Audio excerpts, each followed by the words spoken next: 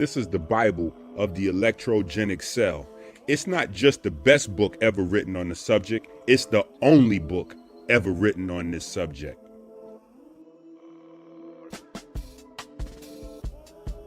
Brought to you by supporters of Christ.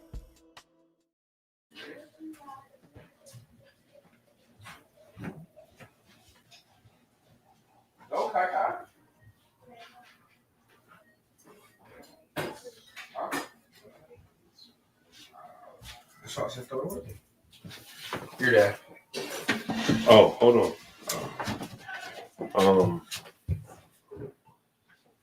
All right, just hold this. Give me 1 second. Okay. Because I just started the live stream.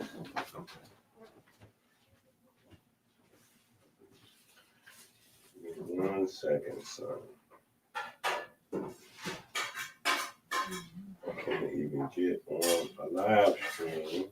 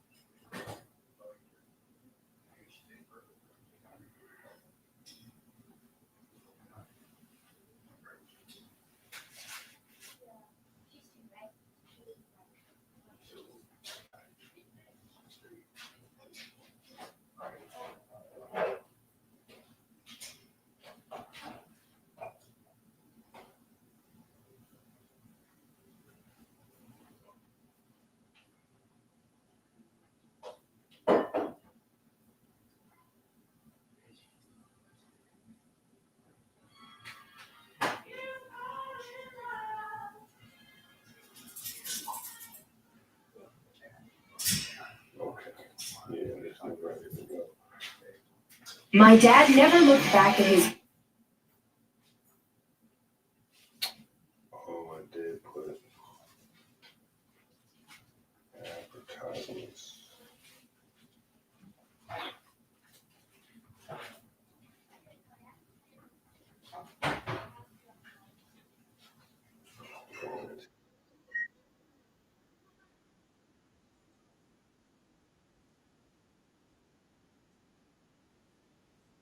Go to Amazon and get all our books, please. Black's anatomy, teach your children, teach your children, teach your children will be a victim. All right, bring me the tea.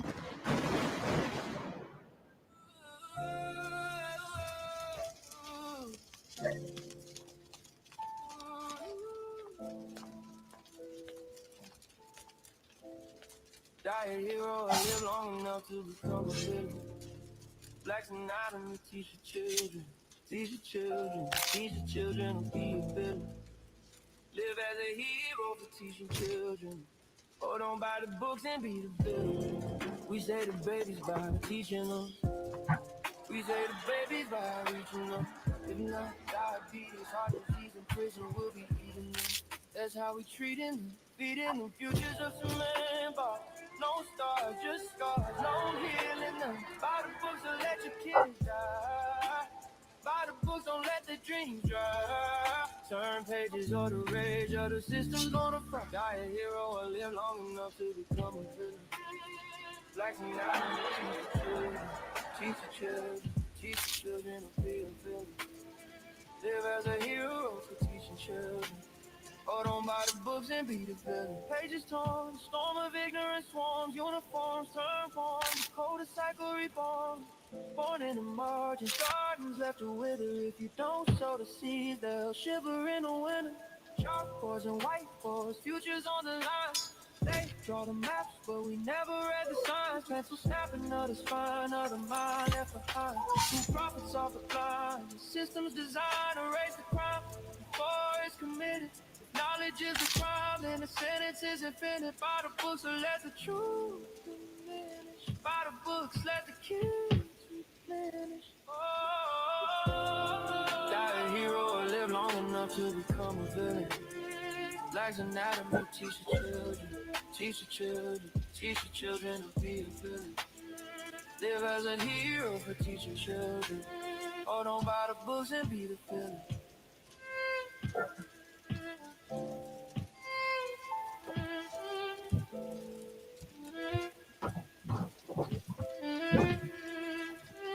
Black's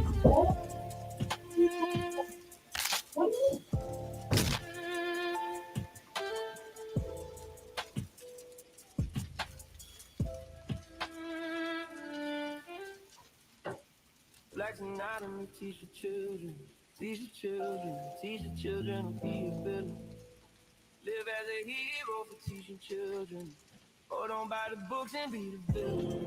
We say the babies by teaching them. You say the babies by teaching them. Babies by reaching them. If not, That night, the palace was quiet, too quiet, as if the marble itself had absorbed the adults' plans and locked it away. The guards changed shifts. Lamps burned low in the courtyards. The Abs and Real children slipped into their rooms as expected, but each of them carried the same restless pulse. Christopher lay awake staring at the carved ceiling. Falcon traced sigils in her notebook. Osiris kept his tablet half lit under the covers. They had all heard the king's plan: transparency, audits, supply line sweeps, sensible, careful, adult. But children felt the undertow differently. The attack on Coach Malik, Baba Malik, wasn't just a scare, it was a declaration. And to sit quietly while the adults played defense felt like letting the current run backward. So they made their own plan. All right, so first things first. Is my mic working?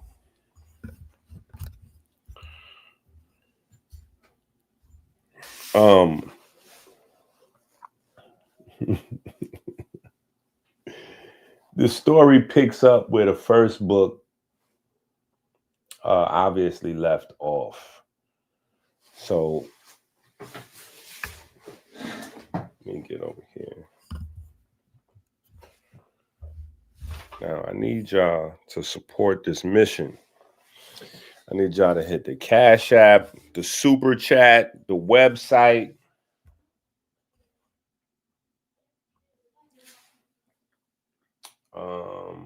Shout out to Tika in the chat. All right, what am I trying to show here real quick?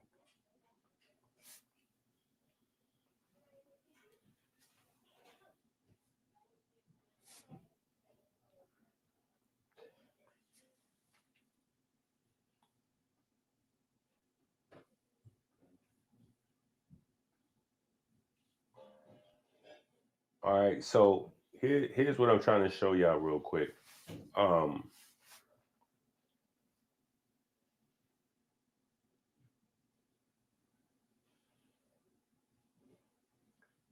Yeah, you come over here to the playlist, right?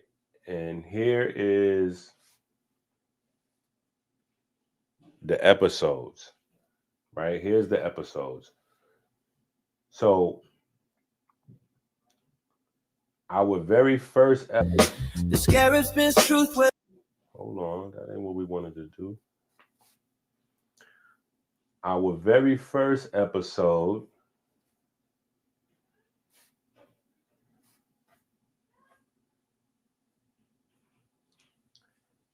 is it in here?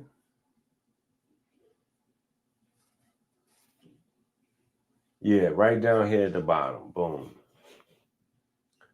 So our very first attempt at creating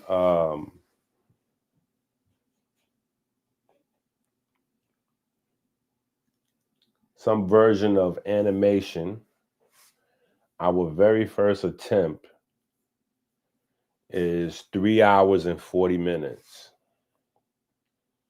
Right? 3 hours and 40 minutes. What we did was, and shout out to the Patreon family. Right? Shout out to the Patreon family.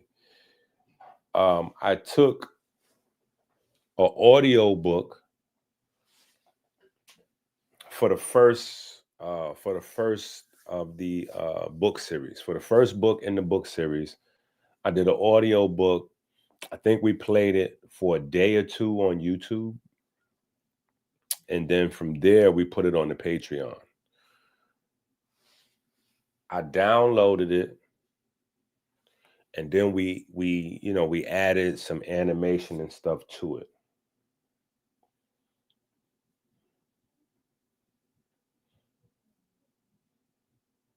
Need to find the best way to learn math? It's brilliant.org.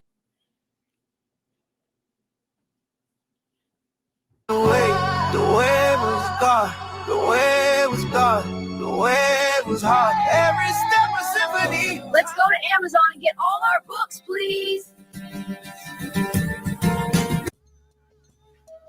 The skinny. So for the most part, I was very impressed. I was very impressed. My children were very impressed. You know, we were impressed with what we did with our creation here. Yeah, we were pretty impressed with this. But it was this scene right here, this was our let me see if I can find a spot. So this right here is like our filler. This is our filler. So the way we did this was I basically had 3 hours and 41 minutes of this playing.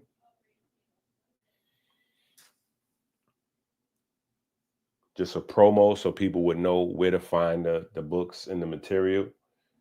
And then on top of this 3 hours and 40 minutes, because the animation process is, it's timely and it's expensive because you gotta pay for credits and memberships and all kind of stuff to these AI platforms.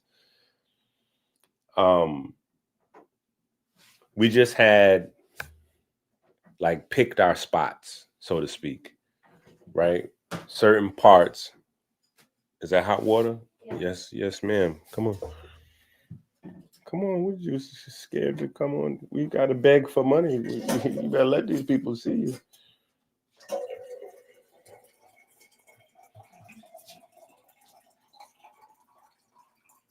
All right, that's good. Yeah.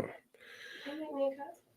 I can make you a cup if you bring me a cup. Oh, you brought me a cup.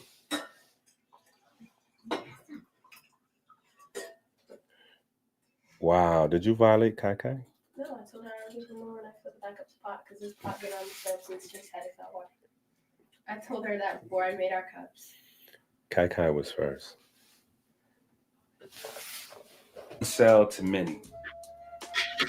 In the beginning was the way was God, the way was God, the way was hard. Every step a symphony. Let's go to Amazon and get all our books, please. Nuclear DNA as the nucleus library and a QRST masterclass. Q, ready. R, push. S, settle. T, tune. For the heart's wave. A big 5th grader named Rashad asked if his cells were different. Rich reframed weight as stored energy and gave him simple promises. Weeks later, Rashad looked 5 to 10 pounds lighter and carried himself like a captain. All right, so y'all could kind of see what I mean right there when you see the video playing between my daddy daycare timeouts, right? And then we kind of, if I scroll it through,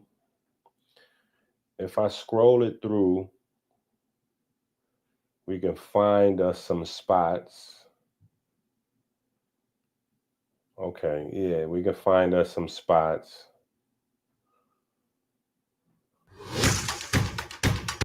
Wow. I gotta go fix that. Because we can't do that all day. That's crazy. Give me a second. I'm gonna fix that now. Africa. A new school has been founded for the children of the world. Grades 1 through 12. The Abbs family is invited not only to attend, but to help shape its destiny. Rich Abs, you are requested to guide and teach the premier science course of our nation. The children gasp, eyes wide, oatmeal spoons forgotten mid-air. The room filled with an electric silence, the sense that something far larger than their Michigan morning had just stepped through the door. Rich looked at each of them in turn, a smile tugging at his lips. It seems, he said slowly, the temple's work is being called back home.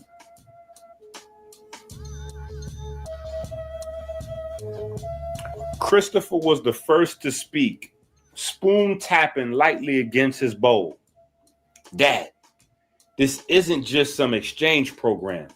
This is Kemet, Africa, the place where all your lectures start, the land of the pyramids, of builders, of numbers. If King Solomon himself is asking you to teach, he paused, shaking his head in disbelief. That's history calling. Osiris's eyes widened, and his 13-year-old curiosity bubbled out. Does that mean we get to live there? Like in the deserts with the temples? Or will we be in a city with other kids? I want to see the Nile. I want to touch the sand where the first scientist walked. He could hardly sit still, his oatmeal forgotten, elbows braced on the table as if leaning towards destiny. Falcon, who had first delivered the envelope, spoke more carefully. I think it's amazing, but it feels so big. Leaving Michigan, leaving our home, our friends, starting all over. What if the school is too different? Her voice wavered between excitement and worry, her twin nature balancing awe with hesitation. Amor and Chanel, the youngest, clapped their hands together in unison. Africa, Africa. We want to see lions. We want to wear white dresses and eat mangoes off the tree. Their laughter lightened the air, their innocence reminding everyone that this was also an adventure, not just a challenge. Rich set the letter down gently, his fingers pressing against the golden seal as if absorbing the weight of it. His gaze swept over his children, each face reflecting a different facet of the moment. This is no ordinary invitation. King Solomon is not just offering us a school. He is offering us a place in the rebirth of knowledge, a chance to stand in the very current where science and spirit first. Quinoa pilaf and steamed asparagus. The flavors fragrant yet clean.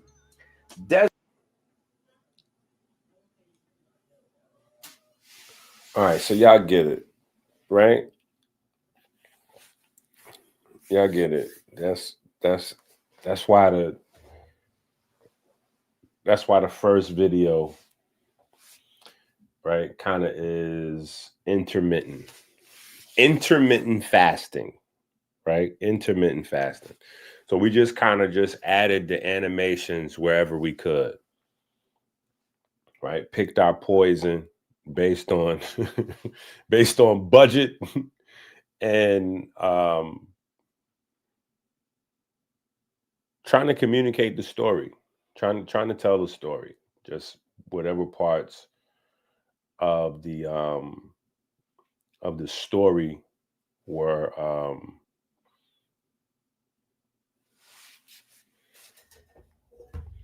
most important, at least in my mind, most important for the chapter.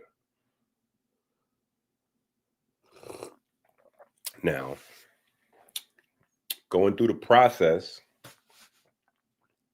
right? Going through the process. Ooh,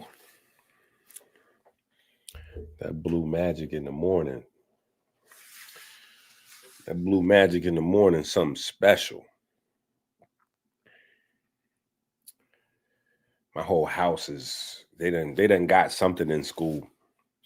So this is the first day. This is the first day ever that everybody wants to have, that everybody's rushing me to have raw blue magic and hot water in their cup. Like, you know, a smoothie is one thing. We get the, yeah, they love the smoothies. They love to mix it in the oatmeal and all that. But just hot water and the blue magic, yeah, that's an acquired taste today. Today is the first day where they fighting over. Yeah, today is unique. But they done ran into something in school. Something's up in their school, and they done brought it home. So,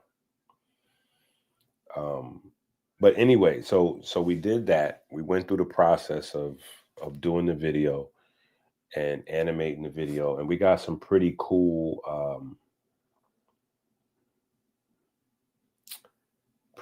scenes, right? We got some pretty cool. It's surface of, right? We got some pretty cool scenes.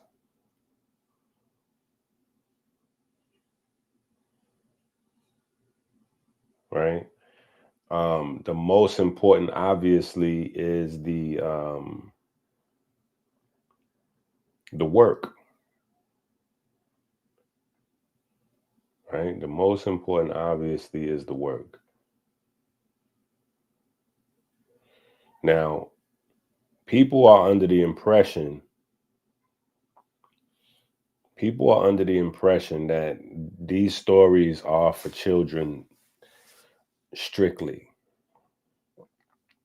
Right? That's something that I'm gonna probably have to say over and over, because people are gonna tune in, tune out, tune in. I probably have to remember to make that a mantra and say that over and over and over and over. But these stories are not for children strictly, right? That is a problem that we have in our culture. The problem, and it's a big problem. The problem is that we believe that children are supposed to have isolated learning. The problem is we believe that the children should somehow learn things that the parents aren't learning, that the parents aren't actively engaging in, or even that the parents are separate from the children's education.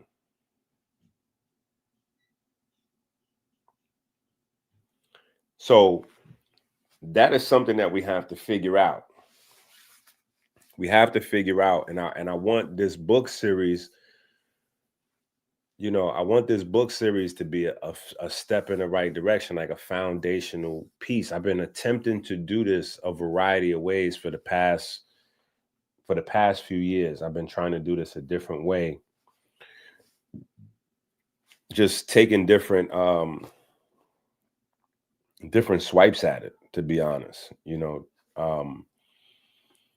but it has to be a family learning culture, right? One of the things that was so successful about Monopoly was that it created conversations about real estate and buying and selling and financial literacy and stuff like that.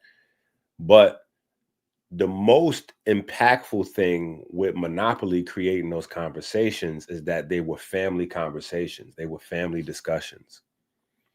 So it's parents and children, it's family, friends, it's uncles, aunties, nieces, nephews. It's a collective conversation, right?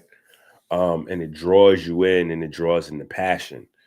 So that's what we're attempting to do with these stories, right? To create family conversations.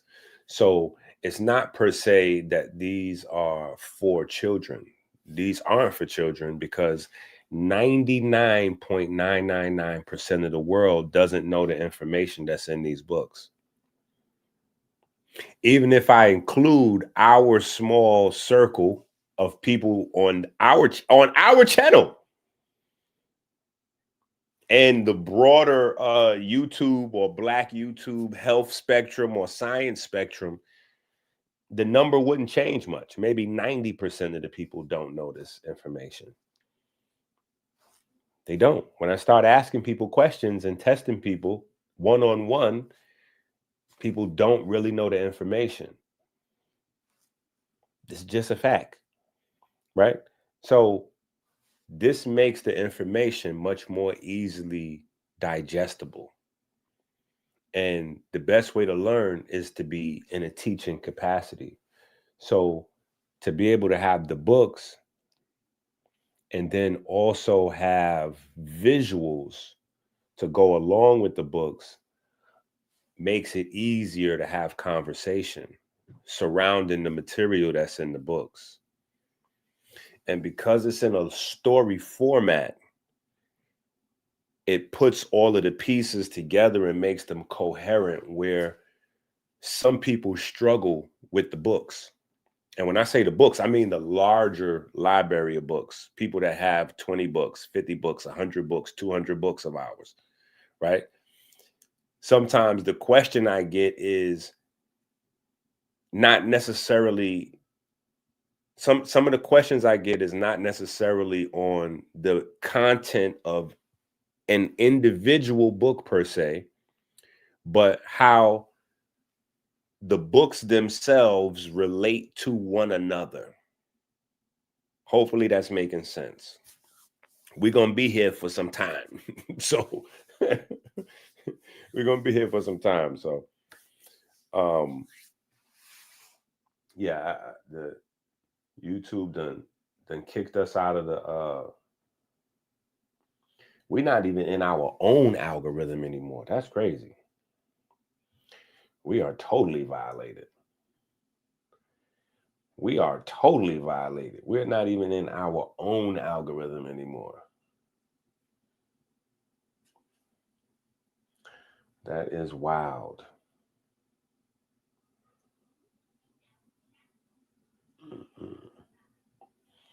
It's all right. Hopefully we'll be live long enough. Hopefully we'll be live long enough today that we can jump back in and we can get put back in a algorithm or two.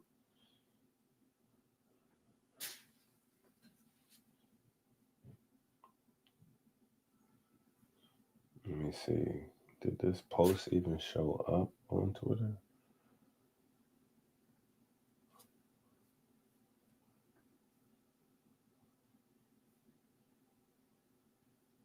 What?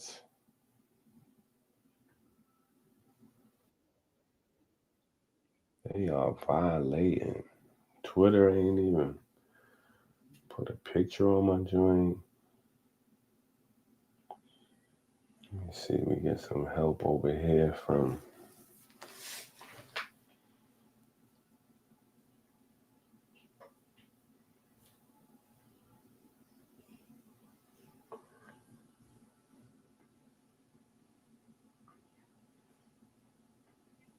Okay, let me see.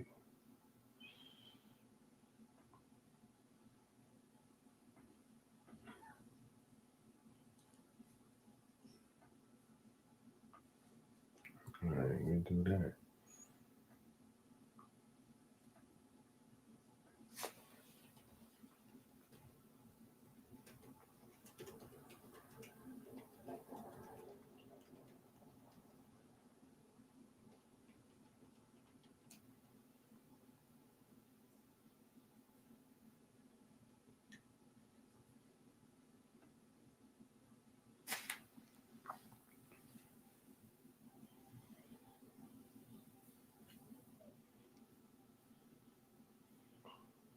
All right.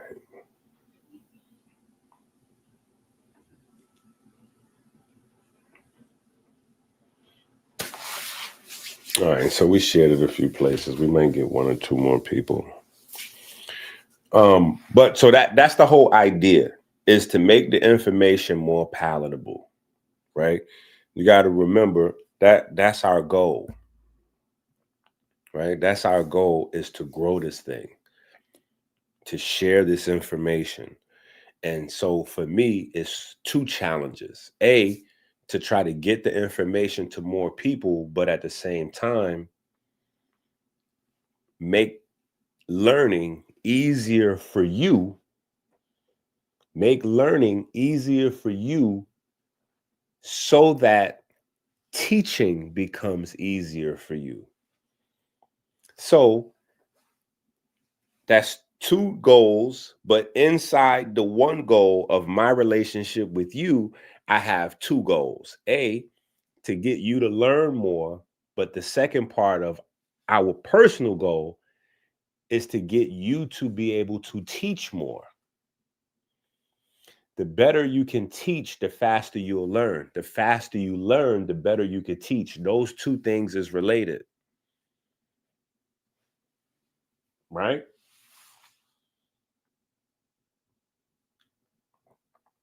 Okay, yeah. We on our marathon. We on a marathon, so you might not be able to get no reading time in today.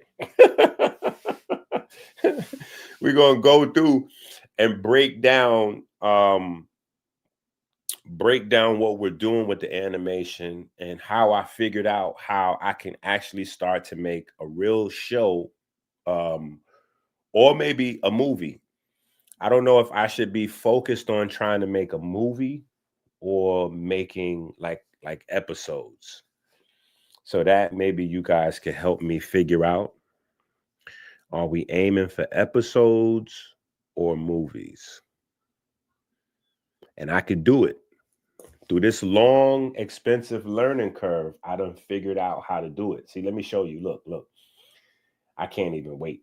This ain't supposed to come for hours. But since it's only a handful of us and we're gonna be here, we'll come back around to it. But look at this. This is the preview. This is a preview of you know what I know. What I know now.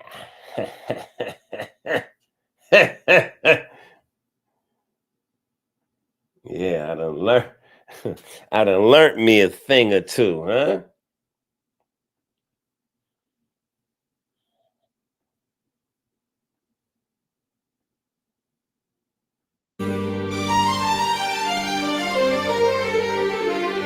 Rolling through the sand like a thought in disguise. The scarab spins truth where the cosmos collide. Energy whispers, it never says goodbye.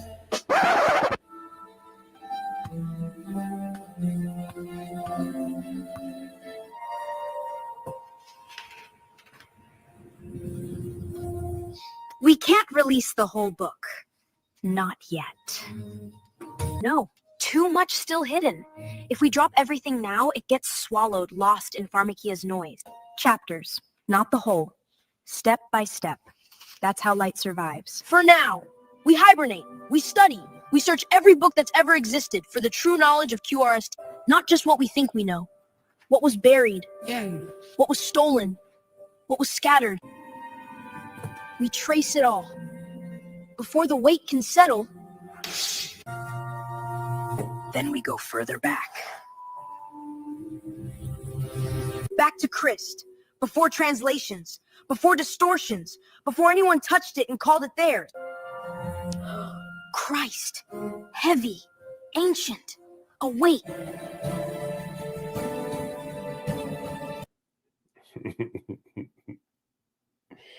Yes, I only got a few minutes of that. I only got a few minutes of that. Yeah, that took me hundreds of hours to figure that out. Right?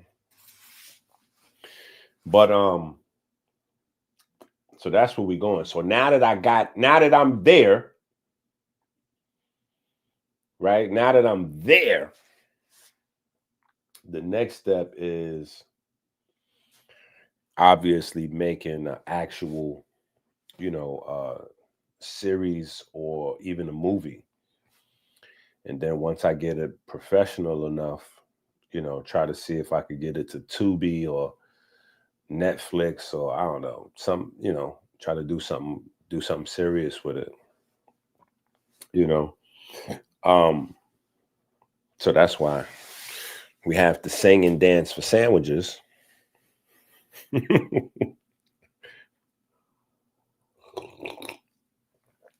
That's why we have to sing and dance for sandwiches, because it is just me.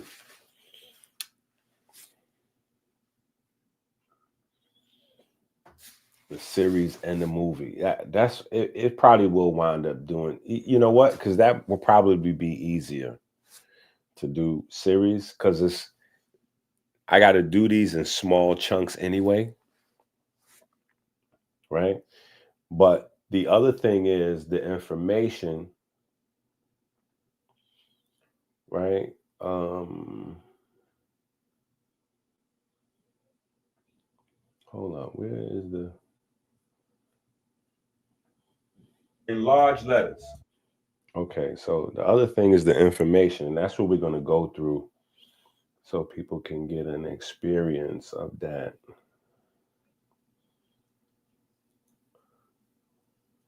Maybe I should put this on faster playback so we could find our spots easier. Black's Anatomy.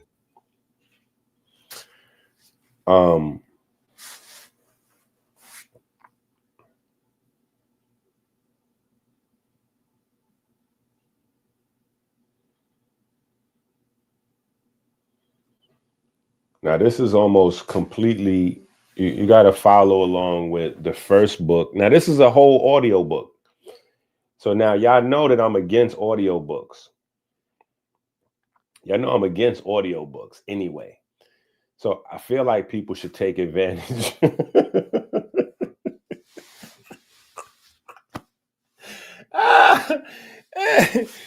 Hey, I feel like people should take advantage, because the audiobooks are not going to yeah, we're not doing audiobooks. But an animation is much different than an audiobook. Animation engages you in a variety of different ways. And this book series, the Black's Anatomy book series, is actually a spinoff from a larger book series that we have for Rich Abs and his family and children. And so going back to the Rich Abs, Poor Abs book. So we have a wide variety of material that's kind of already designed. At least those books are anyway. That's about 10 to 20 books that are already written in movie script format. So I don't know if y'all have any of those books, but those books are already written as movie scripts. So I already had the intention of, translating our format to something that would be more palatable for larger audiences.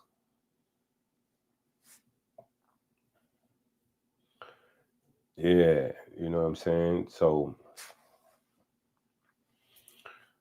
peace to the God out there, right? So, but we go through this whole 3 hours, right? We go through this whole 3 hours, and this is really just laying the framework, I think. It was laying the framework. We do have some spots where we go through,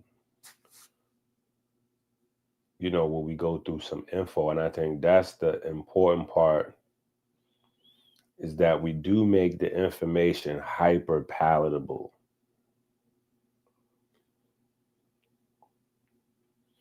Yeah, I think, is this the first class? No, this is the second class. Yeah, what did they do in the first class?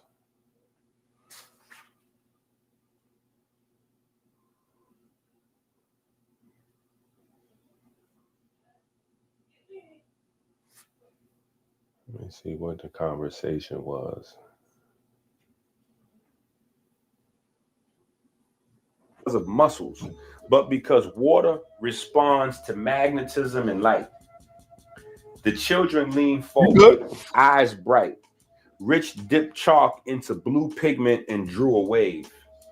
This is the Christ wave. You will learn to see it not as numbers on a screen, but as the song of your own body. He asked the class, can anyone tell me what happens to water when light shines on it? Nadessa's hand shot up first. It sparkles, she said. Rich smiled, and yes, more than that. It stores charge, just like you. So, again, now this is the first class, and the story is primarily centered around, so it's a couple of different learning levels, right? There's a couple of different learning levels.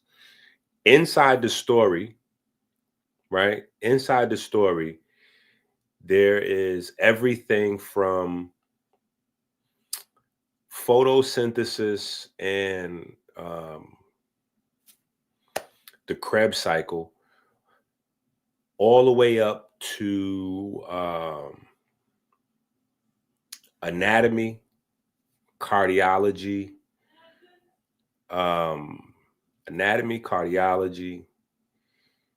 quantum mechanics, and then we have stories inside of stories, right? And then we have stories inside of stories. So the title is obviously, you know, we have Rich Abs, King Solomon, and Kemet, right? So if you read the first Rich Abs book, and hopefully you did, hopefully you have that book, right? Hopefully you have that book, because of course I don't know where mine is right now.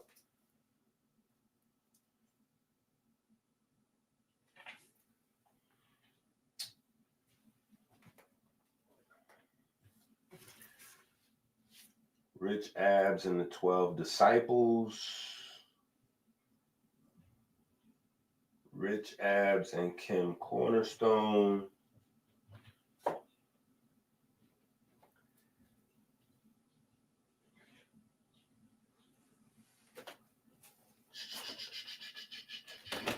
What's in here? Hiding.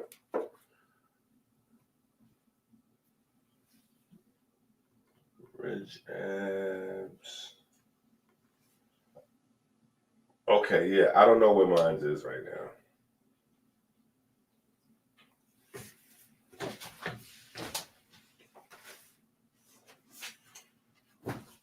But if you go back to that book, the whole concept of the very first Rich Abs book is that the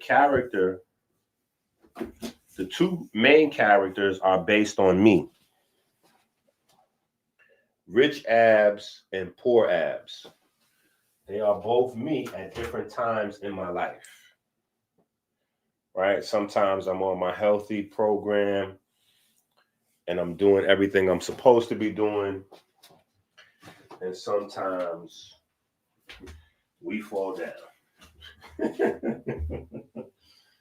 Sometimes we fall down. And I think that is a more natural trajectory and perspective to learn from and teach from. Where is my book? Okay, I don't know where that book is right now. My point is, though, Rich Abs is actually talking about your abdomen, right? It's actually talking about your biochemistry. So then we're talking about Rich Abs and King Solomon, right? King Solomon, obviously a character, a biblical character, an important biblical character, but also symbolic, right? King Solomon is also symbolic of your inner light, right?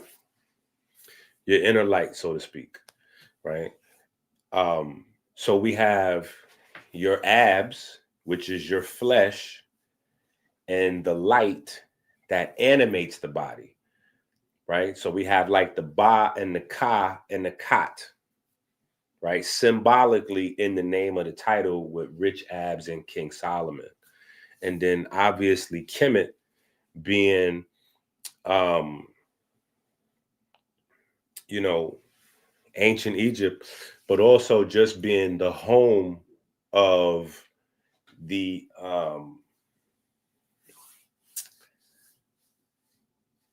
civilized mind, right? So we have the civilized mind, we have the light body, and then we also have the flesh, right? So it's a story about the mind, body, and the soul, right?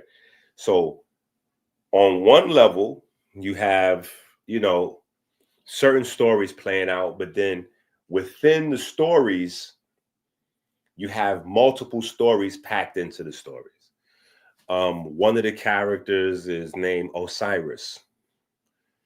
He has an enemy, or I would say an antagonist, a op, so to speak. His name is Seth or Set, right?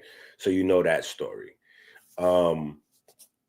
Osiris meets a girl, right? He meets a girl. Her name is Osset, right? So that story is interwoven in the book series. So you know, we layered that in.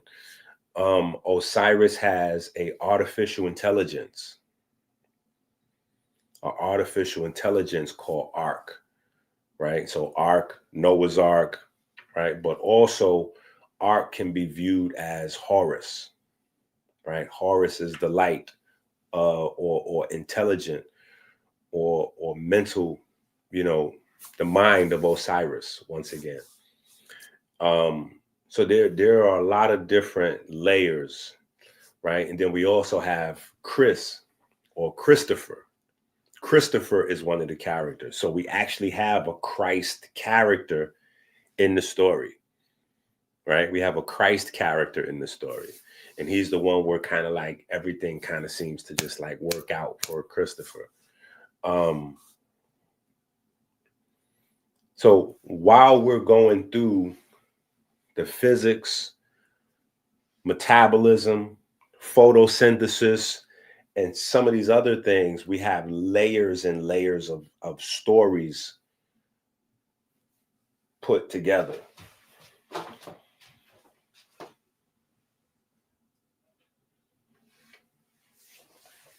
Yeah, I know you're like, oh, hold on now, Doc. I got the book, and I got these books, and I don't know if I seen all that was in it.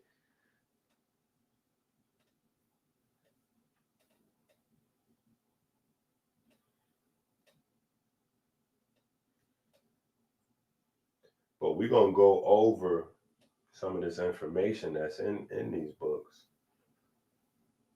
Sounds like her evening ritual. At 9 p.m., the family stepped out into the cool courtyard under a dome of stars. Together, they performed their prayer ritual. Heel raises, squats, push-ups, and jumping. Children, Rich began, his voice low and warm. Let us not think of science as cold or complicated. Today, I will tell you about a friendship between the stars, the plants, and the people.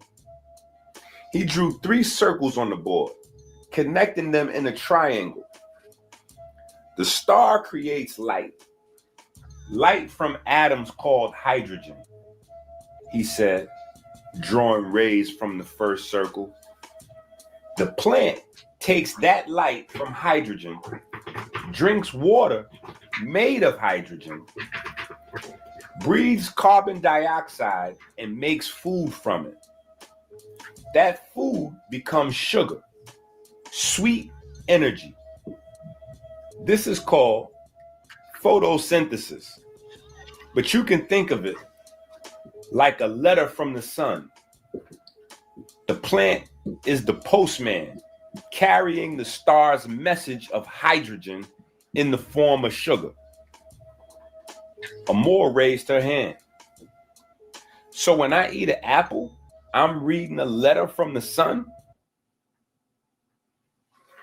Now, this is the basis of a lot of confusion in terms of people's health, diet programs, how people get pimped in terms of we have the sickest developed country in the world, but we're selling the most health products and supplements in the world. Here in America, we're selling the most medicine and surgeries at the same time as we're selling the most health products, protein, herbs, weight loss, supplements, anywhere on it. That right there should be a red flag. The country that is the sickest is the country that is spending the most money on being healthy. I want y'all to get that concept. The country that is the sickest is spending the most money on being healthy. And the herbal people, the natural people are a large part of the problem. Because you got folks that's doing 50,000, 100,000 views breaking down videos on coconut oil. And, you know, this coconut oil is amazing. Let me explain it to you. And boo, boo, boo, boo, boo, boo. Did y'all see what Dave Chappelle just did? Did y'all see how Dave Chappelle destroyed Dr. Sebi? Yo, did y'all see Dave Chappelle just destroy Dr. Sebi?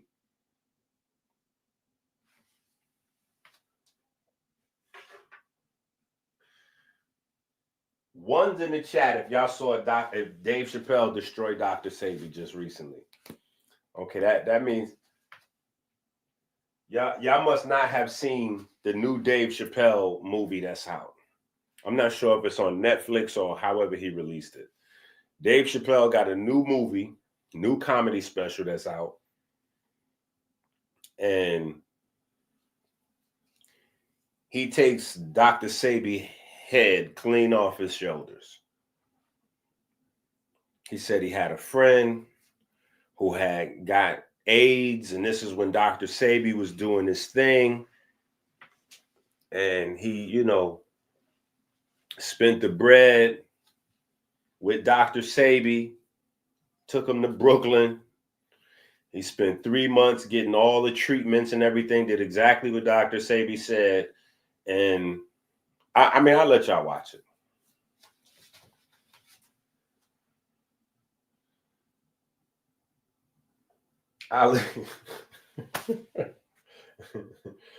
Listen.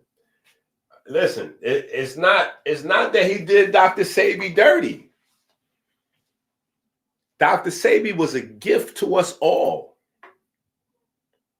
But the problem is that we perverted it. Now, obviously, Sebi has some shortcomings. There was a lot of things that Sebi didn't know, right? But we doing our lowest common denominator thing is where the problem comes in. We don't want to work for anything. We don't want to work for anything. So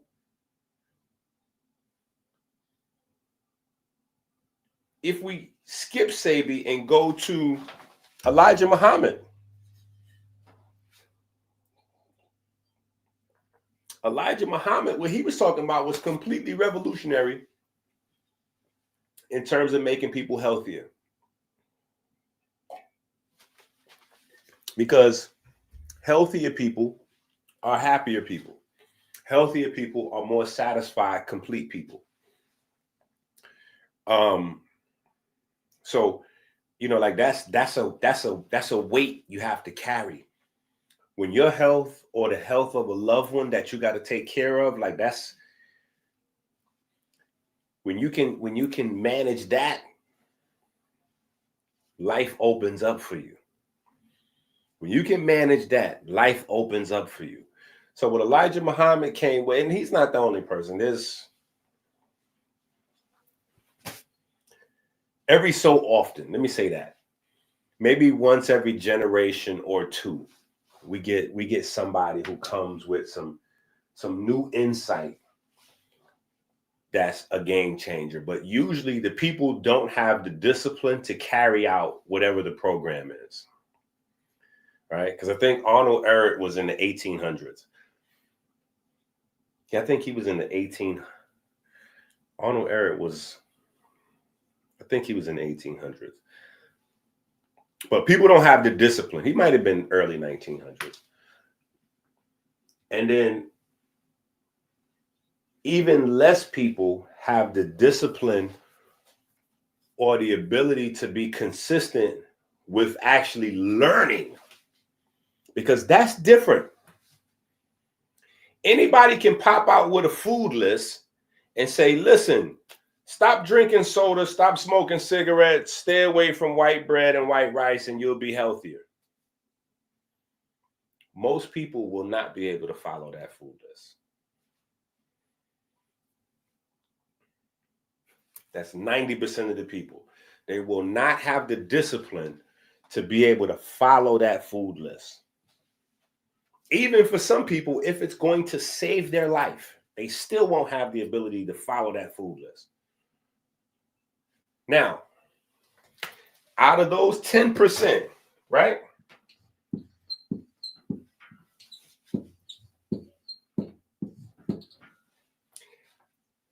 Out of the 10% of the people left, 90% of these people will not learn why the food list matters. They won't learn why the information makes sense. They won't learn the nuances. They won't do the study. They won't do the study. So this is the reason why even if Jesus was to pop up tomorrow, if Jesus popped up tomorrow, I don't know what people would think that he would say to them. If Jesus popped up tomorrow, he would come up with stuff. Yeah, he would come up the same.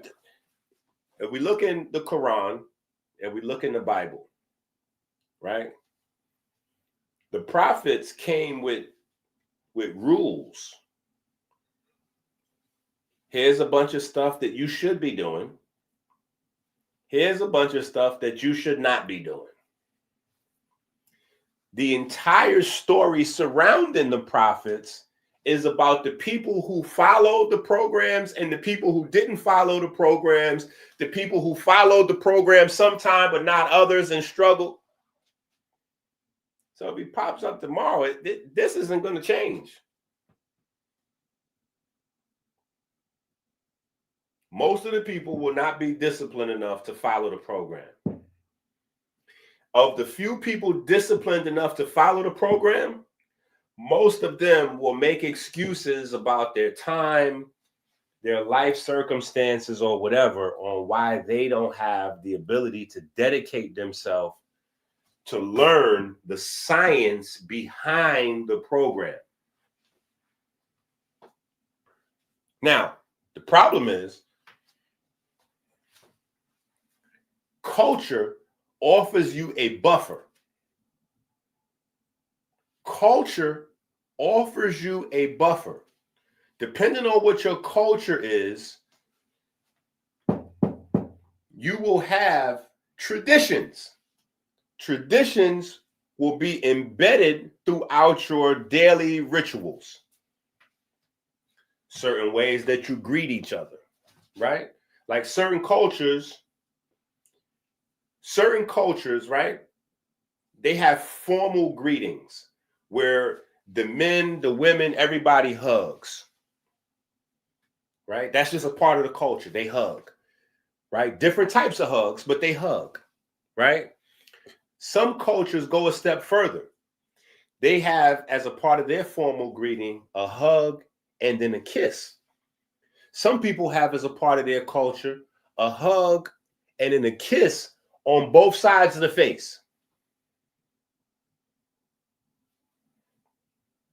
Now, the direction that our society is moving in,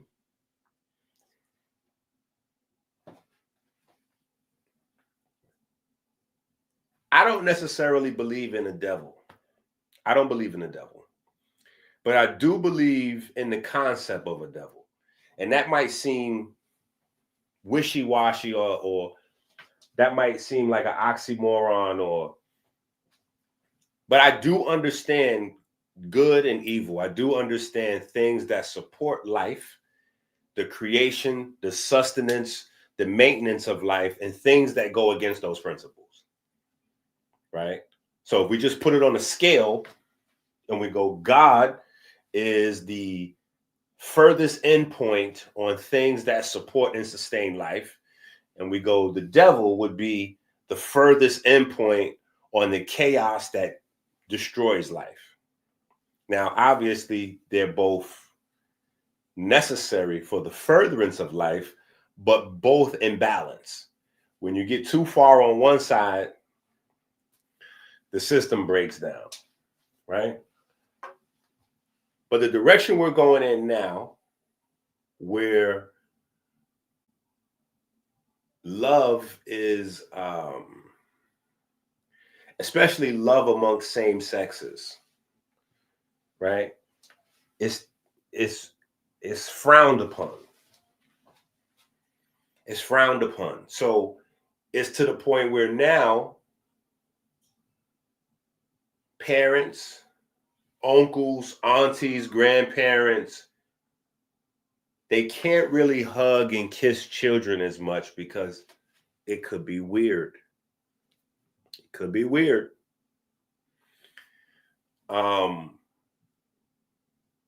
Now, it could be weird, right? We know there's a lot of deviance out there. So it could be weird. But it definitely does something to destabilize your health, your emotional health, and your mental health. Groups of people that share love and show love to one another freely live longer. These are just facts. Less diseases, less complications, and they live longer.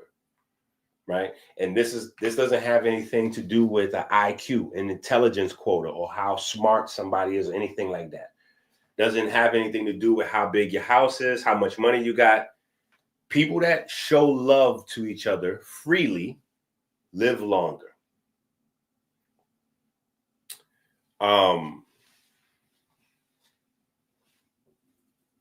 Woman to woman, it's weird. Man to man, forget about it. Forget about it, right? It's so crazy that there's no balance. There's no right or wrong. There's no way to, the Knicks win the basketball championship, and one player, literally, while they on stage getting their trophy, stuck his thumb up the butt of another player.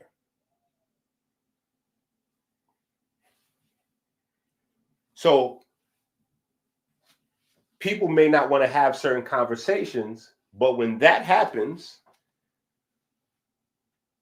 in the middle of a basketball championship, this is the NBA, everybody has to have a conversation now because everybody's watching that. Everybody, you sitting there, you watching this with your kids. You watching this with your kids, and the guy literally and does like a motion along with it, like he did like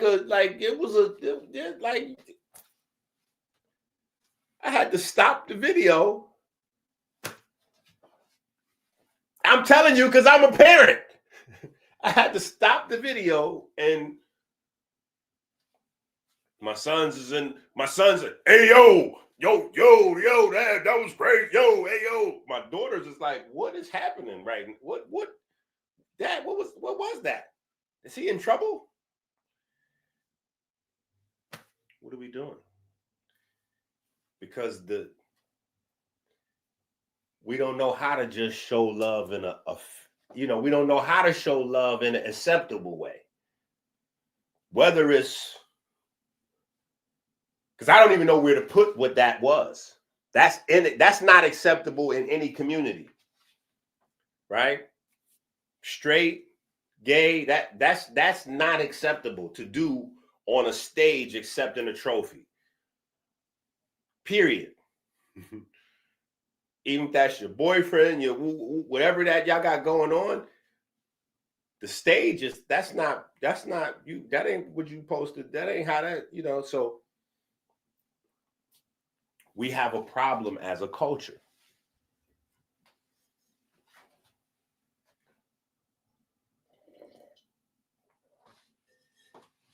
We have a problem,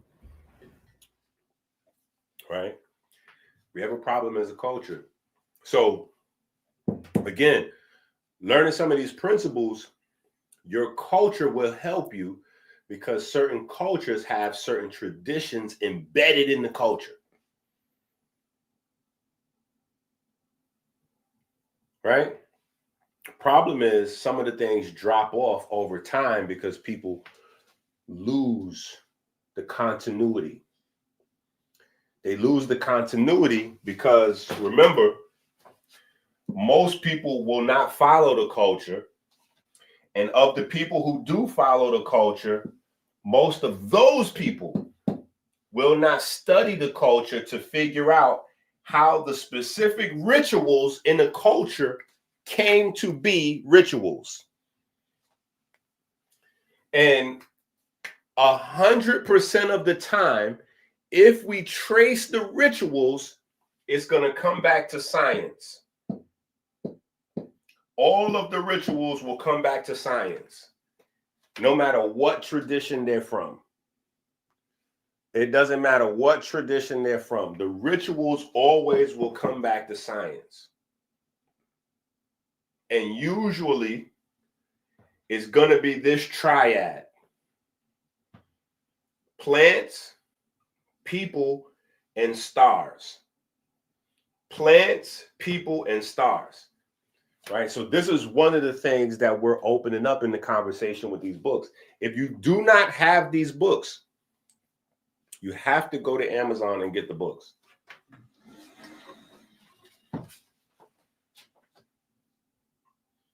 If you do not have these books, you have to go get the books.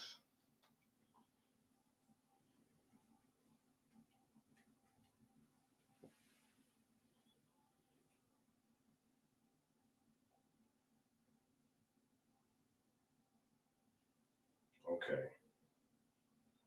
It says author you follow. That's interesting. I didn't know I followed me on Amazon. These are the two newest books. This is book number 3 and book number 4. This is book number 3 and this is book number 4. Right? This is book number 3 and book number 4. If you don't have these books, you have to go get these books. Right? But we also have books number 1 and number 2 out. Obviously, if we got to number 3 and number 4. Right?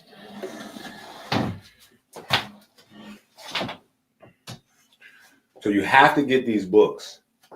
These are the things that we should be given for Christmas. These are the things that we should be doing. This is how we should be scheduling and planning our new year. This is the time period where people are supposed to be fasting and preparing for the next fiscal year on how to be a better person. Right? And I say fiscal year not because of a business perspective, but just because a lot of us, we know that traditionally, there are other traditions, cultures that start their new year March 31st, right? Or they start their new year around June 30th, right? Those are the more traditional cultural New Year's. March 31st or June 30th. right? Somewhere around there, somewhere around June 30th, when, you know, we get the whole, anyway, another conversation, right? But all of your traditions will come back to science of the relationship between plants, people, and stars, right? This is the reason why Osiris, who much of all of our religions are based around, was black and green. Black and green. Black and green. Right? That's the relationship of the plants and the people. Right? Black and green. Right? And he was always discussed in reference to another deity, right? Usually Re. Usually Re. Usually Re and Osiris combine, right? So you have the stars combining in some form or fashion with plants and people to facilitate life. That's the story. That's the story. That's the science. That's the science, which is the story. That's the story, which is the science. Now, as people become more arrogant, they separate themselves from the plants and from the stars. As we separate ourselves from the plants and the stars, health starts to decline. Right? As we begin to sin, right? To live in sin, right? We start to dealing with issues. Issues that we wouldn't be dealing with had we stuck to the blueprint. Over years, we have a variety of people coming to tell us with greater or lesser efficiency, different blueprints, right? Whether it's Dr. Sebi or whether it's, you know, Dr. Wolf or whoever, right? How to get back in sync, right? How to get back in sync. And so either it'll be a part of a culture or it'll be a new culture. And when it's trendy,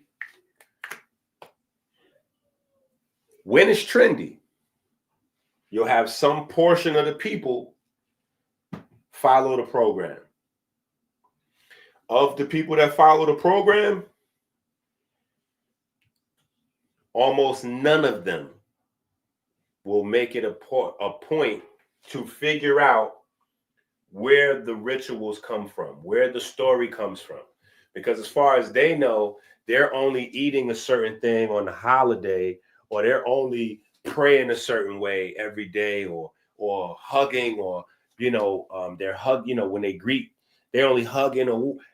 These are just coincidental things, and just, well, you know, this is how, it's just what I learned. You know, this is just how we, you know, this is how we, it's just how we do. You know what I'm saying? I don't even remember when it started. This is how I grew up. My parents was always Christian. My parents was always Moorish, whatever, or, you know, Muslims or Catholic, or, you know, my family was, they grew up studying with Dr. Ben, or whatever it is. You know, we grew up Nation of Islam, so I never had pork in my life. You know, whatever it is, you don't know where the ritual came from because you never did the actual study. So a lot of the conversations that are circulating, I don't really take part in, even though, you know, it would allow me to speak on the internet more often, or get more clicks, or whatever the case may be. But some of the conversations just aren't, like people trying to argue about FBA or whether they're from here or there or woo. To me, that's less important than figuring out how the actual machine works. Right? Do Black folks from Africa get diabetes? Yep. Do Black folks that are from America get diabetes? Yep. Do Black folks from South America get diabetes? Yep.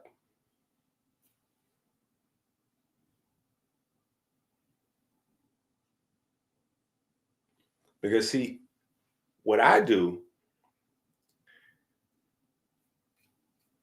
and it's just a part of what I do, but I get to see what happens when people put these things to the side, the culture, when they put their culture and their rituals to the side because they're scared, right? They're prideful and they argue about things on the internet. But when they get sick, they get scared. When they get sick, they get scared.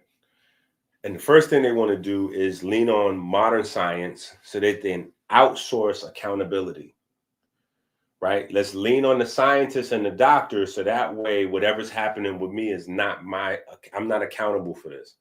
I didn't cause it, nor am I responsible for fixing it. The doctors are, the scientists are. When that runs out, they fall back on whatever their culture is. Jesus, Muhammad, Allah, Buddha. When that fails, then they start looking around frantically. At that point,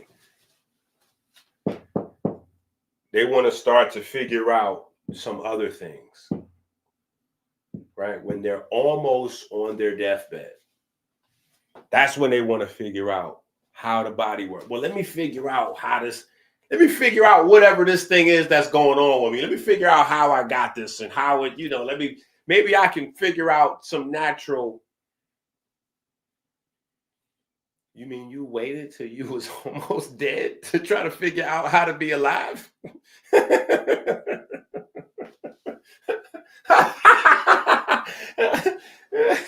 You waited till you was almost dead to try to figure out how to be alive.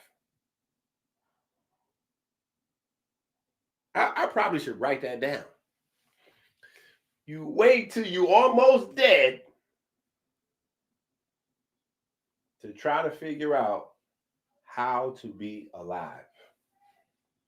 And the problem is we take alive for granted because that's the one thing we all are. If you here, you're alive. You might be struggling with money, right? You might be struggling with your health. You might be struggling with relationships. You might be struggling with material stuff, right? There's a lot of ways, but the fact that you're struggling, you here. So we focus on everything else. We don't focus on that thing until we get close to the end of it. And that comes at different times. For some people, that may come at 20 or 30. For some people, that may come at 50. For some people, that may come at 100. And when that comes, you want to know if in your 20 years, 50 years, 100 years, did you do enough to be remembered? And how will you be remembered? Or can you get some more time? Hold up, I'm not ready to go. I'm not ready to die. I want to fight this. I need another 10. I need another 20 years. To do what? Respectfully. What you did the last 10, 20 years.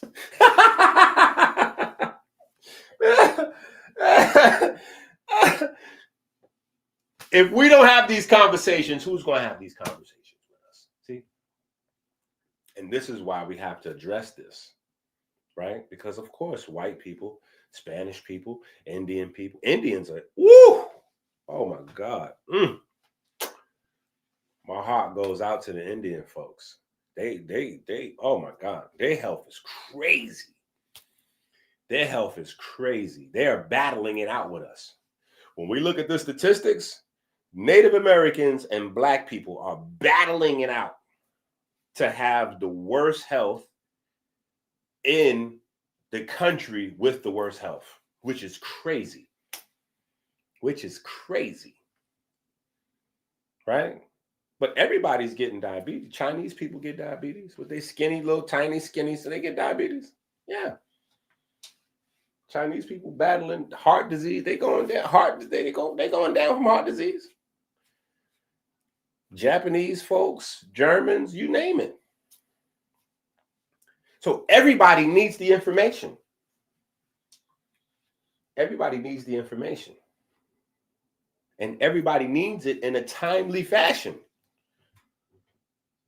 So the best way to do it is to start having these conversations as a family. That's the purpose of this, to have these as family discussions. Not so you could be somewhere with the books getting deep.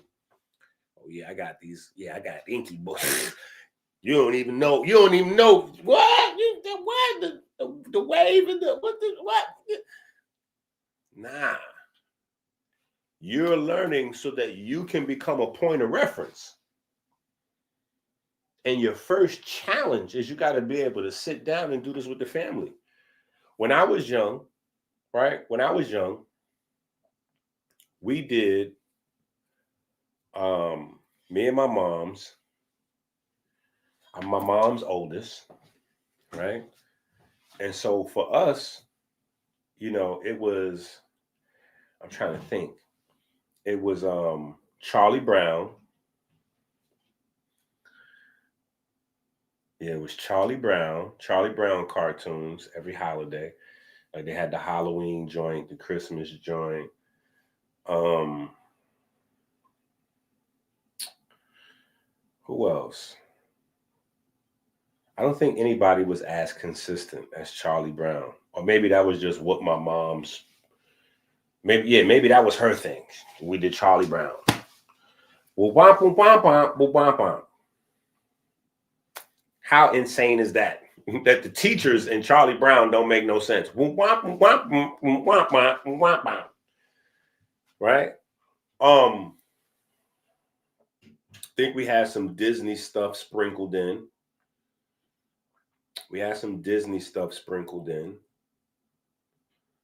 Right? I'm not the only one. Right? I'm almost 50. I'm not 50 yet. But I know I'm not the only one because these are big franchises. Right? These are big franchises. So, you know,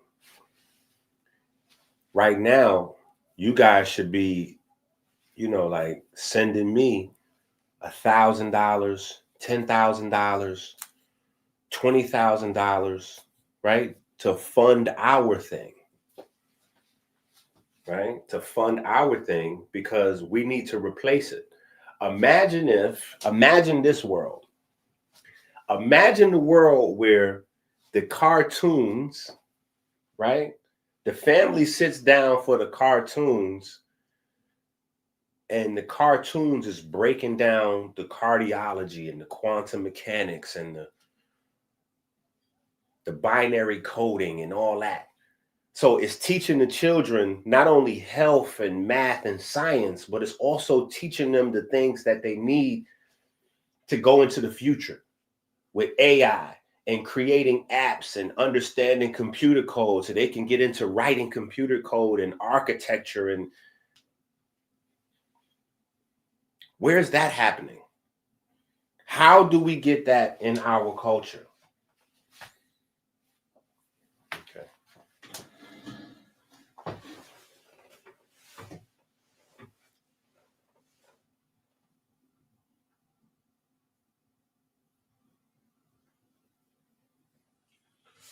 So, anyway, Episode 1 is probably like 3 hours and 40 minutes.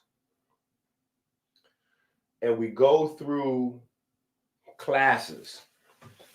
And so obviously it's not like a story. It's a story. So it's full of different ways to learn. But you also have the classroom situation, right? You have socializing. Yeah, socializing, which is a big thing that we have to work on. We have to work on socializing because our children are losing the ability to socialize. Our children are losing the ability to socialize just as a byproduct of the shift our culture is taking. Internet. Internet is beautiful, but as things change, some things get lost in translation. That's all.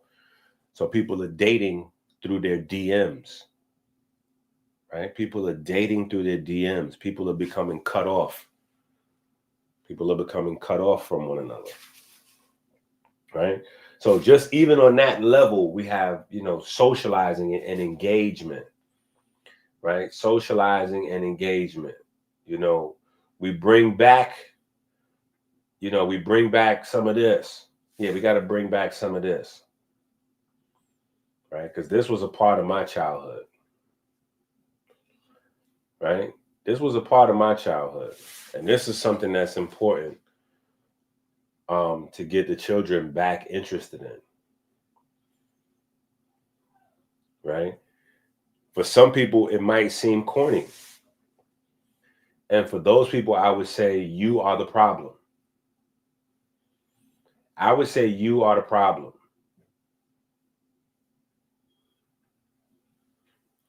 If you're one of the people that feel like,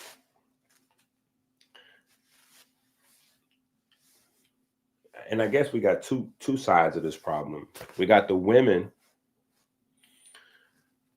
We got the women who are, and we got the soft men. We got women and soft men who are allergic to violence, right? Right up until the point where they need protection.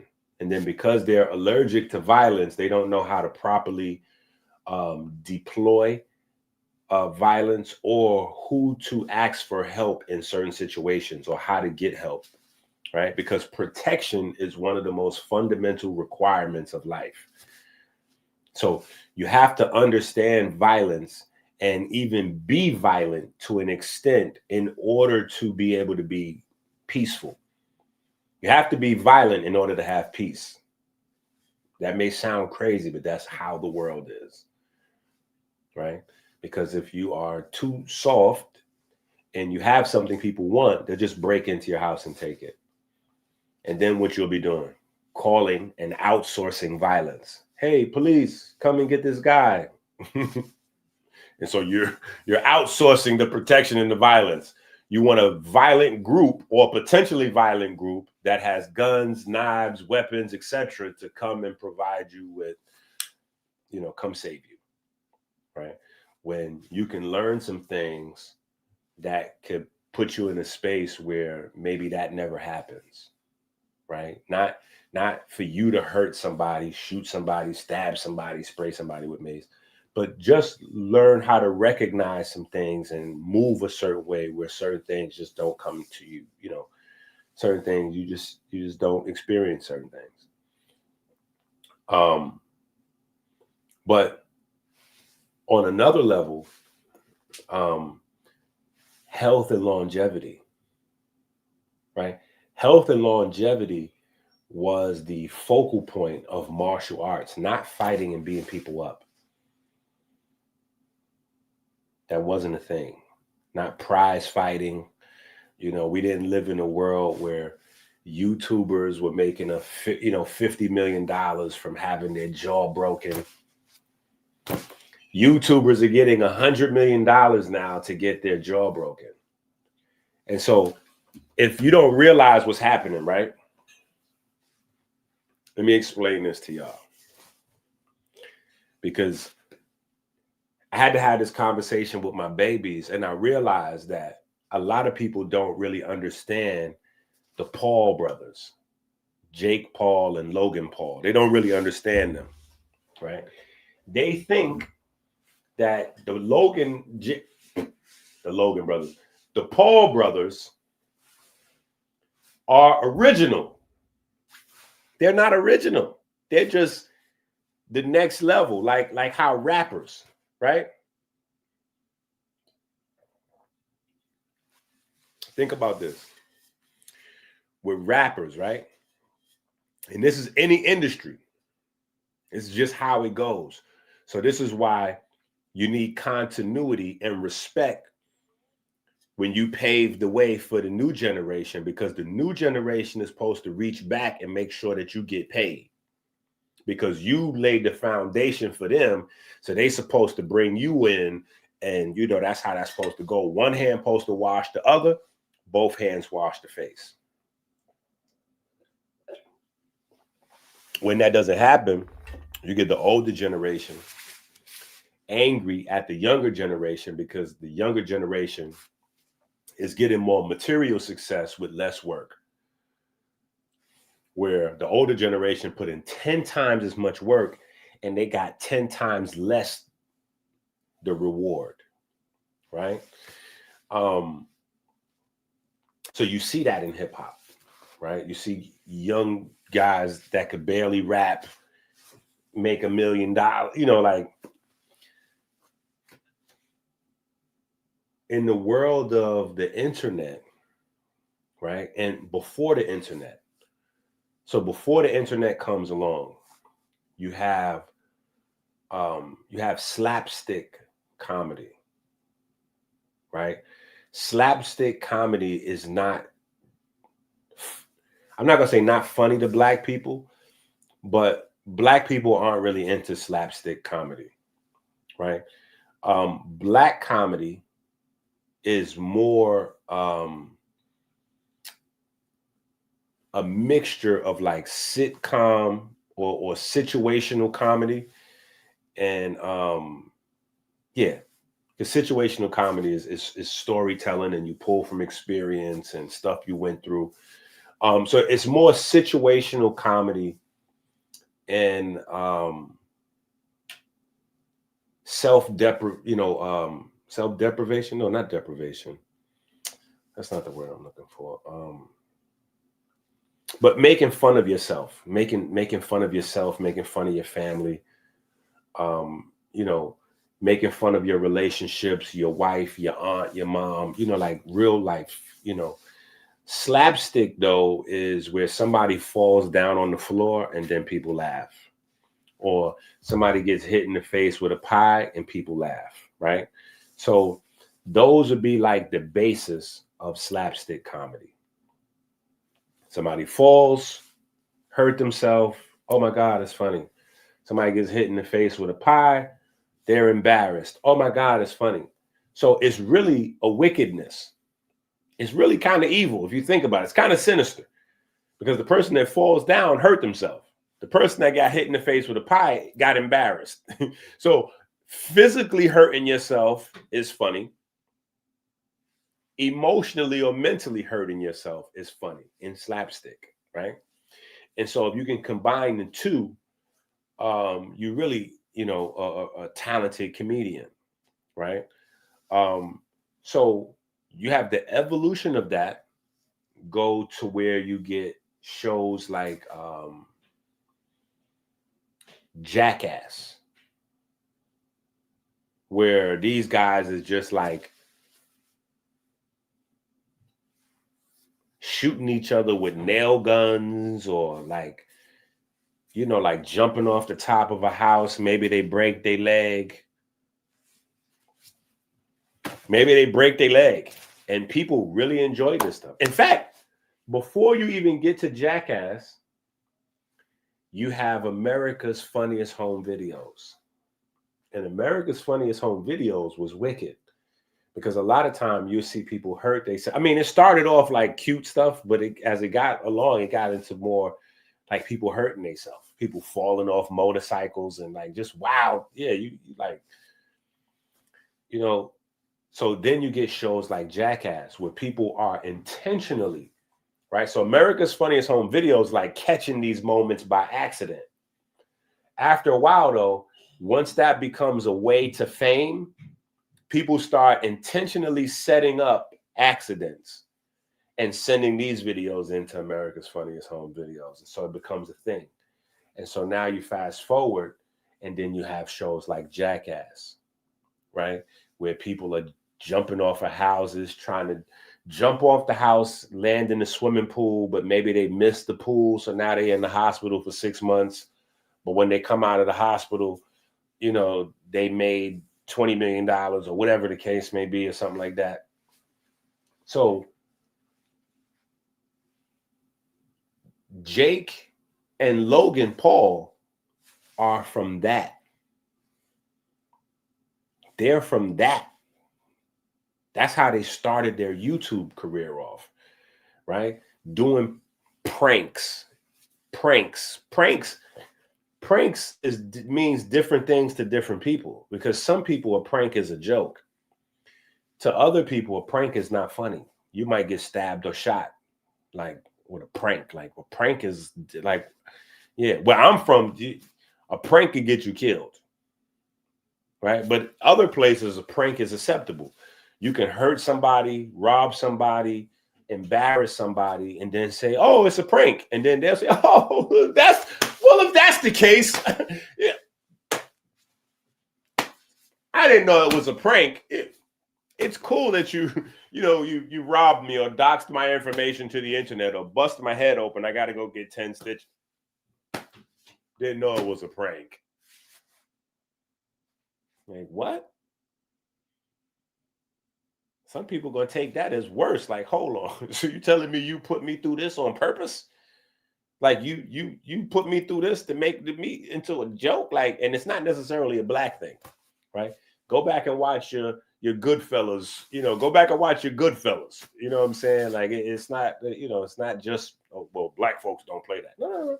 It's just people, there's groups of people that just, you ain't going, yeah, that's not how, we don't think that's funny, right? But that's where the Paul brothers come from anyway. You know what I'm saying? So, and they teach others, right? They're teaching because people are struggling, right?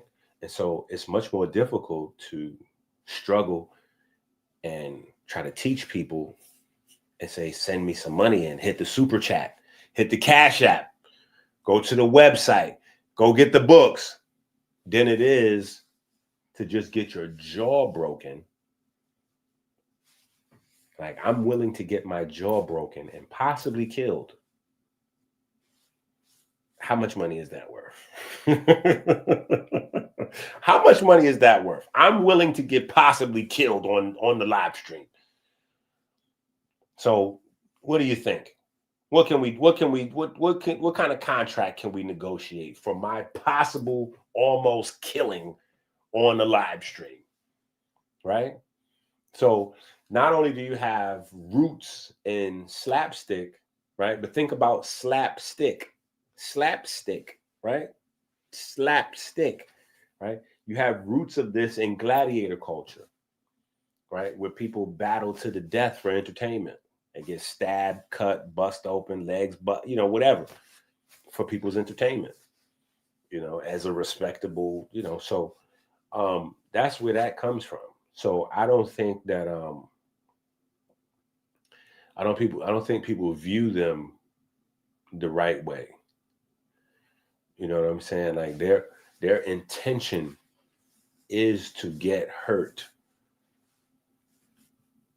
That's why his jaw got broken. He opened his mouth to show his jaw deformed with his mouth bleeding. And that little clip went viral because literally that's what he was selling. That was the product. The fight and all that, that's just going through the product is, look what I just did. I got my jaw broken, or I got my mouth wired, or whatever the case may be. And, yeah, show me some respect.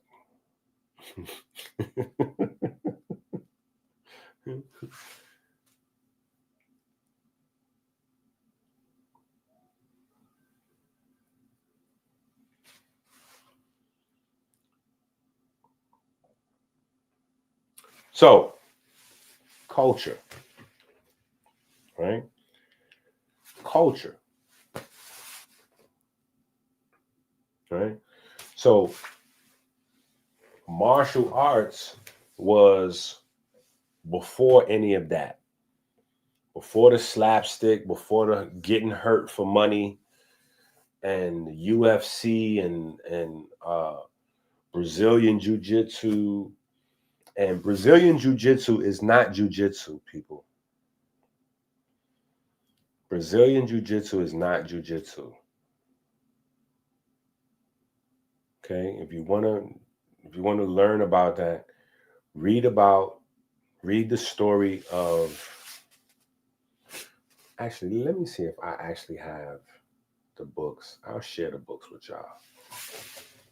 Into one man's chest, sending him crashing into the bleachers. It was 1 against 4, and Malik was winning. But then came the trick. The last standing ninja drew something from his belt, a taser, high voltage, crackling with blue light. Malik blocked one strike with the broomstick, shattered another baton, and then zap. The electricity slammed into his side. His body seized, muscles locking up, breath ripping from his lungs. The broomstick fell from his hands. Clatter. Okay, I'm not sure if this is the whole series. I have the whole series, right? But this is the name of the books for the people who are interested in jiu-jitsu, right? It's called Choke. CHOQUE, Choke. Jiu-Jitsu in Brazil, or the untold story of jiu-jitsu in Brazil, right? And each book takes you through a time period, right? So this book is from 1856 to 1949. Then this book goes from 1950 to 1960. And then this book goes from 1961 to 1999, right? When you read these books, and it's not for everybody, right?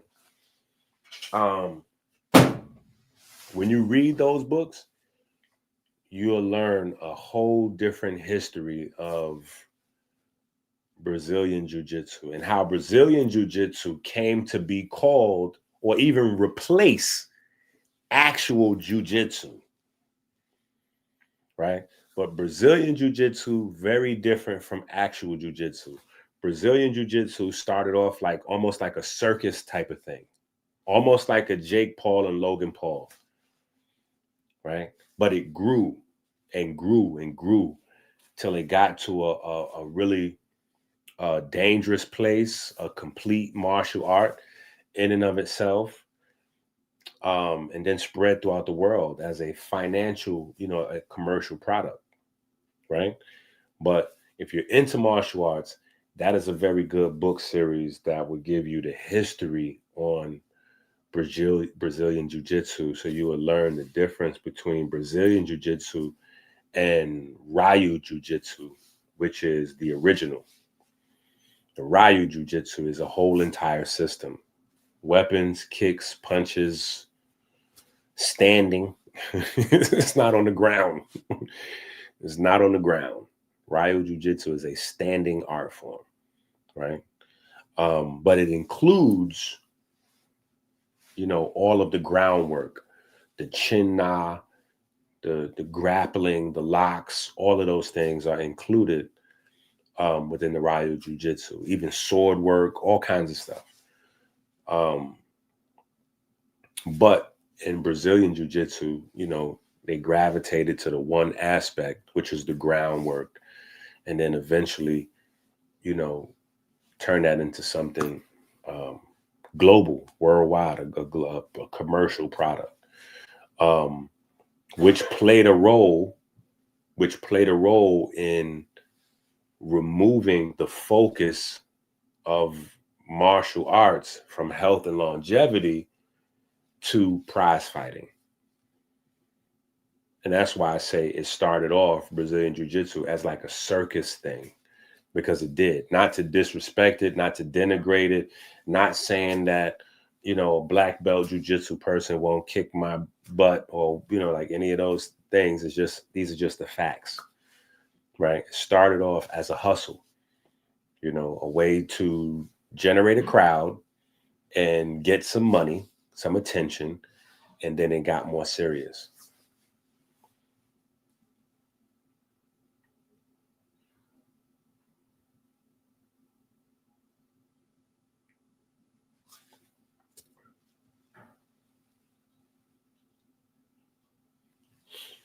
So we had these, traditions that would put you in a space where you would adopt, again, some cultural rituals that would put you in a space for health and longevity. Like we have created our own cultural rituals, right?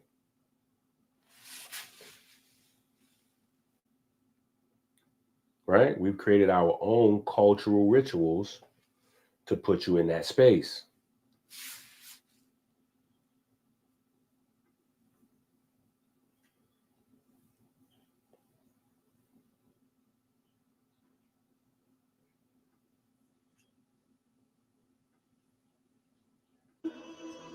EnQi prayer number 2.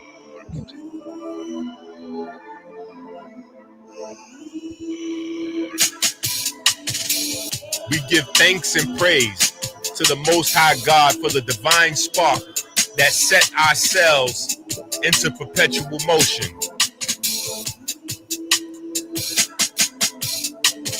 We give thanks for the magnetism of the Most Holy, the magnetism that repels and attracts the ferry boats of light 60,000 miles every 60 seconds throughout our vessels and caves. We give thanks for the ability to drink clean water every 60 minutes, flooding the river of life.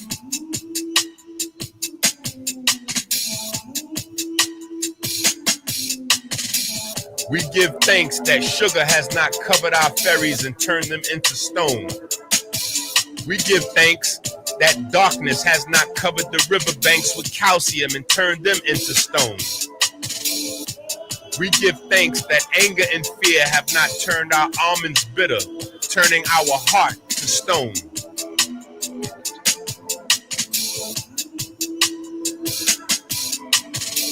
We give thanks for smooth sailing upstream through the valley of death, through the superior vena cava into the right atrium.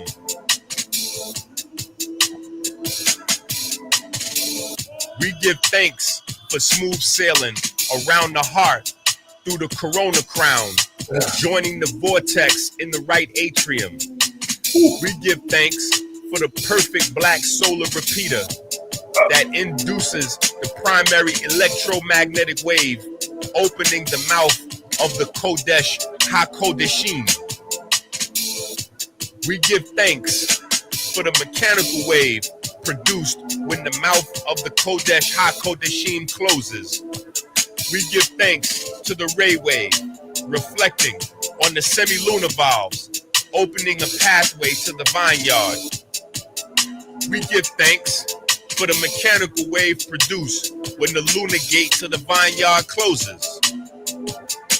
We give thanks to the Most High God that provides the light and our breath, and the light in our breath. We give thanks for the fine olfactory system that makes our grapes ripe with light. We give thanks for the Jed pillar that provides us with a stable fleet of ferry boats to dock in our vineyard. We give thanks for smooth sailing through the pulmonary vein into the storm of the left atrium. We give thanks for the perfect black solar repeater that induces the primary electromagnetic wave, opening the mouth of the Kodesh HaKodeshim.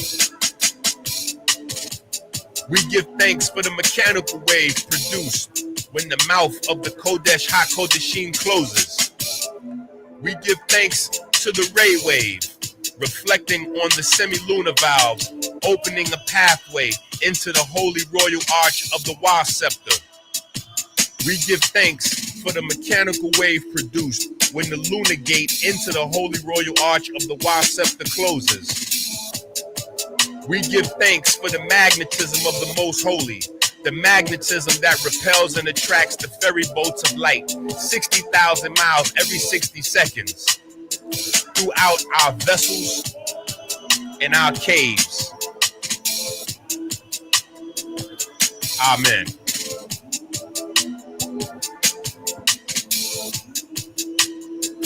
Whew. Okay. So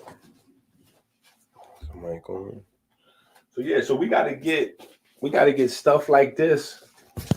Like, it's not up to the schools to teach this to our babies. It's not up to the schools to teach this stuff to our babies. We gotta do that. The problem is we can't do that because we don't even know what that stuff is. We don't know that stuff. And some of us that may be familiar with it, like, oh, I know what that is. That's atoms in the periodic table. That doesn't translate for health. So you'll get much more participation if, like, I'll get more participation if instead of doing this video we're doing now, I was doing a video on salad, talking about different greens, and on this TV screen I showed a bunch of different lettuce, kale and mustard greens, and break down the difference between turnip greens and mustard green.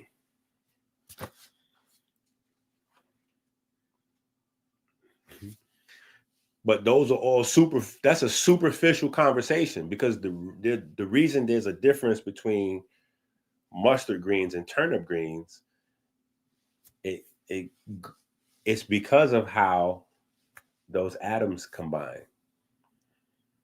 How those atoms combine determines the compounds and the molecules that are in the mustard greens and the turnip greens. The compounds and the molecules we call saponins, bitters, vitamins, minerals, macros, like all of those things start there.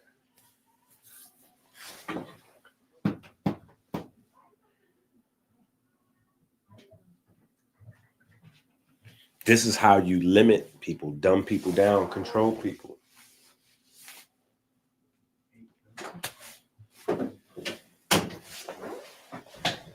Right?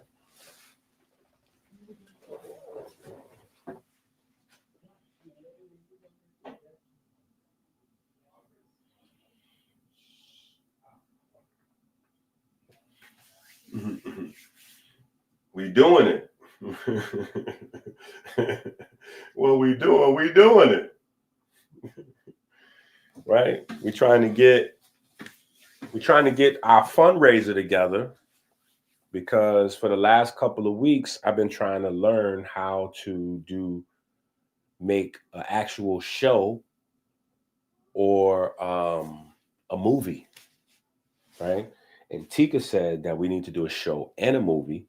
So what we're doing is we're going through the information. So we're going to get into some sciencey parts, some religion, some history, some just conversation. Like we're live streaming. We like Kai Sanat. We on our Kai Sanat. We on our Kai Sanat. We need people to hit the super chat. We need cash apps. We need people to hit the subscribe button. Right? We need all that. We need people to subscribe. We need people to super chat. We need all that. We on our Kai Sanat. This is Mafia-thon. This is This is Planathon. This is EnQIATHON 1. That's what we on. We on ENQIATHON 1. Yeah, maybe I should write that down. EnQIATHON. This is the EnQIATHON. This is the first annual EnQIATHON. And we are looking to raise money and awareness. EnQIATHON. Yeah, maybe I need to put that in the title of the video too. The EnQIATHON. Let me put that in the title. Dr. EnQi.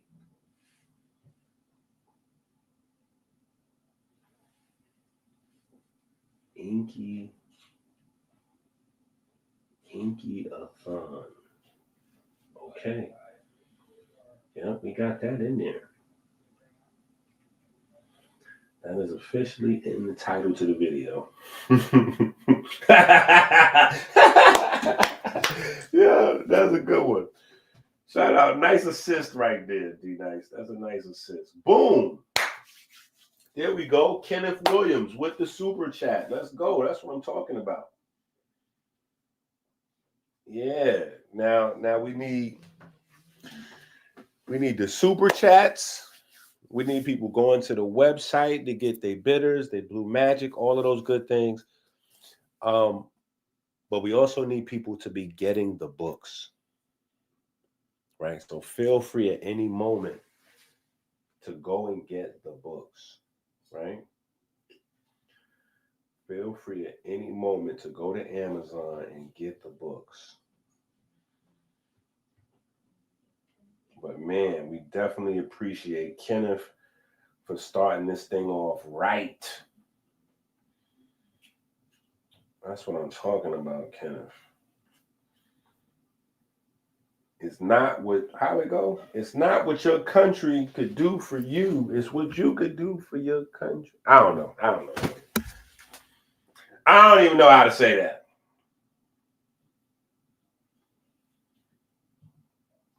But that's what we on right now, right? So a bunch of y'all actually watched this video by yourselves or with me, right? Y'all watched it by yourselves or with me, right? But we didn't really get a chance to go through it. And then I want y'all to know, especially the people that are Patreon members, I really took what y'all was saying seriously. You know, shout out to M4 and everybody else that was in the chat. But all of the suggestions helped me to learn. You know what I'm saying? My children are more brutal. You know what I'm saying? Because I try to watch the stuff with them, and then they just violate me and disrespect me. And, you know, they think it's funny, and then they go on about their business, or they'll start going to sleep, you know. Oh, I'm watching, Dad. So what you said, Dad? So this is what the heart disease was on this one with your mitochondria? Okay, yeah, I'm watching, Dad. Yep, I see it. And then they'd be blinking, you know, and doing like that. So my children just violate me. They're very disrespectful. But I receive their energy. I receive their comments, their criticisms, because they're the targeted audience. They are the adults of tomorrow, right? And I got 10 years old to 16 years old. Recently, my 25-year-old just came back. So yeah, I have a reference, you know, I have a nice reference point. But the chat in the Patreon family is much more specific, right? The chat in the Patreon family is much more specific. So I want the Patreon family to definitely feel like, you know, as we're going through this, where you could see episode 1 is kind of like choppy, and we got like a lot of filler. When we go from I shouldn't say episode 1. I'm sorry, I keep saying episode 1. When we go from book 1, right? When we go from book 1 to book 2, book 2 is much more structured. There's no filler in book 2, right? There's no filler in book 2, right? When you watch the episodes of book 2, and we're going to watch all the episodes at some point today. We're going to go through them all, break them all down, and, you know, drop the science in between and all that. But as we going through book 2, there's no filler. You know, that's the biggest thing you'll notice the difference. There's no, we eliminated the filler.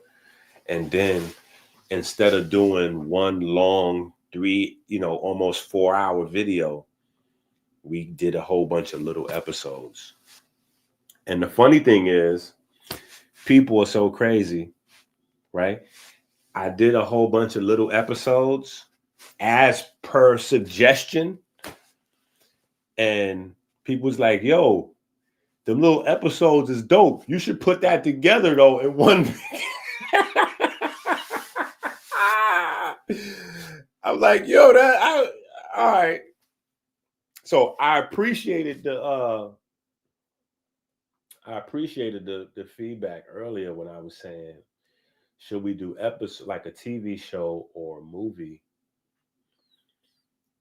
And then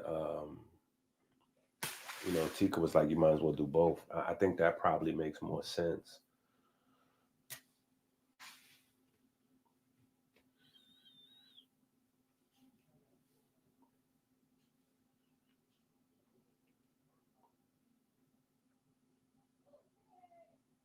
Yeah, it is probably best to have both. Plus, it's very expensive and time consuming to do. So it probably makes more sense. You got to do it in small increments. Yeah, you got to do it in increments of 3 seconds to 10 seconds. That's how it works. From 3 to 10 seconds. So you got to build out whole, you know, you got to try to tell your story in a series of 3 to 10 second intervals. Yeah. So even when you see movies are done that way. You know, they'll come up with like a writer will write out the story. And then usually they'll have another writer come whose job is different. They'll have the screenplay person, right? He's a type of writer, but he's not like a storyteller. The storyteller is the writer. Then you have the screenplay person that comes and converts your story into a screen, like a way that is, the screenplay person is not for the audience. The screenplay person is translating your writing for the medium, right? So whether you're doing acting, whether you're doing an animation, whether you're doing CGI, whether you're doing a Broadway play, the way that your story is written has to be rewritten in a format that works for whatever your media outlet is, right? So that's a big lesson that I had to learn, trying to do like just a straight conversion into visuals. Like that's like that doesn't, that's not, you don't do that. That's not how you do that.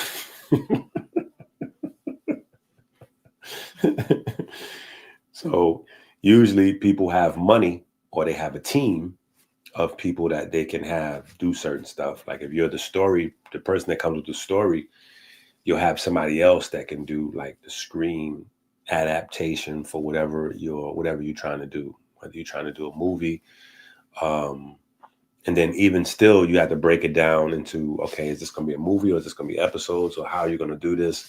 Where are we going to put the cliffhangers, you know, B-rolls, and what should the B-rolls look like, right? If there's a play, the B-rolls have to be stage setup, right? Because B-rolls don't really exist in a play.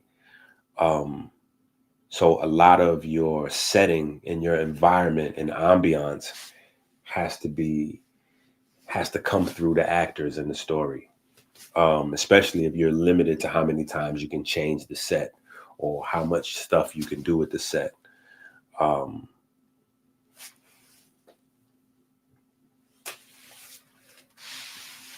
Let's go. High frequency TV. This is what I'm talking about. Kenneth, you started this off. Kenneth, wait, where is Kenneth? Oh, it can't show. Oh, there you go. Okay, yeah. Because I got to keep showing these throughout the whole day so people know. We are doing a fundraiser EnQi Kemetic. Oh, that's another thing that we used to watch when I was a kid. We used to watch the Jerry Lewis marathon. Obviously not in my choice, but we used to watch that when I was a kid, right? But we're doing our own marathon to raise money, raise support, raise awareness, and to get us to the next level, right? To get us to the next level, we need some. Now, let me show y'all, because I do have a little trailer of what book 3 is going to look like. So book 3 is going to look like a real cartoon. It's not going to be me reading the background. Book 3, we all the way at the next level, right? So book 1, choppy, looking sloppy, but I'm still proud of it. You know, I was amazed, you know what I'm saying, just to see any of the parts of the story that I made up, like just to see it. I was, you know, I love it. You know what I'm saying? Especially when I can sit down and have a conversation, right, on certain parts of the story at different levels with different people, right? I can sit down with my 5th graders. I can sit down with my 9th graders. I can sit down with my 11th grader. I can sit down with my 25-year-old. Then I can get on the phone and have a conversation with adults. And we can all have a conversation on the same thing from different perspectives, right? Because chlorophyll and pigment, right? Chlorophyll and pigment, there's a variety of conversations that you need to have from this. There's a variety of conversations you need to have from this, right? There's people that's trying to get into farming. There's people that's into growing weed. There's people that are into the tech economics. So they're trying to get into reusable energy and solar panels and things like that. There are people that are into the automobile industry. So they want to make cars more efficient. All of those conversations come from just what you see on the screen. There are people who are, you tickle their fancy, so to speak, with historical conversations, religious conversation, Kemetic conversation, right? The perfect black was green, right? Our discovery of certain types of science in theology, or that theology in and of itself is 100% science, pure science. That's a conversation that you can extrapolate just from what's on the screen right here, right? And so that's the beauty of telling the story, where the story centers around the dramas in school. Because every time the bell rings, whether it's 5th grade, the 9th graders, or the 11th graders, right, we're having a conversation. And then outside that, there's a bigger conversation that centers around ESP, extrasensory perception, religion, love, and just a wide variety of things. So definitely we need more people supporting the movement, like High Frequency TV. We need people to buy 20 copies of the books. Yeah, we need people to buy 20 copies of the books. 20 copies of the books.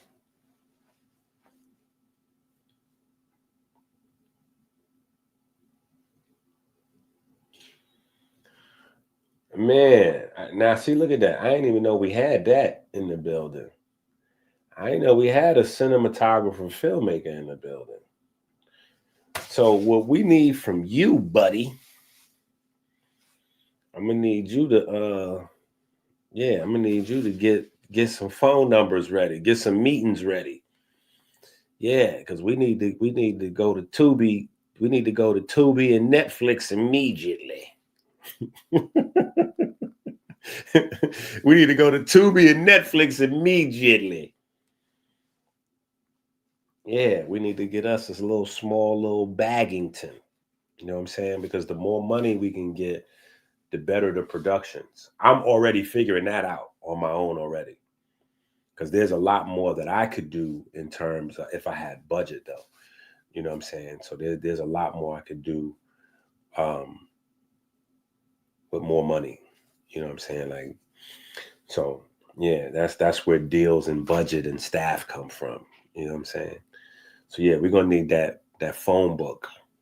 That's what we're gonna need from you, champ. We're gonna need that Rolodex. Yeah. Don't get quiet now, D. Don't get quiet now. We're gonna need that Rolodex, sir.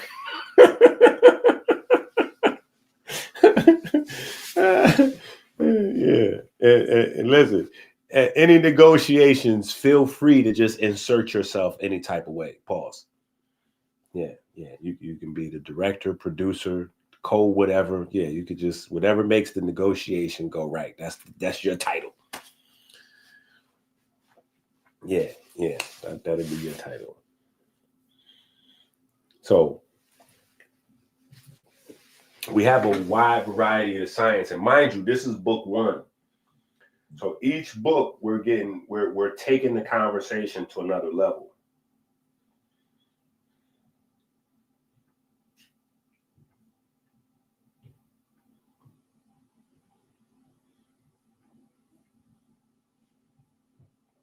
Now, obviously, the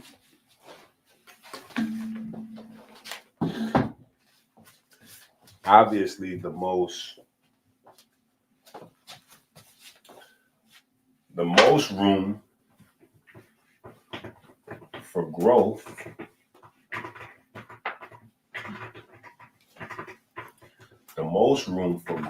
is obviously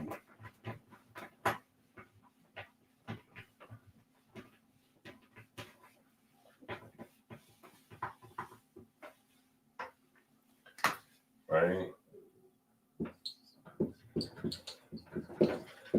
Stars, plants, people, right?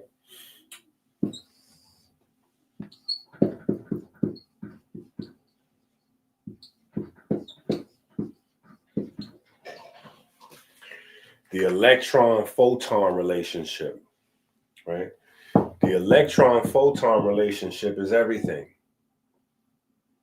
right? That is everything, right? So having that conversation spans the gap. And the reason why people aren't having the conversation, obviously, people are having the conversation and not knowing they're having the conversation, right? Because if you're in the tech space, in the computer space, this is what your technology runs on, right? If you're in the AI space or you're in the computer architecture space, if you're in the actual architecture space, you build buildings, houses, whatever. If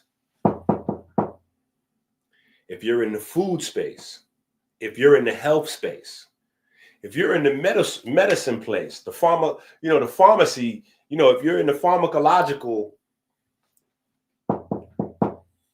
this is what medicines do. They manipulate enzymes and proteins primarily to change the direction of electron photon flow. Right? So this is our reality. So any facet that if we're talking sports, like we want to talk sports and athletics, right? This is 100% sport and athletic, right? Sports and athletics this is it. This literally, we can reduce all of sports and athletics to this. This is the input. This is the output. input and output, right? So all of, right, your VO2 max, your diet, all of that would come here, right? Then your nerves, right? Your nerves, neurons, etc. That would be over here. Muscle cells, right? Muscle tissue, right? All of that would be on the output side, right? So regardless to what direction, like this is the underlying reality, right? This is the underlying reality, this relationship, right? Or even if you're just on a live stream, right? You pressing buttons on the keyboard. When you press those buttons on the keyboard, it starts as electrical signals. But in order for it to come from your house to my house, those electrical signals have to be converted to photons in your computer and go to your modem through the air, light. Then in the modem, they got to be reconverted back to electric signals. Then through the antenna, reconverted back to light, except they go back and forth.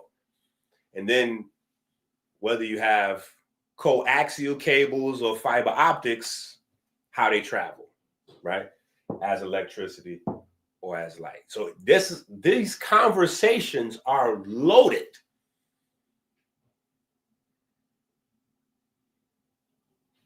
This is how you package the future and pass it to the babies.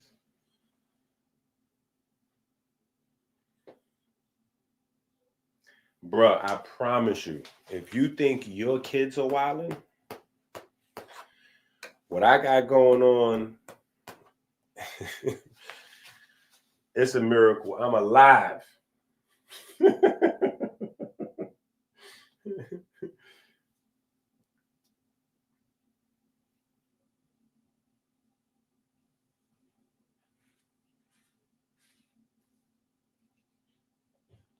All right.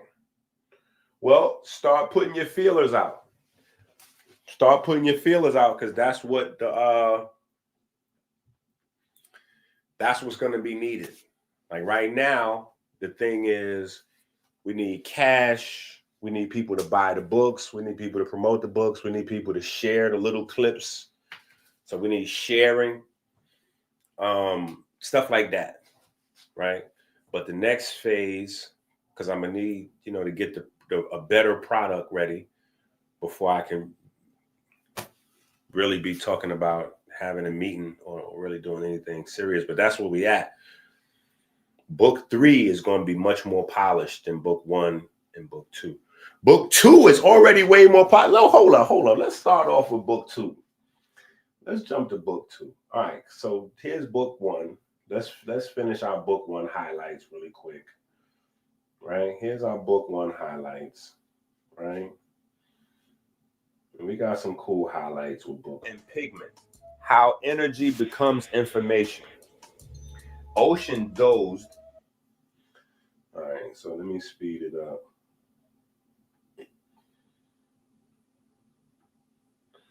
So we can get through faster.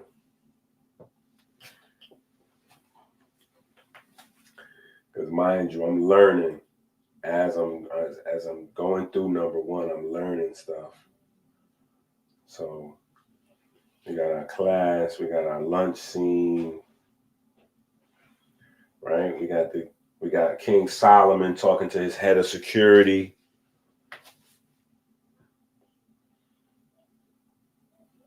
Listen, and if you happen to notice that King Solomon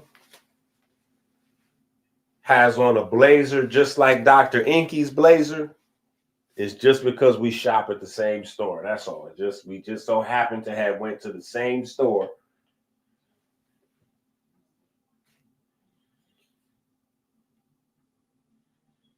We got our dinner scene. Now, some of these motifs you'll see are recurring.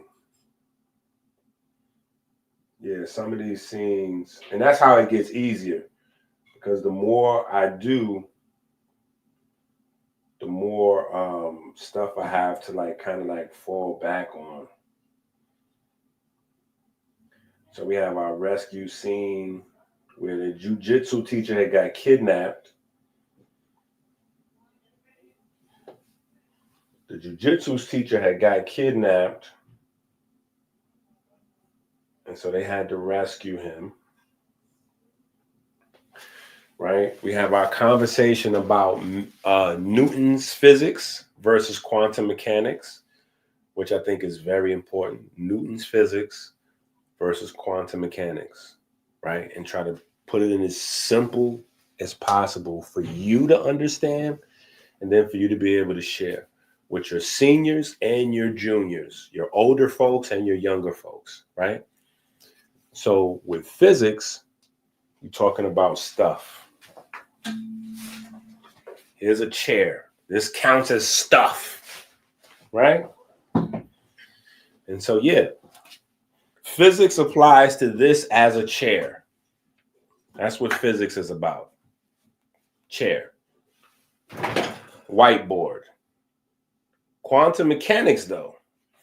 Quantum mechanics is about the energy that makes up the chair. Not the atoms. The energy that makes up the chair. So it's very close to spirituality, because it's not about solid stuff. It's about things that you cannot see and cannot touch.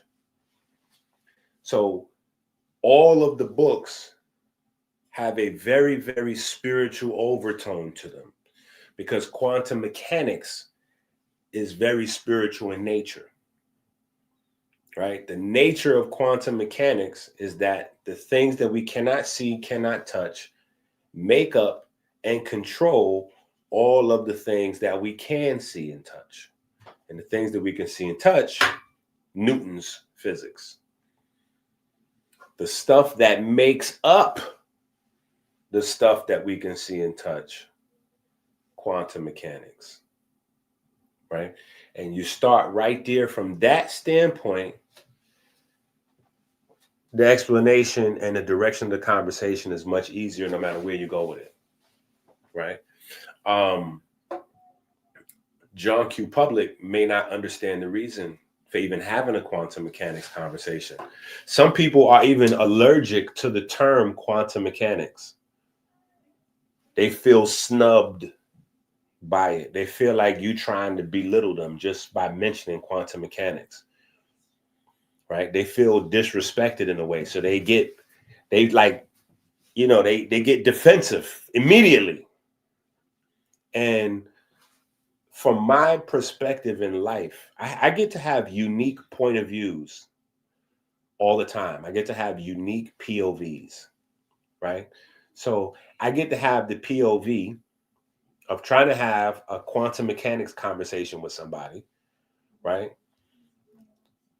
And then I also get the unique POV of having that same group of people that I'm trying to have a quantum mechanics conversation with respond in a negative fashion to the quantum mechanics conversation and ask me health questions after.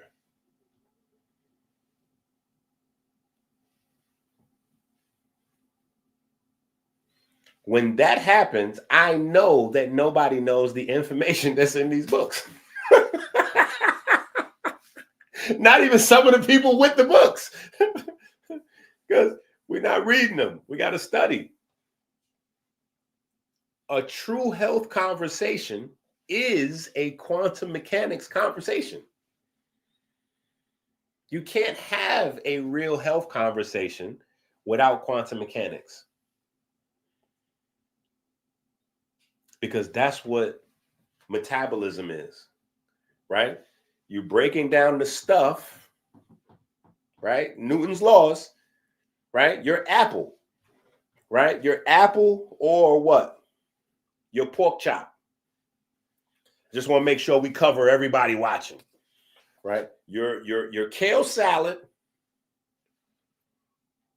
or your chicken sandwich from Popeyes, right? Both of those things are covered by Newton's laws of physics, those would be considered stuff, right? You got your apples, your kale, your quinoa, your lentils, right? You got your pork chops, your Popeyes, chicken sandwich. Is it Popeyes chicken sandwich folks was killing folks? It was out there like Jordans online for them joints. Is that KFC or Pop? Wherever. You got your 40-ounce, whatever. Right? Your healthiest to your unhealthiest, whatever. All of those things will fall under Newtonian, right? Now, when I consume the 40-ounce beer, right? When I consume the kale salad, right? My body's going to break those things down. And when my body breaks those things down, we're going to go from Newton's physics all the way to the edge of Newton's physics. Right? We're going to go, as we go through digestion, starting here, right? With my salivary glands releasing enzymes for carbohydrates. Right here, we're going to start eroding, pun intended. We're going to start eroding away Newton's physics. Because we're going to start breaking down carbohydrates. Right? So by the time we leave my digestive system, get into the bloodstream, we're at the edge of Newton's physics. We like that. You see the movie and the person be on the edge of the building and somebody might just push them over, like they right there on the edge. Or maybe they hanging on the roof, or they hanging on the helicopter. They holding on to the bars of the helicopter. By the time whatever the food is gets into the bloodstream, you right there on the edge of Newton's physics. You like that.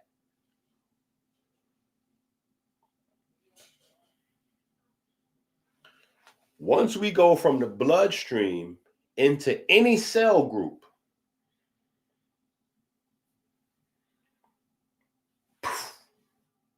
that's it. That's the end of Newton's physics.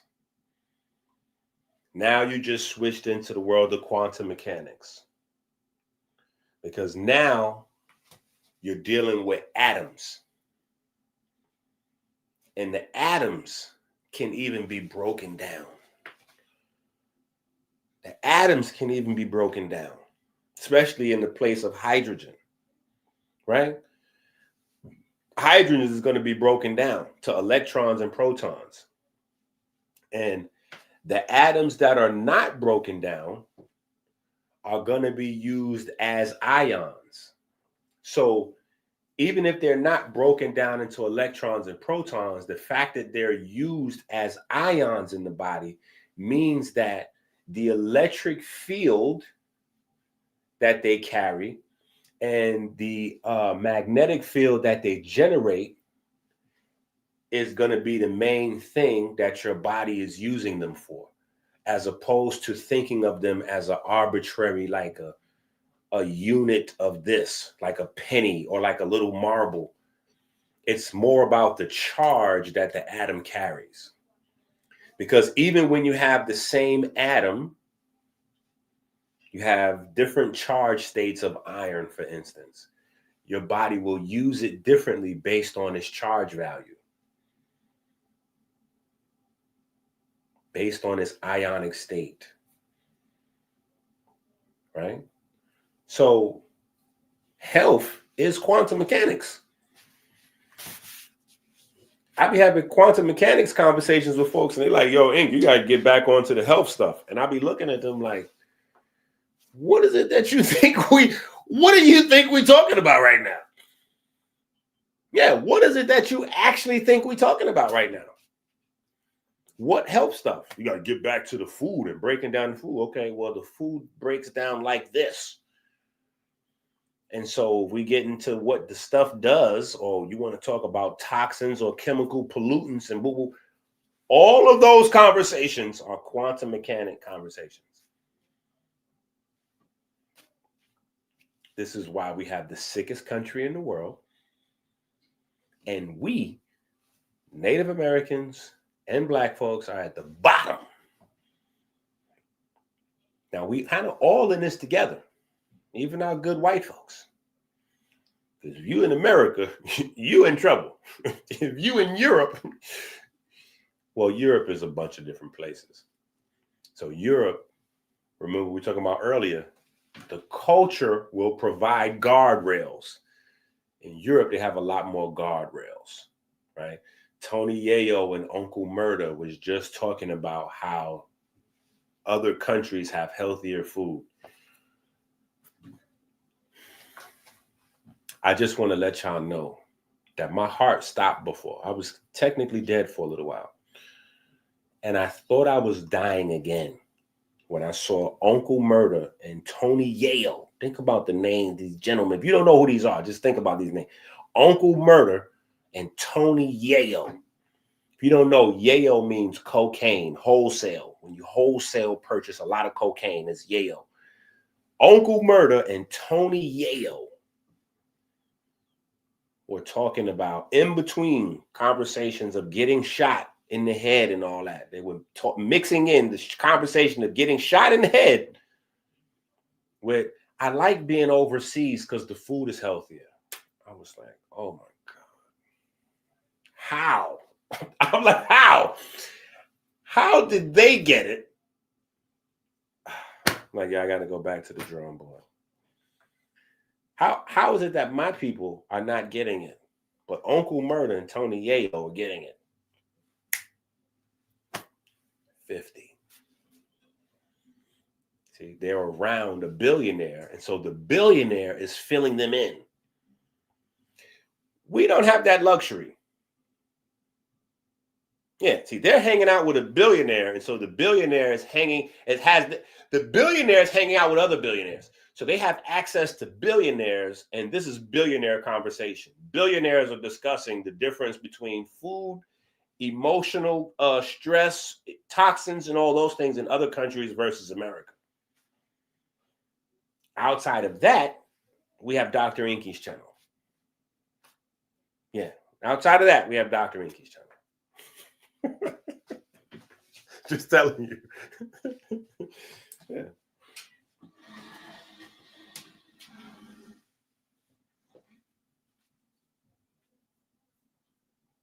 I'm just saying, it's wild out here in these streets. All right. So let's see if we can get through our highlight reel. What we got here? Okay, we got that.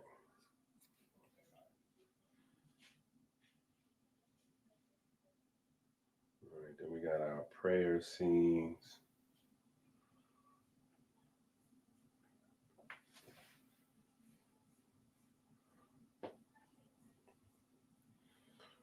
Right, we got our prayer scenes. Yeah, we got our prayer scenes.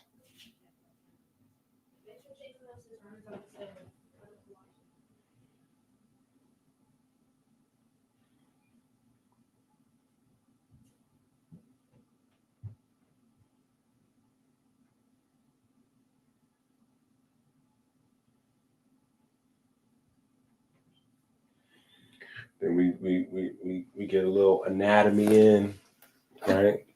How one cell becomes many cells, right? Sperm cell, fertilized.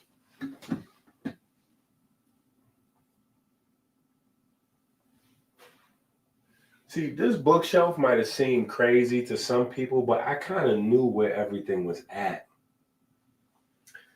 My daughter helped me by putting my books away for me, and I have no idea where my books are now. I just don't know I don't even know where to look.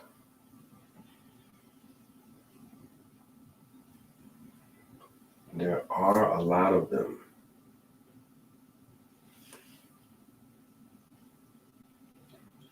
Yeah. She thought she was helping me out. My father used to tell us all the time, the road to hell is paved with good intentions. But anyway, we have a book on fertility, and baby making, right? Let There Be Music, right? And we talk about the whole process of the sperm fertilizing the egg and how to maximize that process for fertility. Not only for fertility, but having a healthy baby, right? Getting you all the way from start to finish, right? Or at least providing you some information to help get you from start to finish. Get the fertility up, get you pregnant, get the baby out, right? You know, a lot of best practices on that science. And a lot of that is quantum mechanics, right? A lot of that is quantum mechanics. That's why vitamin D is such an important nutrient, right? Vitamin D is an important nutrient because vitamin D regulates your body's quantum mechanics stuff. Yeah. Cholesterol, iron, and calcium. Cholesterol, calcium, and then iron. Yeah, in that order. Cholesterol, calcium, and iron. That's what vitamin D regulates. And so by regulating cholesterol, calcium, and iron, vitamin D regulates your body's hormones, your body's electricity, and your body's magnetism. All three of those things covered by one nutrient, right? Calcium is not just for bones. Calcium regulates a lot of your body's electrical activity. Most of your body.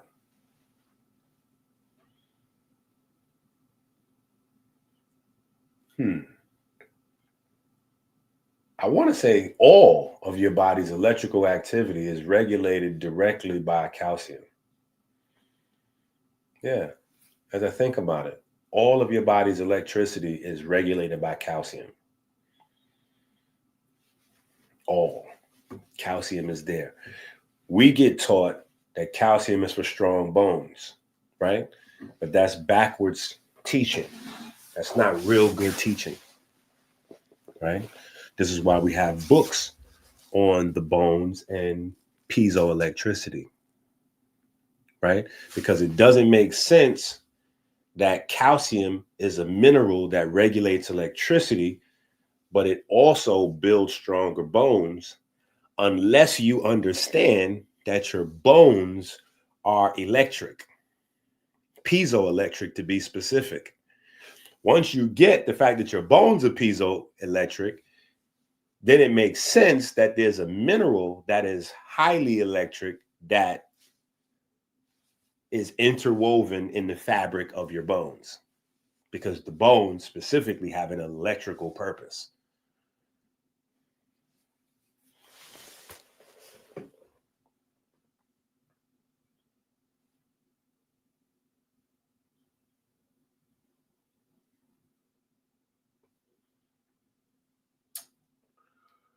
Why do they want you to get on the RSV shot?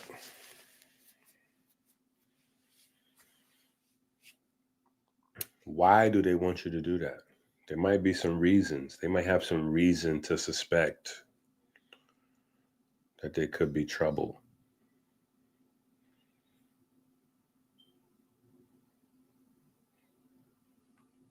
Yeah, sometimes they're just adding things on because there's a portion of the health business that is just sales. And sales comes with upselling. So they just adding things onto the sale. Like, yeah, we need to add this on.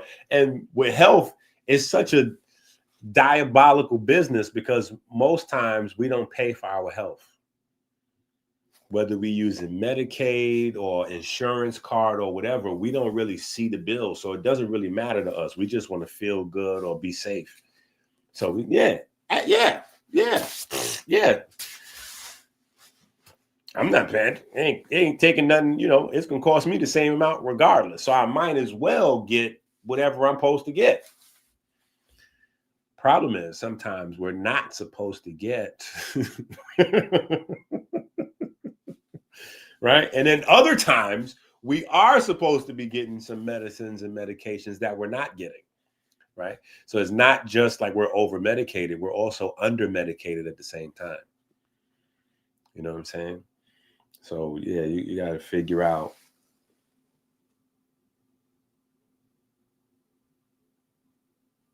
I would just do cost, you know what I'm saying? I would just do cost, evaluate. You know what I'm saying? Check and see what the risks are, why they're asking you to get a genetic test. You know what I'm saying? Like, are they seeing a problem? Are they saying, here's a potential problem, you need to test for this? Or are they saying, just in case, you might want to throw this on there? Because that could be upselling. Here, take this drug. Oh, well, if you're not sure about taking the drug, take this test and then you'll be more comfortable with taking the drug. Like they done added more money on top of more money on top of more money to the process, right? Where we do have to remember for, millions of years, there was no hospitals and doctors and needles and tests to make a baby, right? Two people had sex, they made babies, so, but, technology does give us the ability to spot problems early on and, sidestep them. So it just got to be happy medium. I'm not anti-doctor or anti-hospital, but I am anti-excess. I'm anti-excess and I'm anti, I don't know what the opposite of excess is. Not having enough. Anti-lack, right? I'm anti-lack of care and anti-excess care. You got to find that sweet spot. Yeah. Because that's what it comes down to. That's the book, God versus Sickness, How to Go Viral. Let There Be Music. That is the book where we talk about fertility. We have some other books on it too, but that's the specific book that I was looking for that I don't know where it is. Thank you, Tika, for finding that book for me and posting it. Here you go, right here. Bam. They go two of them right here together. So you have the Let There Be Music, God versus Sickness book. And you see the egg and the sperm coming together. And then we have the fibroids book, which is not just about fibroids. The fibroids book is about womb health, right? The uterus, which all things pregnancy, right?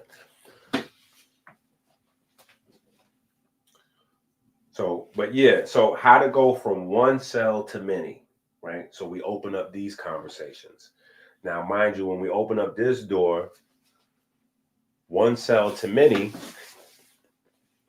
we got a bunch of conversations, right? Like we're doing now, we could be discussing pregnancy, right? But one cell to many could also be discussing how the planet went from single cell organisms to complex organisms. One cell to many could also talk about bodybuilding, right? And talk about the mTOR system and cancer and longevity. So again, there are a multitude of conversations that are condensed into the way these lessons are formatted. So by no stretch of the imagination are these books strictly for children, right? I'm not even a fan of children being able to read books on their own. Listen to what I'm telling you.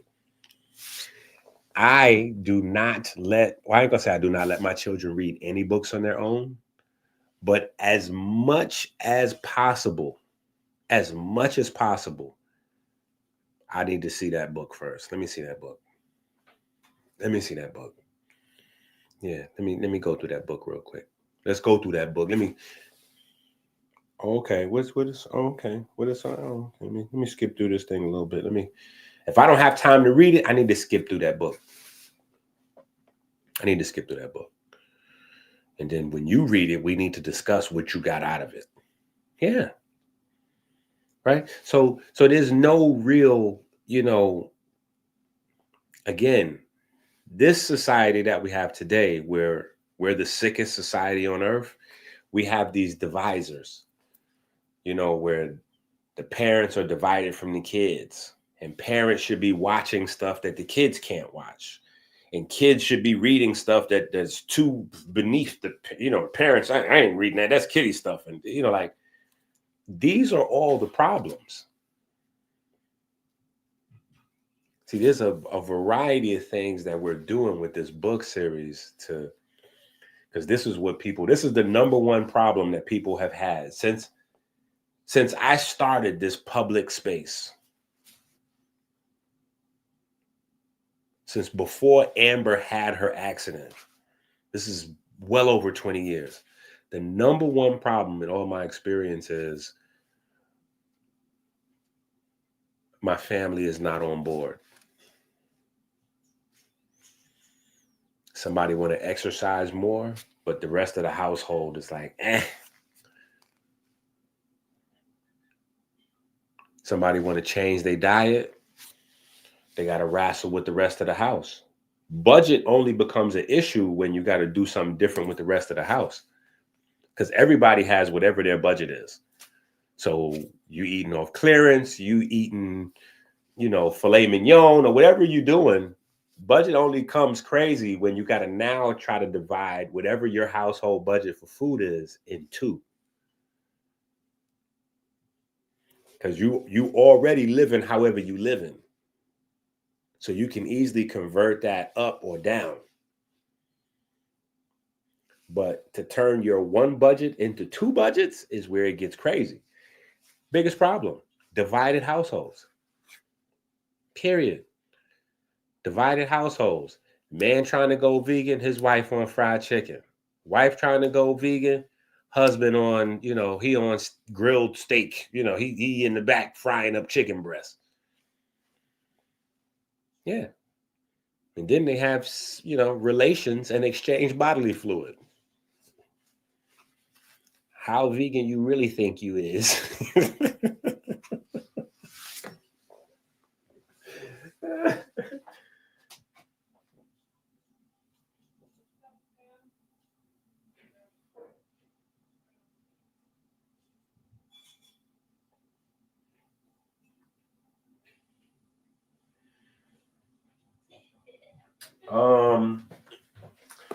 I think, yes. I absolutely believe we would still be dealing with problems if we had our own place and our own people and everything. I just think the problems will be different. I think the problems will be different.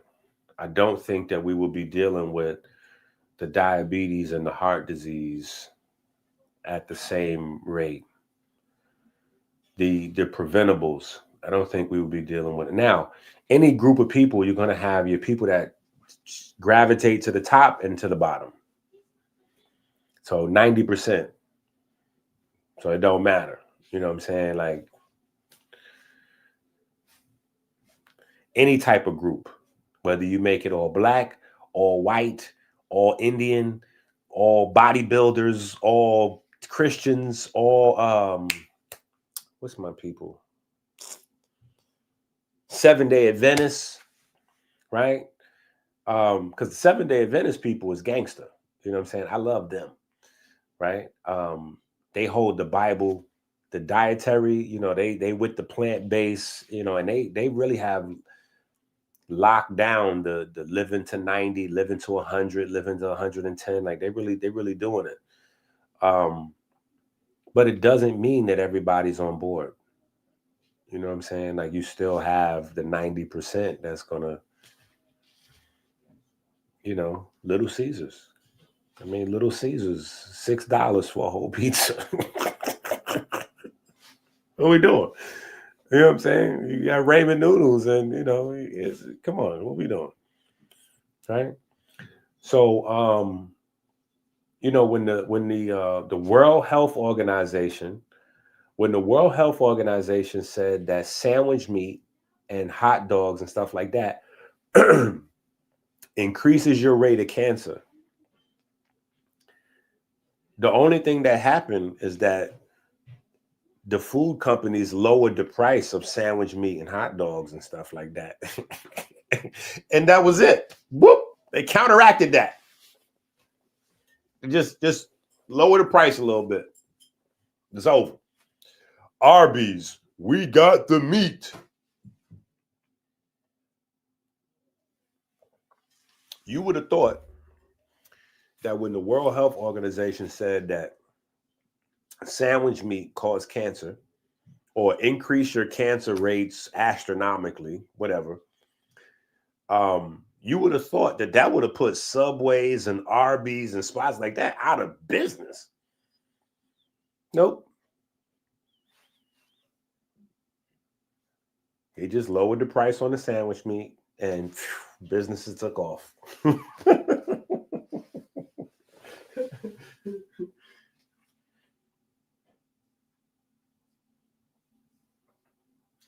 Well, see, the thing is this. American society is not conducive to anybody's health needs, right? That is the thing about America. America has the worst health than any other country. That Black folks are just at the bottom. We're at the bottom. And not at the bottom because of a calculated plan, so to speak, right? Because I was there with you early on.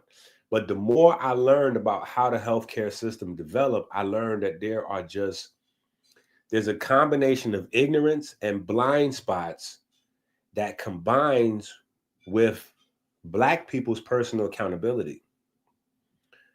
We still, after all of these people, from Elijah Muhammad to Dr. Sebi, we still have not got behind people and started to funding our own stuff. In New York, I'm from New York, right? In New York, you can find Jewish hospitals, German hospitals, Chinese hospitals. You have everything by every group of people you can think of. They got their own thing. Now, everybody uses everything, and everything is open to the public. But people got their own thing. We don't have our own thing. Nobody else is responsible for that. We responsible for that. We have to do that, right? We need to build, Magic Johnson Hospital somewhere, you know what I'm saying, where, it's open to the public, but they specify in, type 2 diabetes, high blood pressure, whatever. We don't have that, right? We have Montefiore. Montefiore is growing to one of the biggest, most, that's a Jewish hospital. You know what I'm saying? We got Lincoln in New York. They grown to one of the best hospitals in New York for dealing with gunshots and knife wounds.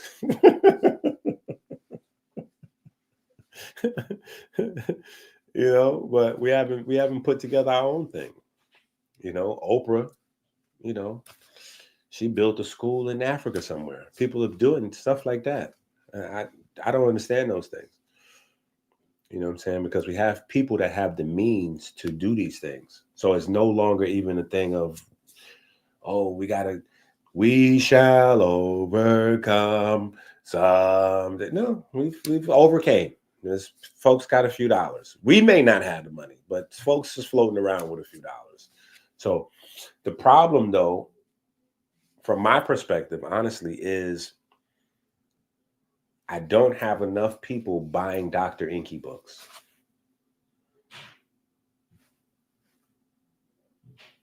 I'll be honest. That's what I think. That's why we're here right now. That's why we're having this discussion. Because I need more people buying these books, not only for themselves, but to give away for gifts.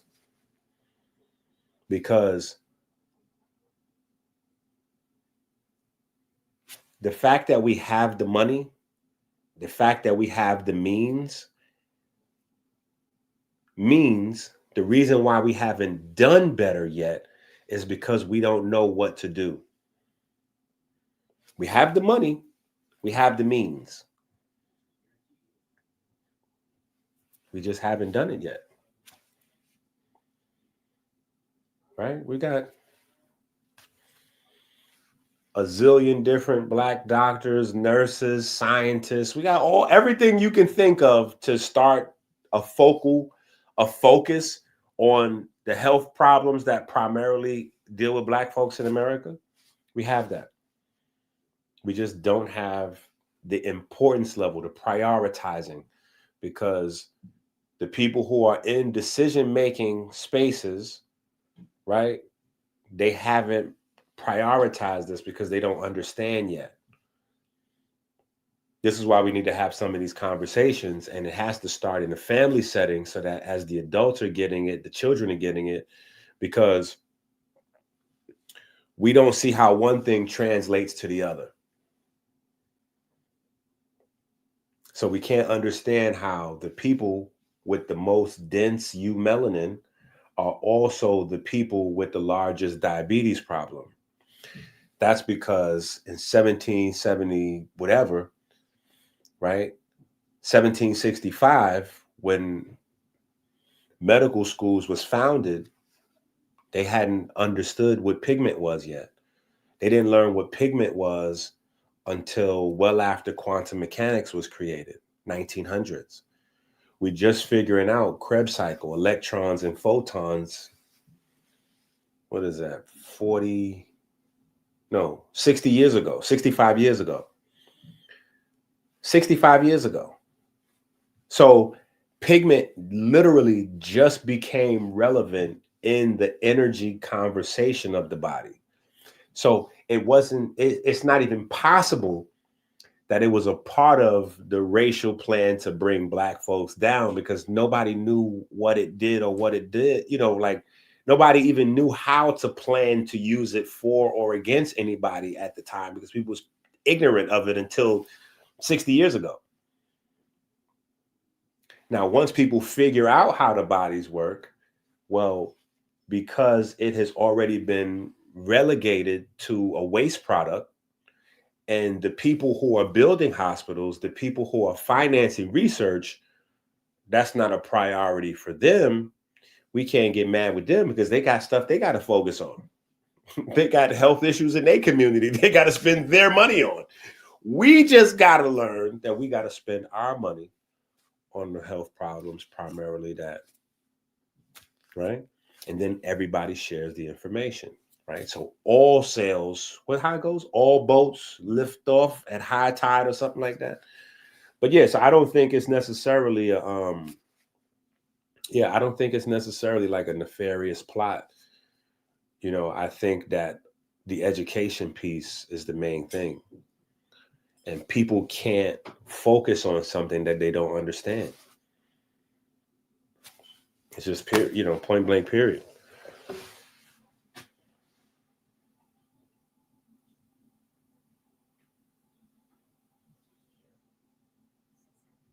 I do agree with that.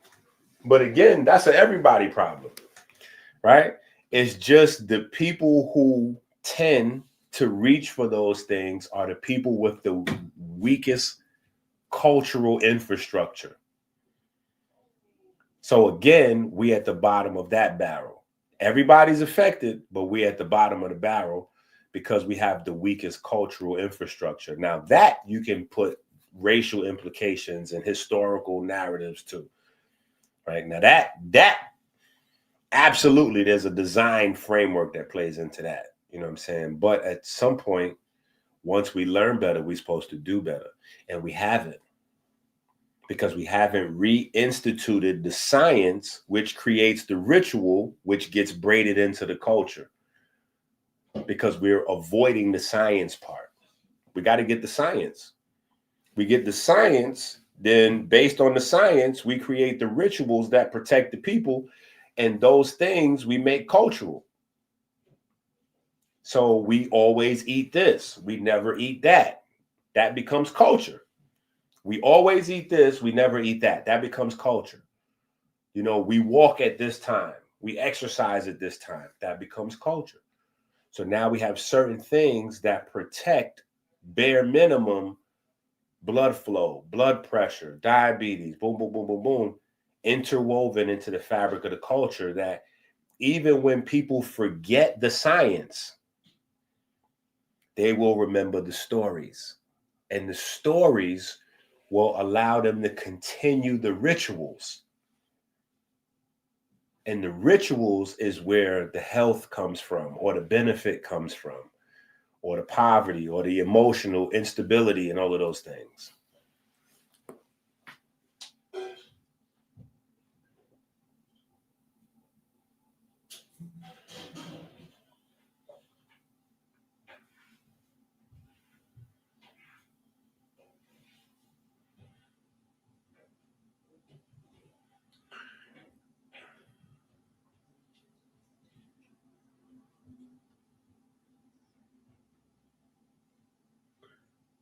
Well, listen, we don't need to build Wakanda for that.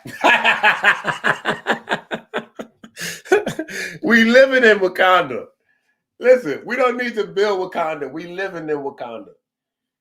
Trust me, right now, listen, the sound of my voice, right? Right now, I'm forming standing waves, which are being converted to traveling waves, which is being picked up in this microphone.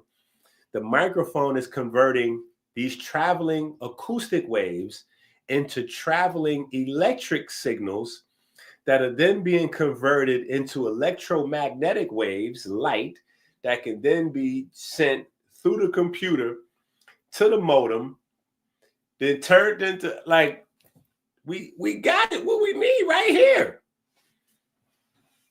We just got to put our dollars on it. And besides our dollars, we got to put our sweat equity into it, right? How many people have shared this stream? Of the people watching, how many people have shared this stream to their other pages? Like, how many people have shared this stream to their Facebook, to their Twitter? If you on Twitter, how many people hit the repost button? How many people put this on Instagram? Like, yo, tune into this right here, right now. Like, how many people did that? That's activism right there. That's activism. And that type of activism take less than 60 seconds. How are we going to build hospitals and schools in the community if I can't get you to share the live stream? That's what I'm saying. I can't get the community to get the books unless you get the books. I can't get the community to read the books unless you read the books. I can't get the community to share the video unless you share the video. Right? And if we do it, it'll be done. Think about that. If I share the video, then the video is being shared.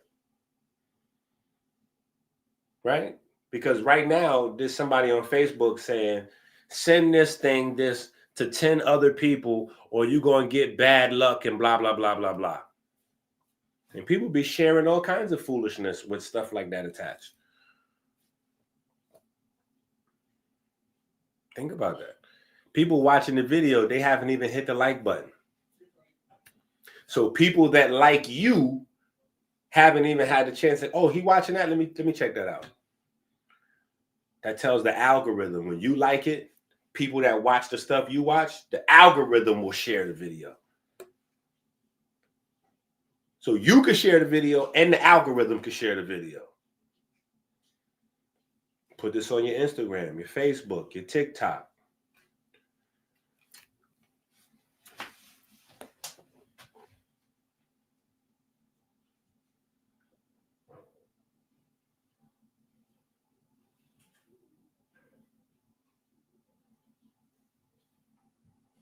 That's a certified big fact.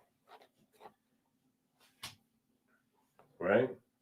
So, see how we sparking these conversations, though? This is the beauty of this. Because we sparking these conversations. Right? So, there's another conversation that can go from one cell to many cells. Right? From one cell to many cells. A cell is a unit. Right? So, when I write a book, I am a cell. I'm a unit. I write a book, information. You purchased the book, somebody else purchased the book. The information went from one to many, right? So there's a lot of different conversations that we can have from all of these different vantage points that we go through. And I'm just trying to get through some of these highlights of book number 1, right? Before we jump into book number 2. Oh, we also deal with some issues like weight loss, but also body shaming and some of those concepts, right? We also have some of those concepts built into the framework of the book. Right, because we have our man Rashad. Wait a minute. Where you at, Rashad? Here we go. Right, we got our man Rashad.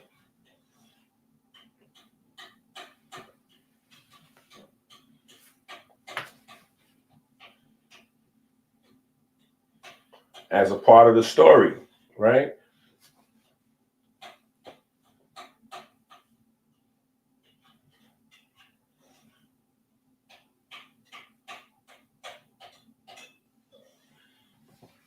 As a part of the story, right? Rashad is a 5th grader who's feeling a certain way about himself. And he comes to the teacher after class and he asks the teacher after class, you know, we talking about cells and anatomy. Are my cells different than everybody else's? Because it seems like maybe my cells are larger, or maybe something's wrong with me, or whatever the case may be. And him and the teacher develop a relationship around, you know, building into some practices. And he starts to incorporate some practices in, and over the course of the story, his body transforms.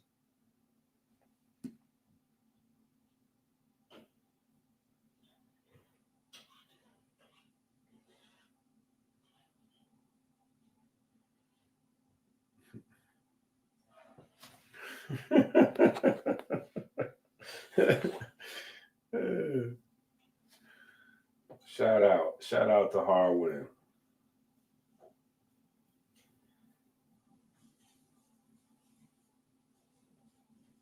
Right? But all of these different things are interwoven throughout the story.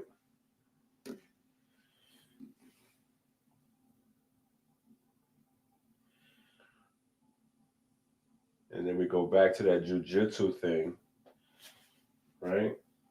We go back to the jujitsu thing and we show the origin before you even have Ryu Jiu-Jitsu, right? Before you have Ryu Jiu-Jitsu, the earliest depiction of Jiu-Jitsu comes from here, right? This is Beni Hassan, the Beni Hassan tombs, right? This is Kemet, right? So from the Beni Hassan tombs is where you get the origin of Jiu-Jitsu. Now, of course, we put a little magic on it and try to bring it to life, but that's the original, right?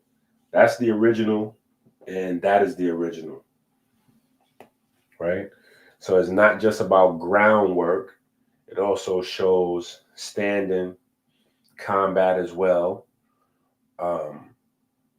And there's a lot more figures, but I just wanted to demonstrate with a little piece, right? And then put some magic on it.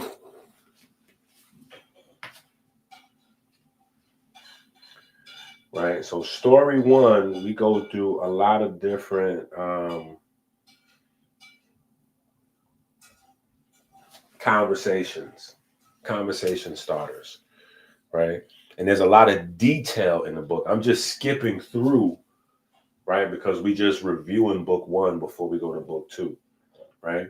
But obviously, nuclear DNA, right? We can have a conversation on proteins, genetics. We can have a conversation on evolution. we can have a wide variety of conversations that starts with your DNA, right? The coding, the math, the architecture, what's in the DNA, what's not in the DNA, right?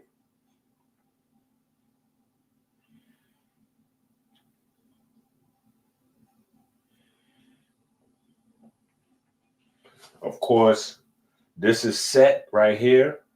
This is Set. This is Osiris. So, of course, we have the interplay. The story of Set and Osiris is interwoven throughout the story. What else we got in story 1 before we jump into story 2?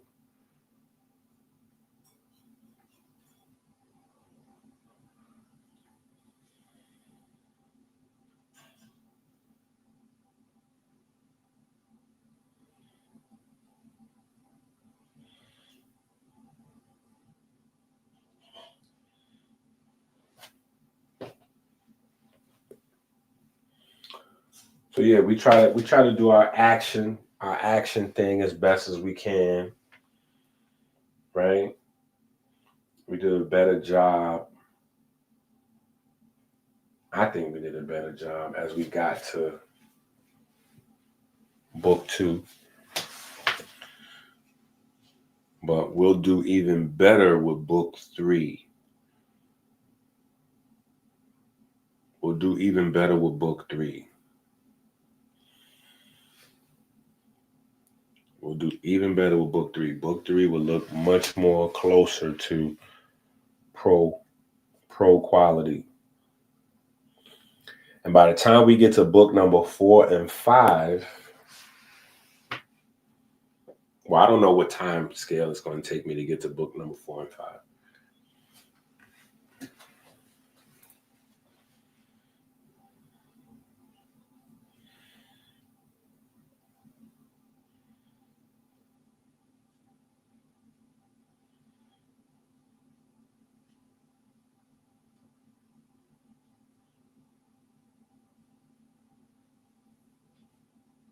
File and last rate telemetry.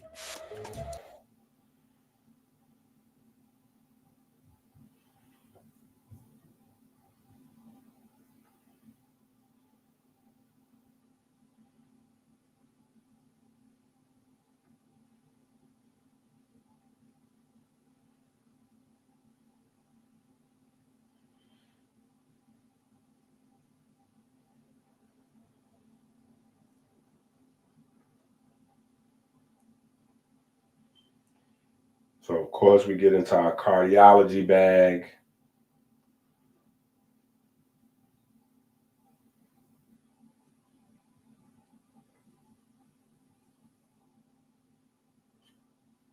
Of course, we get into our cardiology bag,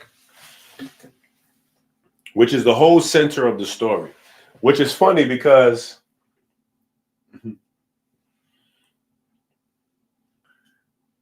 Moses is a polarizing figure.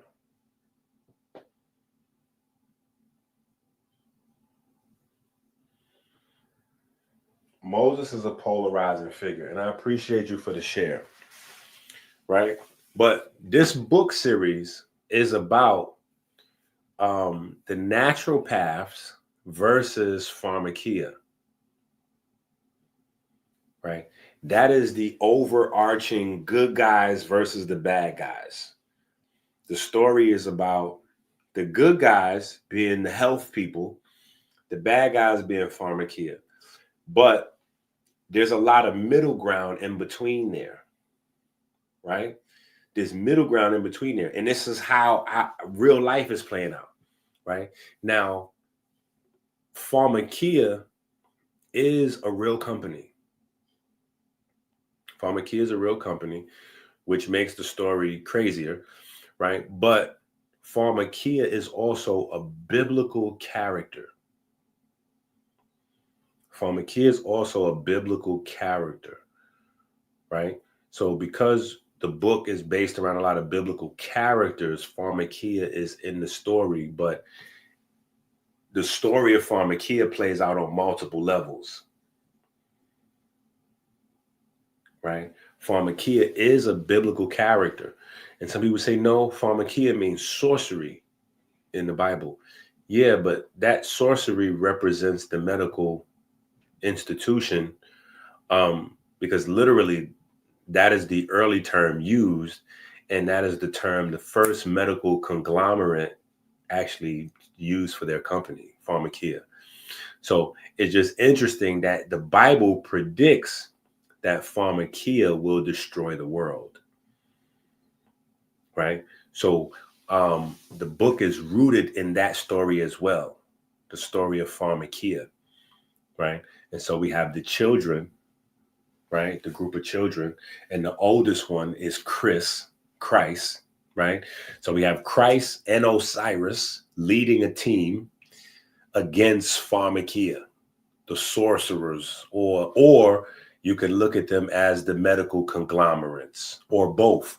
The medical conglomerates are the sorcerers, right? So all of those conversations are interwoven throughout the story, right? So it's very much a relevant story. It's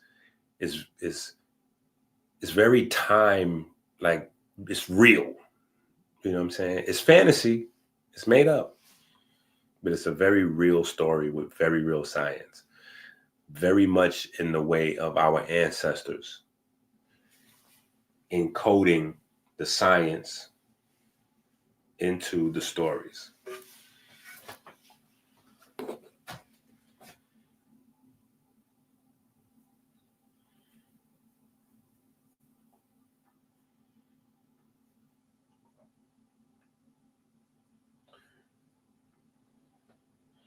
So yeah, book one ends with pharmakia kidnapping the kids, but what they don't know is that the kids and the king had already planned that they knew they was going to try to kidnap the kids, and so they had them set up. So they let them get away with kidnapping the kids, but them kidnapping the kids turns into them being kidnapped themselves. So that's what they find out is the end of the story. Like they watching from the palace the whole time. So as they trying to make a move, they got the drones and all that following the van. So it's a lot more than just science in the story.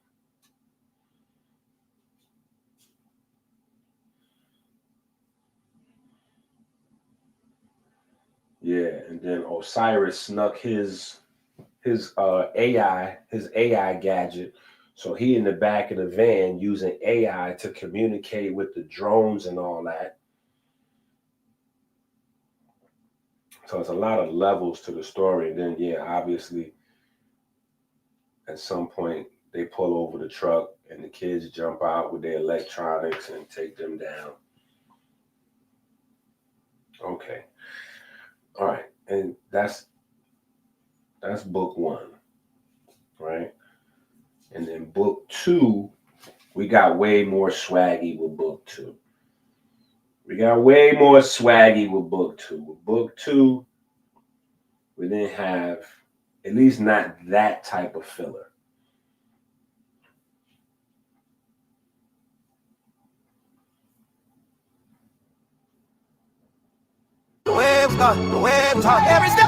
Let's go to Amazon and get all our books, please.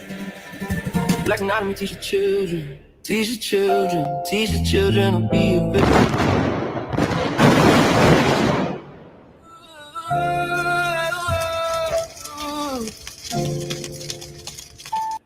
Now, this is actually a scene from the book, but because it had a little action in it, listening to my babies, because they are co-authors of these books. Listening to them, they told me I should start off with the action up front. So we made the action a part of like the advertisement.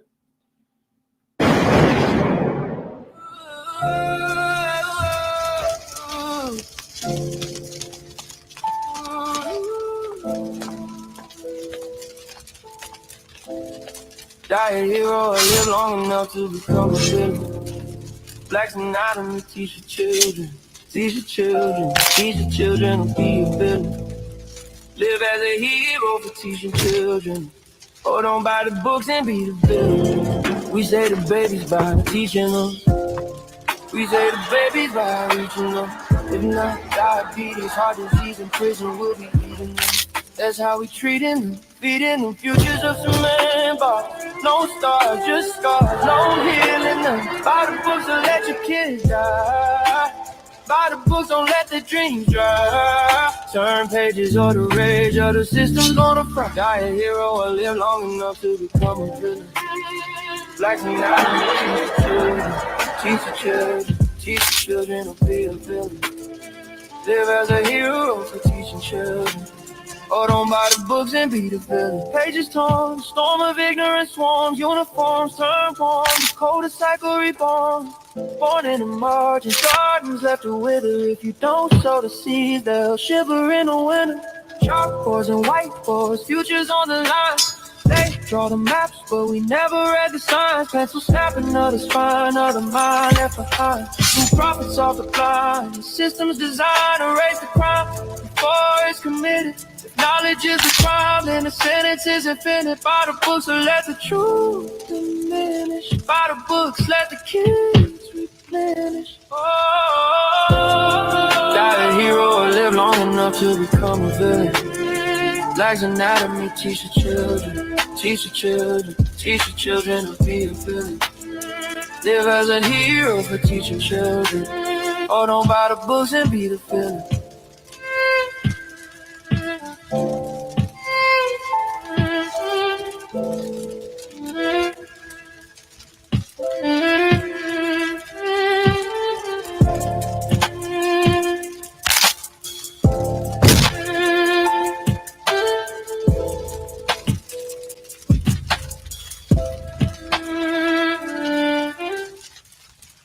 Black's anatomy, teach the children. Teach the children. Teach the children to be a villain. Live as a hero for teaching children. Hold on by the books and be the villain. We say the babies by teaching them. We say the babies by reaching them. If not. That night, the palace was quiet, too quiet, as if the marble itself had absorbed the adult's plan and locked it away. The guards changed shifts. Lamps burned low in the courtyards. The Abs and Rayal children slipped into their rooms as expected, but each of them carried the same restless pulse. Christopher lay awake staring at the carved ceiling. Falcon traced sigils in her notebook. Osiris kept his tablet half lit under the covers. They had all heard the king's plan: transparency, audits, supply line sweeps, sensible, careful, adult. But children felt the undertow differently. The attack on Coach Malik, Baba Malik, wasn't just a scare, it was a declaration. And to sit quietly while the adults played defense felt like letting the current run backward. So they made their own plan. First, they convinced Tahuti to sleep over. His parents agreed without much hesitation. The boy was a straight A 11th grader, polite, already trusted. By midnight, the whole circle was gathered in Mars' room. Ocean lay across the doorway like a furry guardrail. The air hummed with a low buzz of contraband devices, laptops, tablets, and at the center, Arc, the architect's black communicator, its silver edge pulsing faint blue. Mar whispered the oath. No solo missions, table first. Then he grinned. But tonight, the table is here. They spoke in turns. Christopher wanted to expose Pharmakia's monopoly on school kitchens. Falcon argued for infiltrating local hospitals, but it was Osiris who finally said the words that tightened everyone's spine in the room. Defense won't be enough. We go on the offensive. Tahuti adjusted his glasses, eyes catching the light, anonymous leaks. If people knew what these companies made off heart failure, while heart disease is still the #1 killer, they wouldn't stay quiet. ARC's letters shimmered across the screen. Query confirmed. Data sets acquired. Prepare transmission. Osiris nodded. Do it. The children watched as ARC opened pathways no school computer could touch. Internal reports, conference minutes, balance sheets. For hours, they stitched together receipts, annual profits measured in billions, graphs showing flat lines of survival despite trillions spent, memos where executives called patients long-term revenue streams. By 3 a.m., the dossier was ready. Tahuti built the wrapper, anonymous encryption, delivery to global newsrooms, mirrored to social media accounts, primed with auto posts. Christopher checked every page for clarity. Falcon added one line of poetry to the preamble. How can the heart heal when the cure is sold in chains? Osiris placed his hand on ARC's smooth surface. Release. The communicator pulsed once, twice. Across the world, inboxes blinked open, screens lit, journalists steered. The next morning, the children rode to school in the Rolls-Royce convoy as if nothing had changed. Nadessa hummed a song. Amor and Chanel argued over who forgot their notebooks. Christopher kept his hands folded calmly in his lap. But outside, Cairo was buzzing. Vendors waved newspapers hot off the press. Headlines screaming in Arabic, French, and English. Pharmacia profits 240 billion while heart disease remains the #1 killer. Leaked emails show industry new failures of medication decades ago. Is cardiology business or cure? Social media feeds burned like wildfire. Hashtags trended across continents. Commentators shouted on morning news panels. Doctors groups called emergency meetings. Parents at the academy whispered at the gates, eyes darting, phones glowing with headlines. Mars leaned towards Christopher with his voice low. It worked. Osiris smirked, hiding his phone under the desk. The world just felt a different kind of Christ wave. Tahuti exhaled through his nose, the ghost of a grin tugging his lips. Now let's see how the adults handle the fire we started. Iris sucked one long inhale, blinked to clear the blur, and found Rich's face on a screen propped in a truck window. In the beginning was the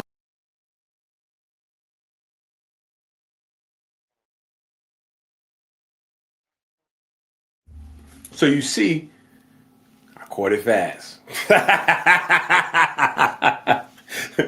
We're not gonna have no muted microphones today. Hopefully not, anyway. Right? Hopefully we don't have any muted mics for EnQiAthon. EnQiAthon. Right? But so episode 1, right? Episode 1 of book 2. Right? So we did our little recap. Man, 3 hours. I can't even say that was a little recap. But we did our recap of book 1, right? It took us three hours to get through. But now book 2 starts right off with basically the kids attacking heart disease, right? Attacking heart disease, doing the research and seeing that something's not adding up, right? The number's not adding up.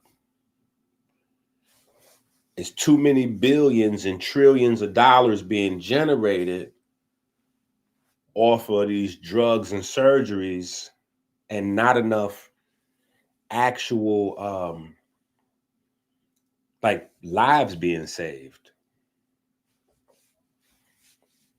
Like there's not enough actual lives being saved to justify the billions and the trillions of dollars. That's where the problem is coming in, right? And for me, in real life, outside the book, being able to look at the whole panorama, being able to look at, like we do in the Black's Anatomies books, we take our timelines very serious. If you don't have the Black's Anatomies books, go get all of the books. right? That's what we're doing, the EnQIATHON. You have to go get the books. Go to Amazon, get all of the books. Get the books for the adults, for the children, for the family. Get all the books. Give away books for Christmas, right? Or if you didn't, take your Christmas money and then purchase books. Or just be selfish and make an excuse to spend Christmas money that you would have spent on something else on books. Get the books, right? But when looking at the statistics, the numbers, the billions and trillions versus the lives being saved, being able to look at the creation of medical school, 1765, and how the schooling has grown separately as an industry from the actual saving. See, that's the thing where there are people who are anti-capitalist. I am not. I learned as a very young man that I am a capitalist. Right? When I was in summer, I'm gonna tell you where I learned that I was a capitalist. In summer youth program in New York City. I don't even know if they still do it. But back in the days, they had a program called the Summer Youth Program, where kids from the age of 12 to like 16, the city would give you jobs over the summer and pay you to work, right? And so you got a little check, enough money to keep you off the street from doing something crazy. You know, you can buy your own school clothes and, get yourself, it was a nice program, beautiful program. Hopefully it's still good. They need to institute that everywhere. Anyway, the very first day I got to work at my summer youth program, they tried to have me fired. Now, I was in the parks department. We're supposed to be cleaning up, you know what I'm saying? And nobody's working. Me, I'm excited about getting my little check. So I'm trying to be like, I'm him. I'm trying to be impressive. Like, I want to get promoted. I want to keep my job. I want to, so I'm really working.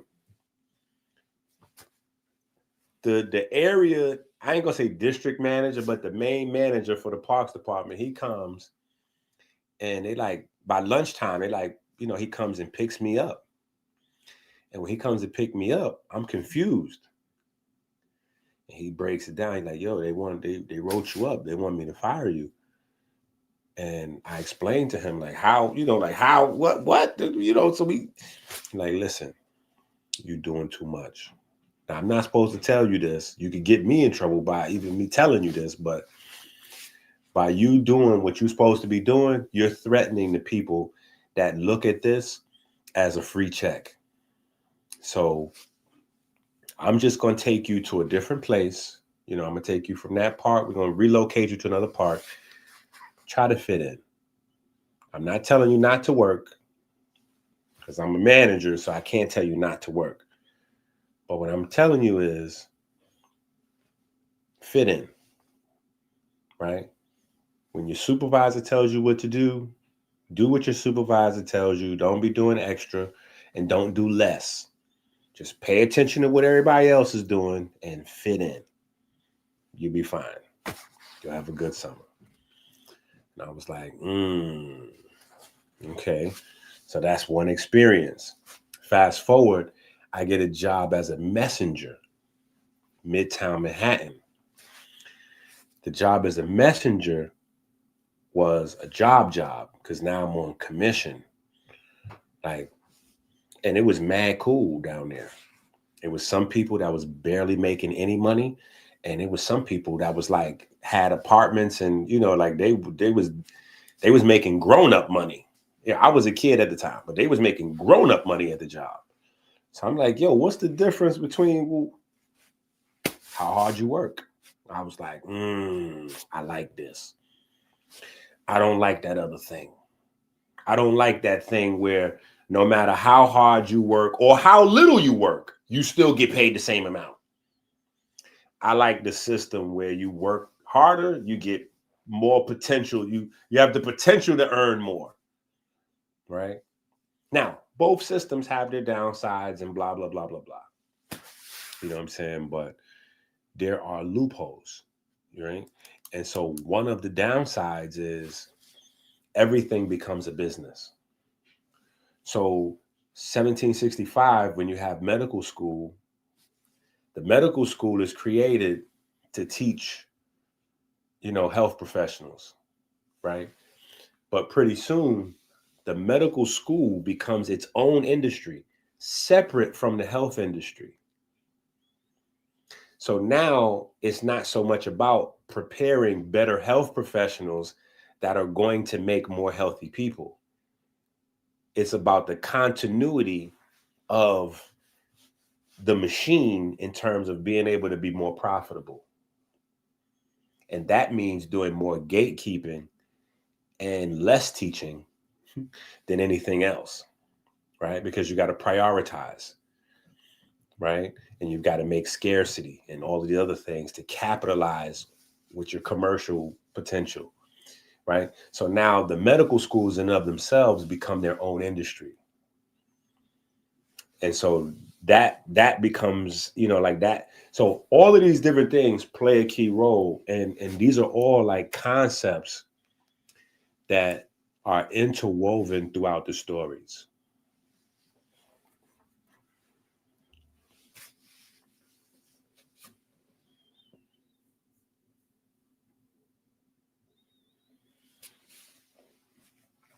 Man, that was a beautiful program.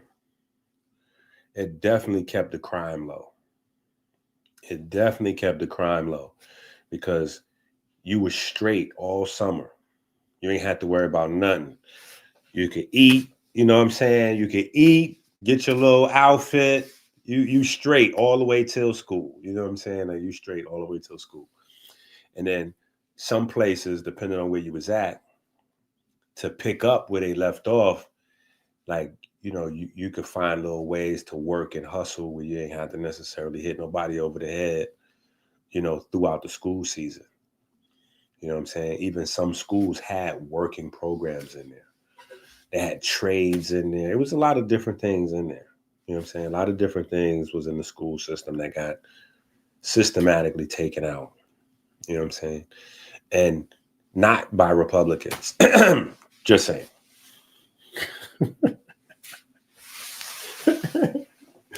Right? But so all of these are concepts, right? That come out of these books that we need to have conversations of. So when you're getting these books, this is what you're sharing by giving these books away to people. This is what you're sharing by sharing these books with people, right? Because now in the very first chapter of book 2, let me see if we can find book 2 and book 1 on Amazon. Right? Let's look for book 2 and book. Now this is book 3 and this is book 4. Book 1 and book 2 are about book 3. So that's why you'll see book 3 is everywhere throughout the visuals, because in book 1 and book 2, the children start to writing their own book. And that book is pulling your own weight, right? So literally book 1 and 2 are about book 3, right? Let's see. Okay, so the very first book in the series, Rich Abs, Poor Abs, is where everything starts, because these are the children of Rich Abs.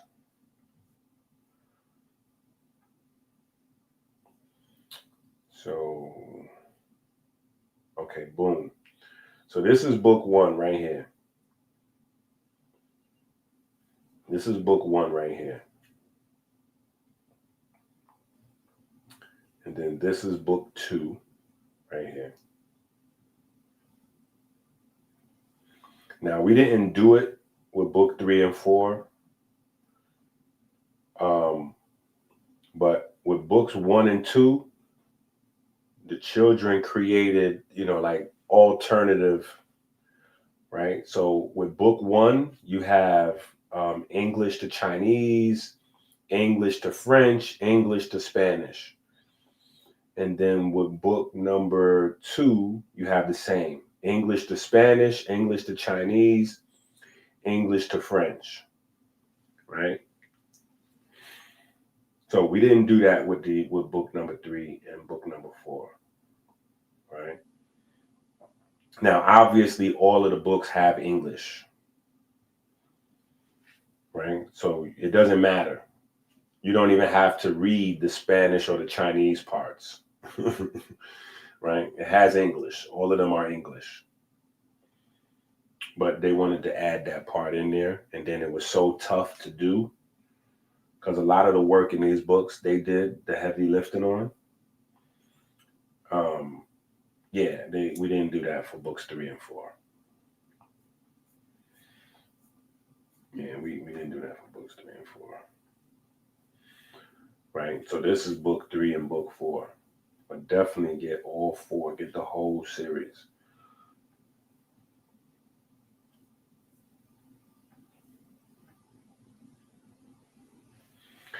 Y'all didn't see none of that, right? Oh my God. It wouldn't be an EnQIATHON if I didn't make live stream mistakes. So again, this is book 3 and book 4. Right? This is book 3 and book 4. And this is the book series. Right? Begins with rich abs, poor abs. And then we go through that story. And we find ourselves way down here with the children of rich abs. Right? And these are the books. So you have English to Chinese, English to French, English to Spanish. This is book 1. And then you have book 2, which is English to Spanish. And this is King Solomon's Elephantine Island Secret. Right? English to Chinese, English to French. Right? But like I said, we didn't do the language thing with books 3 and 4 because it was just too ridiculous for them to do. So they learned a lesson.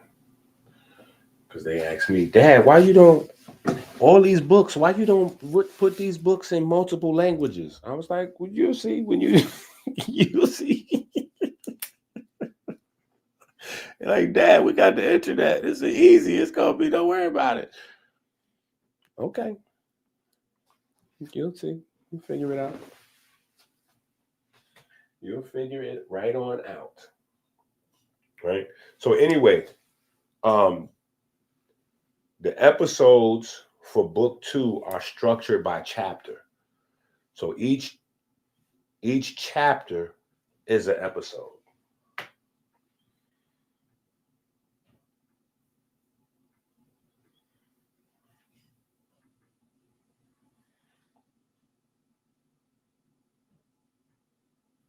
By the time the children sat in their science seats, the headlines were still buzzing in every pocket and whisper. Tablets glowed under desks, and even the teachers in the hallways couldn't resist sneaking glances at the news ticker rolling across their phones. Rich walked in carrying his satchel of books and diagrams. But now, what you also will notice is as the episodes go by, I'm getting better learning stuff. before he could even open his mouth, Rashad, the tallest 5th grader in the academy, always quick with a challenge, shot his hand into the air. Dr. Rich, he said, his voice cracking from both nerves and urgency. Can you teach us about the news, not just the money and the emails? What are all these heart drugs they sell? What do they do in the body? And why don't they fix people? We want the details, no fluff. The room hushed. Even the chalk paused in Rich's hand. He looked around at the rows of eyes of the young, but already burning and needing the truth. Then he nodded slowly. All right, he said, no fluff. He turned to the board and drew a beating heart, 4 chambers, 2 sides, arrows for flow. Then he wrote the names of the main classes of cardiovascular medicines, his voice low but strong. So this is a whole nother conversation, right? This is a whole nother conversation. We need to know this. We need to know this. This is not only a health conversation, this is a Newtonian physics conversation. And not only is it a Newtonian physics conversation, it's a quantum mechanics conversation.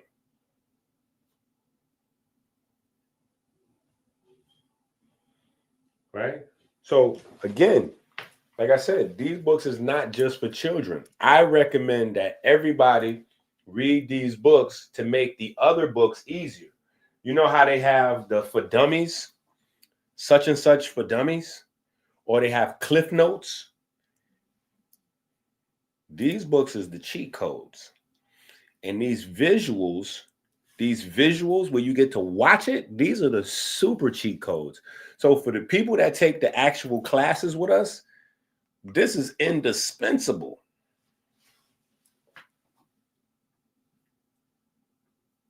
Statins, what they do, they lower cholesterol by blocking an enzyme in the liver.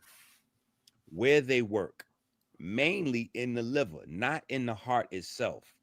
How they fail, they don't stop inflammation inside arteries or repair the vessel walls. Plaque still grows if the current of life, which is food, breath, and movement, is broken. Beta blockers, what they do, they slow the heart, reduce blood pressure by blocking adrenaline signals. Where they work, receptors in the heart and blood vessels. How they It's a guarantee it's somebody watching this video with us right now that's taking some of these drugs and don't exactly know how they work. fail. They make the pump quieter but don't fix the conductor. Fatigue, cold hands, and even depression can follow. The body whispers, "You've silenced me, but you haven't healed me." ACE inhibitors and ARBs, what do? They relax the vessels by blocking the angiotensin system, the hormones that tighten the arteries. Where they work, kidneys, blood vessels, hormone pathways. How do they fail? Blood pressure drops, but the deeper question, why was the vessel stressed in the first place, stays unanswered. Diuretics, water pills, what do? Force the kidneys to spill water and salt, lowering pressure. Where do they work? The kidney filters. How do they fail? The numbers look better on paper, but minerals drain too. Potassium, magnesium. The conductor of the heart's rhythm goes unstable. Legs cramp, weakness, arrhythmias creep in. Anticoagulants, aka blood thinners. What they do? They make the blood less sticky, preventing clots. Where do they work? The platelets and clotting proteins in the blood. How do they fail? They prevent sudden strokes but do not dissolve the reason why blood thickened. Dehydration, poor blood flow, damaged vessels, and they invite bleeding as a constant shadow. Rich stepped back, letting the boy breathe. The children were silent, but not out of confusion, out of focus. Their eyes locked on the list and the sharp line he drew underneath it. "Do you see the pattern?" he asked them softly. Falcon raised her hand. "They all changed the numbers, but not the current." Rich smiled, the faintest crack of relief. "Exactly. These medicines adjust the surface, the speed, the pressure, the thickness. But the real problem is the current of life. The QRST wave, the Christ wave, the voltage in the cells, the way water and ions move through the vessel walls. No drug has ever fixed that." He tapped his chest. "So the disease keeps returning because the heart isn't a machine you repair with parts. It's a conductor you must keep in tune. The class exhaled together as if some hidden weight had been set down. Rashad leaned back in his chair, nodding slow. That's why the news, that's why the news didn't say everything. That's what they didn't say. That's the truth. In the beginning was the way was God, the way was God, the way was hard. Now feel free, don't be scared. I know some of y'all, don't be scared to ask. Don't be scared to ask.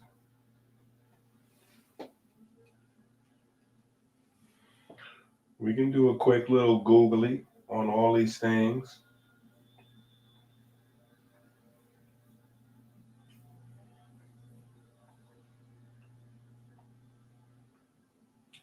I don't want y'all to just get passionate about Democrats and Republicans or white supremacy or, FBA conversations, right? We got to have that passion around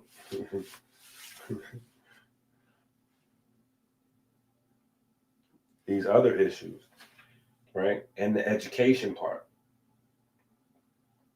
right? Now, here's the big issue. And this is where the gold mine is. This is where the issue and the gold mine is. Right? Here's where the issue is, right here. HMG CoA reductase. Right? HMG CoA reductase. Right?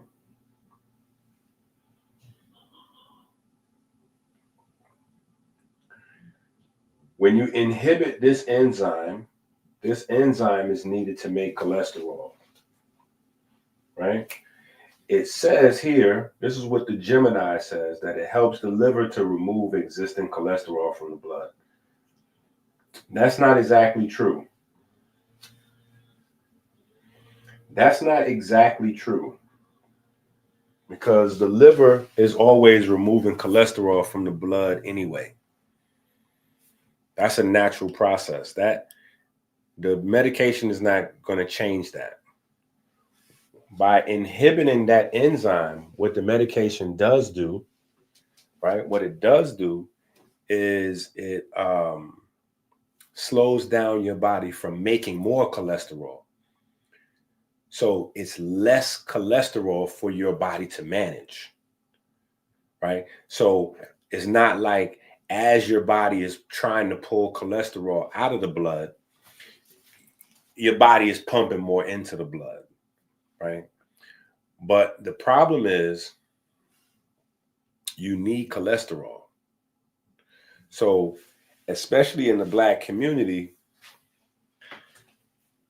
we start to see cholesterol as the ops, as the enemy, right? Cholesterol is an enemy, right? But cholesterol is not your enemy. Cholesterol is the parent of all of your anabolic hormones, right? So think about that for a second. Your anabolic hormones are the hormones that allows your body to regenerate itself. Those are the hormones that allows your body to get stronger.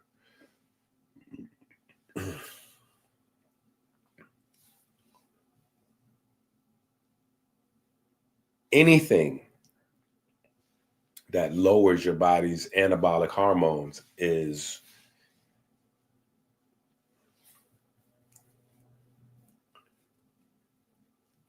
there are no long-term studies that shows that lowering anabolic hormones increases lifespan. Period.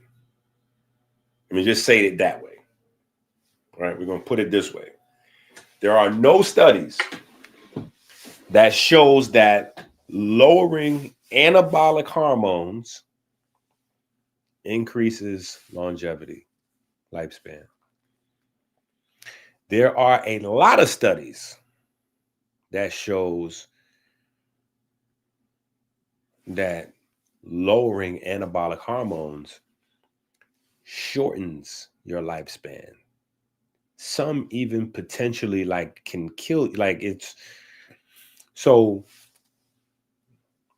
there's no research that necessarily justifies, right, the particular approach that we've been going down, right? I'll leave it there.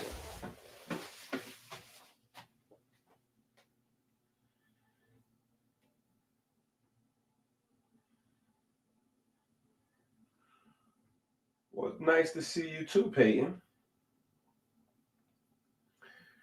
Nice to see you too. And Peyton, that's, wait a minute, cellular shake. That's old. That's an old song right there. That's a super classic. I can't even find that song.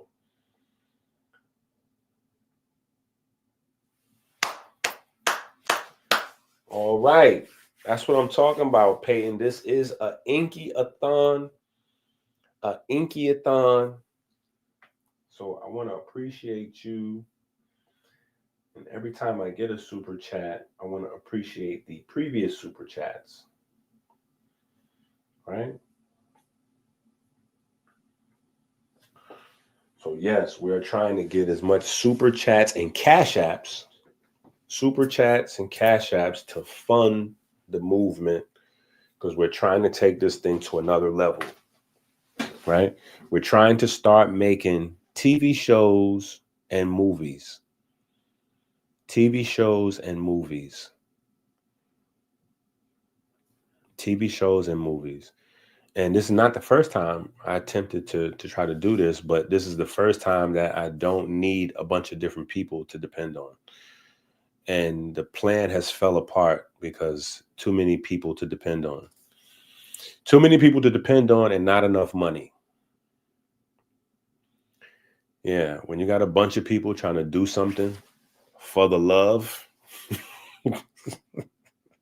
that's never going to work. Bless their hearts. You know what I'm saying? Bless their hearts. But yeah, I try to have people drawing characters. I needed people to draw characters. I needed different writers. You know, just too much. You know what I'm saying? But now, thanks to the ancient intelligence, you know what I'm saying? Now we have, you know, more control, more streamlined. We can get some stuff done. And I've educated myself. I'm still educating myself on the process, but I've learned enough to get to where we can get this thing. We can get busy with the get busy. We can get busy with the get busy. Yeah. So we're trying to push the books for the holidays. We want everybody to buy 20 copies, 40 copies of the books so they can give the books out as gifts. Obviously, we want people to have the books for themselves, but we want cash apps. We want super chats. We really need to fund this thing. And then also, everybody is eating all this toxic, crazy food. I don't see enough detox and bitters orders coming in.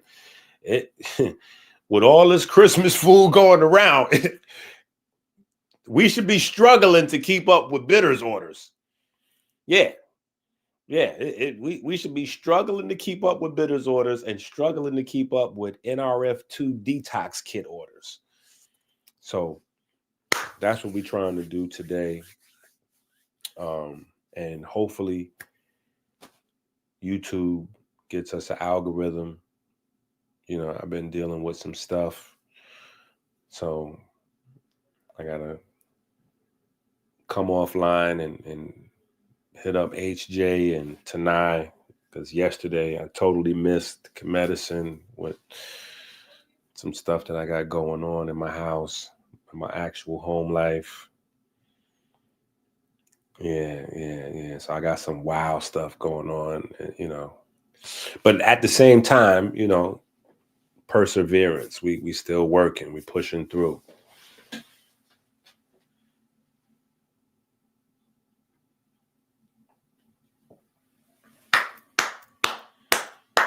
Okay, that's what I'm talking about, Peyton. You always start the wave up. Yeah, you always start the wave up. So we had Kenneth come through, drop something on us. And then, you know, it was a little wild, you know what I'm saying? You know, we had high frequency, drop something on us, and then, you know, it got quiet. It got quiet. And now we got, you know, Peyton fired it on back up. And then we got Blonsky. So I appreciate you guys who are supporting on Front Street. And then I appreciate you guys who are not supporting on Front Street because you done already ordered 675 EnQi books. Right?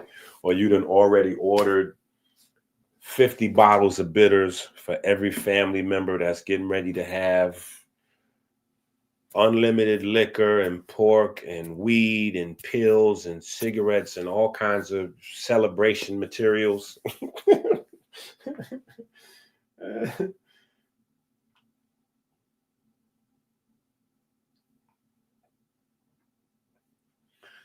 So back to the work though.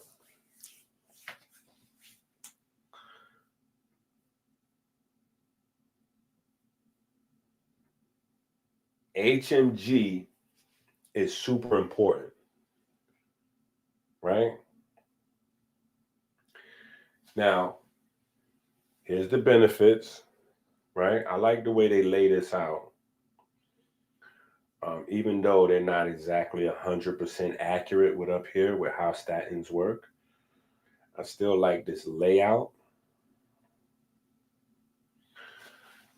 Common side effects: muscle aches, joint pain, headaches, dizziness, sore throat, blah, blah, blah. This is where it gets crazy. Increased risk of diabetes. What? That is the Scammy Davis Jr. That is the trickiest trick bag of all time. Heart disease causes, diabetes causes heart disease. Think about this. Diabetes causes heart disease. How could my heart disease medication worsen the diabetes or cause the diabetes and still help my heart? Like that's not possible. If the diabetes destroys my heart, there is nothing that I could take that worsens the diabetes that's better for my heart. There's just no way to get around that. That's crazy. That's like insanity. Right? All right. Then you got less common side effects, which are memory problems, liver inflammation, muscle damage, right? Rhabdomyolysis, right? These can come as a result of messing with, well, let me not say these. Let me not, but this muscle damage, right? Less common, but muscle damage can happen, obviously, if you lower androgens or anabolic hormone production in the body. Obviously, your muscles are going to feel it, right? Memory problems. A large portion of your brain is actually made out of cholesterol, right? So when they talk about how much fat your brain is made out of, that is cholesterol. A lot of that is cholesterol. Liver inflammation, that is a whole nother conversation, right? That is a whole nother conversation. But let me add this also, because this is another place for diabetes, another secret area of diabetes. Can y'all see my mouse? Oh, okay, you can see it a little bit.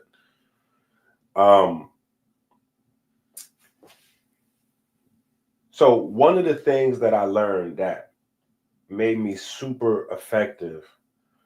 Oh, I appreciate that. Oh, wait a minute. What we doing right now? We going crazy.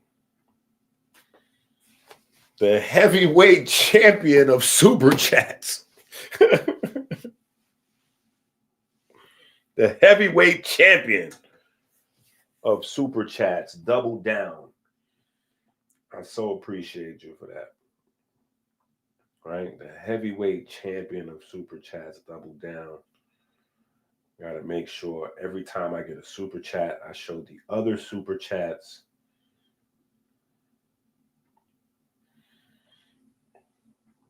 Right? But here's the secret cheat code that I learned. And a lot of people, you know, grabbed this and ran with it. I hear it a bunch of different places, but it comes from me. Some years ago, I started promoting that diabetes lives in your legs. This is more than a decade ago. I didn't do as much YouTubing about it. It was one of the things that I kind of saved for like my consultation people. But diabetes lives in your legs, right? And that was a game changer for almost everybody. If you're, unless you had type 1 diabetes, let me just disclaimer, but all forms of type 2 diabetics, that's a game changer. Understanding that diabetes primarily is a lower body disease is a game changer. Thank me later. Thank me later. Matter of fact, thank me by going to buy 20 books. Go buy 20 books. And when I say 20 books, not 20 different books. I'm talking about 20 copies of the Black's Anatomies for Children's book. So you can give away, right? It's 4 books that's on Amazon. Go buy 5 sets so you can keep 1 set for yourself and give away the other 4 sets, right? Game changer though. And, you know, I just put 2 and 2 together. Nobody was putting 2 and 2 together at this time. This is early 2000s. Nobody was putting 2 and 2 together. People would tell you like, okay, diabetes is blood sugar. And the people that were more well-rounded with the information, maybe more educated, you know, you would get into maybe, what was popular back then? Magnesium was a game changer. People had started really talking about magnesium. So if we having a diabetes convo and somebody mentions magnesium, that was a sign like this person is really hip, like they really well read on the subject. They know about magnesium. Now, obviously, I would bust people out because I would realize they was faking it. Yeah, you don't know nothing about that because you telling people about magnesium pills. If your conversation is a magnesium pill, then I know you don't know what you're fully talking about. You just saying something to us that you heard somebody else saying. You didn't do the research yourself. Because if you did the research yourself, then what you would be saying is that people need to eat more greens. Because the reason why greens are green is because there's chlorophyll, and chlorophyll is magnesium. It's the magnesium molecule, pigment, you know what I'm saying? So that's where you're supposed to get your chlorophyll. Literally, the sun makes the plants, the carbohydrates. In the carbohydrate, the natural carbohydrates is the stuff that allows your body to break down the carbohydrates, right? The Twinkies don't have the stuff in it to let your body break down the carbohydrates. It's just the carbohydrate. But anyway, magnesium was a thing. What else?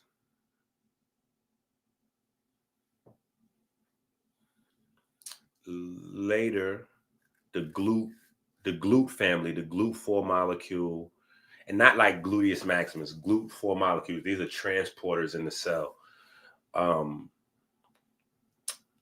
That conversation became important. You know what I'm saying? So you would see people swaggy like, oh, you know about the GLUT 4 molecule and the magnesium, mag ATP, and oh, you know about, okay. Yeah, so this person knows what they're talking about. But that was kind of it, you know what I'm saying? So you had that space.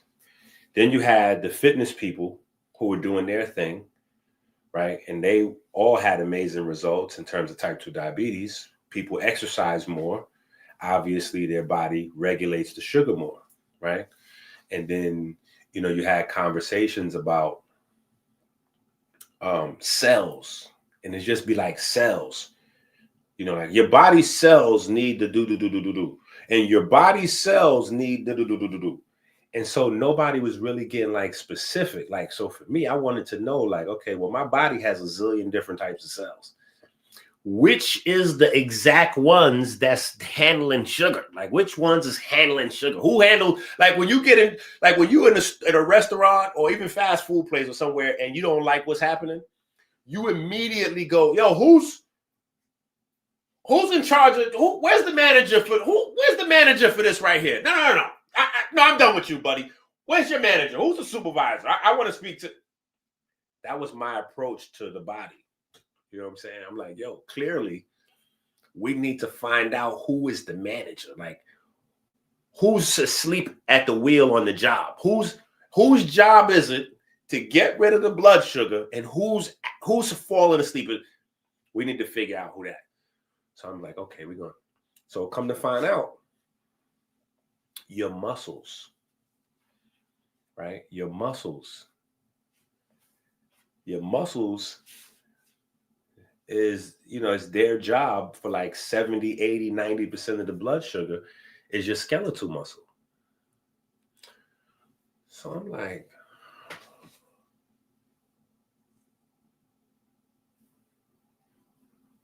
now this makes sense that the obese people get the diabetes and the diabetes people get obese, because neither group is using their muscles. I'm like, oh, everybody. As an herbal salesman, I'm getting ready to say something that the rest of the herbal community is going to crucify me for. Forget about buying the herbs.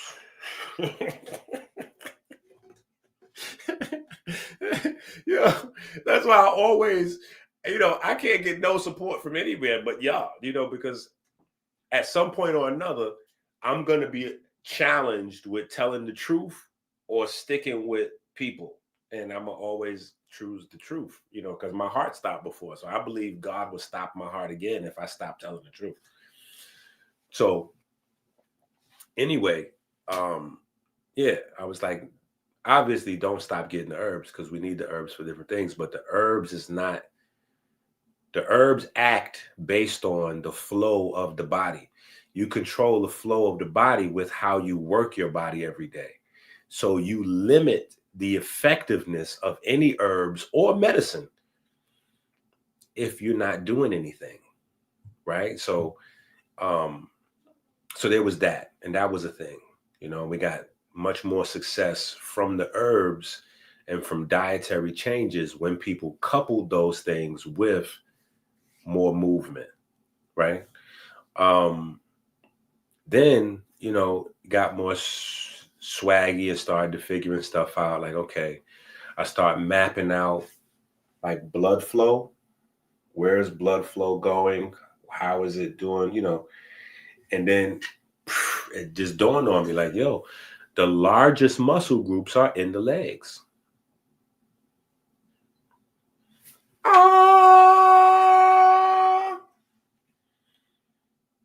The largest muscle groups are in the legs, right?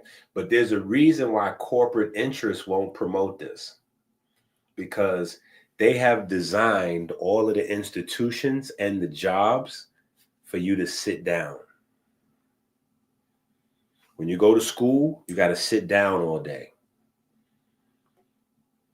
Little boys that obviously have more testosterone because, you know, they're boys, their body naturally resists sitting down all day. Period. They just, their body, something in them is telling them this is not right. We're not supposed to be sitting down all day. So when I opened up my school, the cheat code that I used was we start exercising in the morning first. So I don't work that sugar all out your body. So now when I tell you to sit down, you actually want to sit down. You're like, it's about time. Yeah, man. Woo, come on, Doc. Come on. Yeah, thank God. Yeah. Me and Mark used to work them babies, period. And then at lunchtime, we work them out again. Yeah, we was working them kids. We was working them kids. You know what I'm saying? But putting two and two together, learning that the muscles is responsible for most of your blood sugar metabolism, and then finding out that your largest muscle groups was in the lower body. So that means the muscle's responsible for most of the sugar, but my biggest sugar factories or sugar conversion factories, right, are in the legs. That's where the primary electricity is generated, right? Because we're not really burning sugar or burning fat. We're actually turning the sun's energy via plant matter into electricity, right? And we're using that electricity to turn that electricity to recycle kinetic energy and light, right? That's what ATP supplies us with, kinetic energy for our proteins and light, right? But yeah, so that was like, and the trick is whenever you sit down, whenever your thighs, think about it like this, when your thighs form that 90-degree angle,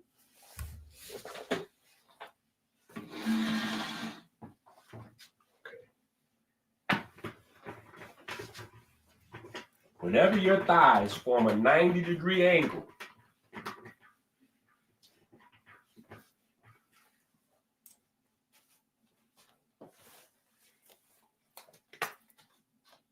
right? Right? Here's your stomach. Here's your chest, right? Here's your thighs. When your thighs and your upper body form a 90-degree angle, this right here puts a pinch on your aorta, right? Your aorta, right? Let's say this is your heart. Your aorta goes like this, right? This is how your aorta goes, right? And then it branches off. And when stuff branches off, it's called something else. But technically, everything you got is aorta, right? The little offshoots from your aorta, you call those arteries. And then the offshoots of those offshoots, you call capillaries, right? And then the ones that circle back around. Anyway, so when you sit down, you pinch this right here. You pinch it right there. When you pinch it right here like this, you shut down the blood flow to the lower body. So when you stop the blood from flowing to the lower body, you literally stop your body from metabolizing sugar just by sitting down.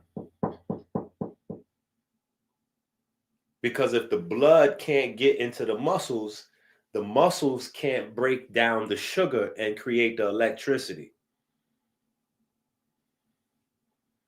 Now, over years, I learned that this goes into a nasty cycle, right? This goes into a nasty cycle because what happens is if your blood can't get to the muscles, so your muscles can't break down the sugar, they can't produce the electricity, you don't have energy. And so because you low on energy, but you still got stuff to do, you at work, you at school, you got the kids, you got whatever going on, you go to grabbing something else to eat. So you go grab something else to eat so you can get a boost of energy, or you go get you a sugary drink or snack or whatever, but you go to putting something down to get more energy. Well, that means now you got higher blood sugar, but you still ain't breaking none down. So your blood sugar just going up. So your body's going to see that as a stressor, and then it's going to start releasing cortisol and some other stuff to push that stuff into the fat cells. So now the fat cells get fatter, right? You still low on energy though, right? So anyway, total game changer, figuring out this thing with blood sugar and the lower body, right? Your quads, your glutes, your butt cheeks, right? You need to focus on them butt cheeks. Okay? Not in a Josh Hart Brunson kind of way. I'm just saying, you need to focus on them butt cheeks because your glutes are your body's largest, probably most important muscle. We don't think about that. We only think about our butts in a sexual kind of way, right? But your butt is a very important muscle group, not only for blood sugar and metabolism, but also for your pelvis and your spine alignment, right? Your pelvis floor, and your spine alignment, all of these muscles on the interior in here and around the back, they all tied into your butt cheeks. So butt cheeks are important. In fact, that is the science behind the cultural ritual and cultural phenomenon of being attracted to somebody based on their butt. You know what I'm saying? There's a science to it. Yes, there's some other reasons to it, but there's a science also associated with reproductive health, right? Reproductive health, a large storage of omega-3s and some other stuff. But there are reproductive reasons why we have certain attraction to certain people. You know what I'm saying? Why women look at men and they see broad shoulders or this or that, or we're attracted to intelligence, or we look at women and see this, that, and the other, and boobs. And some of these things, society, we've just made up our reasons for whatever. But there are archaic reasons that are tied to reproduction of the species, which is why we have certain attraction to physical features and stuff.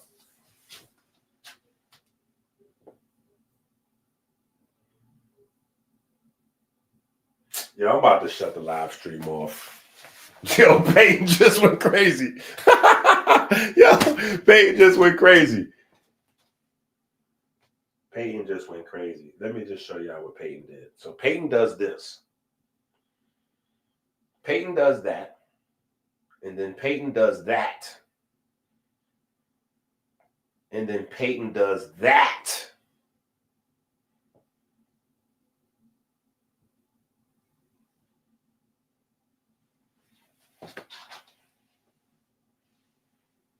Very humble.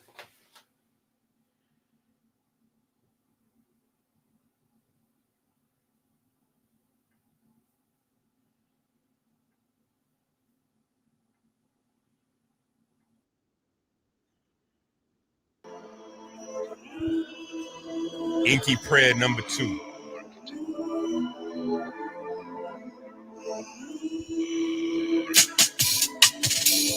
We give thanks and praise to the Most High God for the divine spark that set our cells into perpetual motion.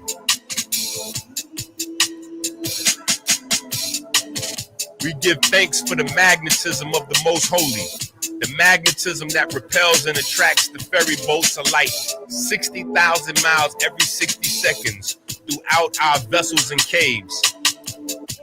We give thanks for the ability to drink clean water every 60 minutes, flooding the river of life.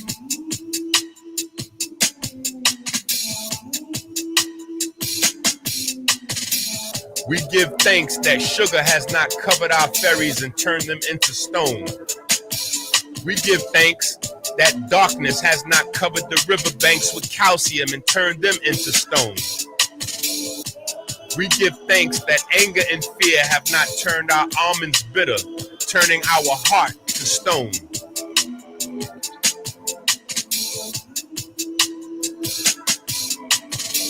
We give thanks for smooth sailing upstream through the valley of death, through the superior vena cava into the right atrium.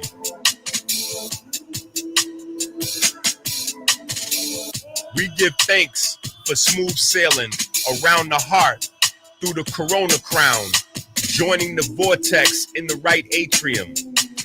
We give thanks for the perfect black solar repeater that induces the primary electromagnetic wave, opening the mouth of the Kodesh HaKodeshim. We give thanks for the mechanical wave produced when the mouth of the Kodesh HaKodeshim closes. We give thanks to the ray wave, reflecting on the semi-lunar valves, opening a pathway to the vineyard. We give thanks for the mechanical wave produced when the lunar gate to the vineyard closes. We give thanks to the Most High God that provides the light and our breath, and the light in our breath. We give thanks for the fine olfactory system that makes our grapes ripe with light. We give thanks for the Jed pillar that provides us with a stable fleet of ferry boats to dock in our vineyard. We give thanks for smooth sailing through the pulmonary vein into the storm of the left atrium. We give thanks for the perfect black solar repeater that induces the primary electromagnetic wave, opening the mouth of the Kodesh HaKodeshim. We give thanks for the mechanical wave produced when the mouth of the Kodesh HaKodeshim closes. We give thanks to the ray wave, reflecting on the semi-lunar valves, opening a pathway into the holy royal arch of the Wa scepter. We give thanks for the mechanical wave produced when the lunar gate into the holy royal arch of the Wa scepter closes. We give thanks for the magnetism of the most holy, the magnetism that repels and attracts the ferry boats of light 60,000 miles every 60 seconds throughout our vessels and our caves. Amen.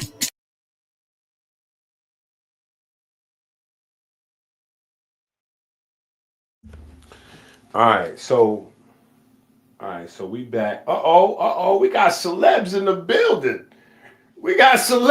building. Shout out to Abundance Child. We got celebs in the building. And High Frequency TV is back at it. That's what I'm talking about. That is what I'm talking about. I definitely super appreciate the super chats. Celebs in the building. All right, let's go to episode 3. The lunch trays were barely stacked before the bell rang. When the 11th graders, the lunch trays were barely stacked before the bell rang. When the 11th graders entered, something was different. The blue mats had been rolled away, stacked like towers against the wall. No basketballs, no wrestling ropes, no sparring circles, just polished wood stretching from end to end, shining like a challenge. At the center court, Baba Malik, arms crossed, stopwatch hanging from his neck, His voice carried like a drumbeat. Today, he said, no flips, no drills. Today, we talk about the engine, your heart. The children shifted, curious. Malik pointed to the giant board where he had already written numbers and arrows. Heart rate and fuel. Your resting heart rate tells you how efficient your engine is. The lower it beats while you're calm, the stronger it is. As heart rate rises, your body decides which fuel to burn. At lower intensities, you burn mostly fat. Slow, steady fire. As intensity rises, the system grabs sugar for quick, fast energy. Neither is bad, but knowing the difference is power. If you want endurance, you train your heart to burn fat. If you want speed, you sharpen your sugar. Cardio zones.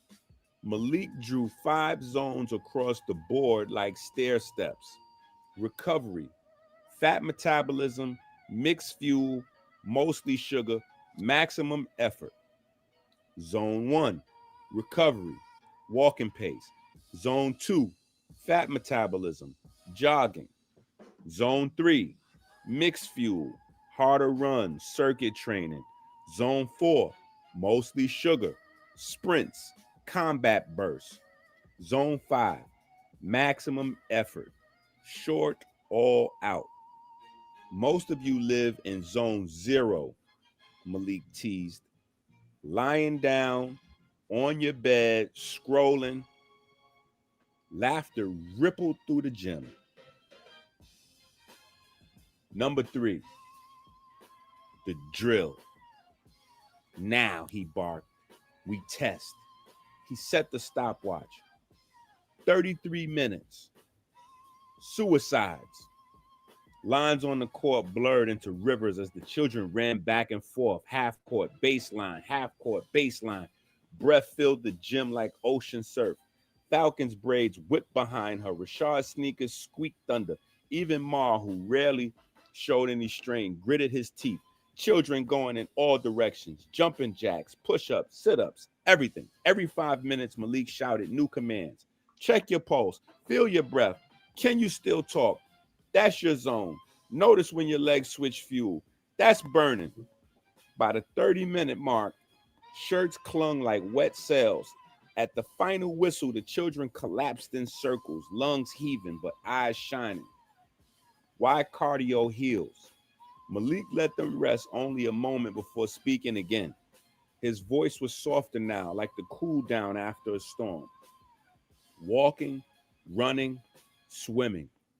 He looked from face to face. These are miracles you could do without a prescription. Walking lowers blood pressure, clears the mind, teaches the blood vessels how to relax. Running strengthens the heart muscle. Every step, every beat, every rep, every stride is a current. Swimming, the perfect conductor. Water pressures your chest, forces the lungs to grow stronger. Every cell learns a new rhythm. He knelt, pressing his palm flat to the court. The heart is not a machine, it's a musician. Cardio is practice. Every step, every stroke, every breath is rehearsal for the greatest song your body plays. The gym was silent except for the children's pounding chest. Steady now, slow together, like one great rhythm. Christopher whispered, still half breathless. So cardio isn't punishment, it's rehearsal. Malik smiled. Exactly. And rehearsal is how you become conductors. In the beginning was the way was God, the way was God, the way was hard. Every step a symphony. Let's go to Amazon and get all our books, please. Black's anatomy, teach your children, teach your children, teach your children to be a victim.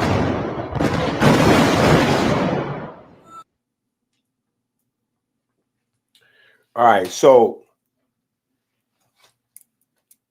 chapter 3 in book 2, right? Chapter 3 in book 2, we go into, making sure the mic is on. We go into the heart zones. Now, the regular conversation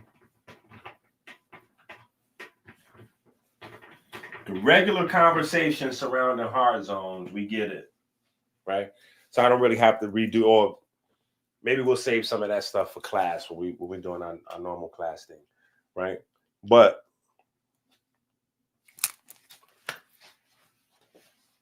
when they talk about heart zones, right?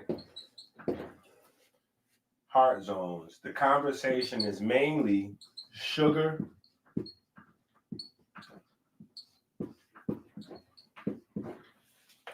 versus fat, right? If you're in this type of heart rate, you're burning fat. If you're in this type of heart rate, it's sugar, blah, blah, blah, blah, blah, right? What never comes up in part of the conversation is the magnetism of the heart, right? How does heart zones affect magnetism?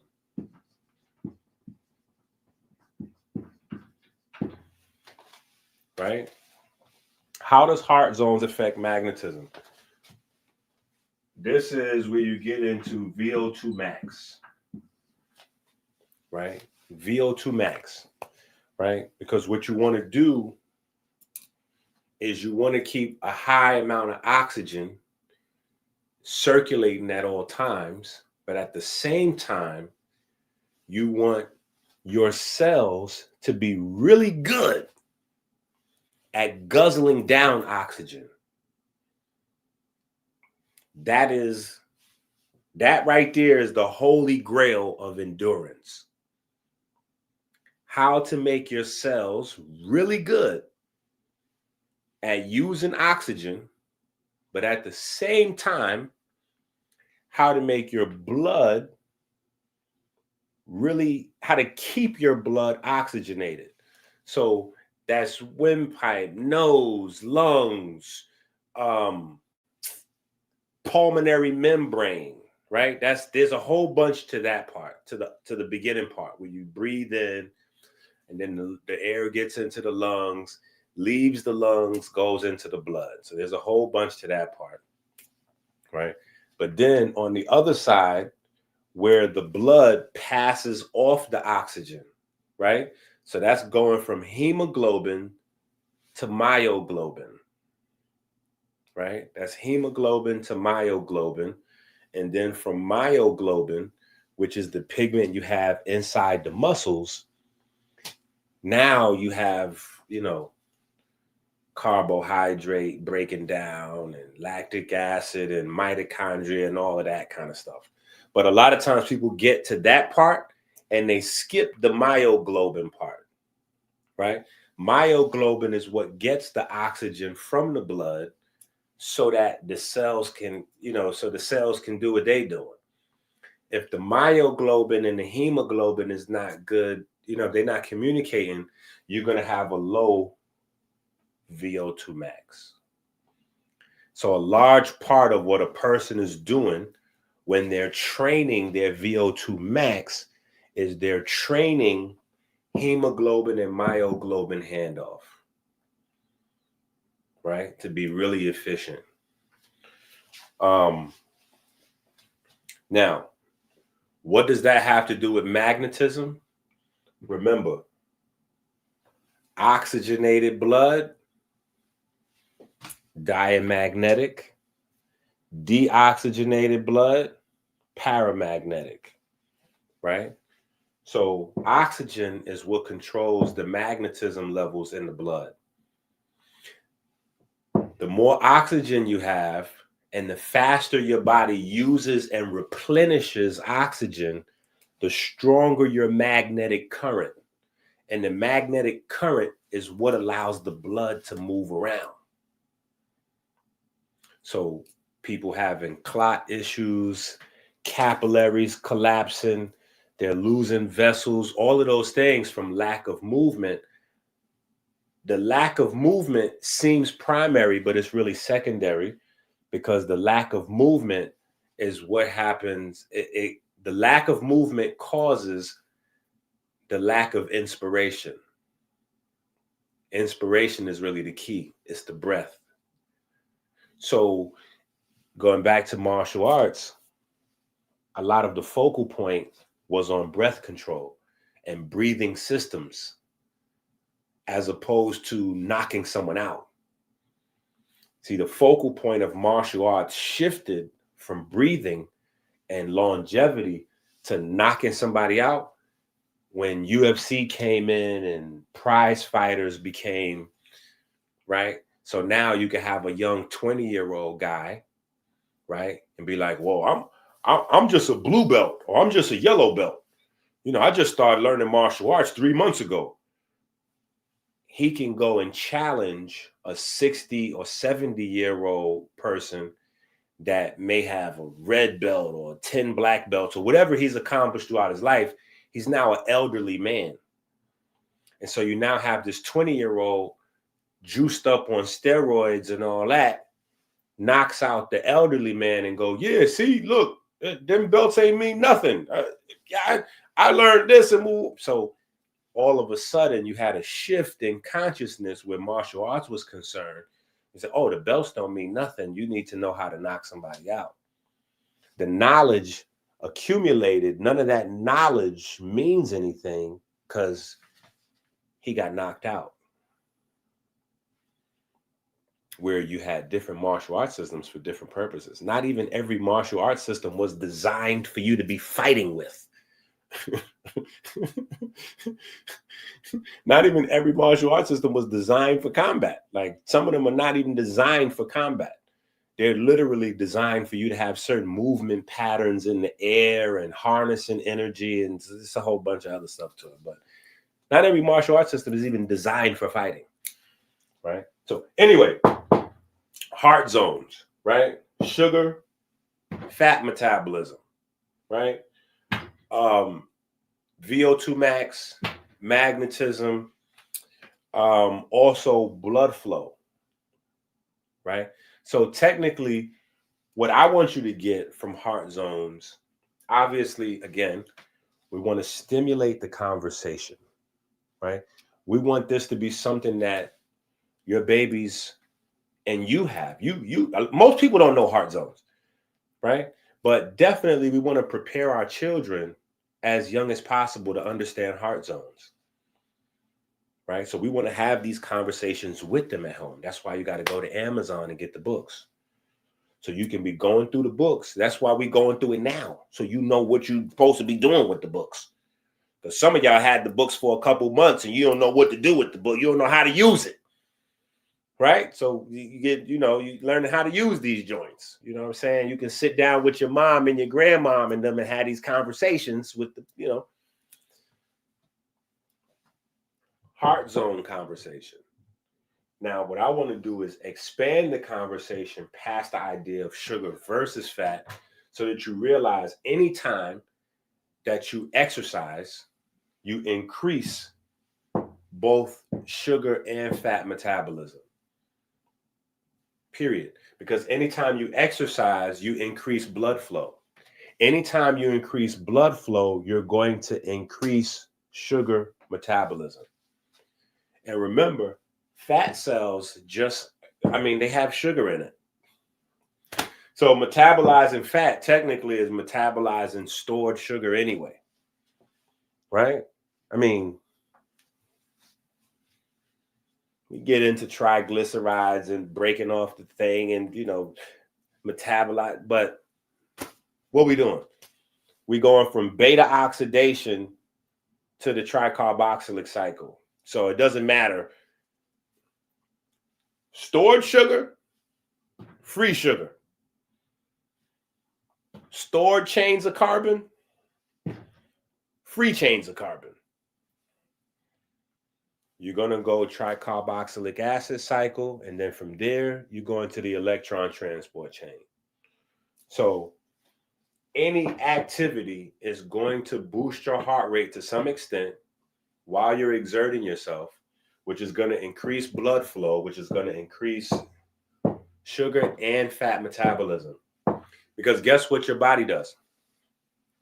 Say, for instance, you're in one of the heart zones that primarily only burns or only metabolizes sugar, right? What happens when you run out of sugar?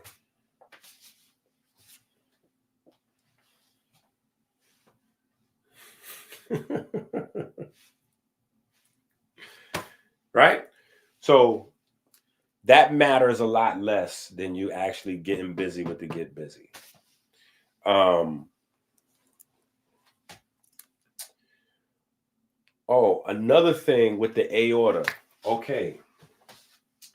We talked about a little while ago, we talked about whenever you form this 90-degree, right, with your thighs and your upper body, right? Whenever you form this 90-degree, you cut the blood flow to the lower extremities, right? Well, not only do you cut the blood flow, but because you cut the blood flow, you also reduce nitric oxide activity. You also reduce the nitric oxide activity. And when you reduce nitric oxide activity, you reduce your body's circulatory flow all the way around, the flow of the blood into the muscles, and more importantly, you reduce the lymphatic system's job. You reduce the lymphatic flow, right? So this not only cuts down the circulatory system, sitting, just so we clear, sitting on your butt all day not only reduces your blood flow to the large muscles where sugar is metabolized, it also cuts your lymphatic system moving, and it also cuts down your nitric oxide, right? All of these are conversations that you need to pull out of the chapters of these books. These are not like Harry Potter's book. This is why I'm saying we should be outselling Harry Potter. We need to outsell Harry Potter. After this conversation today, in 24 months, I should be bigger than Harry Potter.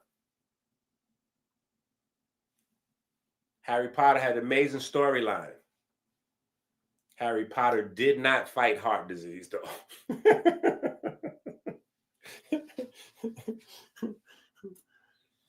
Right? Donald Gowan's books was amazing. Donald Gowan's books did not fight heart disease. Right? So all of these we need to be able to pull out of the chapters, right? And then some more advanced conversation, obviously you can talk about how more heart activity leads to more aorta activity, right? The Wasceptor gets active, right? And the more your Wasceptor gets active, right? The muscles, it's made out of smooth muscle. The more your aorta contracts and relaxes, that sends signals, those pulsations from your aorta is what, I keep thinking I still have it up here, but from your aorta is what controls your cerebral spinal flow, right? So the pulses from the aorta control your cerebral spinal flow. So it's not just a matter of blood flow, lymph system, nitric oxide. Nitric oxide is a part of the contraction and relaxation of the aorta, which is going to regulate cerebral spinal fluid in the spine and the brain, right? So all of these are conversations that can come out of these chapters. That's why we're having,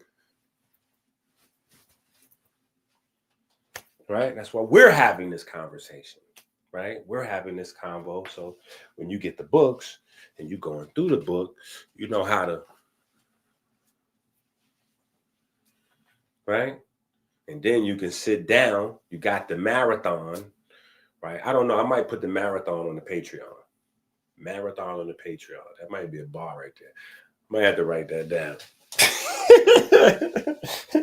That might wind up in a song right there. Marathon and Patreon. I don't know. Yeah, that might wind up somewhere. Just saying. Marathon and Patreon marathon. But anyway, you will have the little episodes, right? The episodes we're going to leave on YouTube, right? The episodes we're going to leave on YouTube, and, you know, God willing, right, we'll get more support, more funding. So book 3 will be like a full animation. Book 3, I'm looking to do a full animation with. So you've seen book 1. Book 1 was like, book 2, we getting there. Book 2 is kind of, we getting there. I don't have the lips, you know what I'm saying? I'm still telling the story because I don't know how to do the lips yet, right?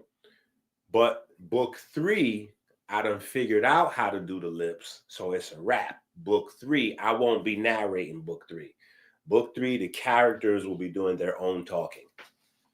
I might sprinkle a little narration in between of those few spots, but the characters will be doing their own talking.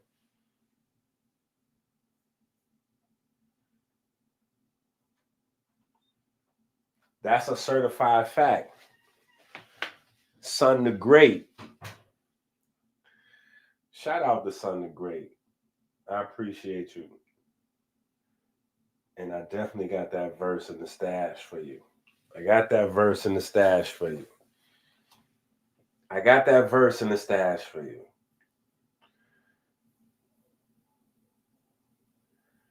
All right, now hold up. We're going from episode 3. Did we do episode 2? Yeah, we did episode 2. Right? Because episode 2 is the heart medications. Episode 3, heart rates. Right? So we're going to episode 4, which is...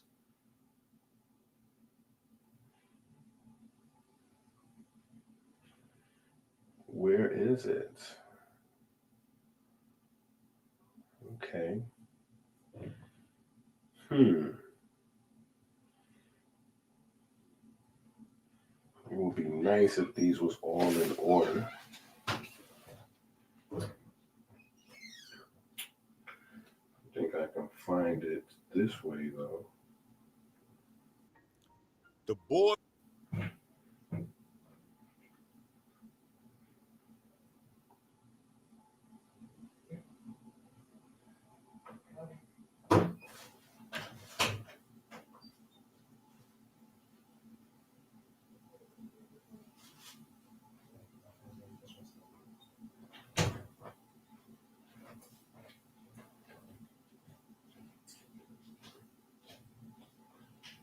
Where's episode 4?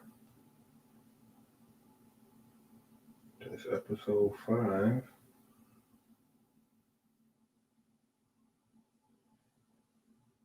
Okay, I think I might have just messed up the number, and that might be episode 4. That night, the palace didn't feel like a fortress. It felt like a forge. Screens glowed in every hallway. Katina Gilliam's perfect smile replayed on a loop. Her flawless serve cut into ads.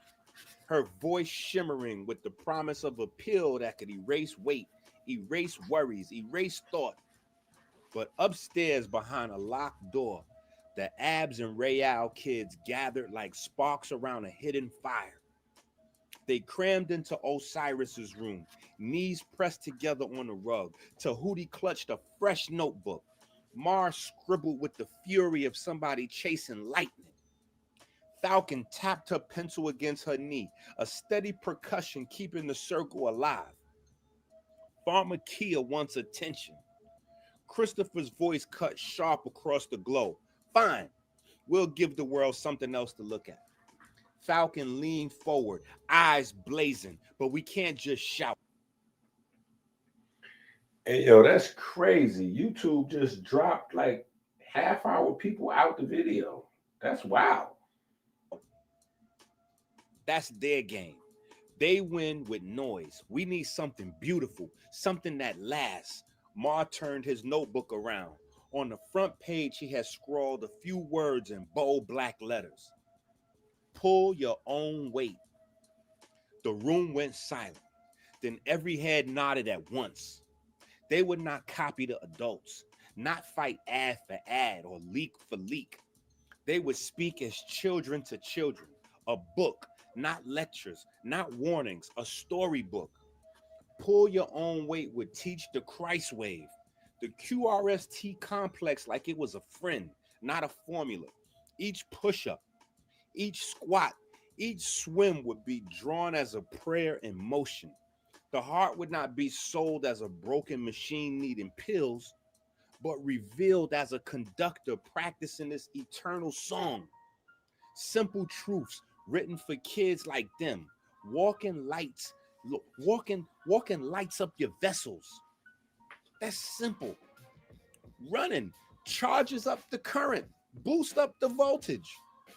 Swimming presses the lungs into rhythm. A children's book against a corporate empire. Taking notes from their teachers, they remember Dr. Rich's words scrawled across the chalkboards. Medicine adjusts the numbers, but movement adjusts the current. Statins can't teach vessels how to breathe. Only your body rehearsing makes the song strong. They remember Baba Malik's sweat-stained drills, cardio zones sketched as stair steps, 33 minutes of suicides and squats and push-ups and sit-ups, and they whispered truth that walking, running, swimming. Those were the real lessons of the heart. Falcon's voice cut through the memory. Every page of our book has to move the reader.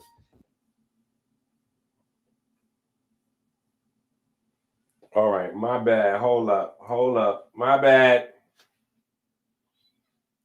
Episode 4 is up here. I couldn't find it. The boardroom glass shimmered with Cairo's skyline, but inside the Pharmacia tower, the air was heavy, charged. Around the table sat men and women in sleek suits, badges of wealth glittering at their wrists. No one smiled, but no one panicked either. The leaks had burned across the world all night. Profits exposed, failures laid bare. Yet Pharmacia's executives leaned forward with the kind of hunger only empires breed. The chairman raised a hand. Damage is real, he said, voice low but even. But chaos is also opportunity. We don't need silence, we need noise. Screens lit the walls, display mock-ups and strategies, 3 parts, a war plan. The doctor influencers, they trust white coats. People trust white coats, one strategist explained. So we dress up the doctors and we send them out there on social media. Not lectures, but dances, jokes, viral clips. The doc next door becomes the channel. Stay on your meds. Preach the science. Trust science. Don't listen to radical pseudos. The second part of the plan is the athletes. We put big billboards everywhere. Katina Gilliam, the greatest tennis player ever. Tall, beautiful. She'll be our lighthouse. Katina's story will be simple. These drugs saved my life, kept me slim, keeps me strong. She'll post, she'll glow. The boardroom yelled out excitement in unison. And then the third part will be the new drug, of course. That's what will crown the campaign a miracle, a fat loss supplement. Obesity gone in months. No diets, no gyms, no prayers, no movement. Just beauty in a bottle, skin glowing, weight gone. Beautiful forever. Applause rippled like thunder. The real battle, the chairman leaned forward, eyes cold. Understand, this is not science, this is theater. A war of attention. Mind harvesting. Good versus evil. That's for poets. What matters here is clicks, attention. We flood them with images until we drown out the truth. He tapped the screen where Katina's smile gleamed over the highway. Nature versus science, profits versus people, children versus corporations. That's the story they'll try to tell. So we make sure our story is much louder. The room went silent, then filled with nods. Outside, traffic streamed, ordinary people hurrying, unaware of what was cooked up inside the tall offices of Pharmacia, declaring its counter-strike. In the beginning was the way it was God, the way it was God, the way it was hard. Okay, yeah. So 4 was there. 4 was there. I couldn't find 4. So 4 is less sciencey. 4 is less sciencey than the other than the previous chapters, where we go into heart disease, first chapter. We go into heart medication, second chapter. Physical fitness, heart zones, third chapter. Fourth chapter is more about the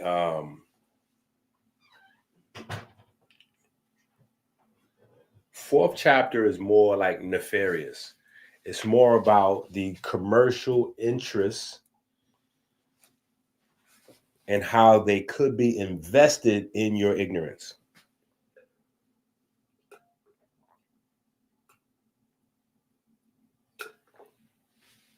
Not only that, the undercurrent is learning about something that was a game changer for me anyway. Learning that scientists had to get grants to do research, so they were paid to say and write whatever. But also doctors as well, right? So there can be an angle, right? There can be an angle. And usually on social media, when you see a bunch of people pointing at the same time, different sources, usually there's a collective narrative. And, excuse me, if you watch social media enough, social media will tell on itself. Because what will you see pop up? You'll see training programs for people that will tell you how they can strategize social media. You'll also see get rich quick programs will tell you how you can make X amount of thousands of dollars by making multiple faceless YouTube pages or Facebook pages or whatever the case may be. And so you can control 10 or 20 different pages, each one being a stream of income. Well, when you learn that, one of the primary things they tell you is that you got to keep your identity secret, because the whole idea is to make it seem like all of these different pages are separate pages. So they're all promoting something individually that just happens to be the same thing, which makes it seem like it's correct. It gives credence to whatever they're pushing, whatever the narrative is, right? So this is how a product like AG1 can afford to be promoted by, you know, Joe Rogan and Huberman and this one and that one, because they're paying $5, $10, $20, $30, $40, $50,000 a month to these guys. It's not because the product is amazing that they're promoting it. They're promoting it for the money. And then the money is then translating to the sales, right? So in chapter 4, we kind of create this conversation where people can dig into the corporate interest of social media. And that's growing every day. That's growing every day. Like right now,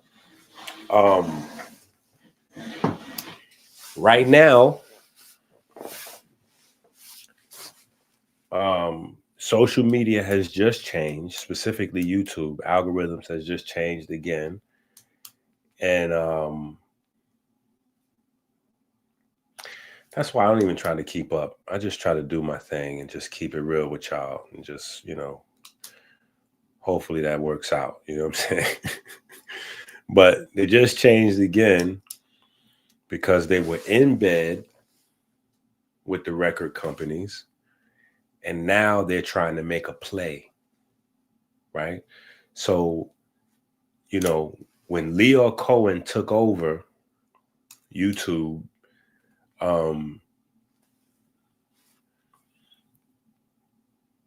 from a standpoint of a YouTube user, right?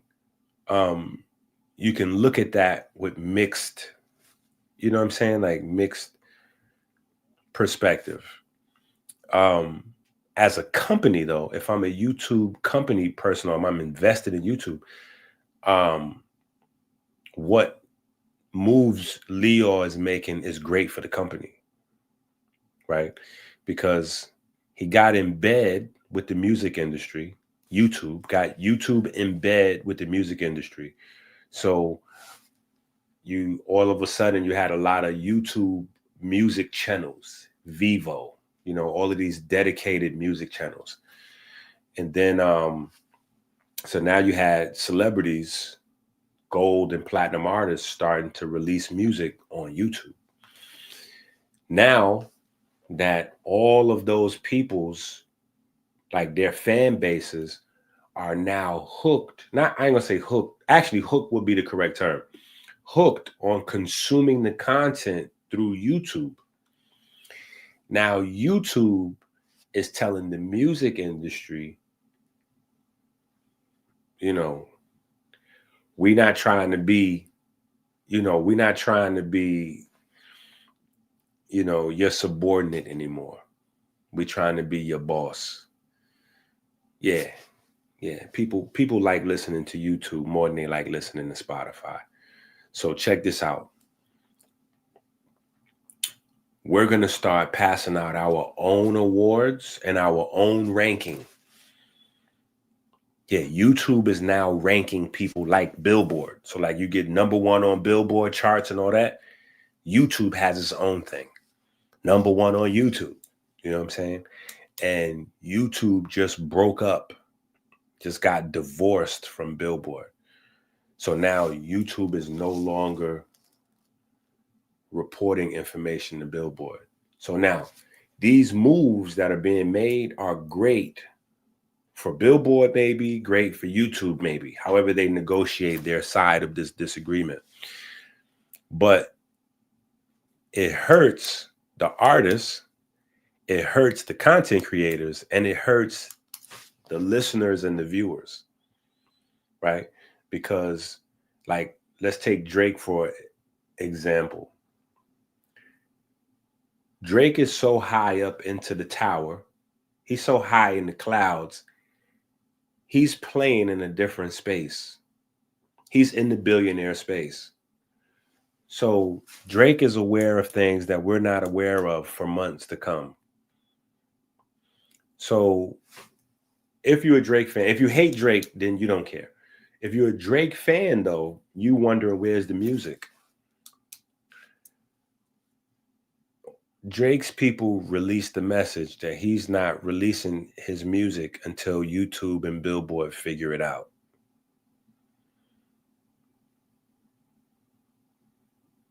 So if you're a Drake fan, you're not getting any music. And Drake's not the only one. There's a few other artists that are like, we're not releasing no more music until they figure it out. So while that's good, maybe for YouTube or maybe for Billboard as a company, the people who listen, they're looking for the music, like the whole holidays. This is why we've been releasing our own music. We're loaded. We've released thousands of songs. Just go to the playlist, right? But I'm just saying, it's no music, right? So right now, there's no music because streaming is beefing with traditional music. Like Hollywood is having the same thing going on, right? Traditional TV is beefing with streaming platforms, and streaming platforms is beefing with traditional TV, and they're all fighting over advertising dollars, right? Now, once the beef is settled, it's going to be better for content creators, right? It's going to be better for artists, right? Because artists will get paid more, content creators will get more prioritized. There'll be more ad revenue. Maybe, you know, instead of getting 1 penny per view, we might get a whole nickel. Maybe we'll get 2 or 3 pennies.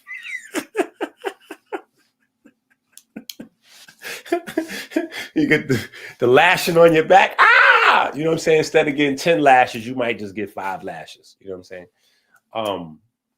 But there'll be some degree of improvement in what the conditions are. But things are changing. You know what I'm saying? Things are changing, and it's gang, you know, it's gang. You know what I'm saying? Because a lot of times from outside in, corporate America is one entity. But inside, it's not. It's various corporations, and they be at war, trying to take each other head off, trying to kill, trying to body, unalive one another. Right? So so that's what's going on. That's why there's, you know, that's why Netflix exists. That's why Netflix is giving out such big checks and contracts, because of the fact that they were able to kill off a large part of the home entertainment business, right? And so now that Netflix is a pioneer, now you have Tubi and other little streaming platforms trying to come up. You know, Roku is out there somewhere doing something. But you have a lot of different entities trying to take advantage of the streaming side of things, which empowers John Q. Public, right? So translate all that to say, you got to get the books and you got to send me some money. Yeah. Like, Ink, we didn't see that coming. We thought you was getting deep for a second. No. We got deep all day for 4 hours. That I wasn't getting deep right there. That was just a matter of fact kind of moment. That was a matter of fact kind of moment. Whenever there's chaos, there's opportunity. And so there's an opportunity for us to transform how we package our information and change the world again. Yeah. Our little tiny small group. Yeah, we can change the world again. Yeah.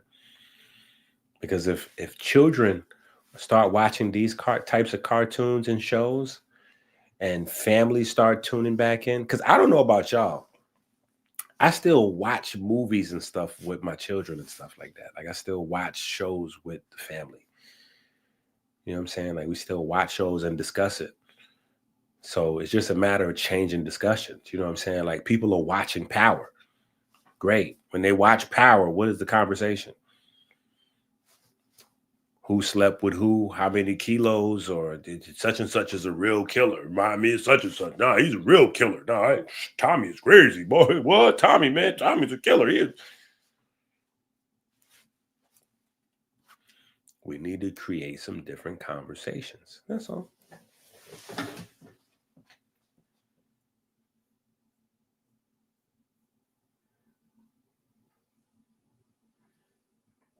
So we need to know that. And we need to know that sometimes when we do stuff, right, we think because we're small, like we're powerless. No. We send out ripples.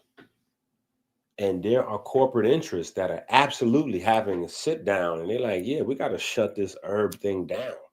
We got to shut this natural whatever. We got to shut that down. We got to get more market share. We got to do this. And so corporate entities will put puppets into the herb space, into the natural space. They'll get doctors to get into the naturals. They'll do what they need to do to control the interest. Then once they get a control of the market share, then they can bring them back to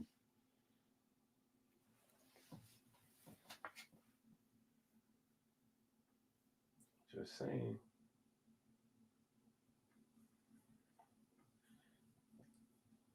I'm just saying. That night, the palace didn't feel like a fortress. It felt like a forge. Screens glowed in every hallway. Katina Gilliam's perfect smile replayed on a loop. Her flawless serve cut into ads. Her voice shimmering with the promise of a pill that could erase weight, erase worries, erase thought. But upstairs behind a locked door, the ad. Disclaimer. If Katina Gilliam sounds like Serena Williams, it's just coincidence. Abs and Real kids gathered like sparks around a hidden fire. They crammed into Osiris's room, knees pressed together on a rug. Tahuti clutched a fresh notebook. Mars scribbled with the fury of somebody chasing lightning. Falcon tapped her pencil against her knee, a steady percussion keeping the circle alive. Pharmakia wants attention. Christopher's voice cut sharp across the glow. Fine, we'll give the world something else to look at. Falcon leaned forward, eyes blazing, but we can't just shout. That's their game. They win with noise. We need something beautiful, something that lasts. Ma turned his notebook around. On the front page, he had scrawled a few words in bold black letters. Pull your own weight. The room went silent. Then every head nodded at once. They would not copy the adults, not fight ad for ad or leak for leak. They would speak as children to children. A book, not lectures, not warnings, a storybook. Pull your own weight would teach the Christ wave, the QRST complex like it was a friend, not a formula. Each push-up, each squat, each swim would be drawn as a prayer in motion. The heart would not be sold as a broken machine needing pills, but revealed as a conductor practicing this eternal song. Simple truths written for kids like them. Walking lights lights up your vessels. That's simple. Running charges up the current, boost up the voltage. Swimming presses the lungs into rhythm. A children's book against a corporate empire. Taking notes from their teachers, they remembered Dr. Rich's words scrawled across the chalkboards. Medicine adjusts the numbers, but movement adjusts the current. Statins can't teach vessels how to breathe. Only your body rehearsing makes the song strong. They remember Baba Malik's sweat-stained drills, cardio zones sketched as stair steps, 33 minutes of suicides and squats and push-ups and sit-ups, and they whispered truth that walking, running, swimming. Those were the real lessons of the heart. Falcon's voice cut through the memory. Every page of our book has to move the reader, not just words, diagrams, challenges. It has to be alive. The writing begins. By midnight, the room had become a factory of creation. Chanel and Nadessa strung words into rhymes. Push the ground pushes back. Your heart keeps rhythm, it never lacks. Osiris and Tahuti bent over arcs, glowing tablets, shaping the Christ wave into a smile that pulses like a friend across the page. Christopher mapped the table of contents with military precision. What is the QRST complex? Why your heart loves movement.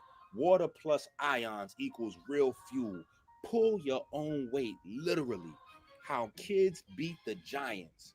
Mars' eyes were wide and wild, sketching the cover. Children holding up the earth like their own arms, sweat dripping like light. The air smelled of ink, paper, and electricity. They weren't just students anymore. They were authors, builders, conducting a new current. The response as dawn cracked Egypt's horizon. Kemet's new dawn. Pharmakia's ad still blazed across the highway. Katina Williams' perfect frame glowed from every billboard, every feed, every glowing window. The world pulsed with her face, her promise. But in the palace, the children bound their first draft together with tape and string. On the cover, in bold, defiant letters, the title glared back at them. Pull your own weight. The Children's Guide to the QRST Complex. Falcon whispered. They've got their influencers, we got our book. Christopher added, and books last longer than billboards. The war of attention had a new weapon now. Not noise, not ads, not money. Pure light. In the beginning was the way was God, the way was God, the way.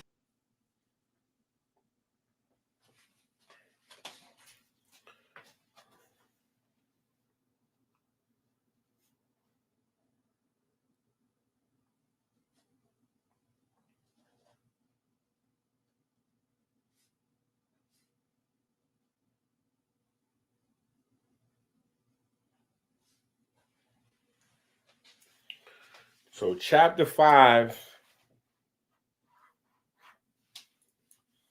is when they come up with the master plan. Chapter 5 is when they come up with the master plan. I appreciate you, Paul. Listen, this is our fundraiser and our EnQIATHON. We need folks to buy 20 copies, right? 20 copies, 50 copies, 100 copies of the books. Like, yo, Ink, hold up now. 100 copies. 100 copies. How much is the book?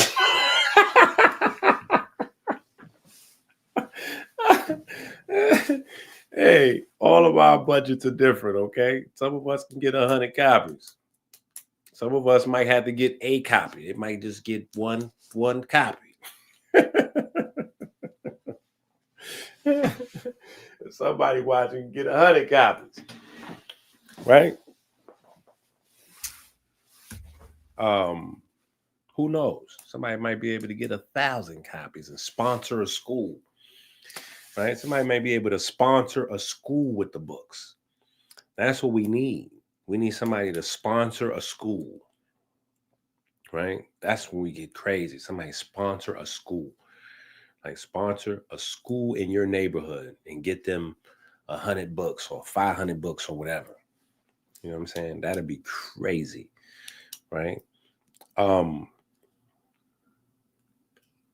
But these are entrepreneurial concepts that are also embedded within the framework. So there are self-empowerment conversations, right? There are youth entrepreneurial conversations outside of the STEMs and the health and the science and all those things. There are conversations that you need to have with your children about the changing world. Because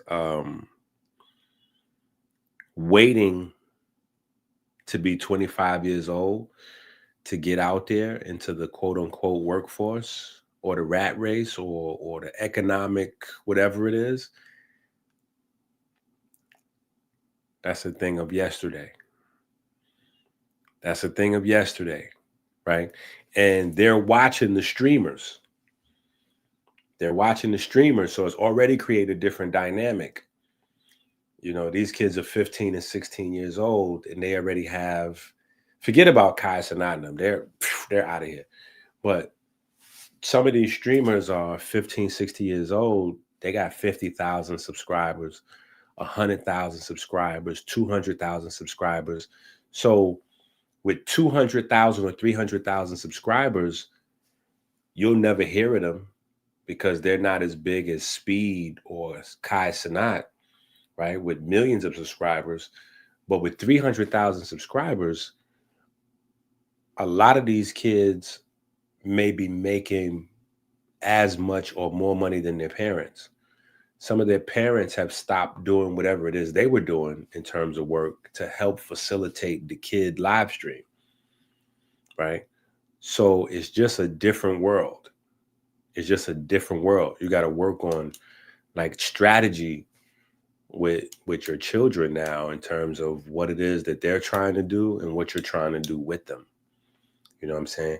Some things may turn into a faster turnaround for money than some other things, but you do have to be actively engaging them in some sort of thing to set them up for later on, or at least give them some doors that could be open for later, right?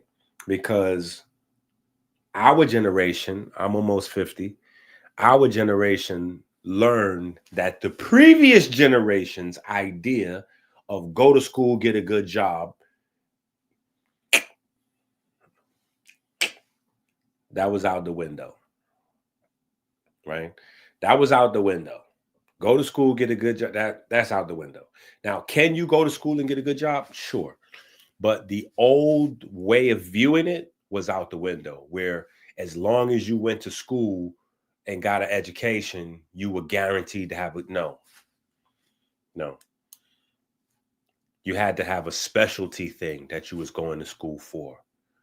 Like, go to school for this, acquire this skill.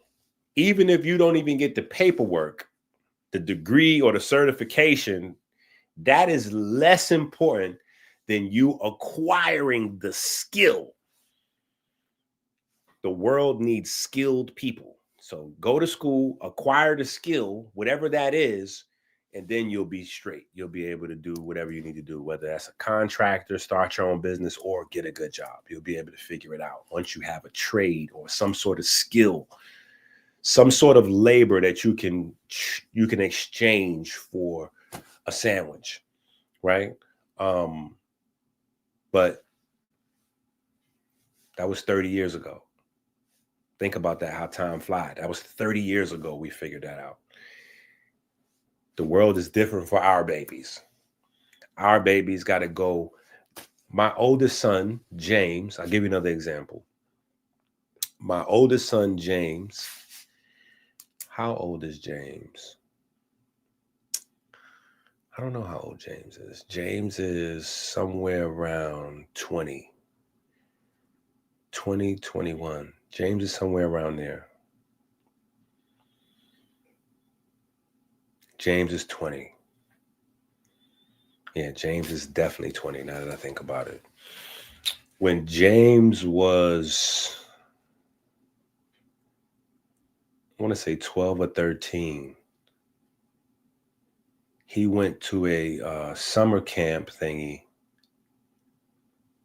And the summer camp was like a Microsoft affiliated whatever, to learn some computer coding, whatever, some computer skills for the summer.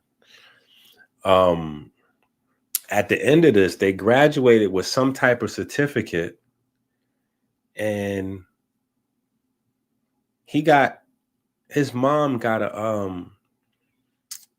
like an invitation. We had to have a conversation because you can't take your kids out the country without, but his mom, we had to have a conversation because they was inviting him like to Dubai. I think it was Dubai. You know what I'm saying? As a child to like go to more schooling and work. Yeah, and start working. Yeah, they had some more schooling. They was picking kids out of these summer programs here in the States to go abroad and go get more schooling and work. Of course, his mom said, hell no. They're not sending my boy no, you know what I'm saying? But I'm just saying, this is almost 10 years ago that other countries were looking to grab kids from America. Now, that's very different than what we think of, right? America, we grab kids from other countries and bring them here for opportunity. The world is changing. The world is changing. People are looking to grab kids from here and take them to other places for opportunity, because America is not really leading. We're leading in technology in terms of consumerism, because we have people here buying up everything. and we're leading in technology because we have like Oracle and certain companies that are here that are producing things, right? But in terms of the intellectual property game, that is not as localized to America as people would think, right? The intellectual property game is not necessarily localized to America, and it is increasingly being driven by children. Increasingly being driven by children. So anyway, 5th chapter of the book, these are the conversations that, right? And so somebody at home besides me, somebody at home should be taking notes. You might want to be taking notes at home. Yeah, if you got the books already, then you could just flip to the back of the book and kind of just scribble in the back of the book so you know when you, right?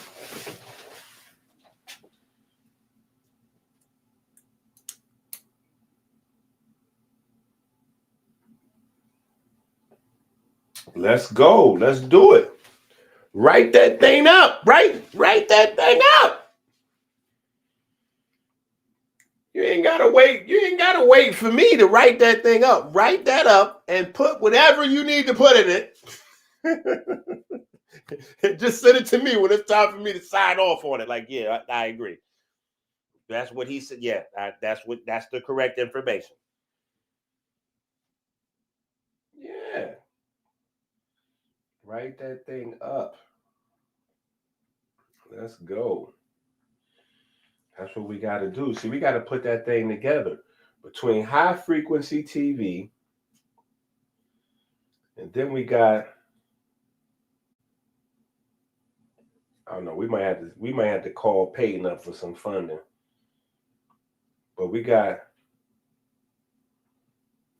D Nice, right? We got to put this thing together. Yeah, we got to put this thing together.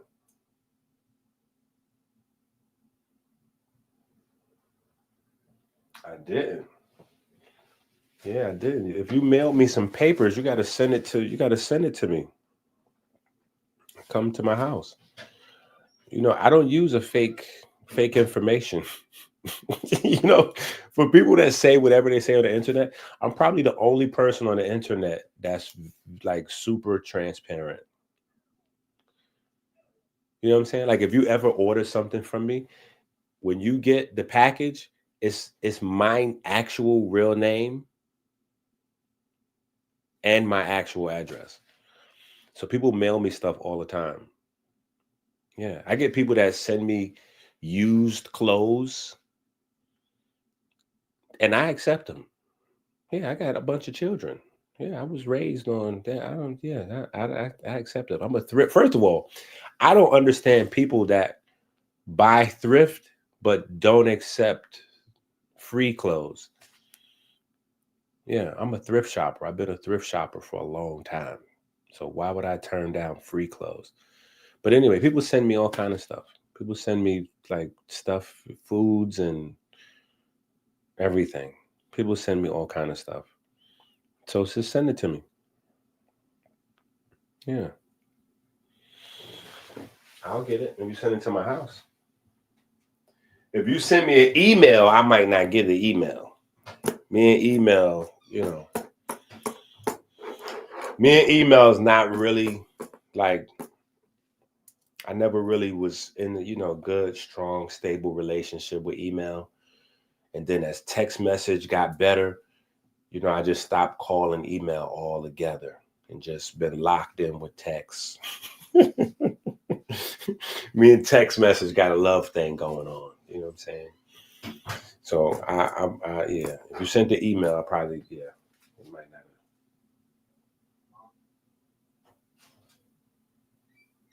Oh, I definitely got that.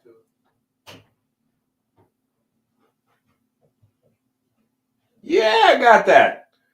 I absolutely got that. So I might not have got that on time. I absolutely got that bookcase.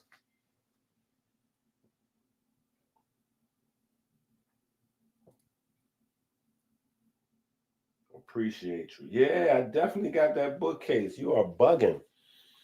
Yeah, I got that bookcase. You are what? So that means you're included in that. People be sending me stuff, all kind of stuff all the time. Yeah. Somebody sent me this. Yeah. You know what I'm saying? It's just people don't always want me to say their name on the live stream, but I'll be wanting to thank people on the live stream. But yeah, somebody sent me this. You know what I'm saying? So people send me all kind of stuff, and I appreciate it all.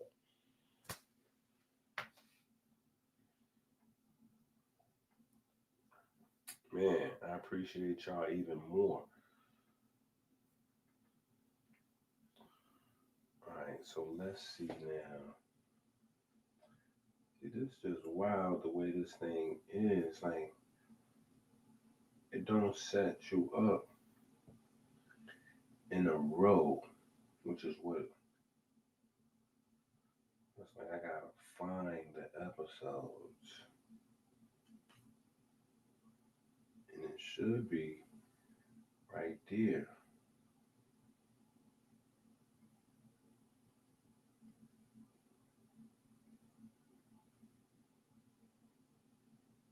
Okay, that's number 5. We did number 4. Now we on number.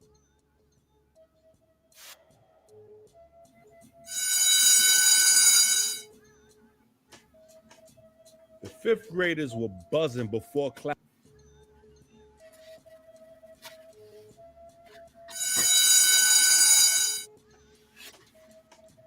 The 5th graders were buzzing before class even started. Whispers passed down rows like sparks of jumper cables. Did you hear?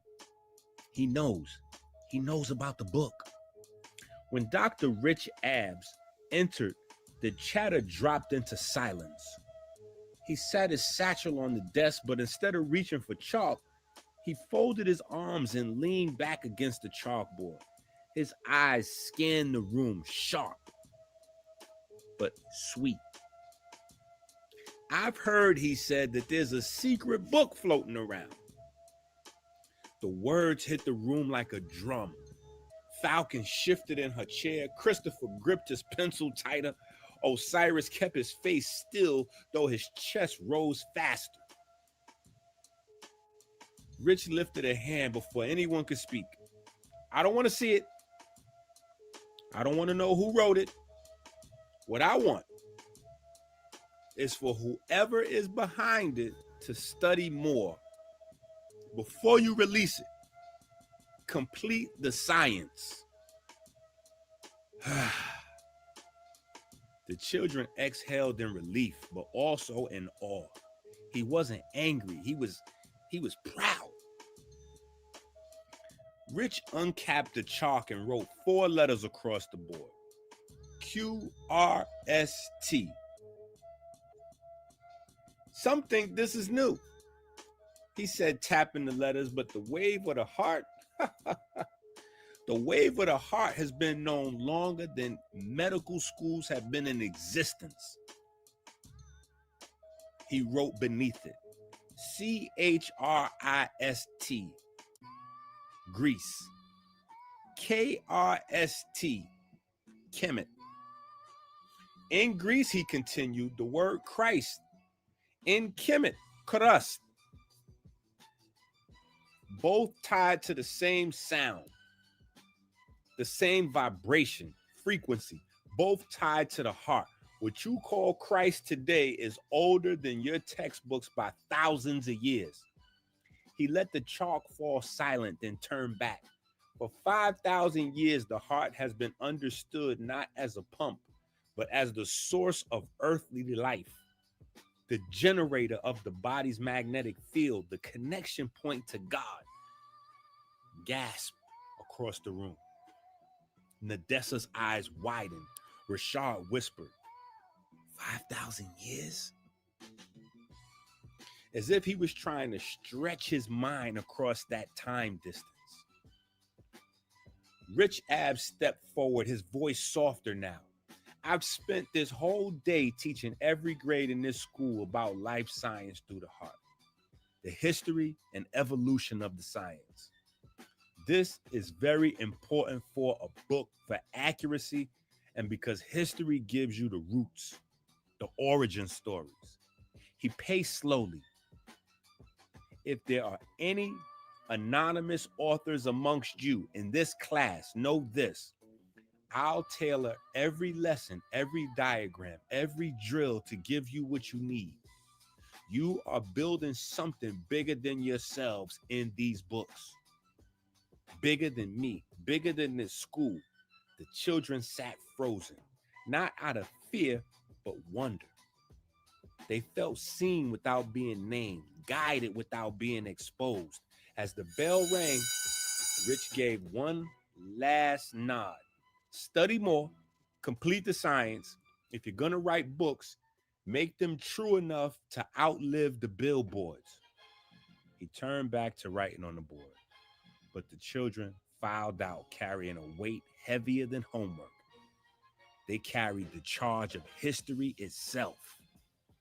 In the beginning was the way was God, the way was God, the way was hard. Every step a symphony. Let's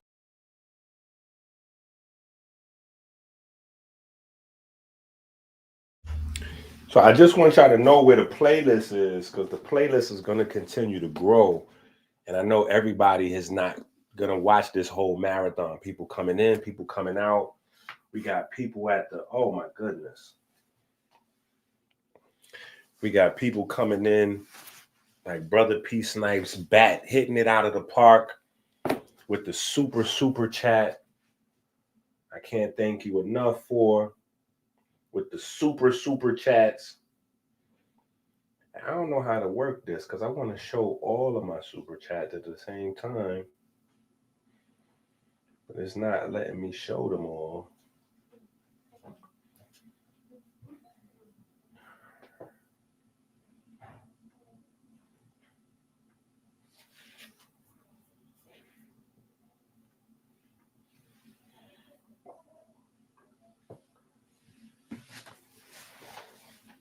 Definitely appreciate everybody participating, going to the website, getting some products, going to Amazon, getting the books, hitting the super chats.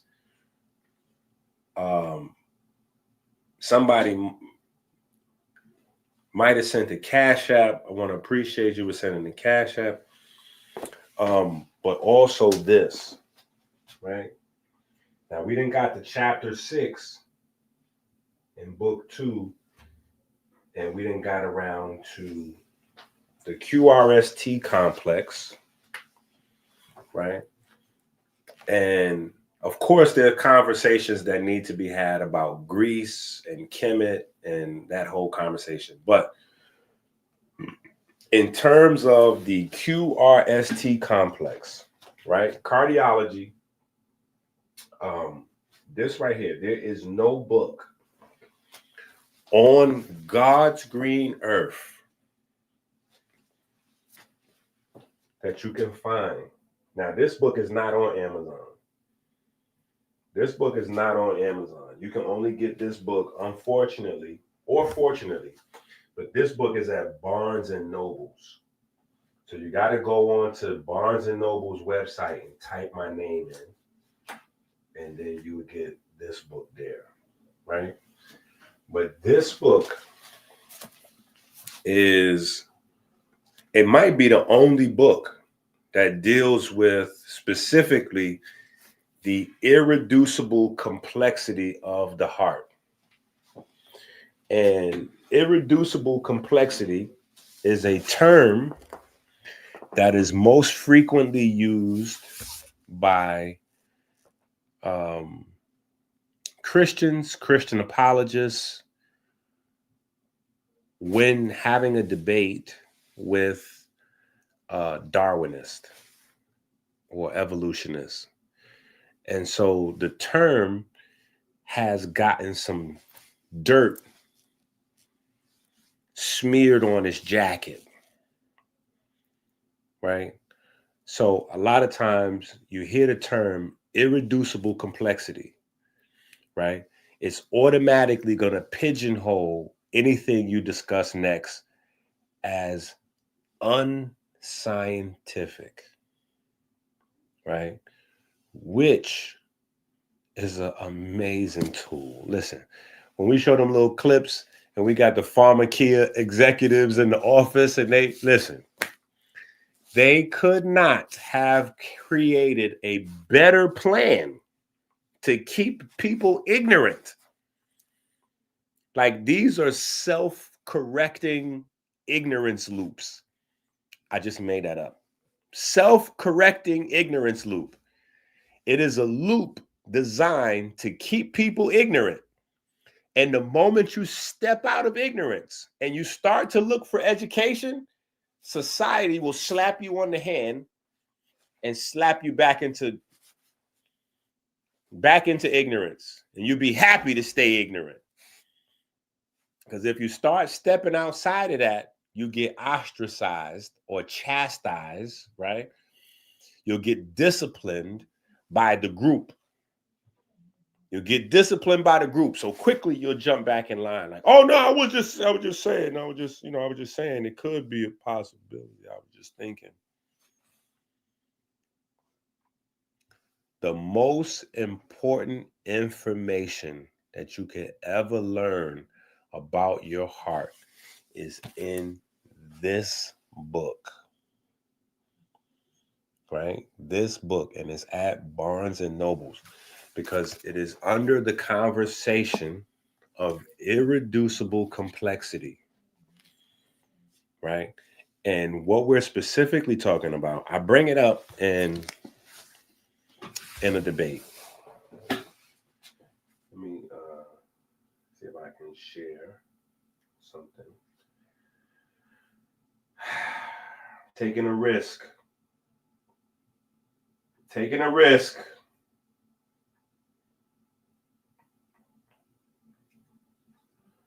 I know when I pull up these keynotes, things get risky.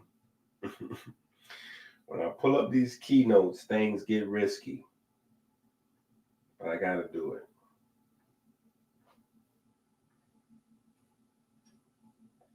I gotta do it.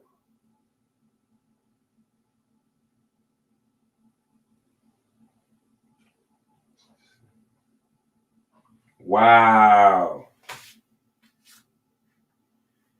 It's already just not sharing. That's crazy.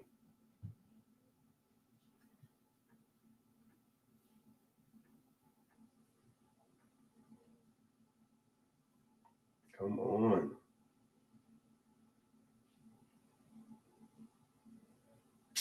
That's crazy. Okay.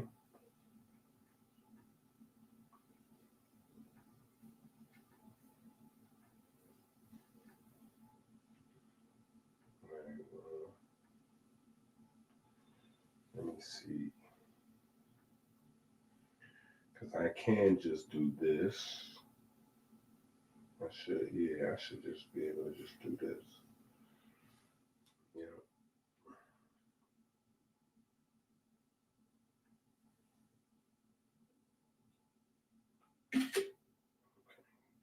That.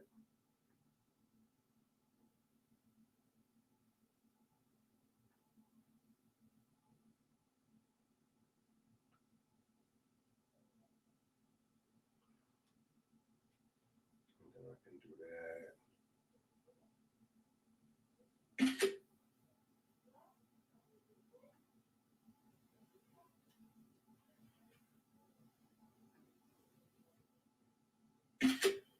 Yeah, I'll just take some pictures.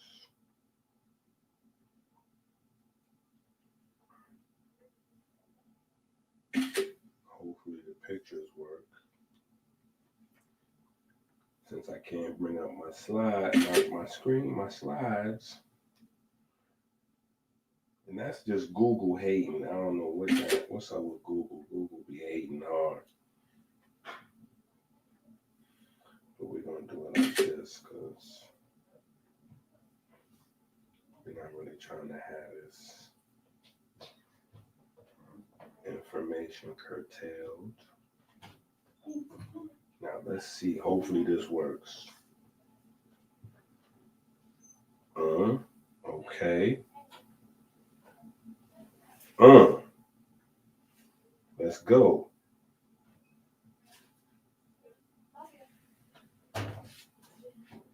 What?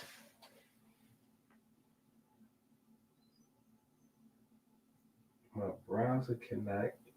What the hell is this?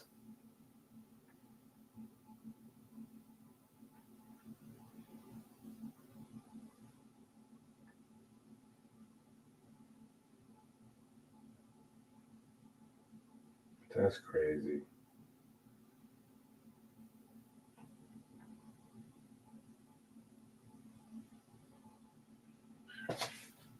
So Google is not letting me share pictures either. Let me see something.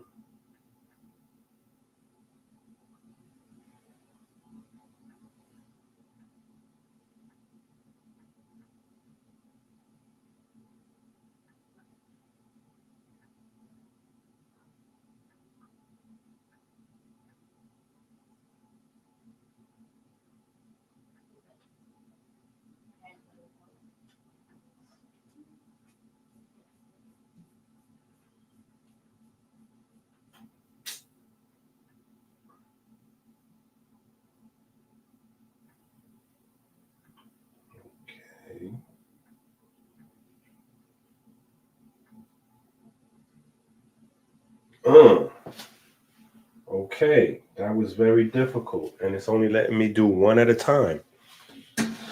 But there we go. There we go. Right? So this is the most important part of your heart. Right? It's not the muscle. Right? It's not the muscle. The most the physical, most important physiological part of your heart is this skeleton right here. Right? And so the same way that your body skeleton is electric, the same way your body skeleton is electric, your heart skeleton is electric.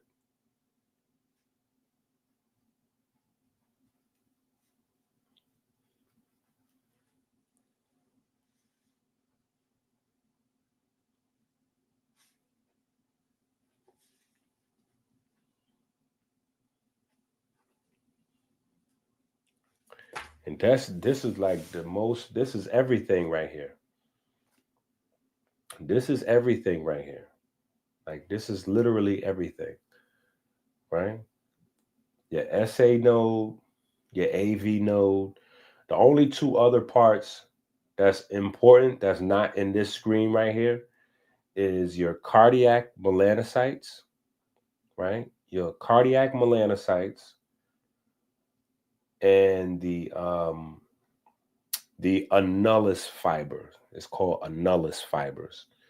It's basically like the coating, the insulation of your electrical system in your heart. You don't see it in this picture, right? But other than that, this is it right here. This is the star of the show of your being. This is your existence is right here. Your existence is in these little flimsy, tiny little tissues. Period. SA node, AV node, and then your electrical fibers. And there is no part of this. There's no part of this that the conversation of evolution can withstand. Period. The entire system that our modern scientific approach to cardiology is built on crumbles when you start asking certain types of questions. When you start asking certain types of questions, it crumbles. And the reason why it's important, is because, again, the number one killer in the world is heart disease. The number one killer in the world is heart disease. So now what we try to do is take an approach where it's like multifaceted, to communicate on multiple levels. So like, say for instance, your SA node, right? So you have your SA node.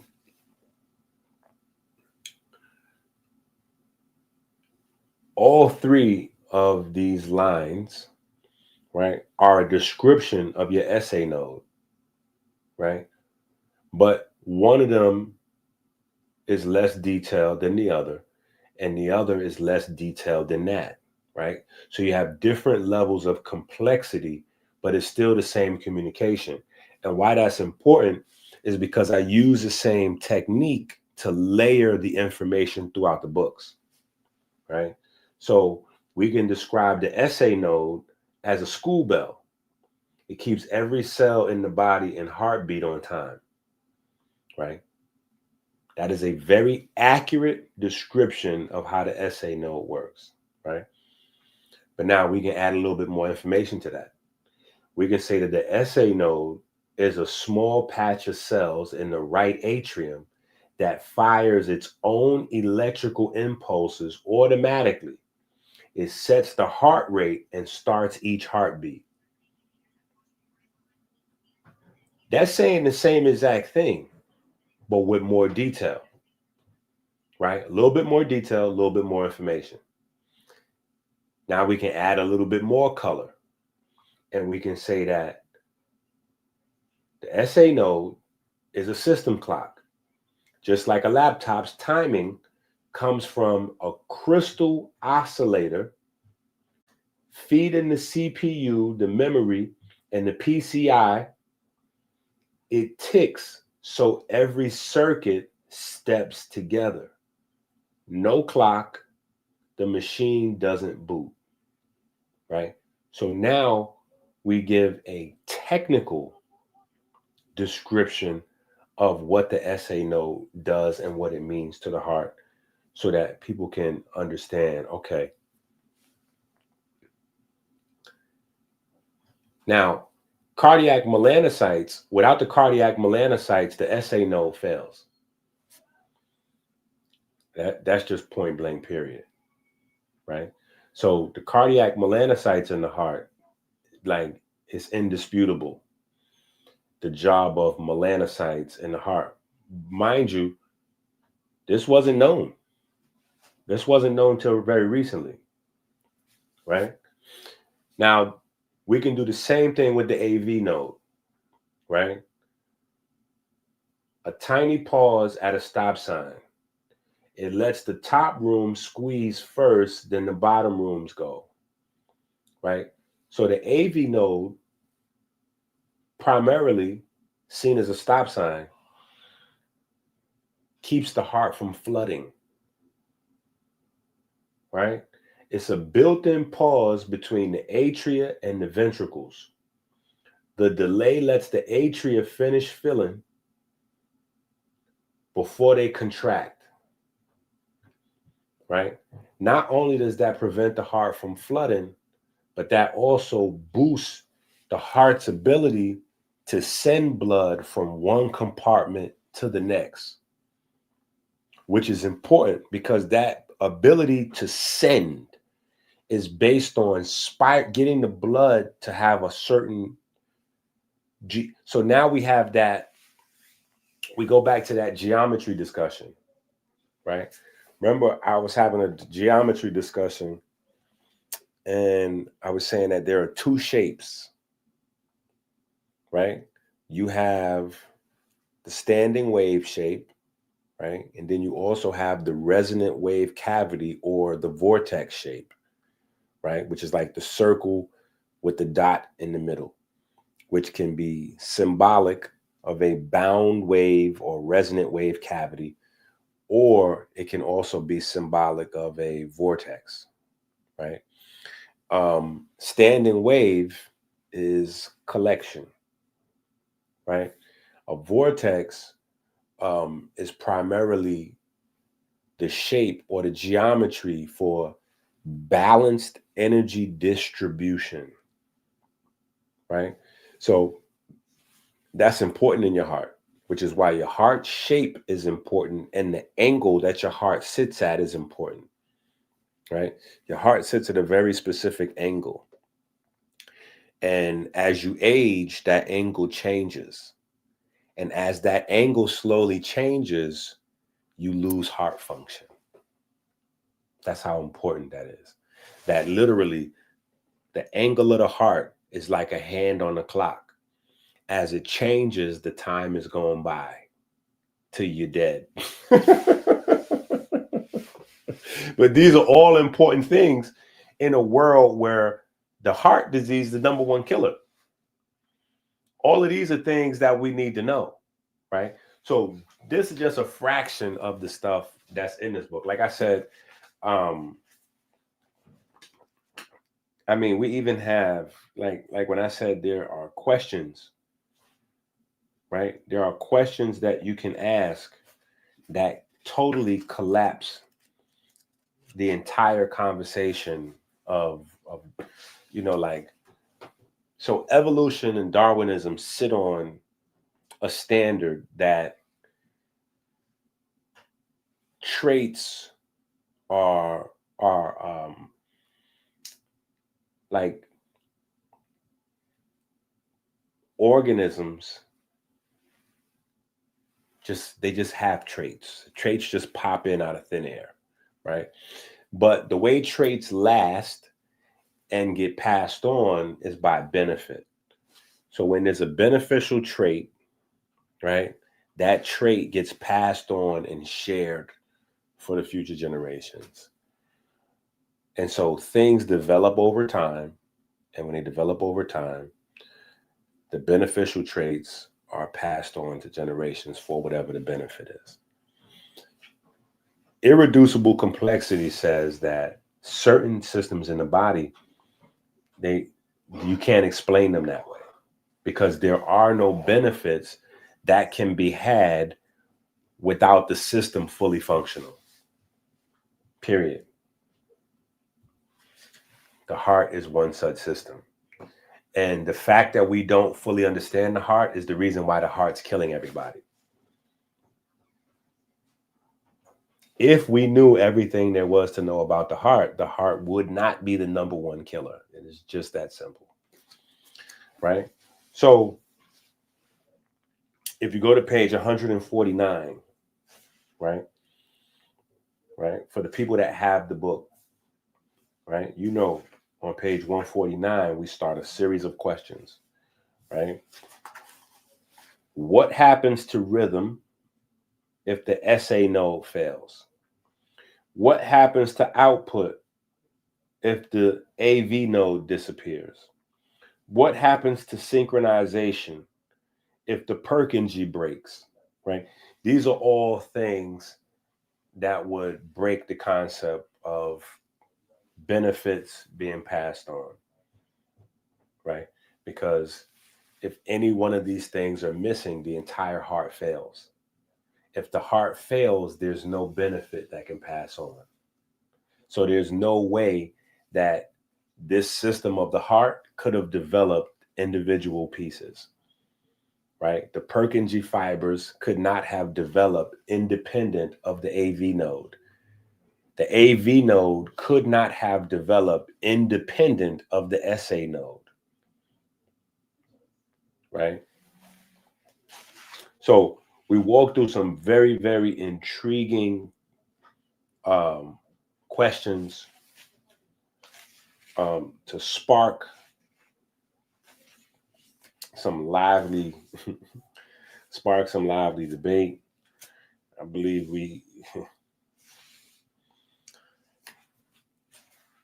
Unc was fun to debate, but he wasn't enough competition for me to get to some of these things. So this is why a lot of the research had to wind up in a book, because I didn't want to waste the information, right?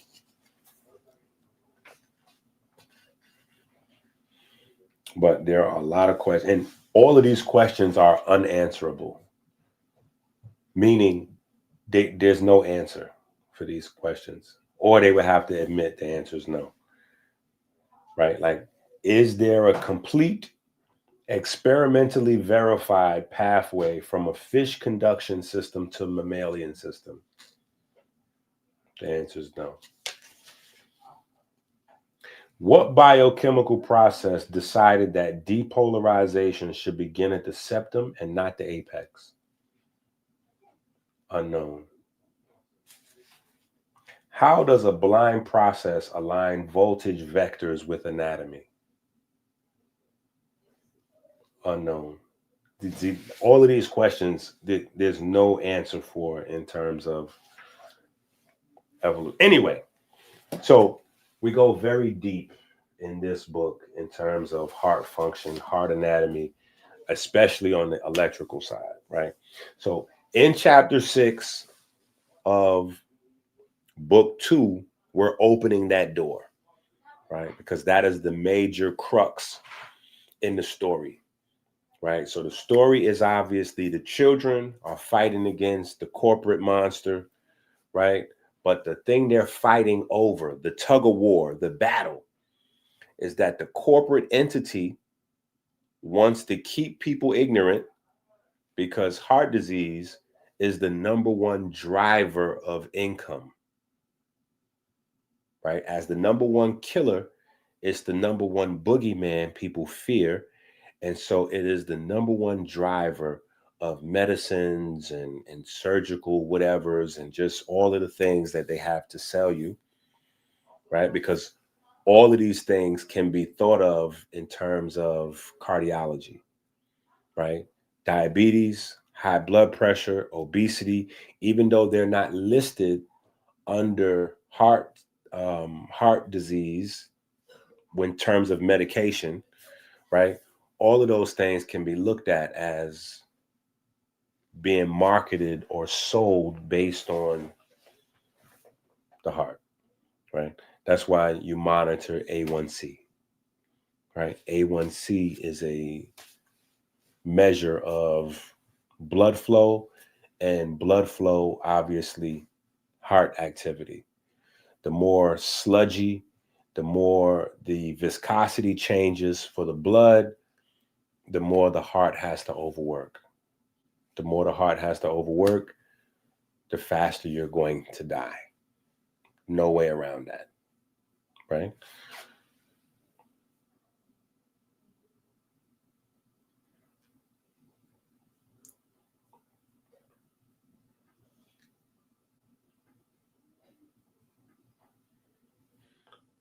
Okay. All right.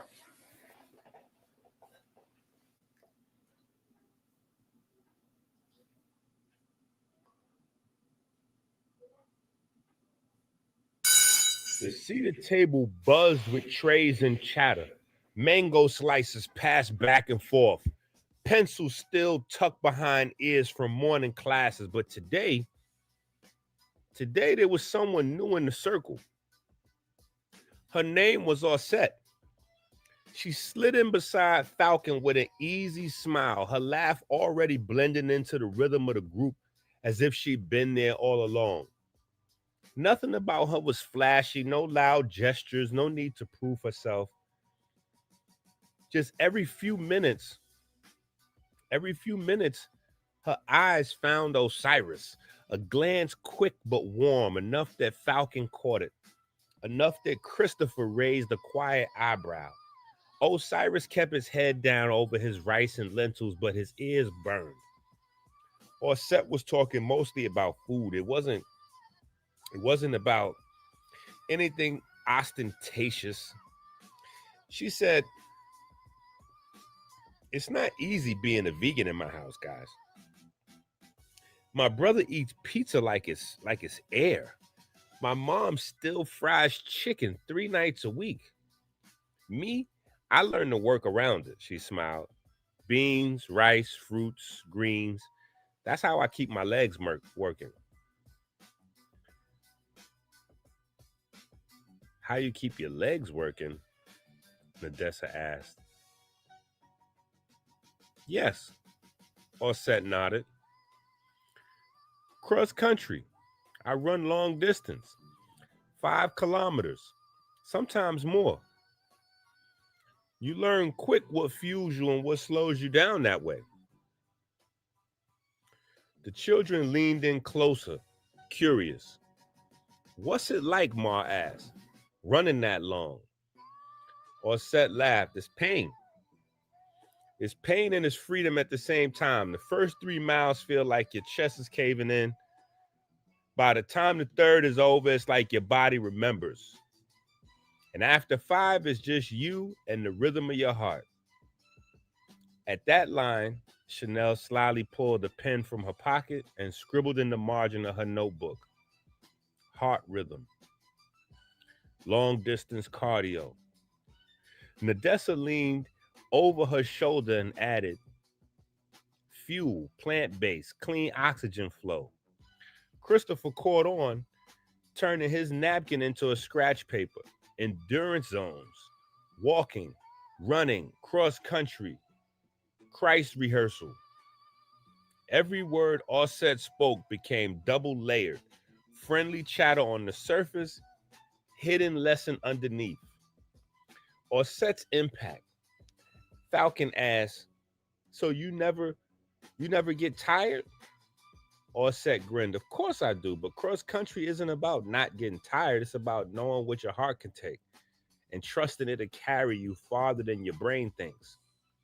The table grew quiet for a moment, even though Cyrus looked up, meeting her eyes. She held his gaze just long enough to make him swallow hard before she turned back to her food. The children exchanged quiet glances. They had all just found a new teammate, but for maybe more than just running. And in their secret margins, under the cover of lunch, the science of the heart grew a whole nother chapter. In the beginning was the way was God, the way was God, the way was hard. Every step a symphony.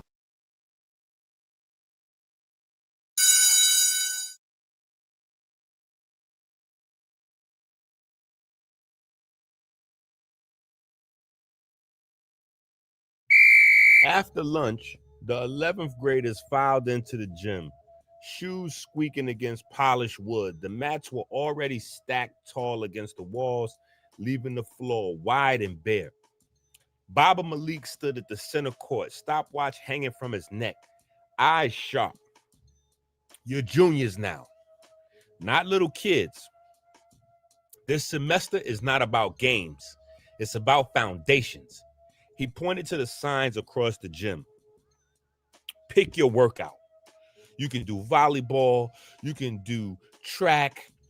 All of these things give you cardio. Football, soccer, basketball, swimming. Pick your cardio. But understand this, no matter what you choose, you will all train jujitsu. You will all condition for cross country. Why? Because this semester has only 2 pillars: self-defense and cardiovascular health. The cardiovascular system, he pulled down a massive diagram of the human body. Bold red arteries, blue veins stretching from head to toe, with the heart drawn like a glowing engine in the middle. There are 3 parts to the system that keeps you alive. Learn them now, because every sprint, every kata, every lap will bring you back to this. The heart, 4 chambers, 2 sides. Right side sends blood to the lungs to pick up oxygen. Left side sends it to the body to deliver. About 100,000 beats a day. Every single one is electric. QRST, the same rhythm as your ancestors first recognized in Kemet. It's not a pump, it's a conductor. Fail the conductor, the whole song ends. The vessels, arteries, veins, capillaries, over 60,000 miles inside you. Enough tubing to circle the earth twice. They expand when you move, collapse when you sit too long. Moving is what keeps the river flowing. The blood, plasma, red cells, white cells, platelets. It carries oxygen, food, hormones, proteins, heat, waste. Think of it as the cargo line. If it gets too thick, too much sugar, too much fat, too much acid, not enough water, the current slows down. The cargo piles up and the vessels rot. Your focus. I don't care if you choose football or swimming, the sport is just your stage. The real training is the chest, the cardiovascular system. You'll fight to protect it. You'll run to strengthen it. You'll sweat to cleanse it. Martial arts sharpens the body. Cross country hardens the river. Together, they'll keep you alive long enough to use all your gifts. The 11th graders stood straighter, some nodding, some biting their lip, all aware this wasn't a game anymore. Malik blew his whistle. Sign your names up, then get ready. All seasons begin tomorrow. This excludes tryouts.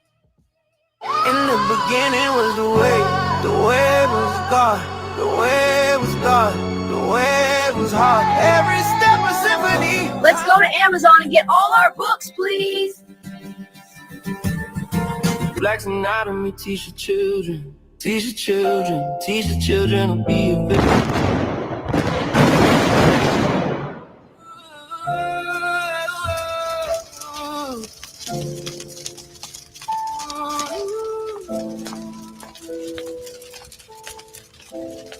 Die a hero or live long enough to become a villain. Black's anatomy, teach your children, teach your children, teach your children to be a villain. Live as a hero for teaching children. Y'all hating, I like that part.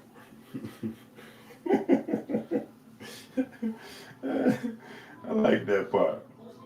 Where he slammed the guy on his head and all that.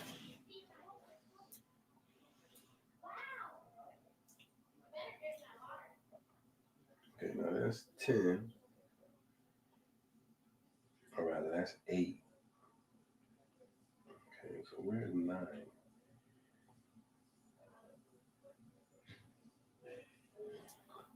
Okay. Oh, there we go. All right. So, chapter 7 and chapter 8. I almost reset the whole live stream. Chapter 7 and chapter 8.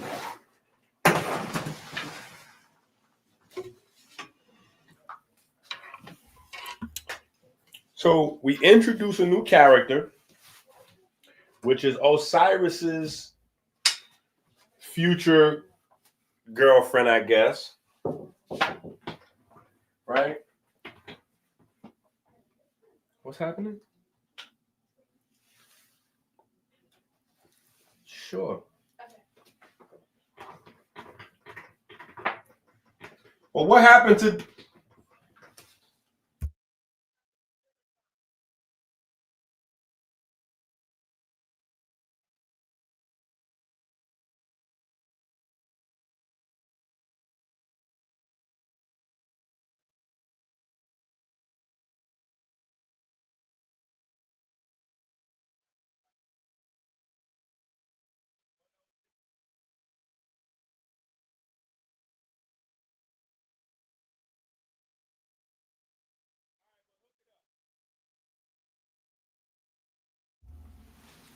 All right, so we introduce a new character, right?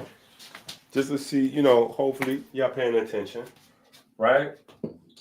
So we introduce Offset, and along with Offset, right, I thought it would be cool, interesting, because remember, a part of Offset, right? A part of Offset is the throne, right? The sitting. So I thought it would be a good way to remember the information to bring Offset in with the leg conversation, right? Now, here's just another layer of the information, right? You may catch it, you may not catch it, right? But leg is where we get logos.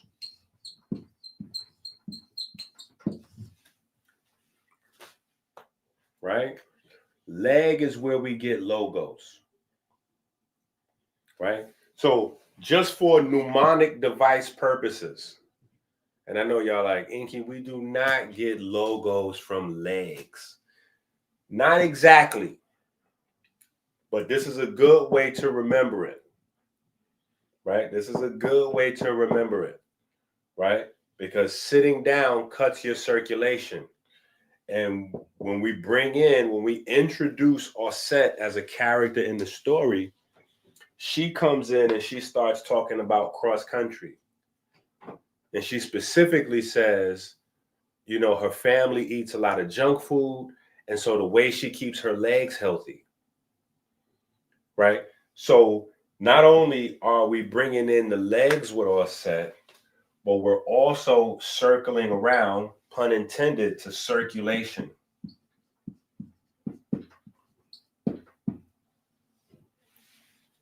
Right? We're circling around to circulation.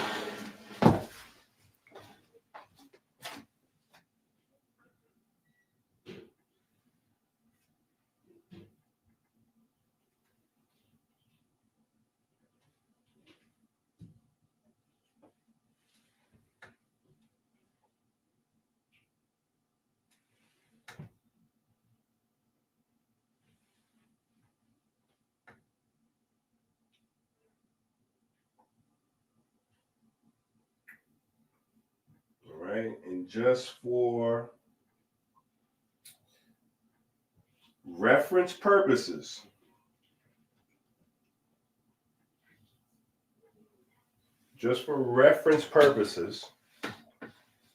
right? Just so you don't think that I made that up. Logos comes from the ancient Greek, meaning word, speech, reason, account, stemming from the root. What? Leg. Leg. To gather, collect, or speak. Right?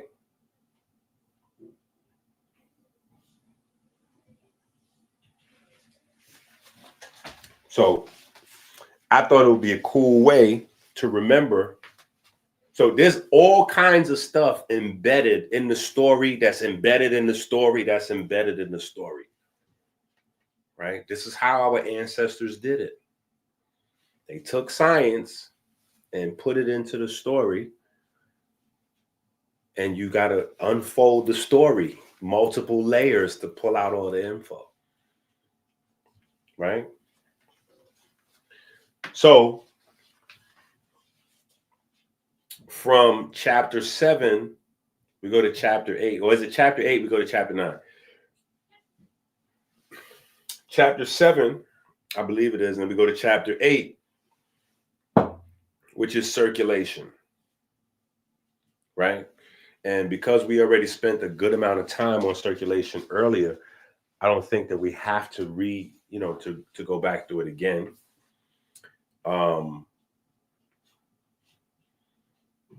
The only thing I would add, right? The only thing I would add on top of movement, driving circulation, and we discussed VO2 max. We discussed oxygen controlling the magnetism, right? Probably be worth us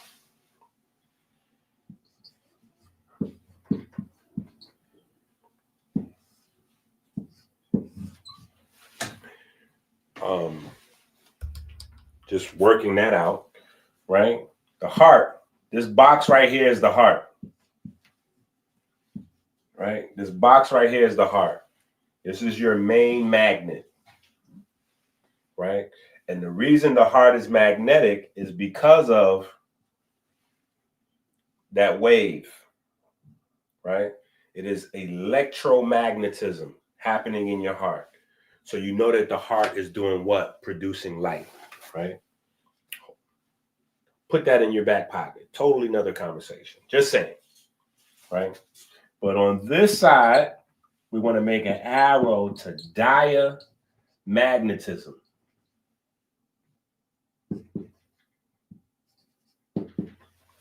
And then on this side, paramagnetism.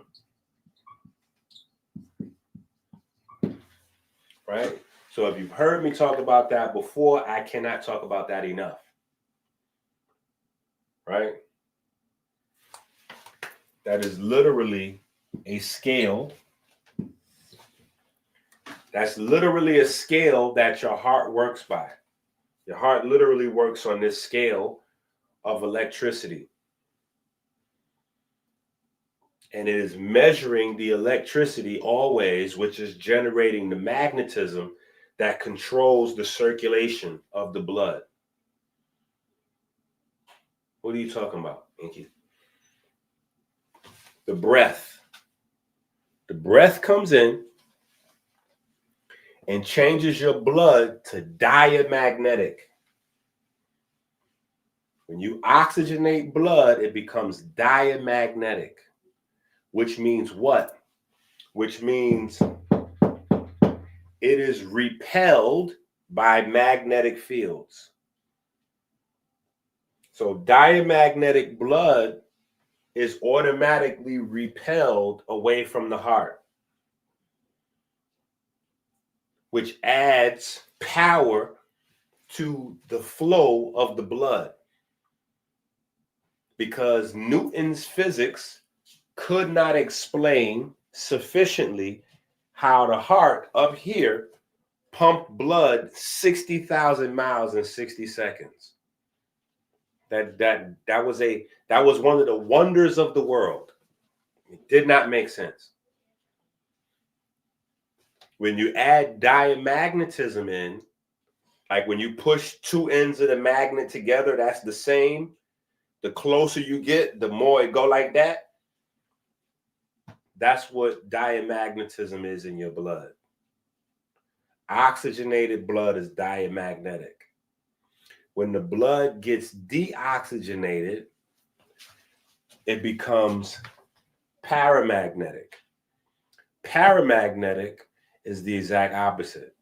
It is now attracted to magnetic fields. Let me get out the way. Right? It is now attracted to magnetic fields, which means what? Which means after the blood drops off the oxygen, it is now pulled back to the heart. It's pulled back to the heart with the help of its paramagnetism. Because now it is attracted to a magnetic field.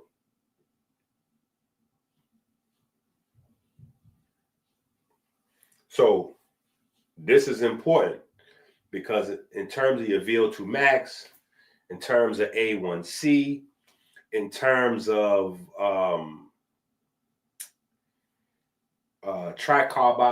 the Krebs cycle, cellular respiration, all of those things depend on oxygen circulation.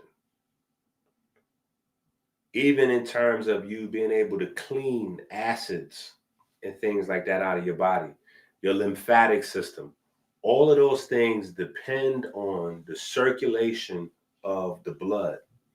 Remember, the circulatory system is in the middle of the lymphatic system. The fluid runs through your circulatory system, out your circulatory system, your plasma, right? Into or water traveling through the circulatory system, however you want to look at it.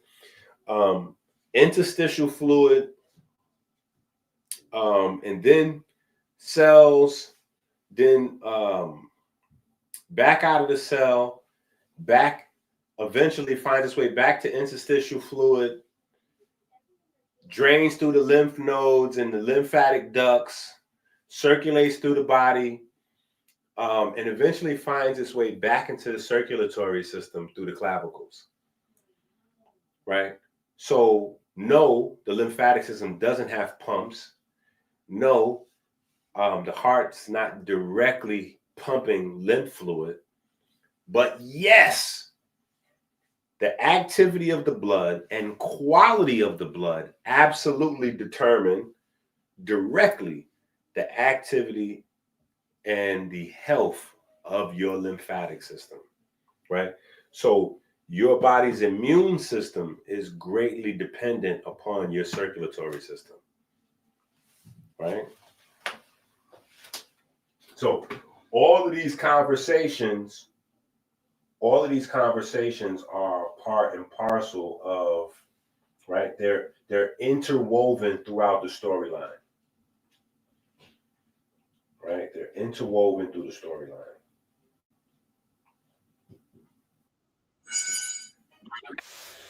The sun had softened, throwing long golden stripes across the windows of Madame Layla's classroom. The ninth graders sat in rows, their notebooks open, pens tapping with a mix of hunger and fatigue. At the center of the second row, Osiris could hardly pay attention, not because the lesson was dull, but because Osset was there, 3 seats away. She wasn't looking at him, not once. Her head stayed bent, her dark hair falling like curtains over her notebook. Every stroke of her pen was precise, deliberate. To Osiris, it was unbearable and mesmerizing all at the same time. He stared, hoping, but she only ever looked back to her page. Madame Layla's voice filled the silence. She was standing in front, dancing, bouncing, strutting through the classroom, chalk dust gathering on her black shirt, her French accent softening the edges of her words. Today we are studying the pre-Bible gospel, not as doctrine, but as history, as language. She wrote the word on the board. She turned, her eyes were alive. It comes from Old English God spell, glad tidings, good news. The good spell. God here was not the divine name, but good. Later, maybe by mistake, people linked it to God, as if meaning God's story. That mistake felt so natural, so fitting, it became the truth. She moved her chalk down the board, drawing lines to Latin, bona adonatio, and the Greek, anglion, the reward for bringing good news. The gospel became not only a word for message, but for the book itself. And later she added, for anything believed with the same weight as holy truth. Pen scratched. Falcon and Odessa leaned forward, hungry for roots. Christopher underlined every note twice. The word God. Madame Layla wrote a second word. Not from good, she said firmly. That is another mistake. The only English God, Proto-Germanic Guthen, perhaps from a root meaning that which is invoked. A being summoned to a sacrifice. Some say from another root, to pour as in libation, burial mound, poured earth. Get it? Even the word itself is older than Christianity, older than what we call the church, older in some ways than organized worship itself. She paused, glancing across the room. When you study language, you study not just words, but the heartbeat of cultures. The word gospel carried glad tidings. The word God carried invocation. And only later did the two fuse into the story we think we know today. The children were stunned, not bored, stunned. Osiris felt his pen moving without thinking, copying every root and every note. Though his eyes kept trying to drift towards Osset, she didn't look at him. She didn't giggle. She didn't get distracted. Her focus was absolute. She was studying like someone who had come to war with ignorance itself. Ma whispered across the aisle, "This is older than medicine." Falcon whispered back, "Older than any school."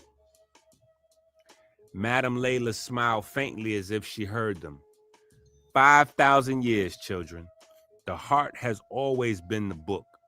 Language only tries to catch up. The bell rang. No one moved. They had come to expect literature and instead had been handed theology, history, and science all braided into one world, one word. As the room slowly emptied, Osiris stayed back. The good spell. God here was not the divine name, but good. Later,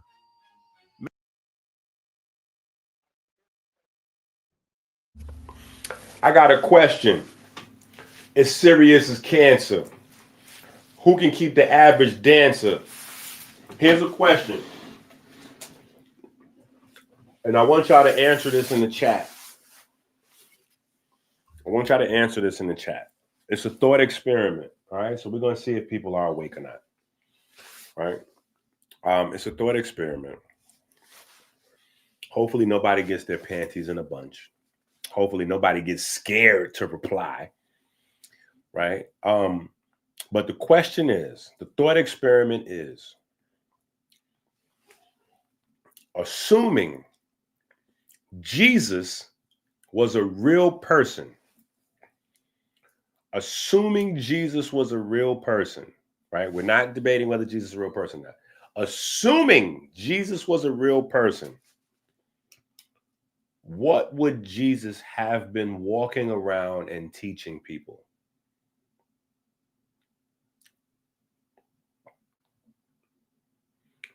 Because mind you, when Jesus is alive, the New Testament doesn't exist, because the New Testament is stories about Jesus traveling and teaching.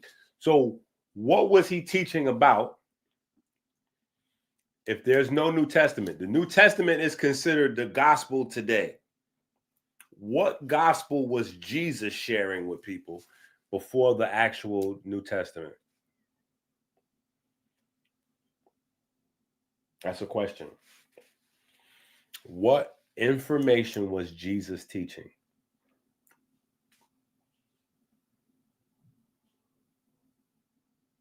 Come on, don't be scared.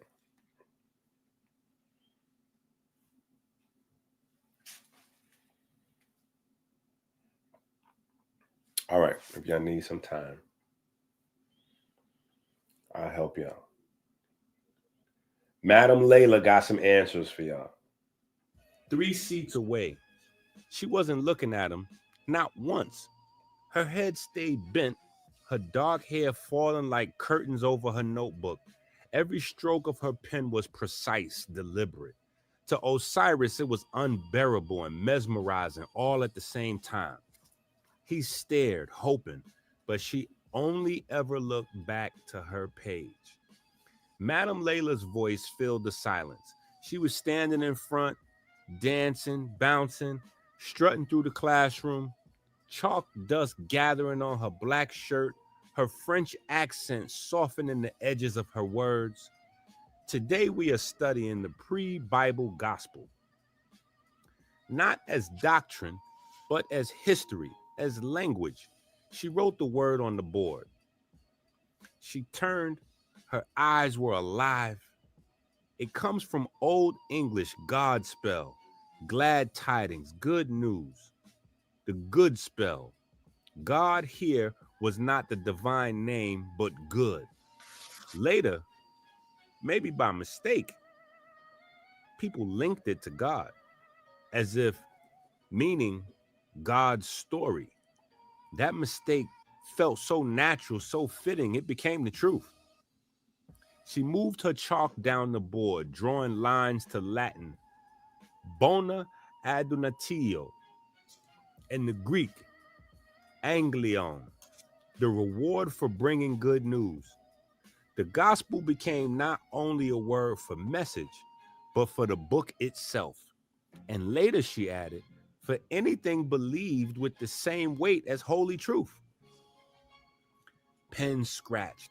Falcon and Odessa leaned forward, hungry for roots. Christopher underlined every note twice. The word God. Madame Layla wrote a second word. Not from good, she said firmly. That is another mistake. The only English God, Proto-Germanic Guthen, perhaps from a root meaning that which is invoked, a being summoned to a sacrifice. Some say from another root, to pour as in libation, burial mound, poured earth. Get it? Even the word itself is older than Christianity, older than what we call the church, older in some ways than organized worship itself. She paused, glancing across the room. When you study language, you study not just words, but the heartbeat of cultures. The word gospel carried glad tidings. The word God carried invocation. And only later did the two fuse into the story we think we know today.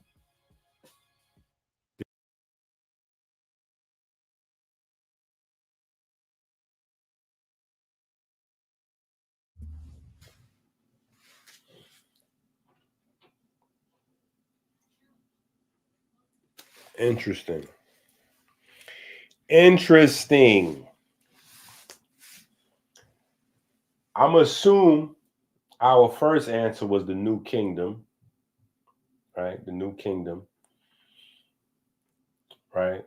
And the funny thing is about the New Kingdom, I know New Kingdom refers to Revelation, but New Kingdom also refers to Kemet.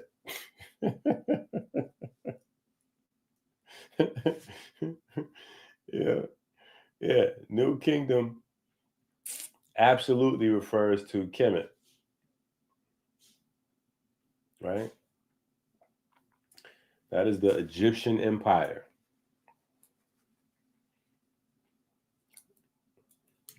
But in the Bible, obviously referring to the temple of God coming to earth, right? The temple of God coming to earth. Only problem with that is the Bible also describes the temple of God as the body.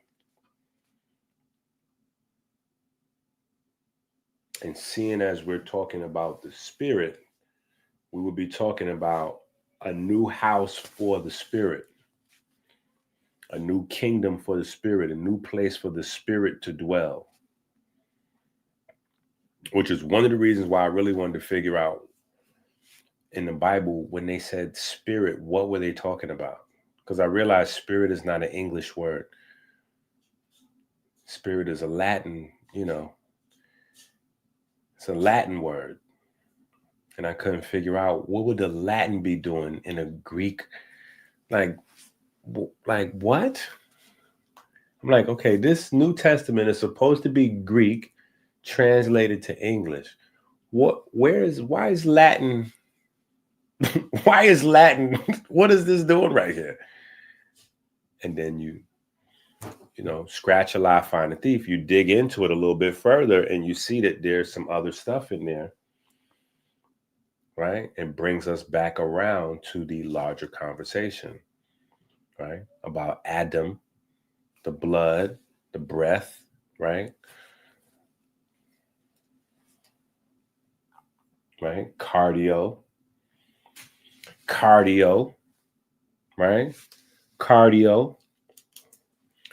So there's some very interesting caveats, some interesting conversations that we can pull out of chapter 9 in terms of getting to the roots of, right, all of the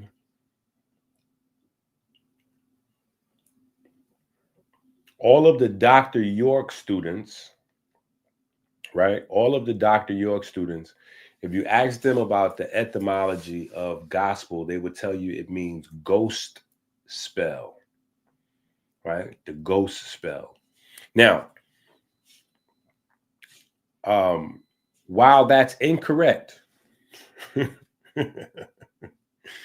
while that is incorrect, it is not entirely incorrect, right? It is not entirely incorrect, which is where some debate and some problems pop up. Because while the church has painted with a broad brush a lot of things from the natural world and natural cultures as witchcraft, the Bible has no problem with practicing those things wholesale, right? So invocation and, divination and all kinds of other things are practiced in the Bible, right? By prophets, anointed, just all of the above. So that creates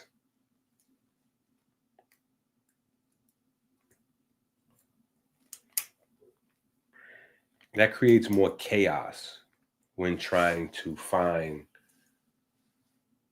the throughway in terms of what we should be grabbing from our theology when modern science fails. When modern science fails to deliver and we have to go back, right? When your programming fails, before you can upload a new software, you have to restore a version of the software before the one that failed that was working, right? So like if you're on Windows 19 and it crashes, right? Before you can reboot anything, you got to go back to like a safer space or put your computer on that work safe, you know what I'm saying? And it goes to either the base language or it'll go to an older version of the software. And then you can update to, whatever the newest thing is. Apple does that too. Sometimes there'll be certain issues and they'll just tell you, oh yeah, you got to update to the latest operating system, and then it'll take care of the bugs. You know what I'm saying? Understanding the human body as electric, a part of that is understanding that our bodies run very similarly to electronic devices. Very complex system of electronic devices, no doubt, but still, our bodies run very similar. So algorithms, software programming, like these are things that we have to be mindful of. These are things that we very much have to be mindful of in terms of so the things that we allow into our mind are very much programs. So if you understand that humans are creating the reality, what programs the human creates the reality. So it's very important that we understand the power of our programs. And when a program fails, we have to go back and figure out to come with another updated version. Sometimes we got to take a step back, 2 steps back, 5 steps back to go 10 or 20 steps forward. That's how it goes. Education, business, relationships. Sometimes you got to take a few steps back to go 100 steps forward, right? I think Mark Echo went bankrupt like 6 or 7 times before becoming a million. A lot of people take that. 50 Cent went bankrupt on his road to becoming a billionaire. You know what I'm saying? Like sometimes you have to do that. So we have to understand that theology is a blueprint and a working program that we can always go back to in order to get back, to the most advanced. Sometimes we got to go back to the basics and then we can jump towards the future and get to the most advanced, especially when what we have right now is failing, right? And there should be no doubt about whether it's failing or not, because America as a whole has the worst health in the world. Worst health in the world. And if we take that off the table, I mean, oh, well, third world countries and developing nations and woo-woo. If we take that off the table all the way around, we still are on the worst end in terms of heart health, and heart disease, the #1 killer. So it's just no way around that. There's no way around that. For me, it's something I have to deal with every day because my heart stopped before. So I know I have, stuff that I have to carry. Right. So it's something that I have to be willfully aware of. That it started my health journey. My death started my, or jump started my curiosity into how to live. You know what I'm saying? Because I knew whatever I was doing wasn't, that wasn't the way. That was not the way to go. Right. So once I had learned what not to do, I was like, oh, okay, we can try to figure out. Let's try to figure out what should I be doing? 5, 6, 7, 8, 12, 16, 19, 20. Where is 10?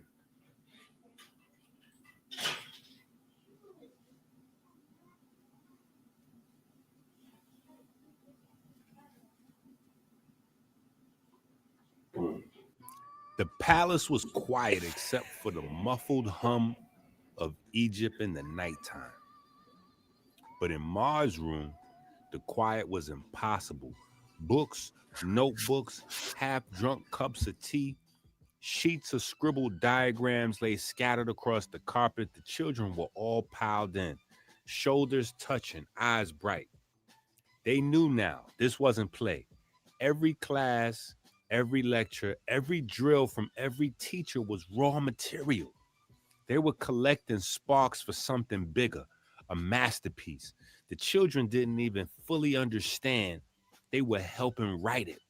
But every word was being woven into the children's secret book. Christopher sat cross-legged, arms folded. We're missing something. We need Tahuti and we need Aset. If we're going to pull this off, they can't just visit. They need to live here. Palace hours, palace rules, palace family. Nadessa nodded. But how do we explain it to the king? We can't just say we like them. We need a reason, Falcon said. Something that makes extra time together a need, not a want. Ideas flew. Sports teams, science clubs, choir. Nothing felt strong enough. Then Chanel, lying on her stomach, chin in her palm, said softly, debate. The room paused. Debate? Ma repeated. Chanel sat up, eyes glowing. There's no debate team at the academy. No department, no rules, no expectations. If we ask for it, no one can say we're replacing something that already exists. And debate is perfect. It's about words, arguments, truth versus lies. It's training for exactly what we're doing against pharmakia. Silence broke into nods. Debate team, Osiris said. That's how we make it official. We say we need Tahuti because he's already the best speaker in the grade. We say we need Aset because she's on cross country and endurance in debate is as important as endurance in running. It sounds right, even if it's a stretch. The next day, they stood before King Solomon in the Cedar Hall. Their proposal written cleanly in Mars' careful handwriting. We want to form a debate team, Christopher explained. It'll be a new department, no budget yet, no expectations, but it will represent the academy. We'll need to practice outside school hours. So we're asking to have Tahuti and Aset move into the palace for the semester. The king leaned back.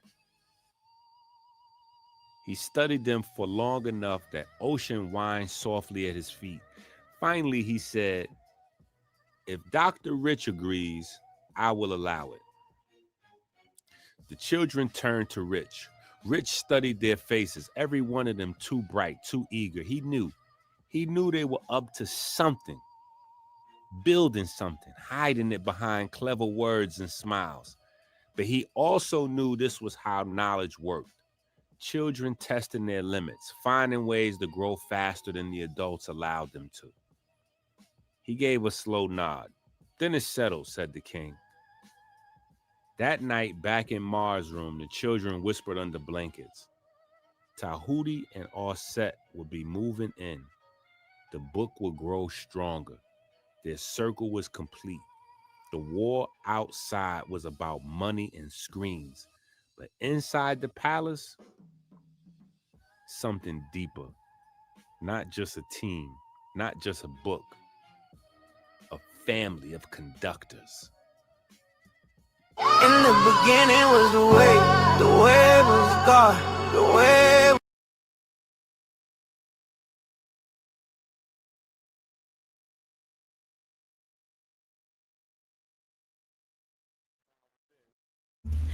We about 7 hours in, y'all getting sleepy. We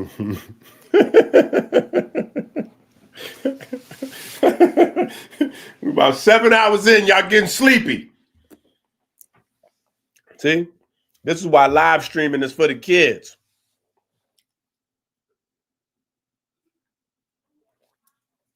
Because they can stay on the live stream 10 hours, 24 hours. They can be on the live stream. They live. Y'all sleepy. Y'all need a nap.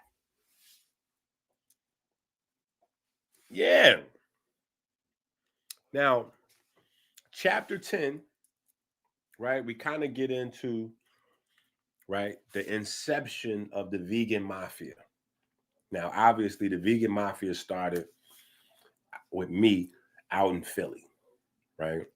Shout out to Abundance. Abundance was in the chat earlier, right? Shout out to Philly. Shout out to Prince. Shout out to Maul. You know what I'm saying? Shout out to the whole Philly team, right? Shout out to Sheen. You know what I'm saying? Shout out to the whole Philly team.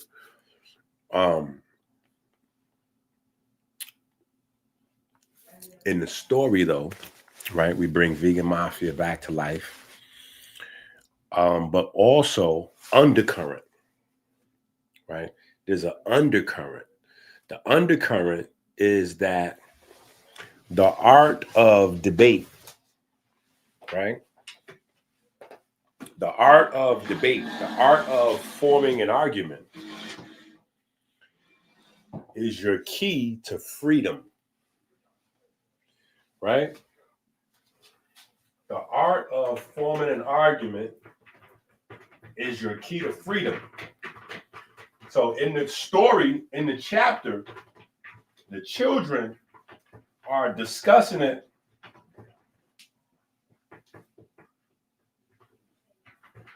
The children are discussing it, and they're discussing it like from the perspective of tricking the king into letting two more of their buddies move into the palace/castle. Move into the palace, right? But they're in their discussion, they make it plain that this is how they're going to package it to the king. They need Tahuti, they need Aset, because Tahuti and Aset is going to help them prepare in terms of their debate. Now, debate doesn't actually exist. There's no debate team. But what they want to do is craft these arguments. They want to craft these arguments so that they can persuade the masses to a healthier lifestyle. And they want to do that verbally. They want to do that through social media, and they want to do that through books.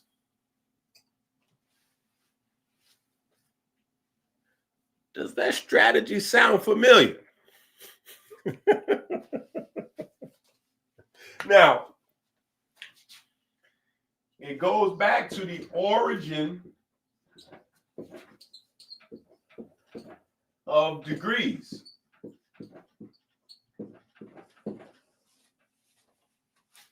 The origin of degrees, right? Your degree system in schools goes back to Masonry, pre-church. Your degree system in schools go back to pre-church Masonry, right? Prior to the school system, prior to the church system, you only could get degrees from Masonry. That's where it came from, the education, right? The education. So back in Greece, we know Greece inherited / stole the educational system from Kemet, right? You have what? The quadrivium and the trivium, right? The trivium and the quadrivium.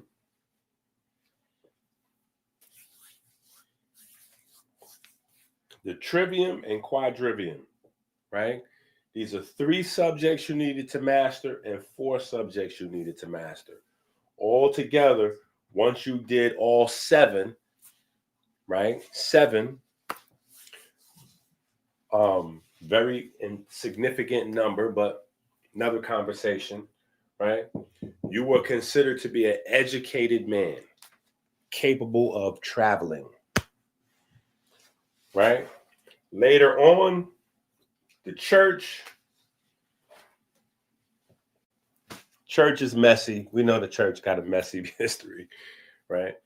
But the church puts their gangster thing down, lays their muscle down, and somewhere between 900 and 1300, they start formalizing a school system.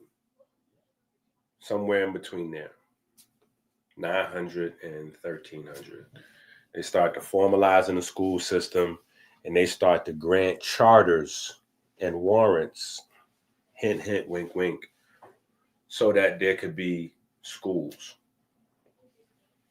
right? They start to pass out dispensations to work, right? And these are the tools, right? The quadrivium and the trivium.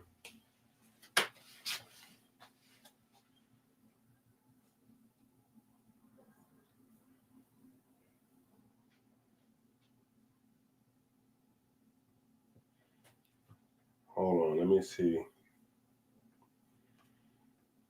Yeah, let's do us a quick. Can y'all see what I'm looking at? Nope.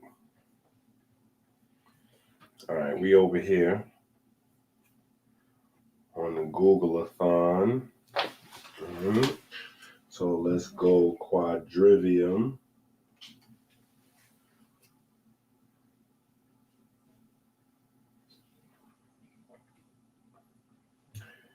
The quadrivium is the upper division of the classical liberal arts curriculum, following the trivium, grammar, logic, and rhetoric, and comprising 4 mathematical subjects: arithmetic, geometry, music, and astronomy. All right? Very important for you to get this, because this is how schools developed. This is how schools developed. Schools developed this way. So your elementary school, right? What does this say right here? It says the upper division following the trivium. So the trivium is what you had to go through first. The trivium is the first education system. Once you graduate from the trivium, then you can go on to the higher learning, which was considered the quadrivium, right? Now, notice schools were called, and some still are called, grammar school, right? Grammar school is synonymous with elementary school, right? Because it is still based on this same blueprint, right? Grammar school, right? So you need to learn grammar, logic, and rhetoric first, right? Grammar, logic, and rhetoric first. You need to learn words. You need to learn words, learn ideas, right? Learn words, learn ideas. Learn how to package your ideas into words. Learn how to unpack the ideas of others into thoughts, right? Learn how to exchange and receive information, right? Trivium. Once you get that, then you can go into higher learning. What is higher learning? Higher learning is the mind. How does the mind work? Right? How is the mind hardwired? Right? The mind is hardwired the way the universe is hardwired. So you learn the mind through math, right? Arithmetic, right? Multiplication, subtraction, division, right? Geometry, right? Geometry, shapes, right? And not just shapes, complex ideas, right? Which is why geometry is the parent to calculus and trigonometry and algebra. Trigonometry, calculus, and algebra are considered to be the most difficult math, right? Those all come from geometry. So a lot of times, if we don't know any better, when somebody says geometry, we automatically reduce that in our mind, because remember, we don't see with our eyes or hear with our ears. So when we hear geometry, we automatically reduce that to learning about triangles and squares. We automatically bring it down to the lowest denominator. We immediately go, oh, geometry? Oh, yeah, circles. Yeah, I know about shape. Yeah, circumference, pi. Yeah, I know all that. You know all that. I got you. Calculus? Yeah, nah, I never learned no calculus. I ain't good with none of the numbers like that. You just told me you knew the whole Careful. Geometry encompasses. So never be arrogant when discussing geometry. You do not know everything about geometry. Period. I don't know everything about geometry, and I've never met anybody who does. Period. Geometry is the GOAT. The GOAT level. Yeah. Anyway, so you have arithmetic, you have geometry, then you have music, which is considered math. Very important for you to get, right? You have music, and then you have astronomy, right? Which is the space, the stars, right? The planets, right? But all of this was taught as math, right? All of this was taught as math, right? So you have arithmetic, which is numbers. Then you have geometry, which is numbers in space. Then you have music, which is numbers in time. Then you have astronomy, which is numbers in time and space, right? So that breakdown is beautiful. That breakdown is beautiful, right? That is worth, that in of itself is worth saving. That little cute little breakdown right there. right? Arithmetic. Let's say that again. I'm going to say it again as I write it down in my notebook. Numbers. Geometry. Numbers in space.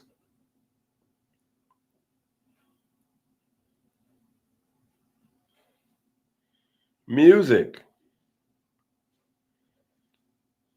Numbers in time. Astronomy. Numbers in space and time.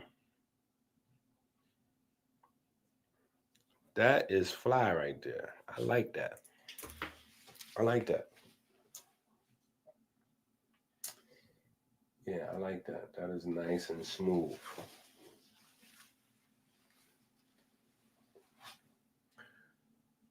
So, but anyway, so that is an underlying conversation from chapter 10. Right? That's an underlying conversation from chapter 10. Greetings from heart. Wait a minute. Hold up. So we've been live 7 hours. We've been live 7 hours. And hold on. Come on with that. We've been live 7 hours. And Kyle just tapping in.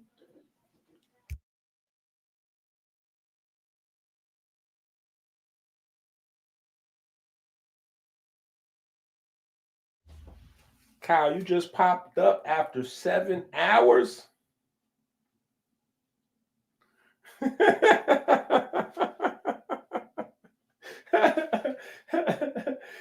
on, Kyle, we gotta jump on you. We gotta jump on Kyle. Talking about I had to hit 125th. You had to hit 125th. That's a little bit far outside you.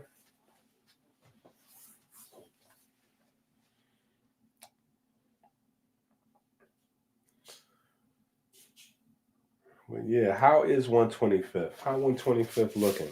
I ain't been on 125th in a minute. I ain't been on 125th in a minute. But this is the ENQIATHON. This is the first annual ENQIATHON, Kyle. And we're trying to raise money through cash apps, super chats, book sales, herb sales, bitters, all the above, so that we can get to making some TV shows and some movies out of these books. That is 2026 TV shows, movies. TV shows, movies.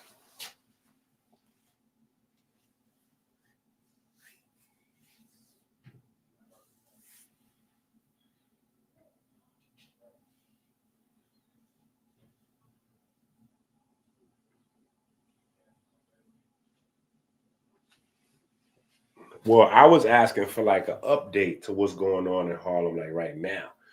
Gentrification been going on in Harlem for a minute. Gentrification is not an overnight process, but that has been going on for a minute.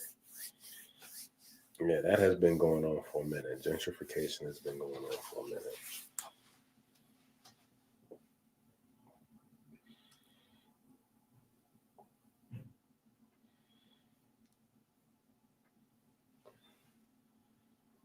And Harlem needed some gentrification.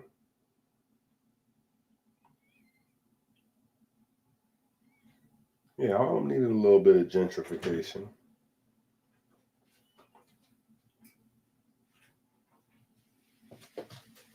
Because once you get a little gentrification going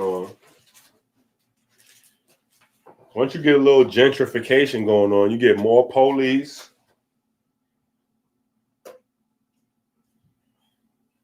You get a few benefits. Right? You get a little bit more police. The school system might improve a little bit. The school system might improve a little bit. On top of the school system improving, you know what I'm saying? Like it's a few benefits to. Okay, this episode 12. We're looking for episode 11.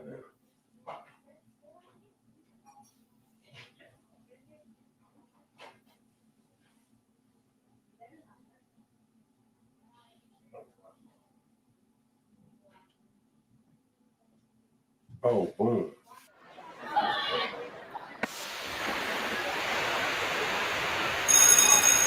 The academy halls were alive with the usual morning lockers slamming, metallic clatter, voices overlapped in waves.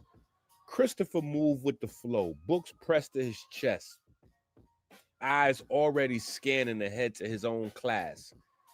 Then it came, noise that didn't belong. His stomach sank. He didn't need to see, he knew. Osiris! The closer he got, the louder it grew. Voices bounced off of lockers, sneakers stomping like drums. A circle had formed in the hallway corridor. Students pressed tight. Fight, fight, fight, fight. Christopher shoved through, elbowing.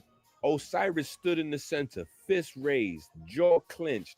Opposite him was Seth, equally coiled, stance wide. Not today, Christopher yelled. He stepped in, grabbed Osiris, jerked him from in front of Seth, and pushed him inside his class. Osiris stumbled through the class. Not a second too soon either. Teachers had just spun the corner. Christopher sprinting back down the corridor now, the late bell screeching.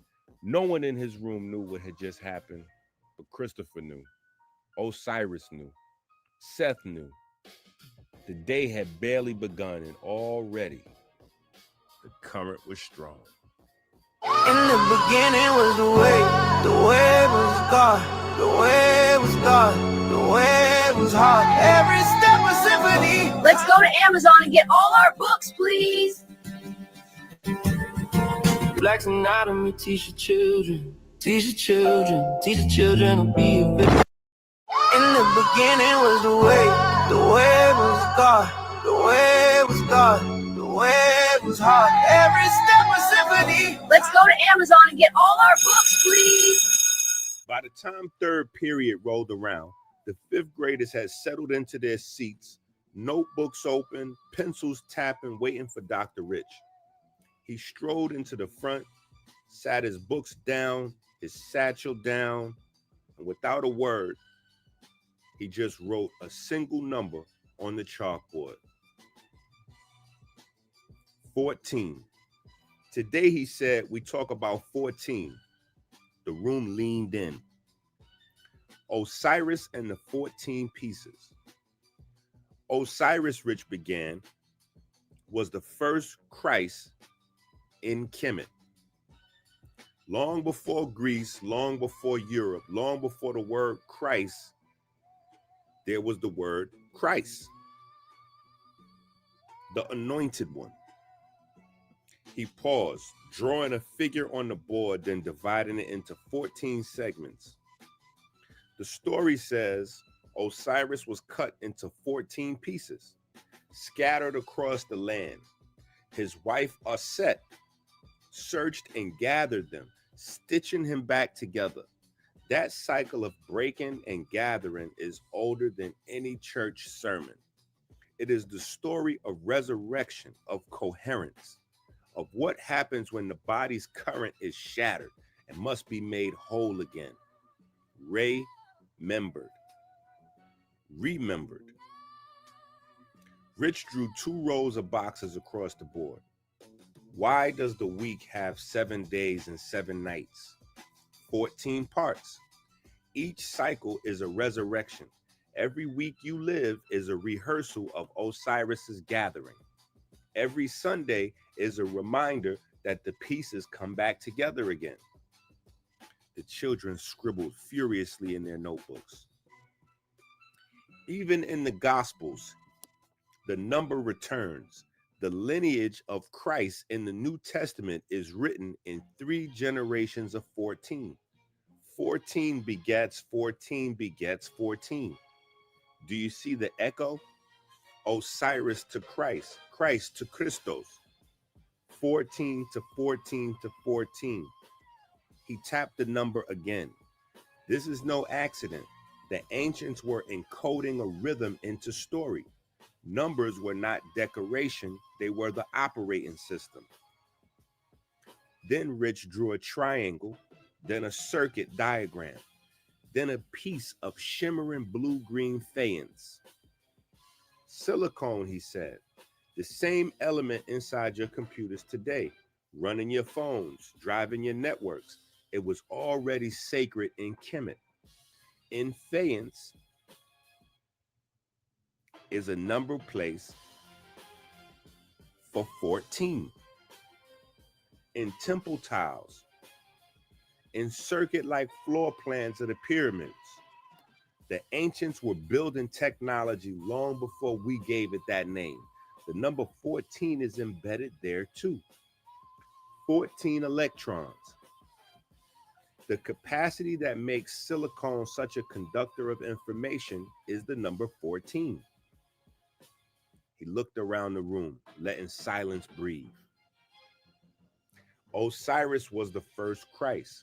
Every man who was anointed, every conductor of the current became a Christ in his own time. 14 is not just history. 14 is not just myth. When a man is anointed, he is becoming an Osiris. 14 is the code. Time, technology, temple, the body, all woven together. He sat down the chalk. So when you hear the word Christ, you're hearing about Osiris. When you read about Osiris, you're hearing about the original Christ. When you swipe your finger across your cell phone screen, remember, you are touching that same current.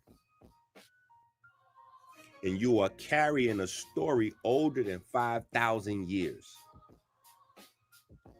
The bell rang, but nobody moved. The ancient setting in the Bible is the land of Canaan.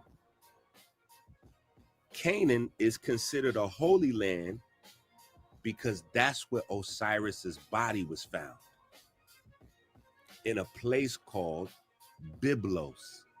Yes, Byblos. Sounds just like the Bible, right? The tree in the middle of Byblos is where Osiris's body was hidden. Yes, just like the tree in the middle of the Garden of Eden.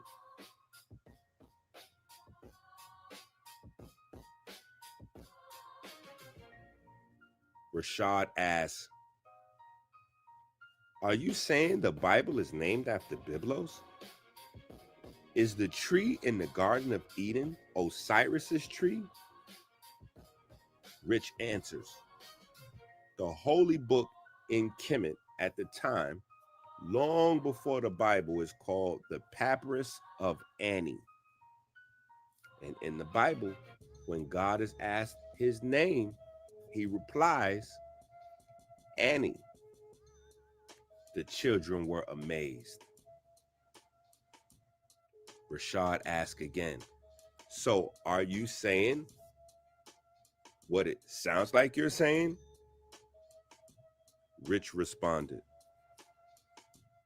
I'm saying there are some amazing coincidences that you guys can discuss with your parents and do some more research on. Rich tapped the chalk again against the chalkboard. The number 14 still glowing in white dust. You've seen 14 in myth, in time, in genealogy, in silicone. Now I'll show you where it lives inside your body. Right here, right now. He drew a small oval, then another, then a cluster. In your cells, energy is not burned, it is conducted. There's no such thing as burning fat or sugar. It is converted into electricity. Electrons pass down a chain of proteins, pigments, complexes, until they reach oxygen and create water. That passage, that tunneling, that quantum tunneling only works if the distance between each pigment is very, very precise. He underlined the number 14 again. 14 angstroms. That is the maximum gap an electron can leap by quantum tunneling inside the mitochondria. I want y'all to try to say that word fast 10 times. Quantum tunneling, quantum tunneling, quantum tunneling. Any longer than 14 angstroms, the signal collapses. Shorter than that, the system breaks. 14 angstroms, the same number that shaped the story of Osiris, that give us our weeks, that patterned the gospels, that made silicone a conductor. Also is the magic number for power in your cells. The students were amazed, caught between mythology and physics. Rich smiled. Don't think these are just coincidences. Think of them as echoes, maybe. The universe keeps time in numbers. 14 is one of those numbers. Rich raised his hand and shooed the children off. Don't be late for your next class. Go. Book slammed shut, kids scrambled for their bags, whispers all around the room. And just like that, the griot, Dr. Rich Abs, encoded some science into a story that the children would never forget. In the beginning was the way was God, the way was God, the way was hard. Every step a symphony. Let's go. Okay. So that is a very thought-provoking. That one is loaded. That one is loaded. Number 12, chapter 12 is about the number 14. Interesting. Chapter 12 is about the 14. Right? Now, again,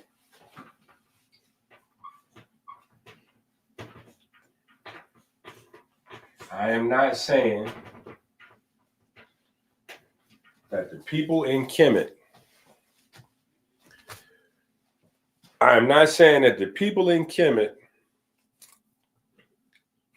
said, oh, let's use silicone because it has 14 electrons, or let's divide up the Osiris story because there are 14 days, 14 days and nights in a week, or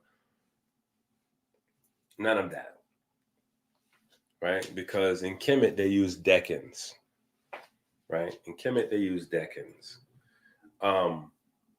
What I am saying is that Osiris story became a lot of the fabric for culture. The Osiris story is the fabric that most modern culture is woven out of. It is the original tapestry. It is the original tapestry. So we have to tap into some of these more nuanced conversations. And look, even when something else I bring up to make a point, I don't think it has ever been brought up in a debate.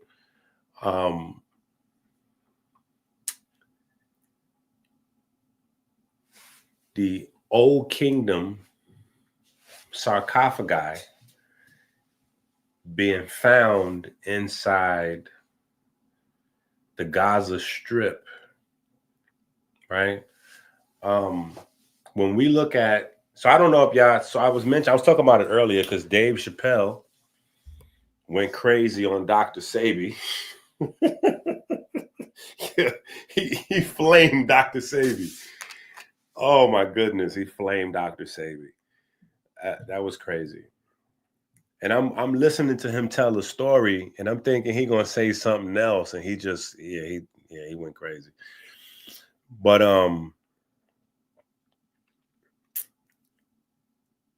his new comedy special is largely a political commentary about what's happening in quote unquote Israel and the surrounding places with the war and the whole thing that's going on over there with the Muslims and the whole thing, the Muslims, the Jews, the whole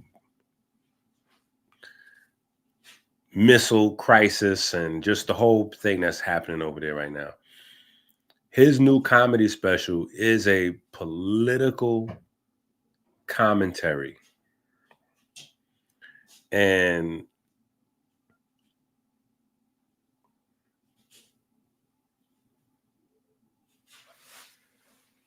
the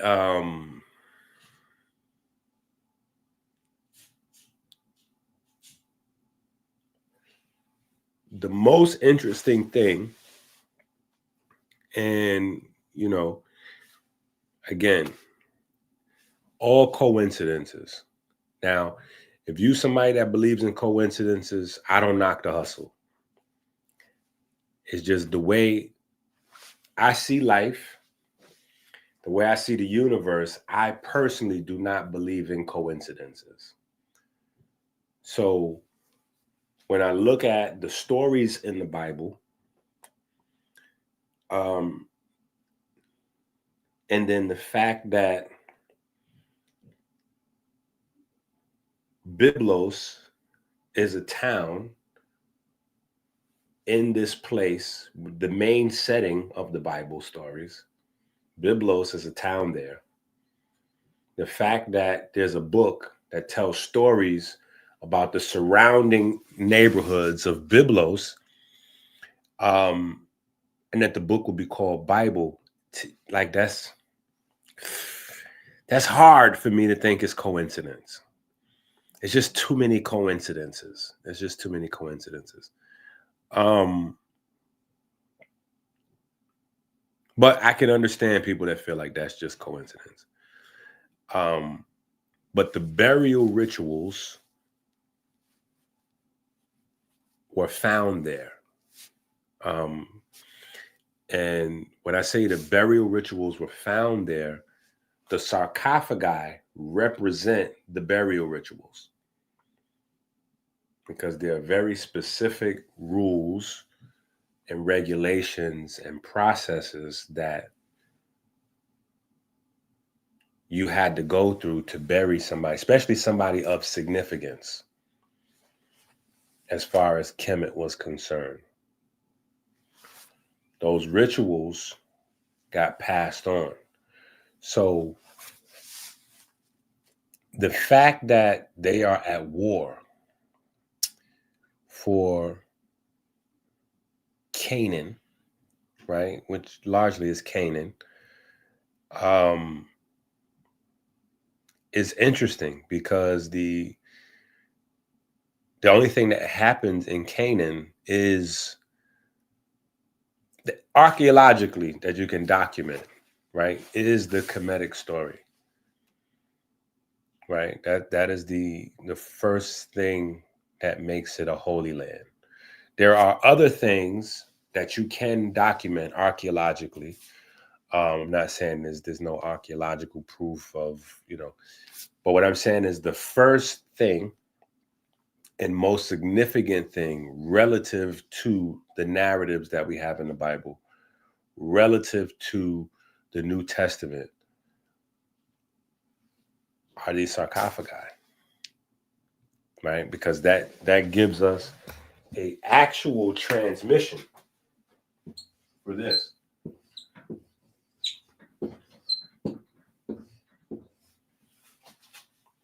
Right? Because this is how this is written. This is how this was written, and how this would have been translated via the Rosetta Stone. In fact, the Rosetta Stone, this may not be pronounced. This may or may not be pronounced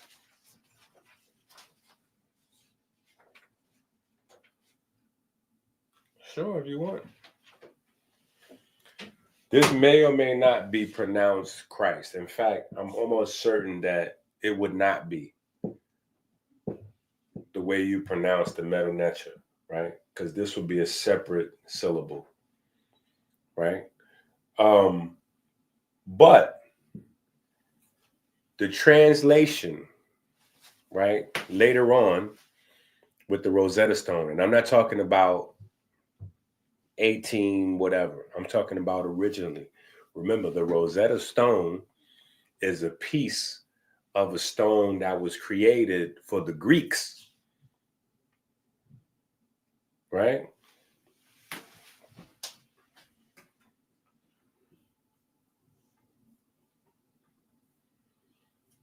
What's going over here?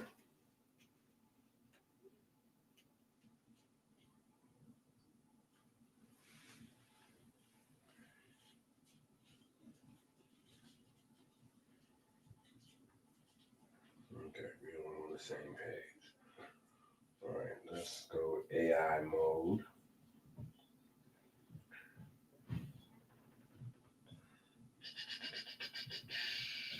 $17.99.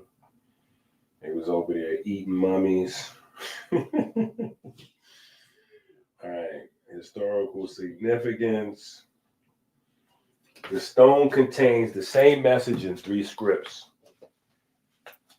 The scholars used the ancient Greek to unlock the long forgotten hieroglyphs.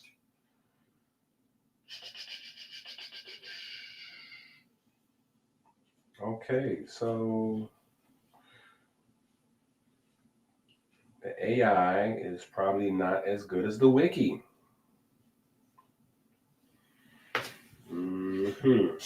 Is a stele of Grandiorite inscribed with 3 versions of the decree issued in 196 BC during the Ptolemaic dynasty of Egypt.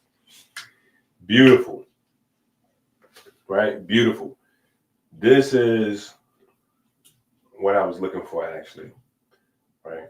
So this is why it was written, because they didn't understand the Medu Neter. The Greeks did not know what they had there.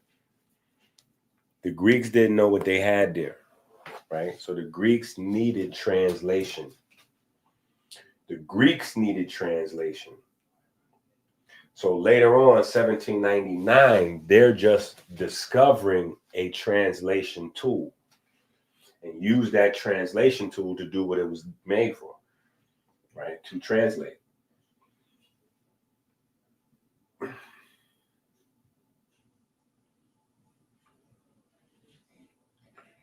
Original stele, blah, blah, blah. Memphis decree in its context. The stele was erected after a coronation of King Ptolemy V and was inscribed with a decree that established a divine cult of the new ruler. The decree was issued by a congress of priests who gathered at Memphis. The date is given as 4 Sandikos in the Macedonian calendar and 18 Mekir in the Egyptian calendar, which corresponds to the 27th of March, 196 BC. The year is stated as the 9th year of Ptolemy V's reign, which is confirmed by naming 4 priests who officiated in that year. Okay. Right. Athos, son Athos, who was the priest of the divine cults of Alexander the Great and the 5 Ptolemies down to the 5th himself, the other 3 priests named in turn in the inscription are those who led the worship of Berenice Eugetus, wife of Ptolemy III, and Arsinoe Philadelphos, wife and sister of Ptolemy. All right. So we get it, right? We get it, right? So, but what I'm saying is the transmission from Kemet to Greece, the transmission from Kemet to a lot of these other places wasn't a perfect transmission.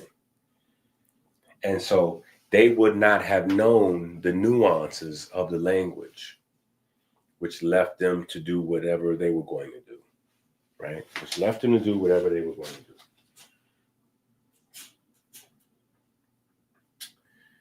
And let me see if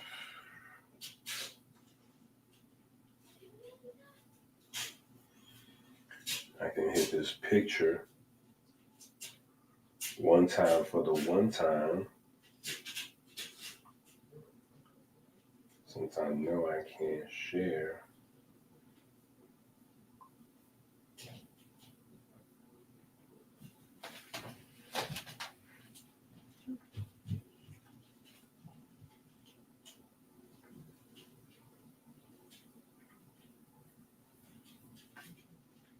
Okay, here we go.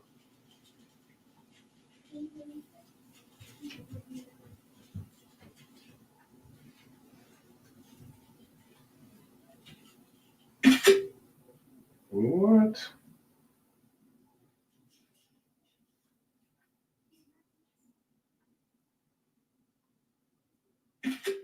Okay.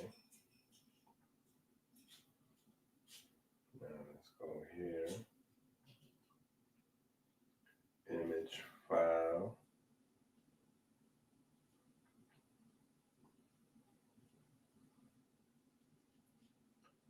I just want to show this last thing.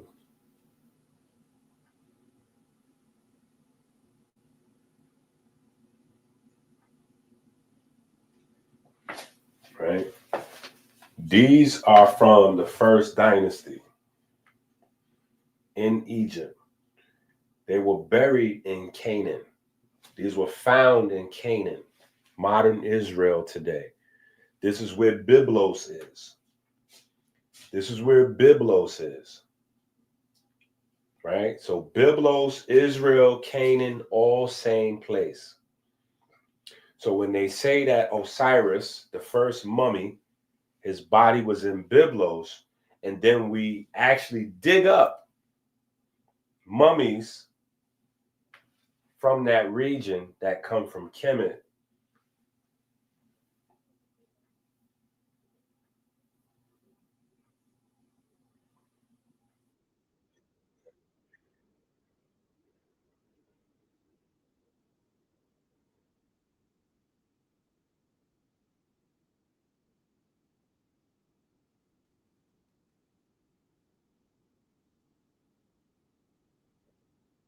Spark that set ourselves into perpetual motion. We give thanks for the magnetism of the most holy, the magnetism that repels and attracts the ferry boats of light 60,000 miles every 60 seconds throughout our vessels and caves. We give thanks for the ability to drink clean water every 60 minutes, flooding the river of life.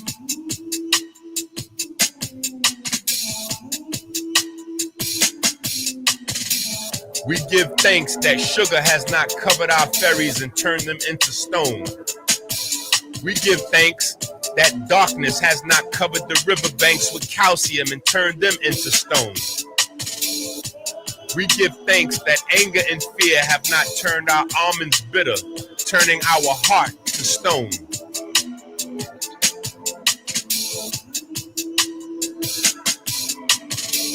We give thanks for smooth sailing upstream through the valley of death, through the superior vena cava into the right atrium.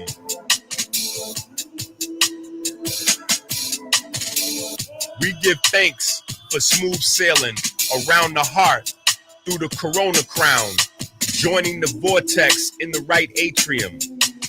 We give thanks for the perfect black solar repeater that induces the primary electromagnetic wave, opening the mouth of the Kodesh HaKodeshim. We give thanks for the mechanical wave produced when the mouth of the Kodesh HaKodeshim closes. We give thanks to the ray wave, reflecting on the semi-lunar valves, opening a pathway to the vineyard. We give thanks for the mechanical wave produced when the lunar gate to the vineyard closes. We give thanks to the Most High God that provides the light and our breath, and the light in our breath. We give thanks for the fine olfactory system that makes our grapes ripe with light. We give thanks for the Jed pillar that provides us with a stable fleet of ferry boats to dock in our vineyard. We give thanks for smooth sailing through the pulmonary vein into the storm of the left atrium. We give thanks for the perfect black solar repeater that induces the primary electromagnetic wave, opening the mouth of the Kodesh HaKodeshim. We give thanks for the mechanical wave produced when the mouth of the Kodesh HaKodeshim closes. We give thanks to the ray wave, reflecting on the semi-lunar valves, opening a pathway into the holy royal arch of the Wa scepter. We give thanks for the mechanical wave produced when the lunar gate into the holy royal arch of the Wa scepter closes. We give thanks for the magnetism of the most holy, the magnetism that repels and attracts the ferry boats of light 60,000 miles every 60 seconds throughout our vessels and our caves. Amen.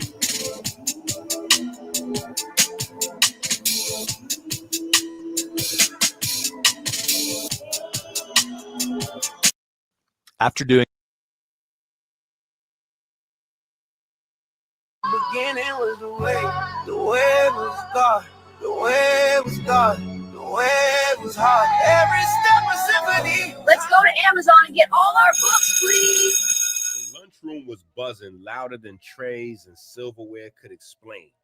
Everywhere you turned, somebody was whispering about the same thing. Ooh, Osiris and Seth was about to have a fight. Chris broke it up. I think it was over Osset. No. Seth broke into his locker. No. Seth shoved him while they was walking down the hallway. That's what the fight was over. Y'all don't know what the fight was over. Nobody really knew what the fight was going to be about. They just knew Seth had a reputation and Osiris had the fire to answer back. By now, the story had a dozen different versions, each one louder than the last one. Every table carried these rumors like gospel, except one. The Rayal and Ab's table. The air was different. Christopher, Mar, Falcon, Nadessa, Chanel, all of them leaning in with grins as Tahuti and Offset listened. His Majesty, the King, agreed. Both of y'all are cleared to move into the palace for the rest of the semester. Tahuti blinked. Offset's fork froze halfway to his mouth. The table erupted in cheers. Falcon clapped. Everybody was clapping and saying yay, and Nadessa and Chanel started planning which rooms they was going to have, and Osiris was quiet and looking happy, and Osset's face didn't match the mood. Her smile was thin, her eyes somewhere far and distant. She looked sad. Falcon noticed first. "What's wrong?" she asked. Osset put her fork down and said, "I can't leave my little brother Rashad." The whole table stilled for a moment. Even the background noise faded. For a moment, no one had an answer. Then Ma leaned back with a crooked grin and said, "Well, just bring him too." There was a half a beat of silence, and then the table bust out laughing again. The kind of laugh that clears the air and makes it impossible to feel sad. Even Osset started laughing, though her eyes still carried some weight. In the beginning was the way was God, the way was God, the way was hard. Every step a symphony. Let's go to Amazon and get all our books, please. Black's anatomy, teach your children, teach your children, teach your children to be a victim.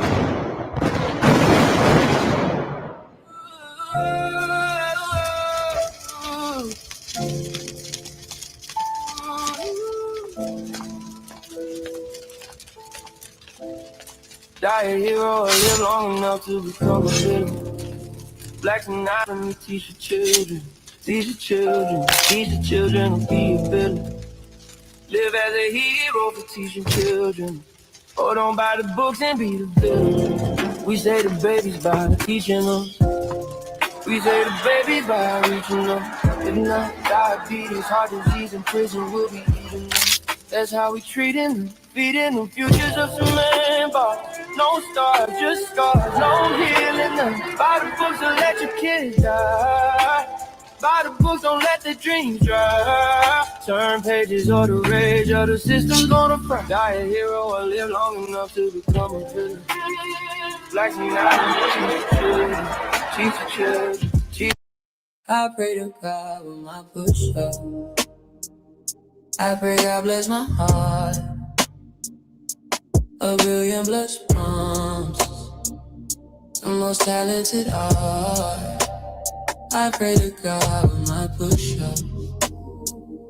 I pray God bless my heart. A billion plus moms, the most talented art. Chest tight sweat. The gym echoed with the sound of sneakers squeaking and bodies moving in rhythm. Baba Malik's voice cut through it all, sharp as a whistle. Today, you will learn what it means to pull your own weight. No machines, no excuses, just calisthenics. Your body is the gym. The children dropped into lines, push-ups, sit-ups, squats, jumping jacks, just like Richard's prayer. Malik paced like a general, correcting posture, calling counts. But the pull-up bars is where the spark caught fire. Seth stepped up first, chin high, smirk already forming as the class watched. He leapt, gripped the bar, and began to crank out pull-ups. At the same time, Osiris jumped up on the pull-up bar and started giving him a run for his money. Both boys battling it out, back and forth. No words, no smirks, just pure electricity on the pull-up bar, pulling their own weight. The duel went from pull-ups to sit-ups, from sit-ups to squats, to jumping jacks, to push-ups. It was like going back and forth. Seth went down. Osiris came up. Osiris answered. Seth answered. Seth took it again. Osiris took it again. Each victory only pushed the other one further. Whoever went second always pushed 2 or 3 more reps past whoever went first.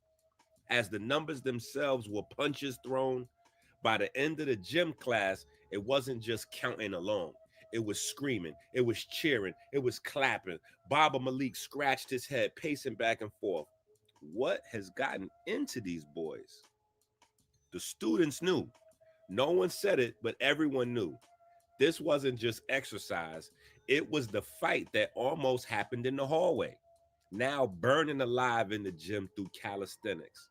And by the time the bell rang, every student carried the same thought out of the locker room. The rivalry wasn't going away. It was only getting bigger. By dismissal, the competition in the gym wasn't just a story. It was the story. Osiris versus Set. Round 1, without fists. And the whole campus was talking about it. That afternoon, as the sun slanted low and painted the academy steps in bronze light, the palace sent out its envoys. Royal cars with polished emblems pulled into quiet neighborhoods where ordinary houses stood still with surprise. Orsette's home, her mother stepped onto the porch, wiping her hands on a dishcloth wide. By order of the Majesty, Orsette and Rashad invited to reside in the palace. It is crazy. Orsette just kept things quiet. Her and Rashad just eased their way into the Rolls Royces as smoothly as possible. Her father, on the other hand, in the house, dropped his tea. The siblings were staring out the windows. It was a mess on the inside, but on the outside, very smooth. At Tahuti's house, it was quiet on the inside and quiet on the outside. His grandmother was very surprised. Tahuti said, "You've always had a voice. In the beginning was the way was God, the way was God, the way was hard." Now the world will get a chance to hear it." Thinking of his grandmother's words, Tahuti packed light. His books, his notebooks, little bit of gear. What mattered was the chance to be with the Abs and the Reals in the palace. By evening, the convoy rolled back through the palace gates. The children spilled out, Orsette and Rashad staring wide-eyed at the sweeping halls and marble floors, Tahuti silent but burning with resolve. The Abs and Reals rushed to meet them. Nadessa tugged at Rashad's sleeve toward the gardens. Falcon hugged Orsette like a sister already. Mar and Christopher helped Tahuti haul his books upstairs, laughing and teasing, making jokes. The palace, once echoing with its usual order, was now pulsing with a new energy. Bedrooms filled as they walked down the hallways and corridors. The family had grown. The circle had got wider. And in whispers after the lights dimmed, the older children knew this wasn't just more company. This was the next step in their plan, their book, The Quiet War. The palace wasn't just home anymore. It was headquarters against Pharmakia. In the beginning was the way was God, the way was God, the way was hard. Every step a symphony. Let's go to Amazon and get all our books, please. Black's anatomy, teach your children, teach your children, teach your children to be.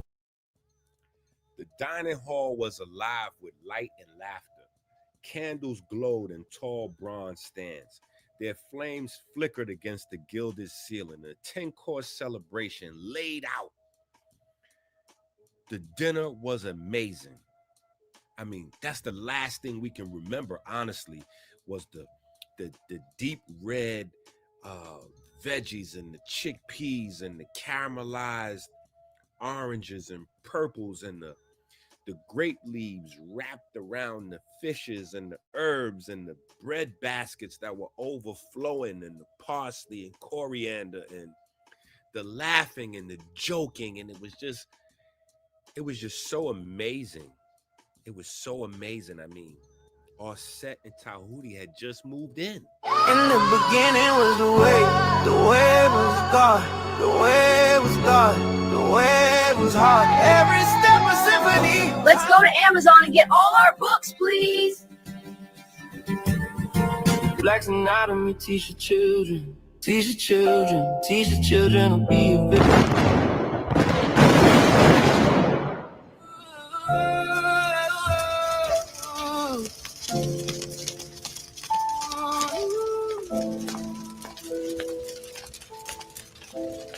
Die a hero or live long enough to become a victim. Black's anatomy, teach your children, teach your children, teach your children to be a villain. Live as a hero for teaching children. Hold on by the books and be the villain. We say the babies by teaching them. We say the babies by reaching them. If not, diabetes, heart disease, and prison will be eating them. That's how we treating them, feeding them futures of cement bar. No stars, just scars, no healing them. By the books, don't let your kids die. By the books, don't let the dreams dry. Turn pages or the rage or the system's gonna fry. Die a hero or live long enough to become a villain. Blacks and teach the children, teach the children to be a villain. Live as a hero for teaching children.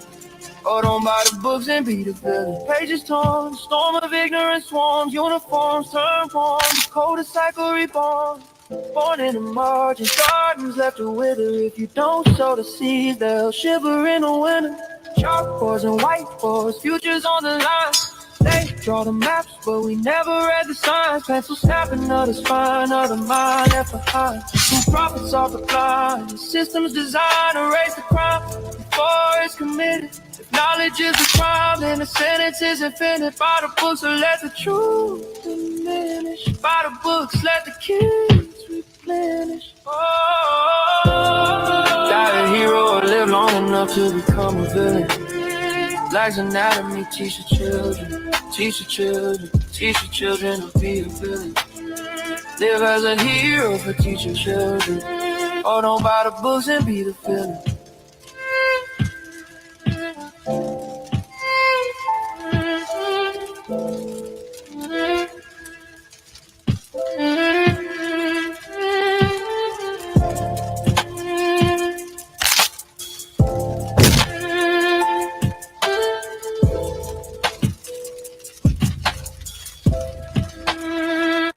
Rich walked in like he didn't do anything. Tried to convince us that he was downstairs fixing pipes. It was a heating and plumbing explosion. And we just had dinner like nothing. I mean, we played it off for the adults, but we didn't believe a word of it. We ate, we smiled, but we went and plotted. We said, no, somebody's lying. This smells fishy. Immediately, we went up to the headquarters to figure this thing out our way. The palace hallways hushed as the family broke from the dining room, went upstairs, and entered into the headquarters. We immediately started to working on the book, pulling out notebooks, trying to figure out what happened tonight. Rich doesn't fix pipes. He was fighting. You saw the smoke. That was not a pipe. That was the prison. That was the prison. Somebody was trying to escape from the prison. That explosion must have been mercenaries, guards. Who knows what exactly happened? I don't know. You think he won? I mean, just him by himself? You think he was able to beat up prisoners and mercenaries and whoever else was exploding the palace? Well, he wouldn't be back if he didn't. I mean, clearly he didn't lose. If the guards were fighting and Rich had to go down there, then who was the target? The prisoners or us? The palace must not be as safe as we thought it was.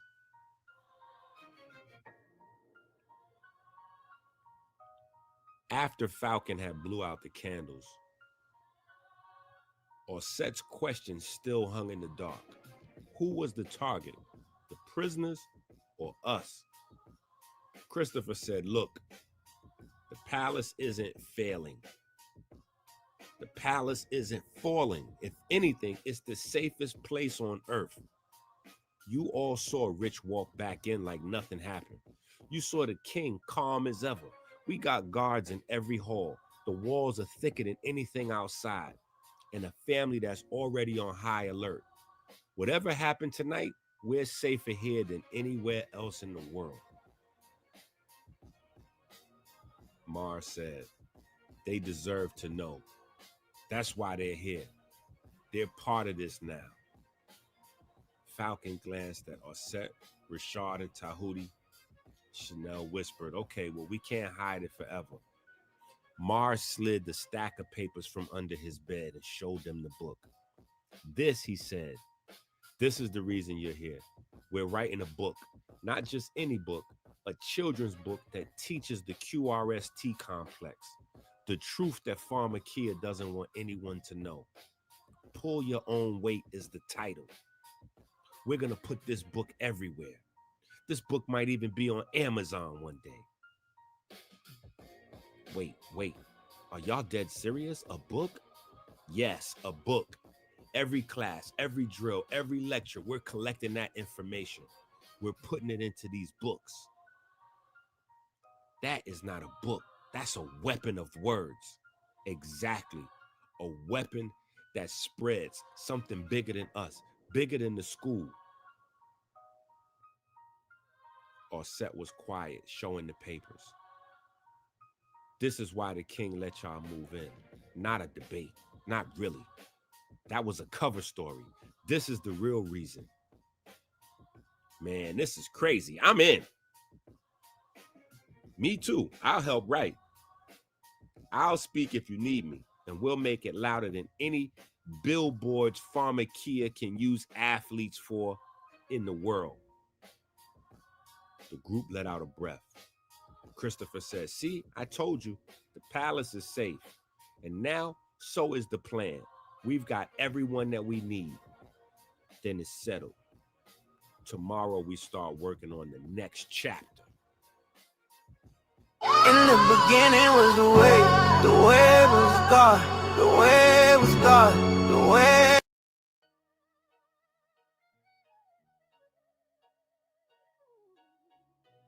While the children were huddled upstairs, scratching their heads, trying to figure things out, writing their words in their books, the air in the prison was very, very different. Rich walked slowly down the line.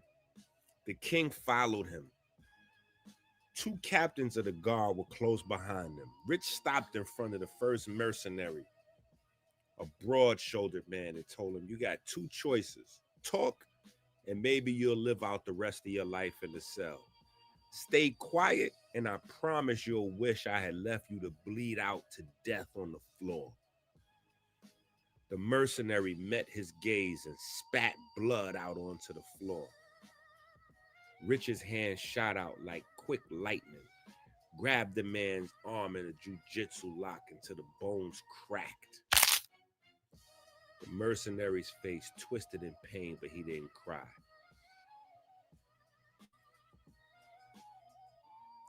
"This one will die before he gives us anything." The king stepped forward to the next prisoner, one of the weaker ones. "Tell us why they came. Tell us, and your punishment will be lighter. Stay silent and you'll wish you had vanished into the desert. In fact, you will vanish into the desert. No food, no water, just desert." We work for them. We work for them." "Who?" Rich said. "Pharmakia. It was Pharmakia. They hired us to break out the mercenaries." The king's eyes narrowed. "Why would they risk going to war with the crown for you?" "Because we were going to talk. We were going to testify against them about the money, the drugs, the deaths. They said if we spoke, if the courts heard us, the whole empire would know what they've done." "So they tried to silence you by breaking you out before you could speak?" "Yes," the prisoner said. "Please, I don't want to die." He's telling the truth. Look at him. He doesn't have the spine to invent this. The king's jaw tightened. Then Pharmakia has declared war themselves. They have declared themselves an enemy of the realm. That's why they don't stay here. We must move the prisoners now. If Pharmakia sent one team, they'll send another. By first light, armored SUVs were rolling to the palace. The guards had the prisoners shackled, loaded them into the SUVs. The king stood at the top of the stairs along with Rich. "Make sure they're secure." Rich stood watch long after the last SUV had left.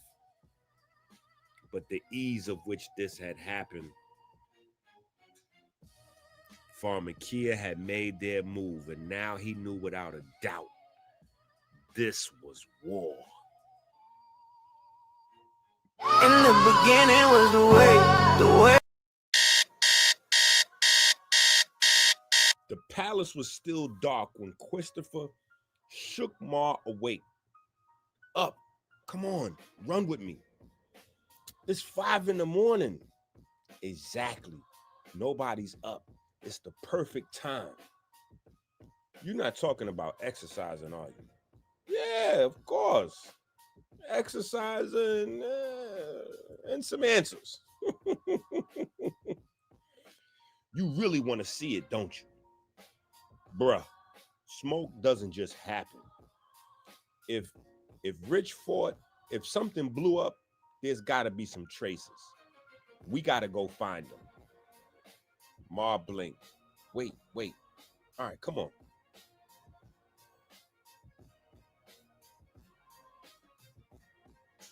This doesn't make sense.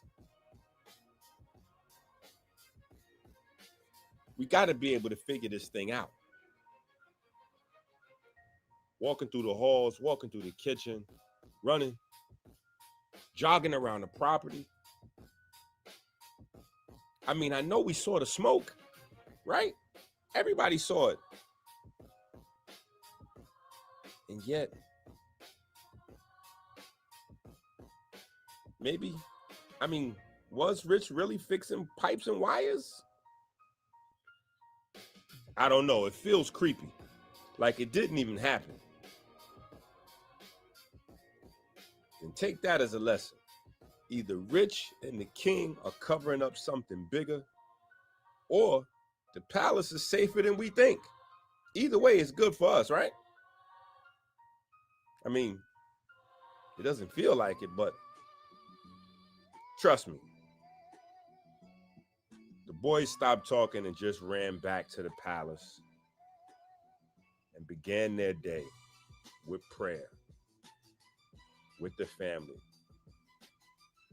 As if they weren't out an hour before trying to find some evidence.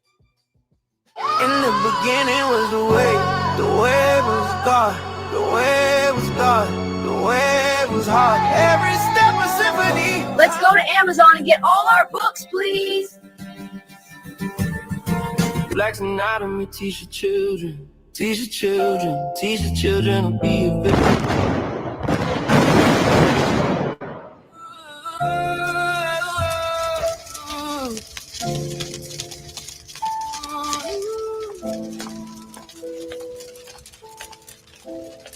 Die a hero, I live long enough to become a villain.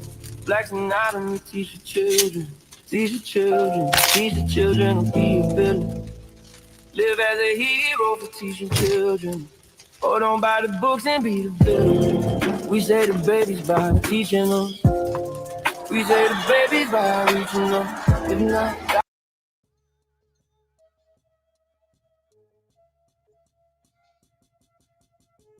The 11th graders settled into their seats. Notebooks open, the air still carrying the faint morning cool. Madame Layla stood at the front of the room, her posture tall and elegant, eyes bright with the spark of revelation. She wrote a single word across the board in sweeping chalk strokes. Spirit. She turned, dust clinging faintly to her fingertips. Today, we will break apart this word, because until you understand it, you will never understand the gospel. The room went silent. The Greeks were students of Kemet. The Greeks, she said, pacing back and forth, they were not masters. They were students. Their philosophies, their mathematics, their medicine, their theology, all came from Kemet. Plato, Pythagoras, Herodotus, Kemet. She sketched a map circling the Elephantine Island. Even the Old Testament comes from Kemet, the island of Canaan. That is the Elephantine Island. The same land that shaped your ancestors' temples also shaped the scripture. And when we speak of the gospel, we are speaking of breathing, of breath. That is the good news. She drew 3 figures on the board: a feather for Shu, an open arm silhouette for the Ka, and a bird for the Ba. In Kemet, Shu was the god of air, the breath that separated sky from earth. The Ka was your vital essence, your life force. The Ba was your soul, your personality, the bird that could fly between realms. Together, the breath and the essence made life. So when Jesus spoke of the Spirit, when he called it the good news, he was teaching nothing new. He was teaching Kemetic science. Jesus did not have the New Testament. Jesus had Kemetic science.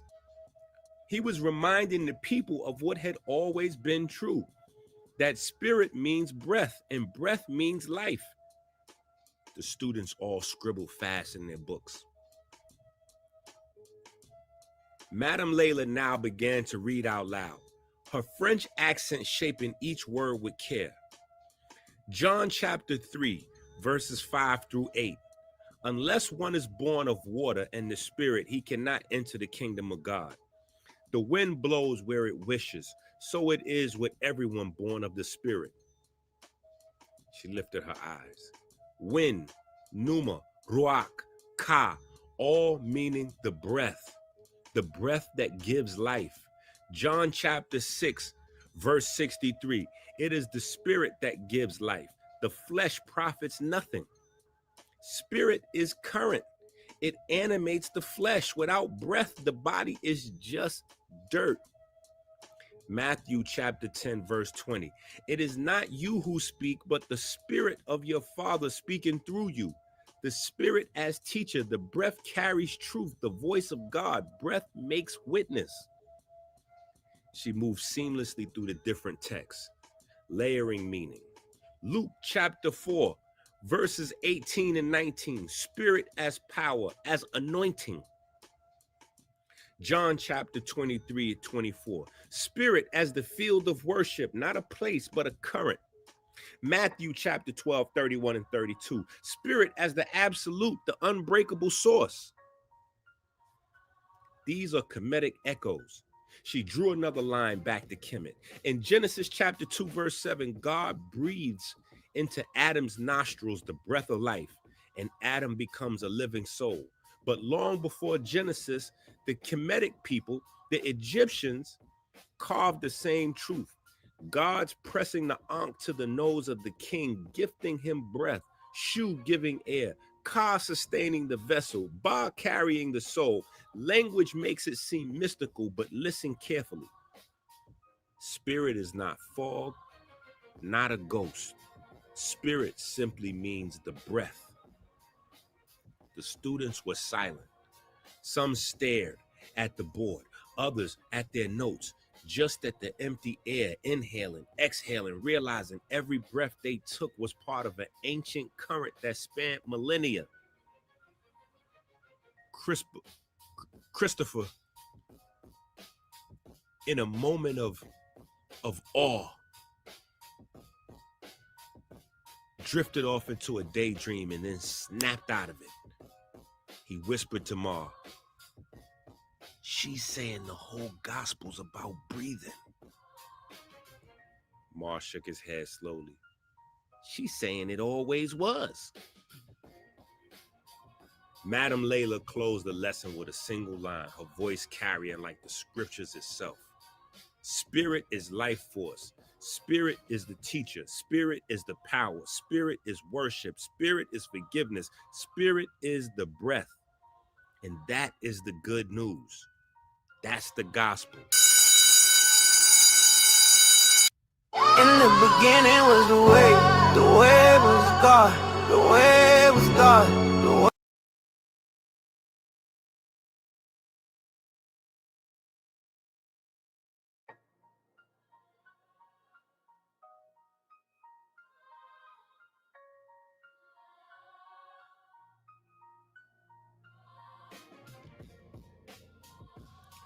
The class hummed as students shuffled in, bags hitting desks, pencils clattering. Christopher lingered by the door, waiting until the last of his classmates passed. He caught his father's eye. "Dad," he said, "can I talk to you before class starts?" "Sure, son." They stepped into the hallway, the noise of the room muffled behind them. Christopher leaned in. "Madam Layla dropped some heavy stuff on us this morning. Breath, spirit, ka, ba. It all made sense, but then again, it didn't. Could we maybe get like a science version of what she was saying?" Rich smiled, clapping him on the shoulder. "I'm glad you asked. Let's give it a try." The bell rang and the 11th graders settled into their seats. Rich stepped to the front, dropping his notebook on the desk. "So," he said, "I hear you had a very deep religious and philosophical class this morning." The room buzzed with nervous laughter. From the front row, the Clinton twins, Crystal and Mika, blurted out at the same time, voices overlapping as usual. Madam Layla basically reduced the entire gospel to just breathing. And it made sense, but at the same time, it doesn't make any sense. The class broke back into laughter, heads nodding, shoulders shaking. Even Rich was laughing. All right. Here's the deal. What Madam Layla gave you was a symbol, a metaphor, and metaphors can be powerful if you know how to use them. Think of it as a mnemonic device. A mnemonic device is a shortcut for your memory. The ancients wrapped knowledge in stories and symbols and images so it could be remembered, retold, passed on. That's not less real. Sometimes it's more real because it sticks in your brain. He turned to the board and wrote in big letters, "Biosemiotics." Biosemiotics is the study of signs and symbols in biology, of how living systems create and interpret meaning. DNA is a code. The heartbeat is a signal. Breathing is both function and metaphor. So when someone says breath is spirit, they aren't just being mystical. They're pointing to a symbol that works in your body and in your language. The anomalies of 4. He drew a chart. 4 gospels, 4 kings on the king's monument, 4 letters in Christ, 4 letters of Christ, 4 twin pairs in the Ennead, 4 doubles in the Ogdode, 4 twins in the DNA, histones that is, 4 ventricles in the heart, 4 ventricles in the brain, 4 letters in the name Yahweh.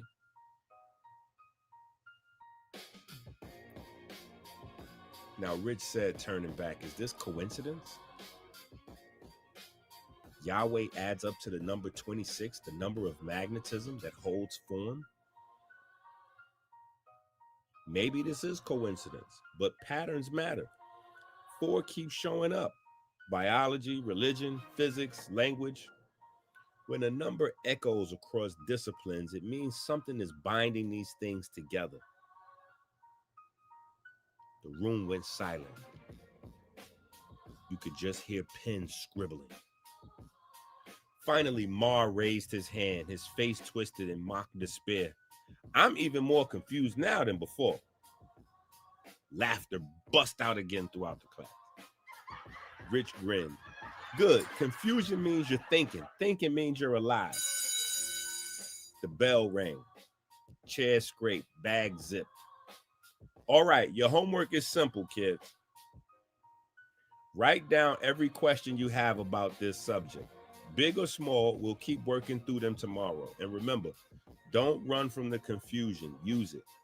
The students filed out, buzzing with half-formed theories and nervous laughter. The twins walked side by side, still finishing each other's sentences.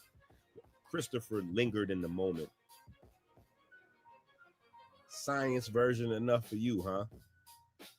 Christopher said, "Yes, sir. At least for today."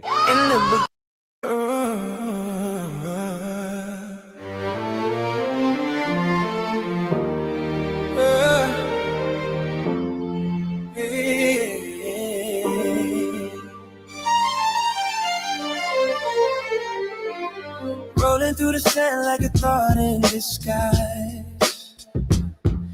The scarab spins truth where the cards.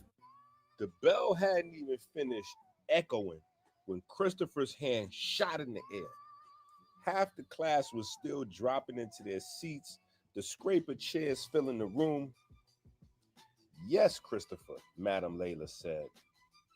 Madam, are there any verses in the Bible that say God or Jesus is light? The room hushed. Pens hovered. Even the Clinton twins, still whispering to each other, turned forward. Madam Layla sat down her chalk and folded her hands. Her eyes got bright. The kind of look she gave when she knew the question had teeth. There are many, she said, her accent softening. Listen carefully. Let's go over a few. 1 John chapter 1, verse 5. This is the message we have heard from him and proclaim to you, that God is light and in him is no darkness at all. Clear and direct, God equals light itself. James chapter 1, verse 17. Every good gift and every perfect gift is from above, coming down from the Father of lights, with whom there is no variation or shadow of change. Psalm chapter 27, verse 1. The Lord is my light and my salvation. Whom shall I fear? She lifted her eyes. So yes, God has been called light since the oldest times. She moved to the next list, chalk tapping as she wrote on the board. John chapter 1, verse 4 and 5, and verse 9. In him was life, and the life was the light of men. The true light, which gives light to everyone, was coming into the world. John chapter 8, verse 12. I am the light of the world. Whoever follows me will not walk in darkness, but will have the light of life. John chapter 9, verse 5. Chapter 12, verse 35 and 36. Chapter 12, verse 46. Variations of Jesus as light. Luke chapter 2, verse 32. Simeon's prophecy, a light for revelation to the Gentiles. Matthew chapter 2, verse 16. The people dwelling in darkness have seen a great light.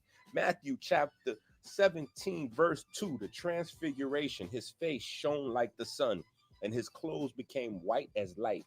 Revelation chapter 21, verse 23. The city has no need of sun or moon, for the glory of God gives it light, and its lamp is the Lamb.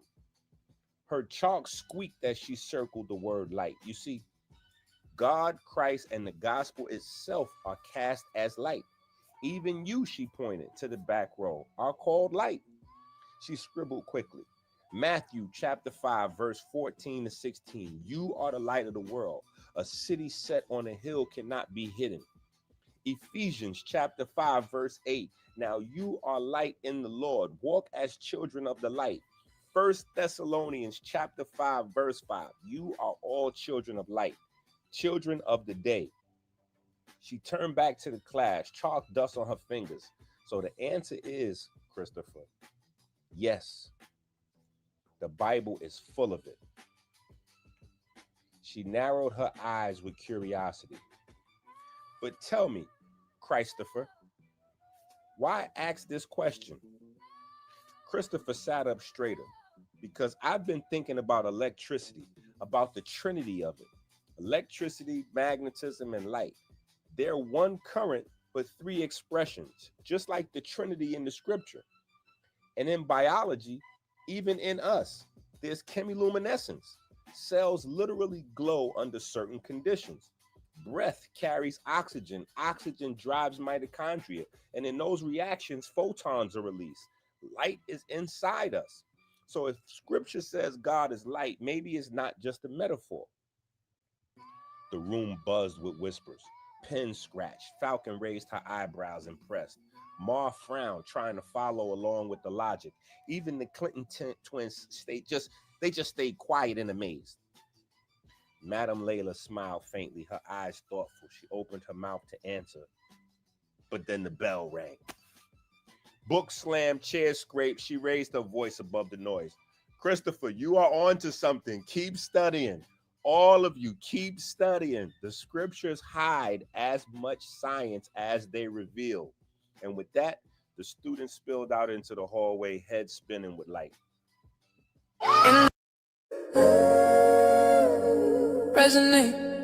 Resonate, see what I'm saying, levitate,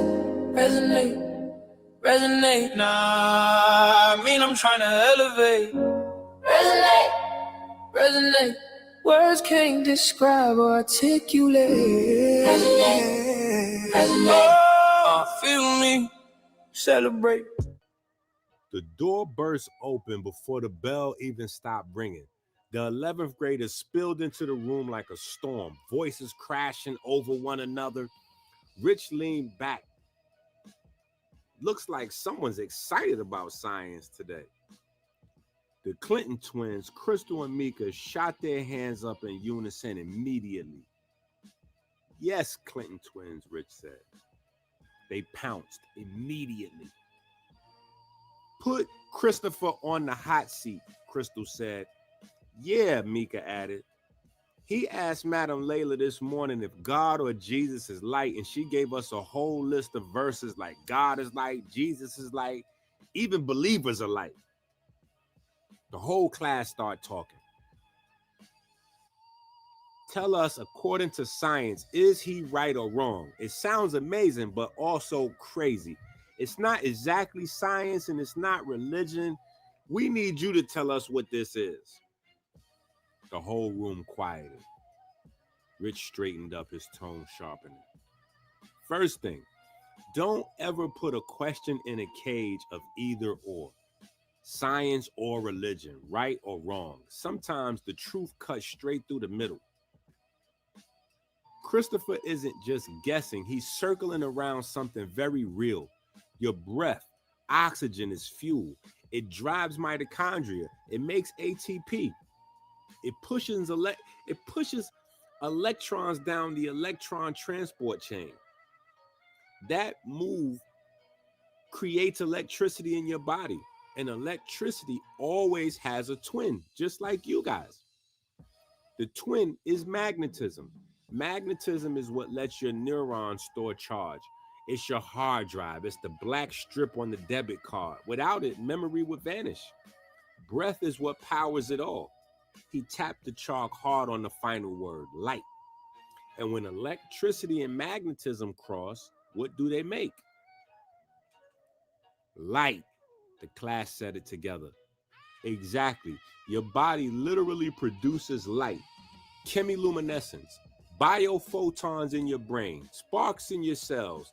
The greatest conductor of that light, the place it roars loudest, is here. QRST. The heart. Your heart's wave, the living pulse. Breath feeds it. Electricity drives it. Magnetism stores it. Light radiates from it. Christ isn't just an ECG trace or EKG trace. It's the current of God moving through the flesh. The class was stunned. Pens were frozen. Even the twins were quiet for once. Ma finally broke silence. So what you're saying is the gospel is basically cardiology? Rich laughed, a deep, deep laugh. I'm saying the gospel, biology, and physics are telling the same story in different languages. Breath is spirit. Electricity is the word. Magnetism is the memory. Light is life. And the heart is where it all converges. Rich paced slowly in front of the board, chalk dust on his sleeves, his voice steady but electric. The same way the 4 books, Matthew, Mark, Luke, and John, hold the story of your entanglement with God. Your mitochondria hold the mirror. They have 4 pigments, 4 micromagnetic centers. They recycle ATP. And now, when that recycling happens, when the proton flow turns, the electrons and protons recycle ATP. ATP releases kinetic energy and light. The Gospels light your mind with stories. The pigment lights your cells with energy. 2 languages, 1 truth. Energy is spirit. Your spiritual system is your breathing system. He tapped the board with chalk. The difference is perspective. From the abstract, we can say information is light. But if we zoom into that light, what do we find? The students leaned forward, silent, breath held. Rich eyes swept the room. We find knowledge of our connection to God, knowledge to how we live. Light is not just photons, it's meaning. Today we call it quantum entanglement. For a moment, the room seemed to vibrate. The Clinton twins turned toward each other. The same time, their jaws dropped, eyes wide as though they had just witnessed a magic trick unfold before their desks. Then all of a sudden, the bell shrieked, rattling the windows, but no one moved. Not a scrape of a chair, just ocean as usual. Rich clapped his hands once. All right, homework is simple. Write down your questions, don't filter them. Tomorrow we keep going. If Madam Layla gave you the philosophy, he tapped his chest, I'll give you the physics. The spell broke. The students finally gathered their things in a daze, whispering, talking with all levels of excitement. Christopher lingered back. As he passed the door, Rich caught his eye. Still think you're just guessing? Guess I was on the current, Dad. And with that, the room emptied like a buzz, leaving a live wire.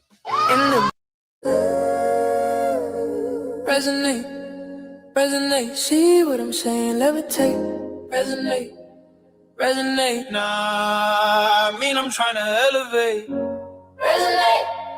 resonate, words can't describe or articulate.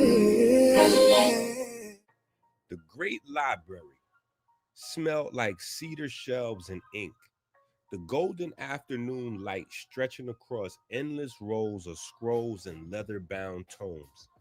The children gathered at a long oak table, their notebooks spread out, pens scratching as they compared lessons from Madam Layla, Baba Malik, and Dr. Rich. Falcon stacked her notes on top of Mars and said, "It's all the same current. History, science, exercise, scripture, every class is teaching us the same thing in different words." Osiris leaned forward, flipping through his own scribbles of Christ waves and push-up diagrams. The body is the gospel. It's all breath and conduction. Arsette sat with her chin in her palm, quiet but listening, her eyes tracing the sunlight through the window. So what happens when we actually live this stuff out, not just study it? What does it do to us, into our connection with God? The room fell still.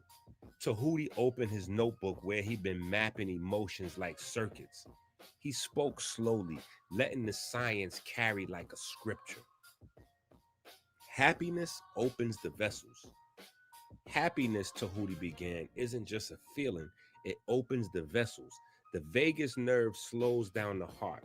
Heart rate variability goes up. The arteries release nitric oxide, relaxing, opening, blood pressure drops.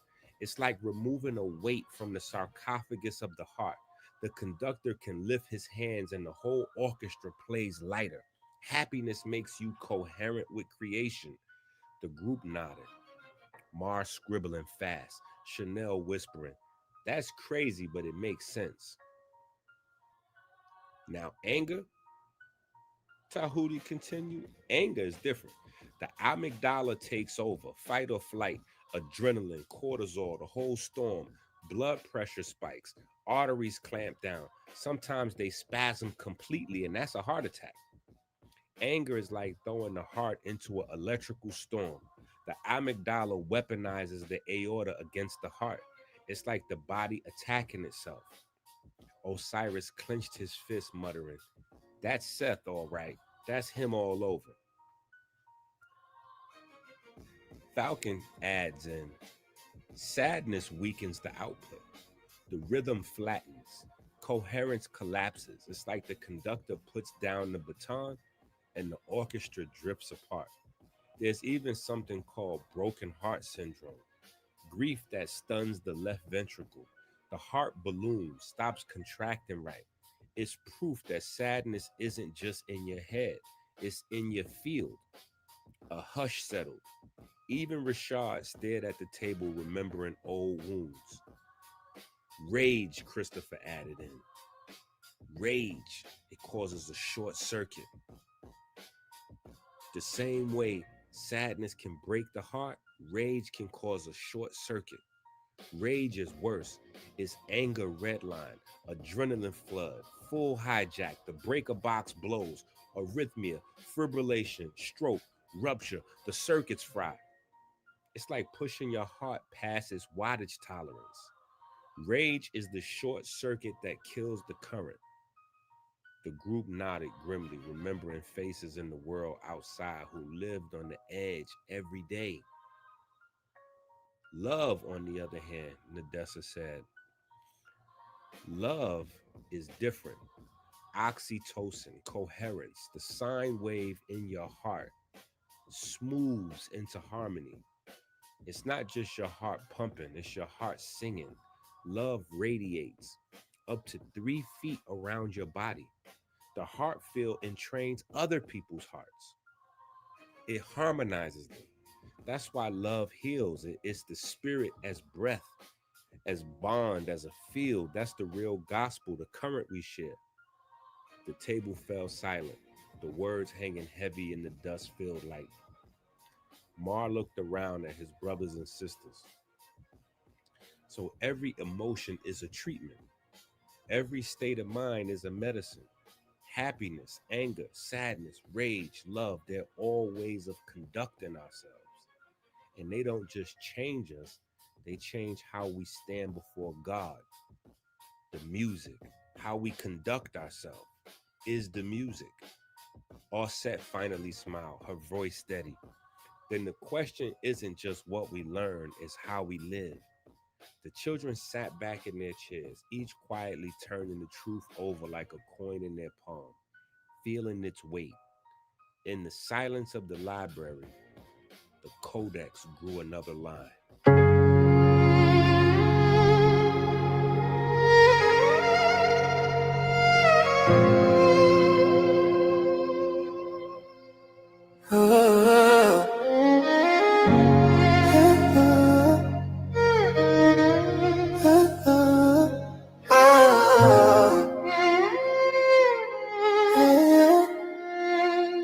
You are love, you are light. You are everything right.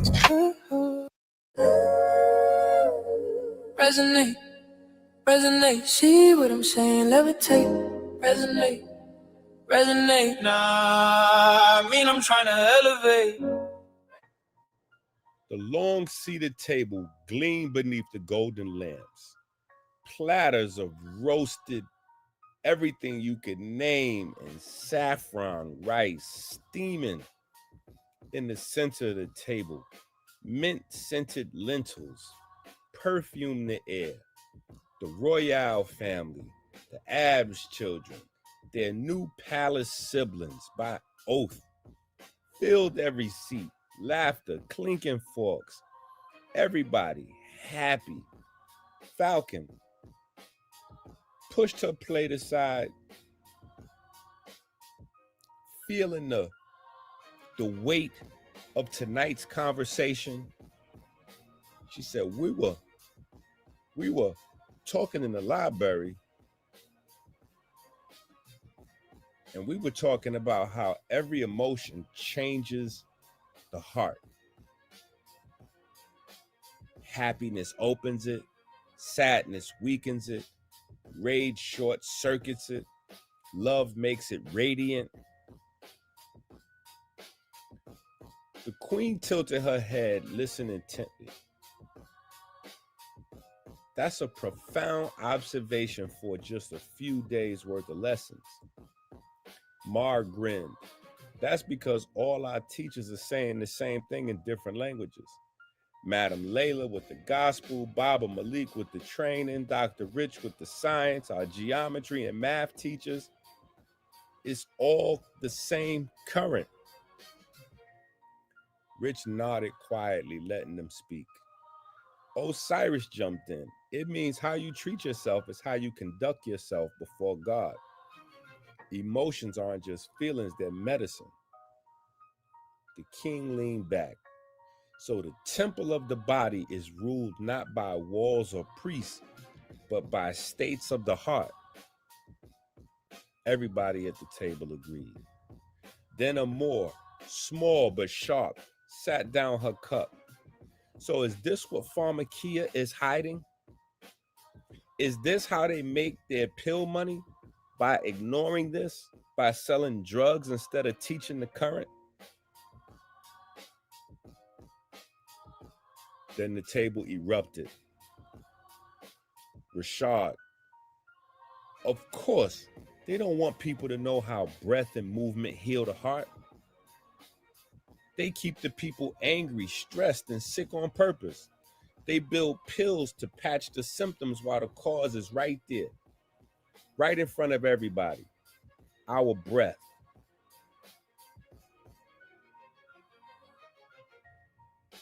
The queen raised her hands, laughing but sharp. Children, slow down, one at a time. Rich's voice cut through the clamor. Amor asked the right question.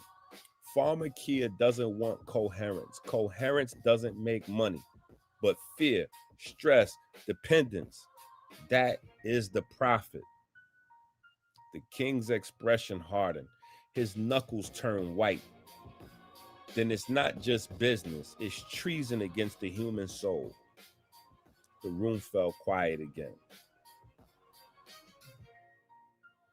What if we try something different?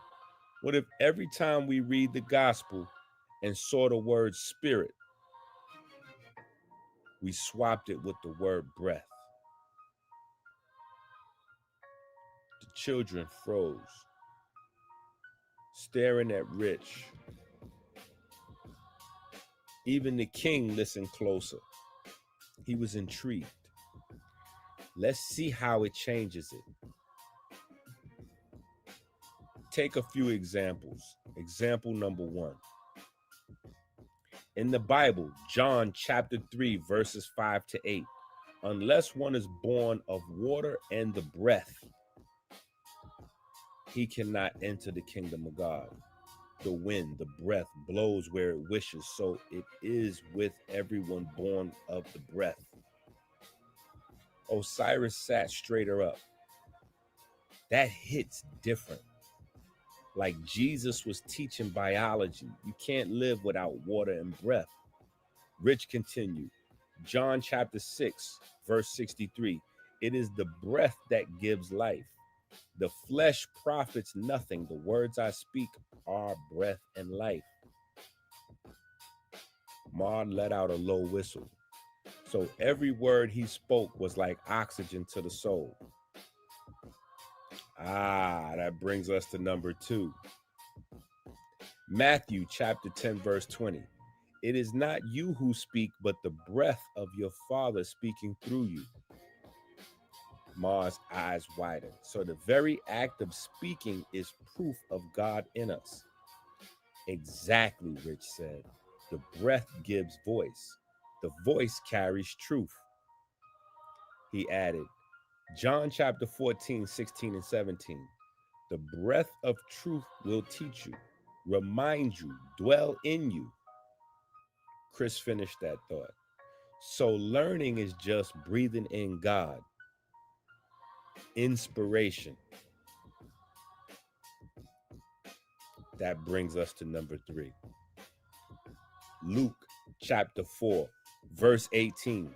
The breath of the Lord is upon me because he has anointed me to proclaim good news to the poor. Falcon whispered. So even his mission began with an inhale? Yes, breath is the anointing, the spark. Let's go to number 4. John chapter 4, verse 23.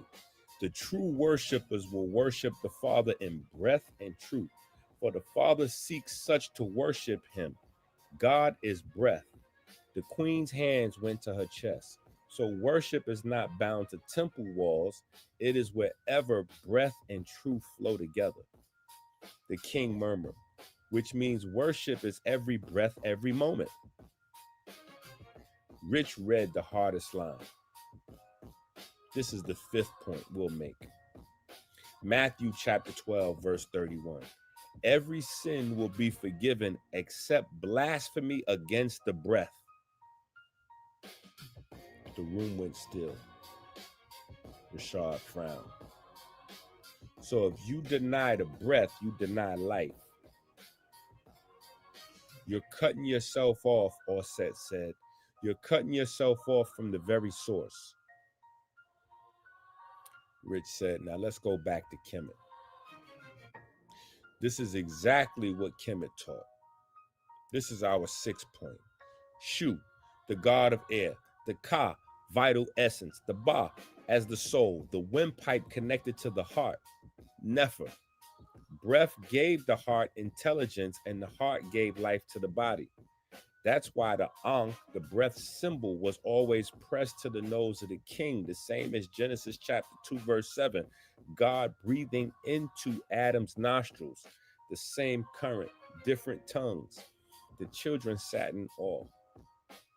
Pens scratching furiously, even at the dinner table taking notes. Christopher broke the silence. So spirit wasn't meant to be mystical fog. It was always the breath of life. And the heart was the temple that received it. Rich smiled. Exactly. Spirit is breath.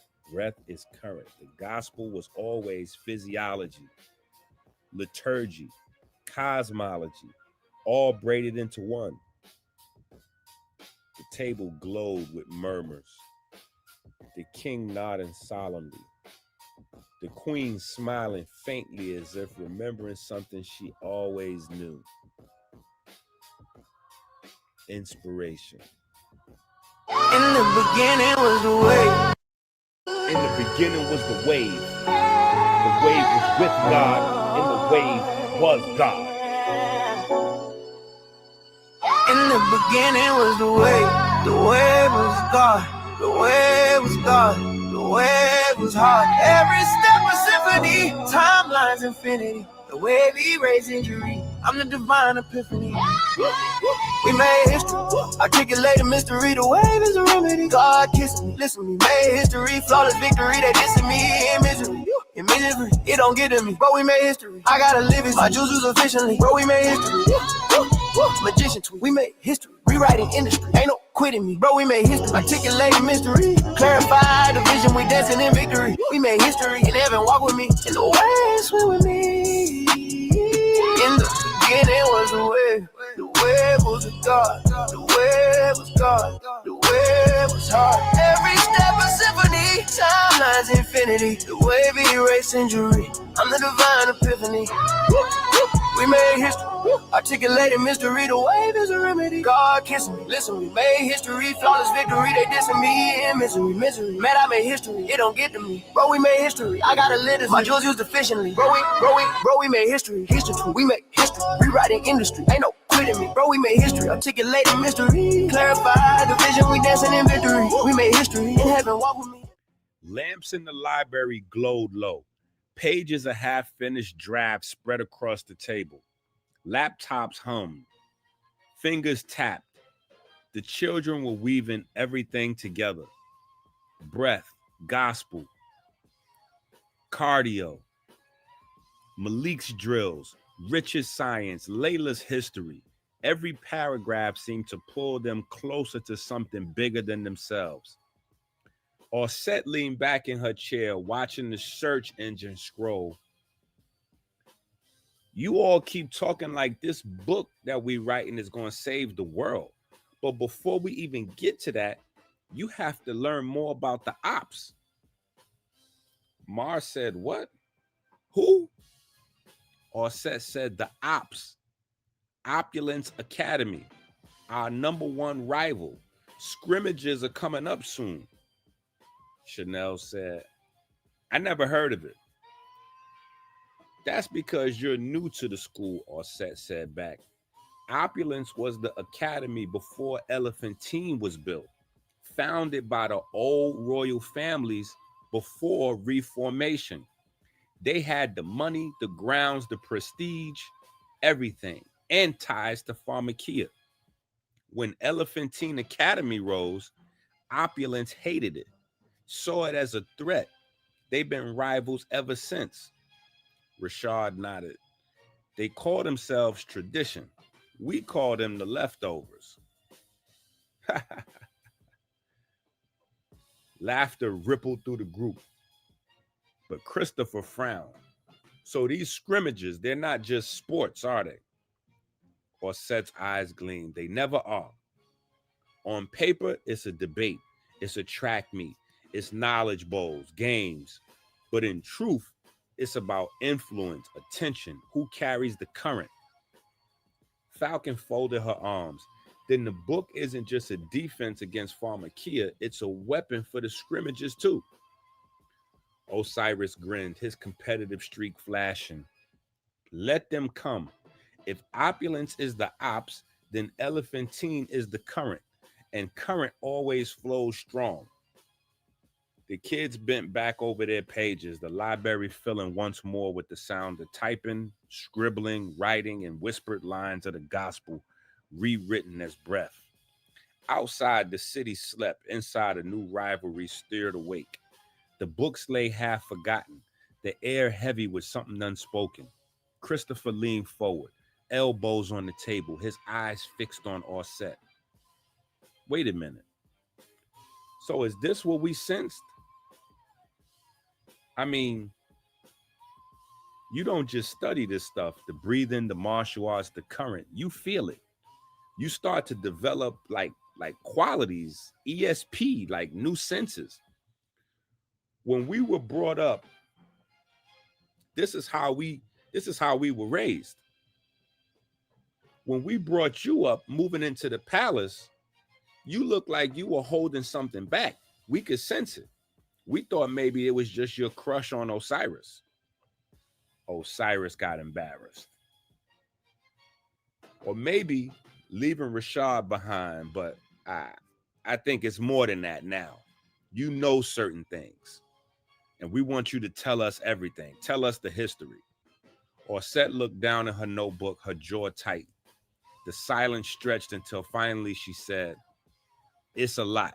If you really want the story, someone needs to sneak down to the kitchen and bring back some blue magic smoothies and some snacks. We're going to need energy for this." Mar jumped up immediately. "Say less. I'll go." He gave a little wave to Christopher. "Come on, big bro. You're not letting me carry this haul alone." The library door closed softly behind them. The hallways of the palace were dim, lanterns glowing in the shallow pools of light along the stone. Their footsteps echoed as they crept toward the kitchen. Mar leaned in close. "So, this ESP thing, what are you saying? You could read minds now, like telepathy or move stuff, like telekinesis?" Christopher laughed. "No, not like that. Those are parlor tricks. It's sharper. You sense intentions before they show. You feel the current in the room shift, like someone plucked a string you can't see, even if you've been around them for a while, or you're just not trained to notice it. You'll begin to feel the waves in the room. You'll feel the waves in the air, the vibes, the aura." So not X-Men, more like deeper awareness, Mar said. "Exactly," Chris said. "And Orset's been training longer than us. That's why she's carrying something. She knows pieces of history we don't. She felt things we haven't." "Fine. But after the snacks, because nobody spills secrets on an empty stomach." They rounded the corner, the glow of the kitchen lanterns spilling across the floor. Behind them, the silence of the palace felt heavy, like the walls themselves were listening. And besides, they were turning on lights everywhere they went anyway. In the beginning was the wave was God. In the beginning was the wave. The wave was with God, and the wave was God. In the beginning was the wave was God, the wave was God, the wave was hard. Every step a symphony, timelines infinity, the wave erased injury. I'm the divine epiphany. We We made history. Articulated mystery, the wave is a remedy. God kissing me, listen me, made history. Flawless victory, they dissing me in misery. In misery, it don't get to me, bro, we made history. I gotta live it, my juices efficiently. Bro, we made history. Magician tweet, we made history. Rewriting industry, ain't no quitting me. Bro, we made history. Articulated mystery. Clarify the vision, we dancing in victory. We made history. In heaven, walk with me. In the waves, swim with me. In the beginning was the wave. The wave was the God. The wave was God. The wave was hard. Every step a symphony. Timelines infinity. The wave erase injury. I'm the divine epiphany. We made history. Articulated mystery. The wave is a remedy. God kissing me. Listen, we made history. Flawless victory. They dissing me in misery. Misery. Man, I made history. It don't get to me. Bro, we made history. I gotta live this. My jewels used efficiently. Bro, we made history. History. We made history. Rewriting industry. Ain't no quitting me. Bro, we made history. Articulated mystery. Clarify the vision. We dancing in victory. We made history. In heaven, walk with me. The smell of mango blue magic smoothies drifted through the library soon as Christopher and Mars set the tray down. The children leaned forward expectantly, notebooks half open, hearts thudding faster than the clock could even tick. Osset folded her hands on the table. Her face was serious now. Her usual spark softened into gravity. All right, she said. You want the truth? Then listen carefully. Ma, your father, the king, isn't just a monarch. He isn't just a regular king. He's from the original line of Heru kings. The Sarah, the true Sarah. The bloodline of Kemet's throne. The kids froze. Even Rashad forgot to sip his smoothie. They lost control of this land long time ago. Phoenicians, Nubians, Greeks, even Ashkenazis, they've all ruled here for centuries, calling themselves natives because they're born here, but their DNA is not from here. They're colonizers. Her voice grew quieter, almost reverent. King Solomon is the first Sarah monarch in the millennia, a return to the true line of the Kemetic kings. And it wasn't armies that gave him power. It was social media. Mars said, social media? Yes, Osset nodded. The people learning their true history caused a quiet revolution, just like Gil Scott predicted. Hashtags, underground lectures, books, people began to wake up. That's how the throne shifted. She sighed. I don't know every detail. I was too young, but my parents told me. They have books. They showed me old home of consciousness lectures. It started in New York. The home of consciousness are like underground researchers teaching real history. You know, you can't just say whatever you want to say on YouTube. You can get your channel taken down. But the spark was already lit before social media. The people who monetize the holy land of the pyramids are not their true heirs, and they're terrified of losing their power. Her eyes swept around the group. That's why they don't want Elephantine Academy here. They don't want the old teachings to resurface, because Christ is just one aspect. Spirit, which is really breath, is more powerful than they want people to believe. By hiding the breath, they hide spirituality. And at the same time, they poison breathing systems and pigment systems with their drugs and diets. Osiris said, so they don't just steal land, they steal the current. They steal the living land, people's bodies. Osset nodded gravely. Yes. After electron metabolism becomes light metabolism. That's what the books say. My parents studied Dr. EnQi. Most of their library is Dr. EnQi books. He proved the link between electron metabolism and light metabolism.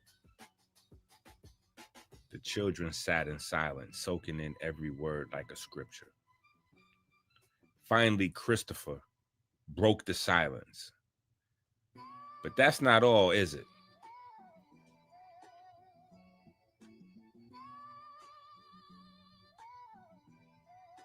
Now you're getting scary with that ESP thing, the spooky. The room bust into laughter, tension breaking for a moment. Arsette leaned forward. But Chris is right. There's more. When Baba Malik was kidnapped, the king knew who was behind it. He didn't say everything out loud, but it was obvious. Pharmakia.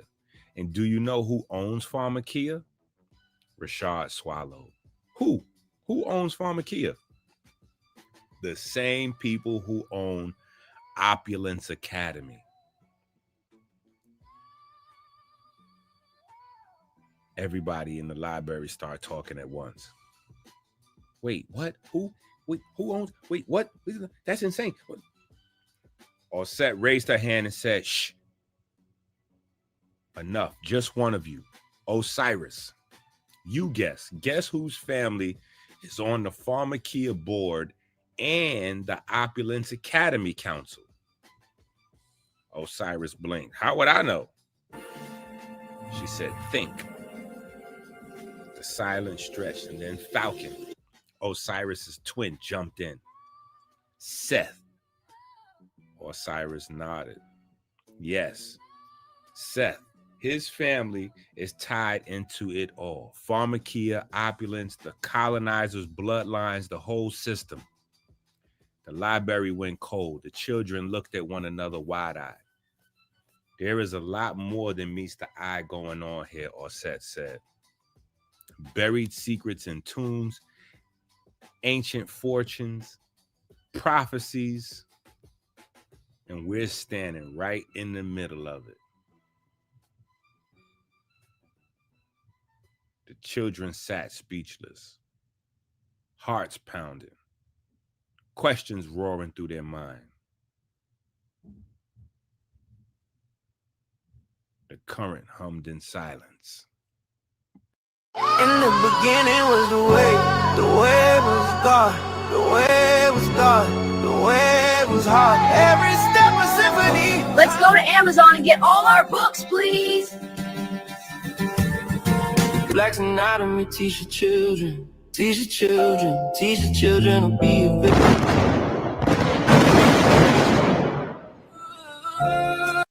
In the beginning was the wave. The wave was with God, and the wave was God.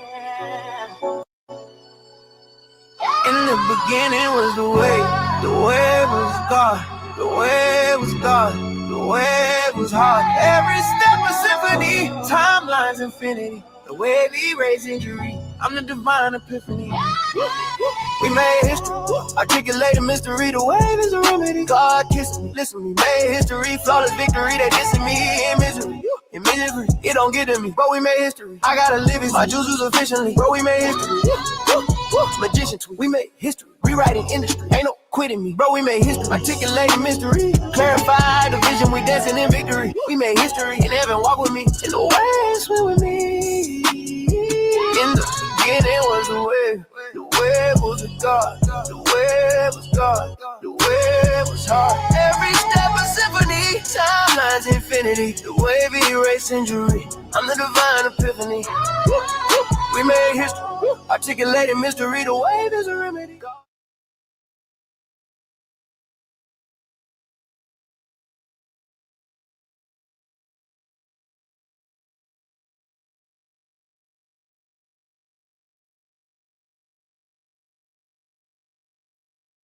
Seth slipped into the room, a breath late, eyes hard, jaw set. Arsette felt him before she saw him. ESP.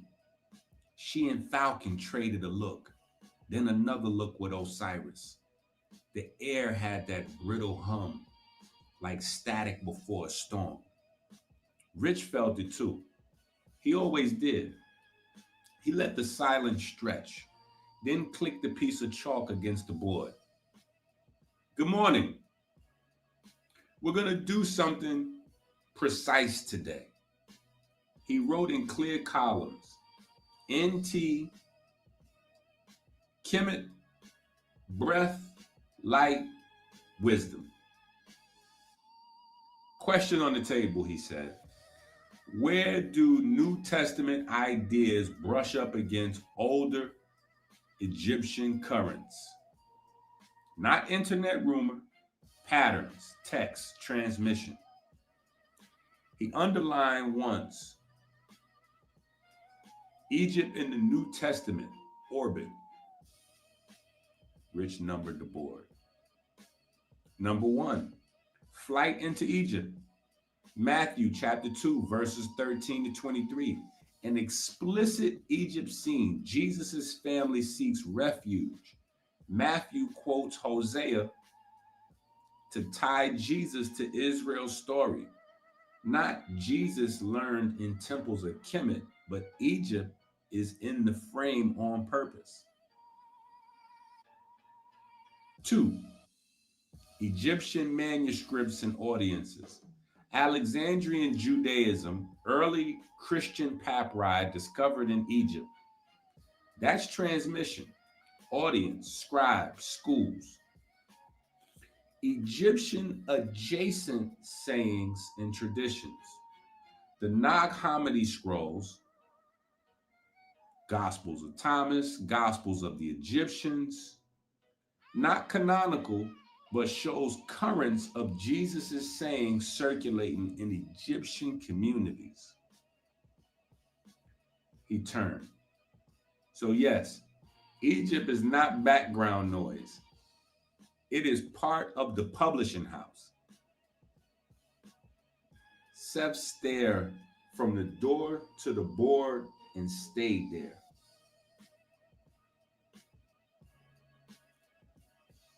Wisdom stream.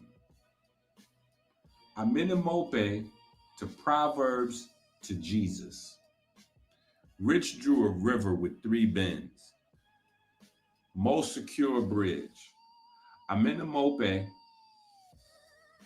30 chapters of counsel. Proverbs, chapter 22, verse 17, chapter 23, verse 11. Sayings of the wise. Mirror Amenemope, even 30.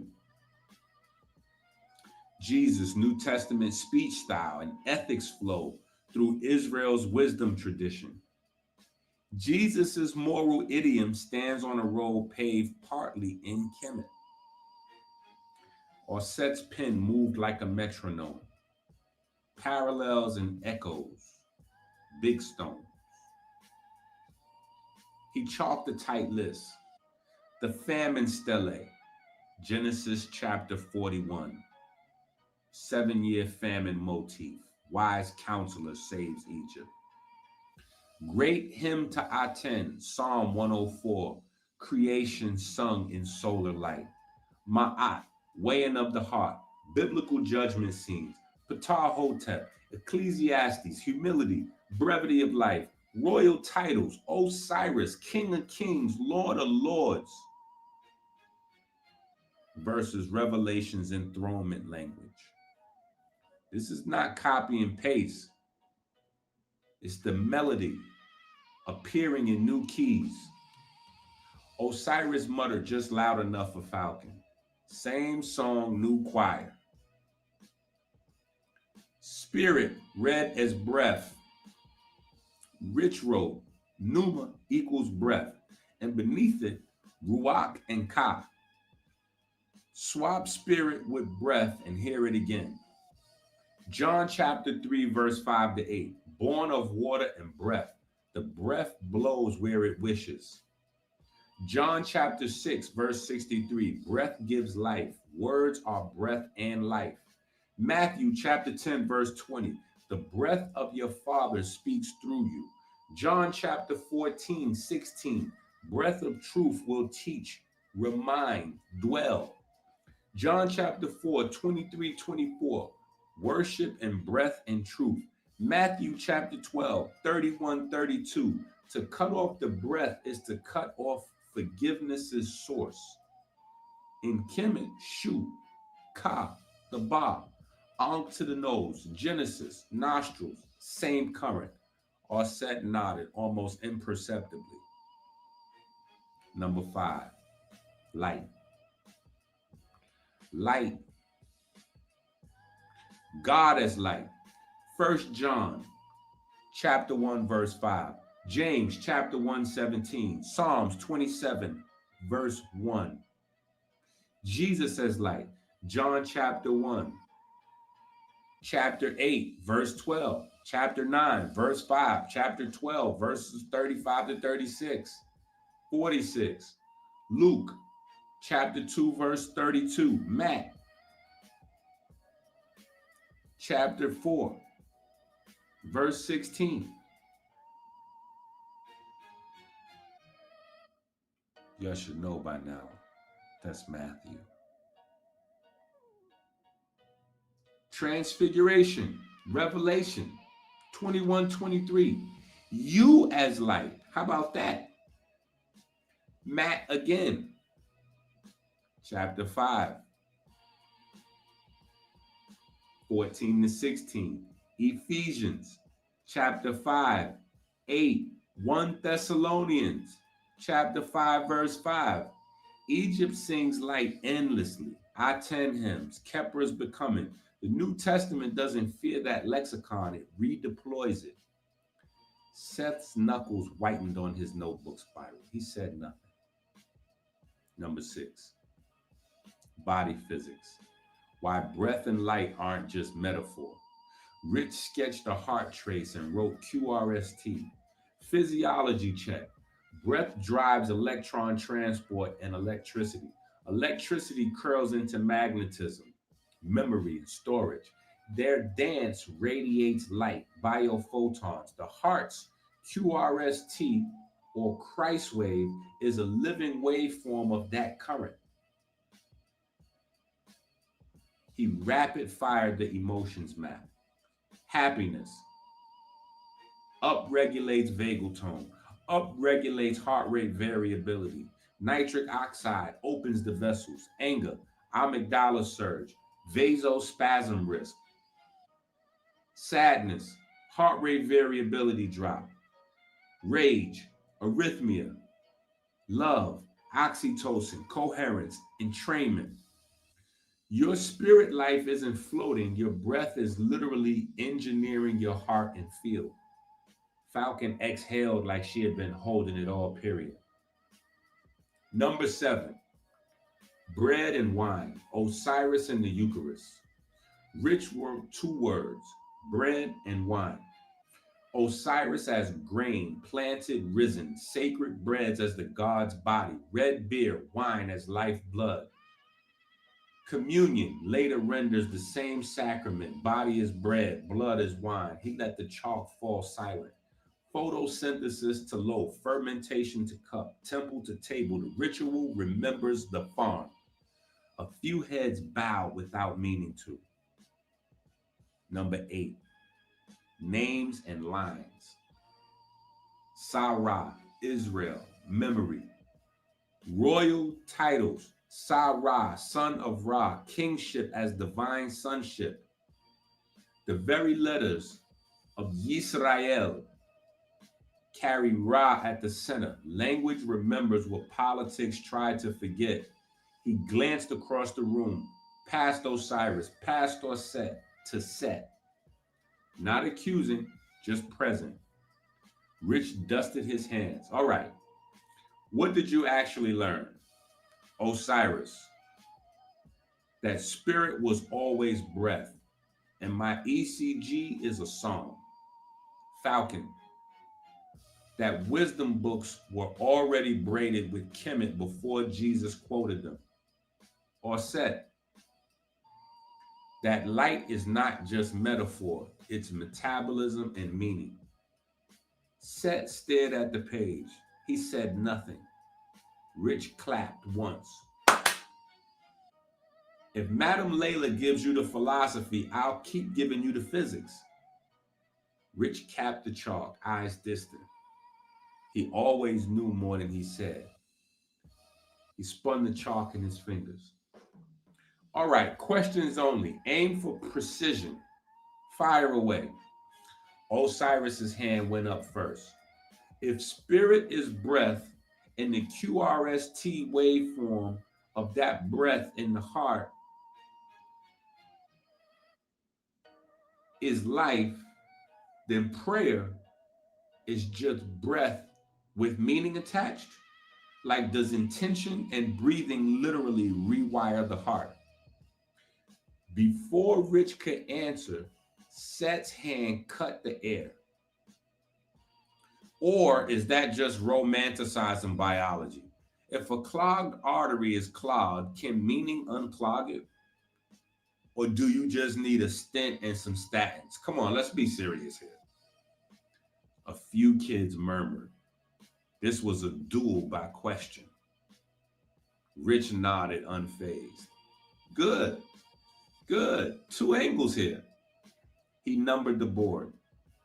A, prayer as breath with meaning, coherent practice, intention, change in heart rate variability, rhythm, blood pressure, even inflammation. That's measurable.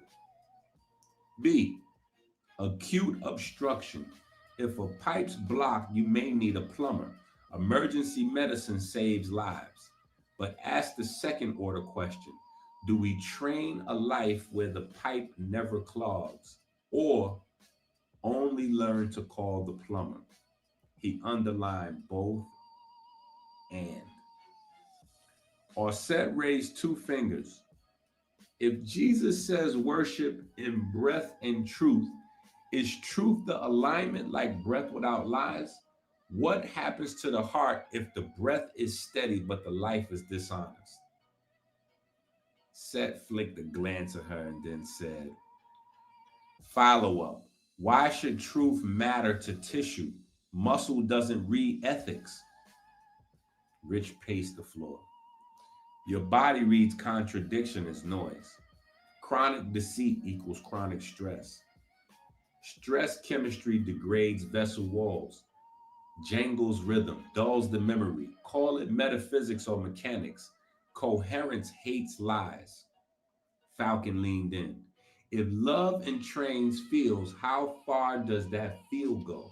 3 feet, a household, a school? Osiris jumped in. Can a school entrain a whole city? Set crossed his arms. Or is field talk just placebo with poetry? I mean, come on. Show the instruments, not incense.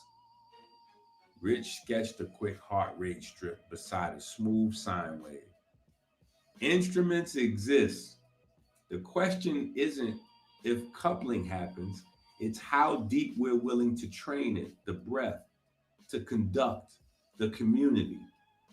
Tahuti cleared his throat. Back to text. If Amenemope shaped Proverbs and Proverbs shaped Jesus' speech, do we call that Egyptian or Jesus? Or is that lazy labeling? Set's eyebrows up. And even if there is overlap, correlation isn't causation. Cultures share rivers doesn't mean one owns the ocean. Come on. Osiris snapped without letting go.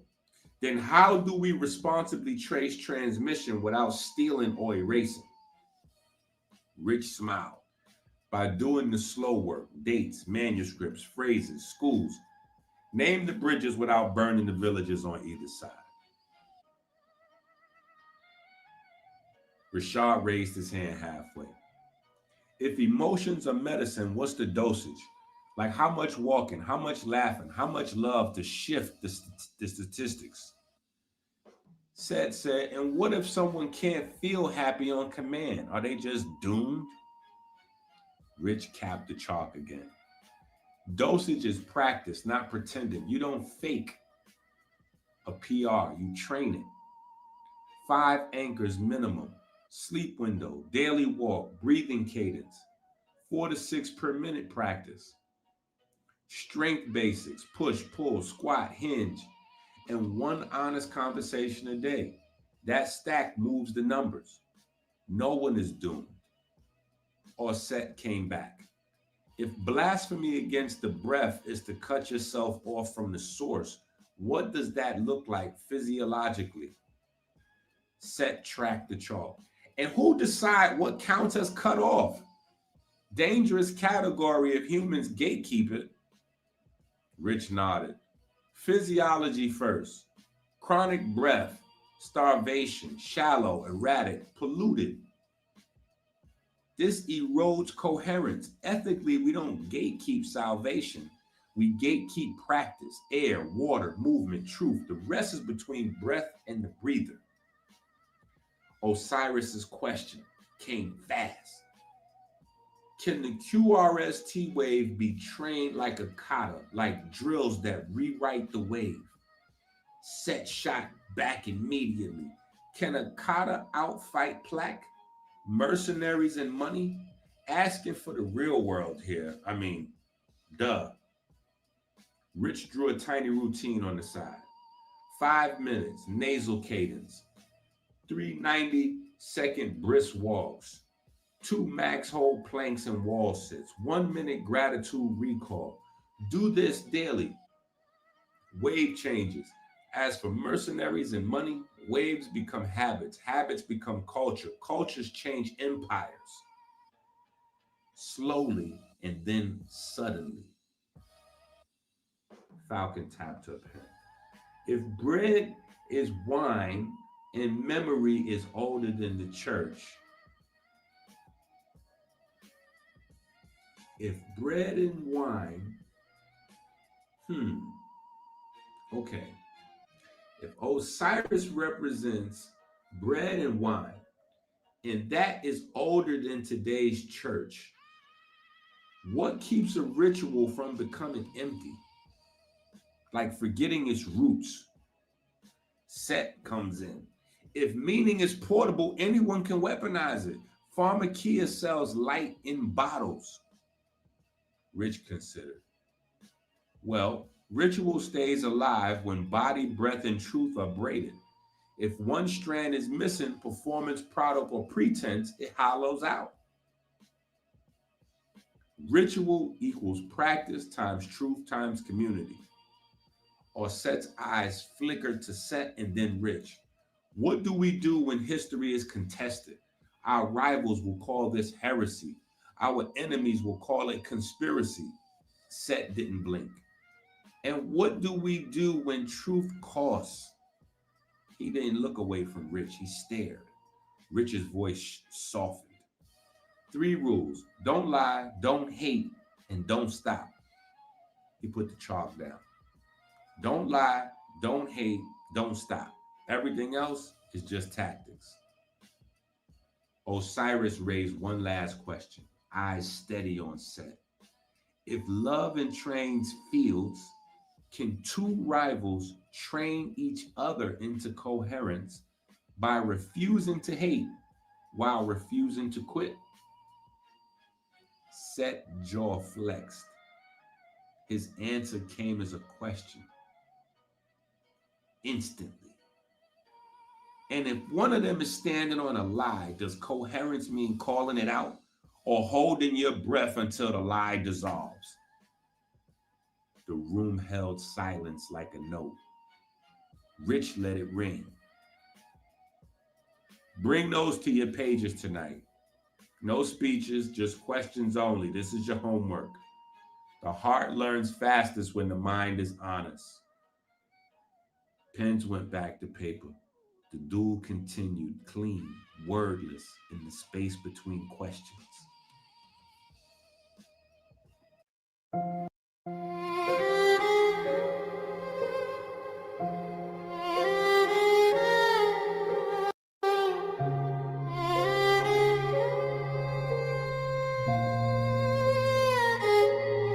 Profit for profit. Wave in my pocket. Scared of these heights. Still I climb like a rocket. Profit for profit. Watching my logic. Numbers go up while I'm breaking the optics. I'm scared of heights, but I'm untouchable. I'm scared of heights, but I'm untouchable. Natural beside me, aura is solid. Word is my one, and my tongue is the socket. I'm scared of heights, but I'm untouchable. I'm scared of heights, but I'm untouchable. Yeah. Jabari at work in that lab with the scripts. I'm making your deals on the tongue, on the lips. I'm the holistic one, body and soul. Herb in the cupboard, truth in the scrolls. Leader, teacher, I'm that preacher. Number one voice in your speaker. Turn me up. Innovate, change your lanes. Leave that old frame in the bleachers. The fifth graders settled in, pencils tapping on their desks, eyes wide with expectation. Rich leaned against the front table, arms folded, a half grin on his face. You know, he began, my last class, your older classmates got into a lively debate. One of the wildest debates I've seen all year. Started with one question about whether spirit in the Bible might actually mean breath. A ripple went through the room. Even the ones who hadn't been listening sat up straighter. Rich drew a quick wave on the board. QRST, the familiar rise and fall. One student asked if that meant prayer was really just breath control with intention, turning a heartbeat into a kind of song. He erased the wave and drew a thick blocked artery. Another said, that sounds nice, but when an artery is clogged, can breath unblock it? Or is that just wishful thinking? The fifth graders leaned in, already whispering. Amor gave Rashad a sideways look. Rashad raised his eyebrow in a smirk. Oh yeah, we know who that was. Rich kept going, never even acknowledging the silent exchange. So the first student pushed back. Maybe we train the wave so the pipe never clogs in the first place. Another jumped in. What if the truth affects the heart? Can a lie hurt your rhythm? Can honesty make your vessels expand? Gasp and oohs and ahs rippled through the room. Nadessa whispered to Chanel, that sounds exactly like Osiris and Seth. Chanel shushed her, but they both had that grin. Ocean in the background. Rich twirled the chalk in his hand. Soon the whole class was sparring in questions. Can love extend your heart field? Can two rivals force each other into coherence? Can rituals stay alive if the body, breath, and truth aren't braided together? That's the kind of science I like. Questions that don't just test your brain, but your life. The room was quiet for a heartbeat. Then Rashad leaned back in his chair and muttered just loud enough for Amor to hear him. He doesn't need to say names. We already know who that was. Amor grinned, nodding. The secret pulse between them like a shared current. Everybody knew. In the beginning was the wave. The wave was with God, and the wave was God. The cafeteria buzzed louder than usual. Trays clattering, voices colliding. But it wasn't the food making the noise. Every table was bent over a screen, tablet, phone. Even the cafeteria's big wall flat screen monitors had been hacked to replay the same shaky video. Two voices, volleying back and forth in rapid fire. They called it the second grade debate of the century. I mean, it wasn't second grade, but that's what the captions christened it. Someone in the 9th grade had secretly filmed the whole Osiris and Set showdown and dumped it onto YouTube under the title, Can Breath Heal the Heart? Ninth graders break science versus religion. The footage exploded overnight. Parents at home was watching it between sips of coffee. Teachers in other schools pulled it up during free periods. Pharmacia boardrooms had it on a loop. Their lips pursed, they were making calls. Even Katina Gilliam, the tennis star who sponsored Pharmacia, or did Pharmacia sponsor her? Either way, she was asked about it mid-interview, and all she could say was, whew, that was unexpected. Now, the kids were watching themselves ripple through the world. One table argued loudly, see, the Bible's just science and codes. Another table shot back, nah, that's dangerous. Breath can't replace medicine. Others whispered, man, if Osiris can really prove it, really prove it, Pharmacia is finished. Falcon sat stiffly, eyes flickering across the room. She caught Ossette's gaze, and the two exchanged a look. The kind of look that said, the current is breaking even out of the palace now. At the Real Abs table, Rashad leaned in. This ain't just kid stuff anymore. The whole internet's chewing on this. Business folks, preachers, athletes, everybody's picking sides. Amor smirked. Osiris, man, the quietest one of us, and he's always the one who lights the match. Osiris himself hunched low over his tray, silent, pushing rice around with his fork. He hadn't planned it. He never did. But somehow, whenever sparks flew, he ended up standing in the center of the storm, steady as a stone. By the time lunch was half over, the cafeteria screens weren't just showing the debate. They were showing reaction clips. A priest in London nodding gravely. This boy speaks like the prophets. A cardiologist in New York shaking his head. This is dangerous pseudoscience. Even a rapper in Atlanta shouting into his webcam. See, they've been hiding this from us the whole time. Pharmacia's social media team was already at work, flooding the feeds with fact-check threads and reaction ads. But the current was already out. And in the middle of it all, Osiris just sighed, chewing his bread, unaware that half the world had just named him their new Heru, or public enemy number one.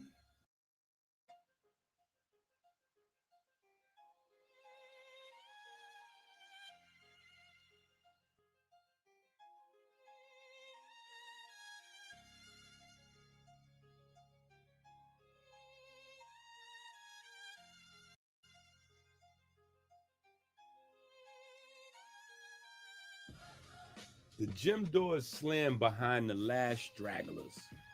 Sneakers squeaked across the polished floor, and the chatter was loud until Baba Malik blew his whistle. He stood at half court, phone in hand, shaking his head with half a laugh. I was going to make a big announcement about the scrimmages with the ops this weekend, but it seems like y'all already done jumped the gun. The 11th graders leaned in. Has anybody checked Opulent's website today? Murmurs rippled through. Everybody pulled out their phones. Screens lit up. Osiris's face is everywhere. They are all over Osiris. And let me tell you something straight. Rivalries like this, with money, pride, politics, and all that mixed in, somebody could wind up being paid to hurt Osiris. This is serious. This is bigger than our schools. That's when Christopher jumped in. Coach, we'll protect him. Don't worry about it. Baba Malik turned. That's exactly what worries me. I don't need y'all taking a hit for him. That's the problem. We can't let emotions write checks your bodies can't cash. We'll need to set up conferences with parents, maybe even an inter-school agreement for stiff penalties. Otherwise, I'm not letting this rivalry get dangerous. This could spill blood. Now line up. Run these basketball drills. We may wind up having to put Osiris on the bench.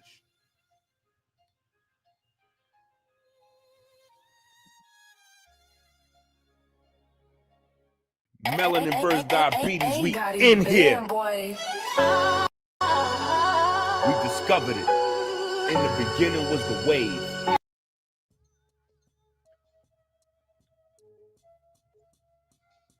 The sound of sneakers squeaking on the hardwood should have been routine. But for Osiris, it felt like a spotlight cutting him open. Baba Malik called him over before drills. His voice was firm but kind. Osiris, you're benched until further notice. No ball, no running against the ops. The words hit harder than any tackle. Osiris blinked, his jaw locked, nodded without saying a word. The rest of the school day was just a blur. Teachers' voices, classmates, everything. That night, he even skipped dinner. I mean, he didn't talk. He went, had his bath, and just went to bed. He was out of it. In Mars' room, though, the headquarters, the team, they didn't take it lightly. Tahuti's fists were clenched. This is garbage. They benched him because they're scared. We can't just sit around. I say we get revenge for Osiris. The room buzzed. Amor nodded, ready to back him up. Rashad smirked like the thought thrilled him. But Christopher, the voice of reason, said, calm down. This is exactly when we have to stay cool. This is what all the lessons are for, the breathing, the emotions, the discipline. We can't let them bait us into chaos. Falcon leaned in, nodding. Nadessa and Chanel glanced at each other. Osiris is fine. He bathed, he's fasting. It's a protocol. This is his way of focusing when things spin out of control. He's stronger than everybody thinks. The group went quiet.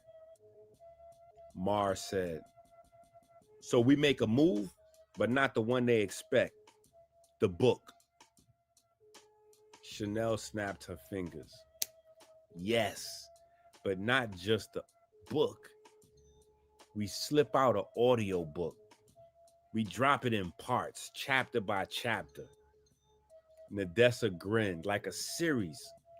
Maybe animated.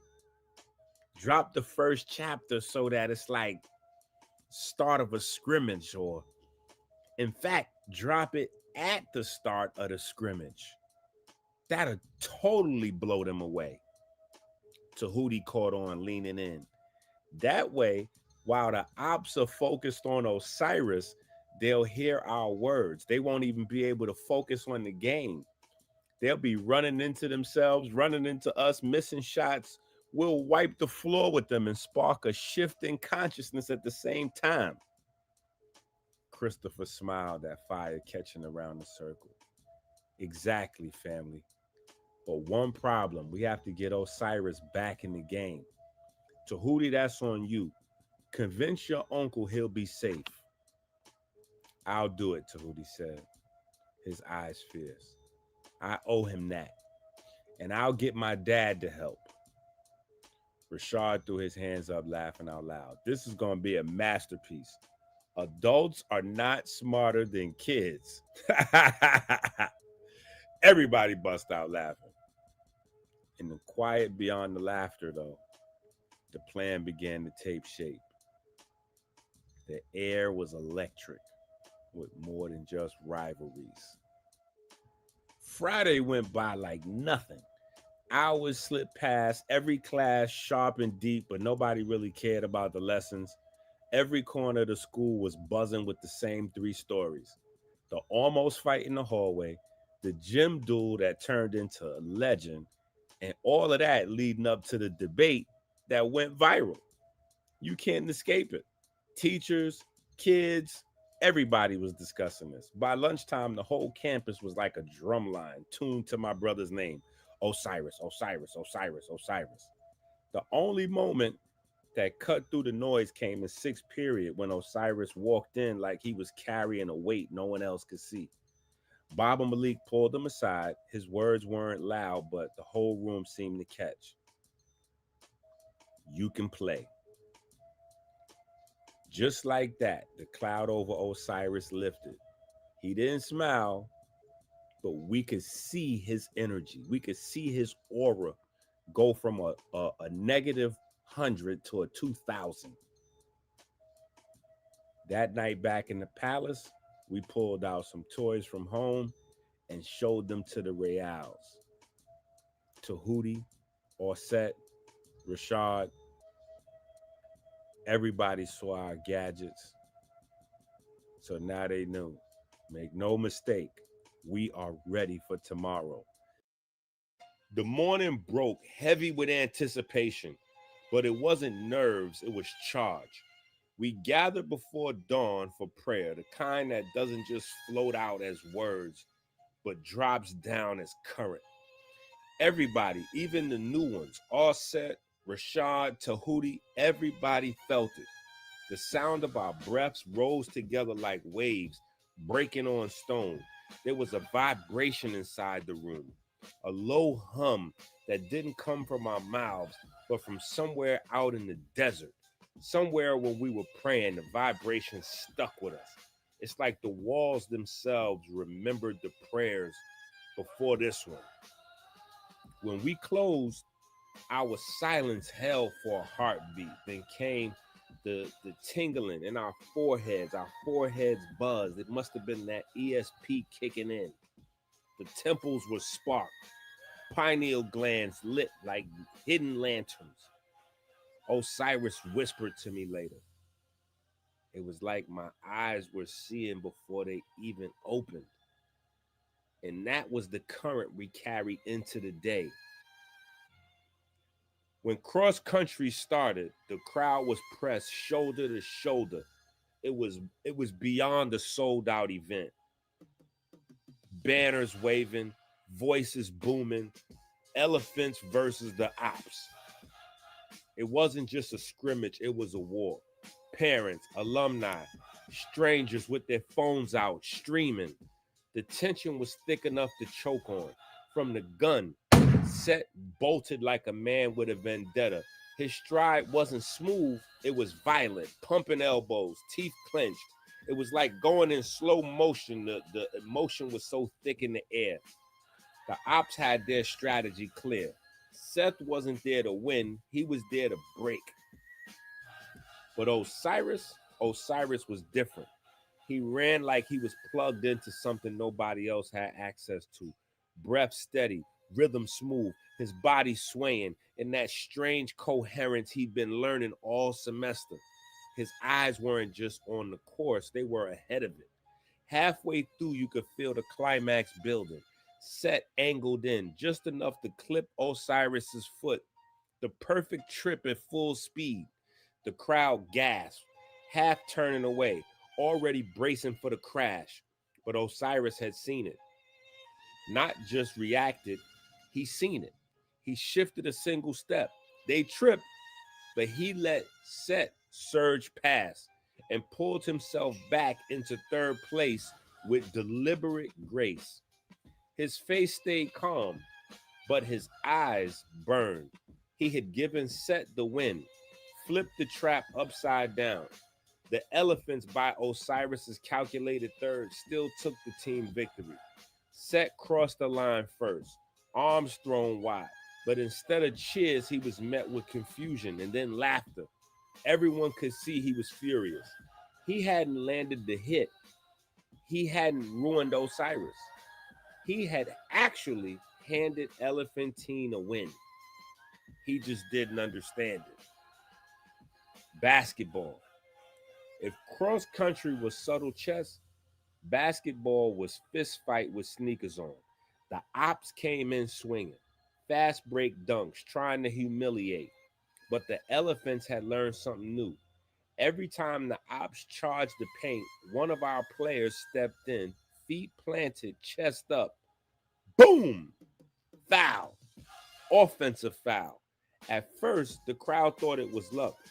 Once, twice. By the 10th, it was a statement. By the 15th offensive foul, it was a battle cry. And by the time the game whistled, it was 27 offensive charges. The gymnasium was on its feet screaming. 27 fouls, 27 possessions stripped away, 27 points the Elephant team converted on the other end. The margin of victory. This is crazy. It was poetry in motion, war disguised as basketball. Every fall to the floor was another exclamation mark. But the wildest thing wasn't even on the court.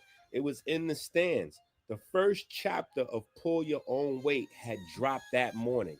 Anonymous, yes, but the kids had leaked it perfectly timed with the scrimmages. Phones buzzed, pages spread, and Osiris and Set sprinted their duel. Parents were arguing in real time about the Christ waves, pills, push-ups, pharmakia, profits, what was real health. It was a wildfire. Every shot, every charge on the court had a chorus behind it. Half the gym was debating doctrine louder than the referee's whistles. One side screamed, medicine saves lives. Another shot back, movement saves the current. A father in a suit shoved the mother in gym clothes. A teenager threw popcorn like confetti. Arguments turned to shoves, shoves to fistfights. The Royal Guard had to step in, breaking up brawls, not between students either, grown adults. Fights spilled down the bleachers, phones flew, somebody yelled pharmakias in the stands, and half the section erupted again. Meanwhile, on the floor, the Elephants stood tall in victory. Not just a scoreboard win, not just a scrimmage, but a statement. Championship. After the whistle, Osiris didn't smile, he didn't boast. He walked steady, sweat shining. He had beat Seth without even striking him. He had won the current without claiming the crown. The Elephants triumphed. But the real war, the war of attention, of truth, of who defines spirit and health, that war was just beginning. I knew it. We all did. That Saturday wasn't just a scrimmage. It was the first battle in a larger war. The school gym hadn't even cooled down. The floor still smelled and popcorn, sweat, soda spills, the echoes of cheers, and you could just feel the energy that was in the room. Pull Your Own Weight was everywhere. Clips of the first chapter being read out loud, highlights, commentators fought on morning talk shows, athletes reposted it on streams, doctors argued with trainers, pharmakia scrambled to push counter ads, but it was like throwing gasoline on fire instead of water. It only made it bigger. Seth was angry. He stormed out of the locker room. He didn't stay around after the games. That night, the victory dinner at Elephantine Academy was supposed to be pure celebration. Long tables lined the steaming dishes and meats and drinks and all kinds of stuff.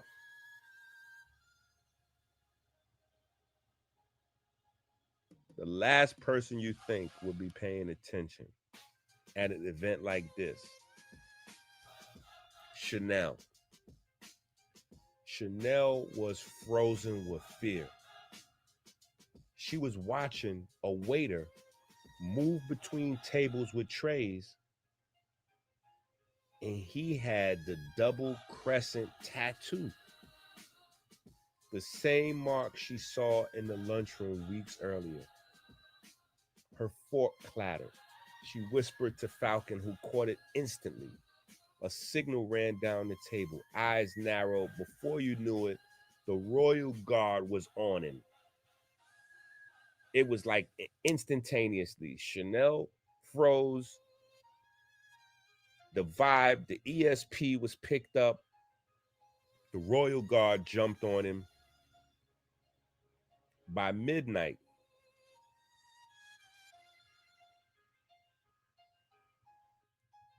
the intruder cracked under interrogation, spilled the whole plot about Pharmakia attempting to hire him to kidnap Osiris, and the king made a decision. There were so many rumors on the internet, so many parents demanding answers. The king decided to walk into the media room with Rich and go live. Literally, a king on a live stream. Tonight, our children won, not in just sport, but in spirit. They exposed the truth that heart, discipline, and breath are greater than any pill or profit. But hear me clearly. Those who seek to silence them, those who fund mercenaries and manipulate our schools, we see you. We will not be intimidated. Pharmakia's shadow ends here. Elephantine Academy stands unshaken, and our children, all of them, will continue to shine their light. Rich stepped in, voice measured but sharp. Let it be known, this movement is not of kings and queens, it is of students and families. Every person who chooses health over poison, breath over lies, truth over silence. The comments poured in like a tidal wave. Cheers, prayers, threats. All the while, back in their quarters, the children sat in a circle. They had their devices laid out, talking about the numbers, silently preparing for the return of Pharmakia. They would be ready.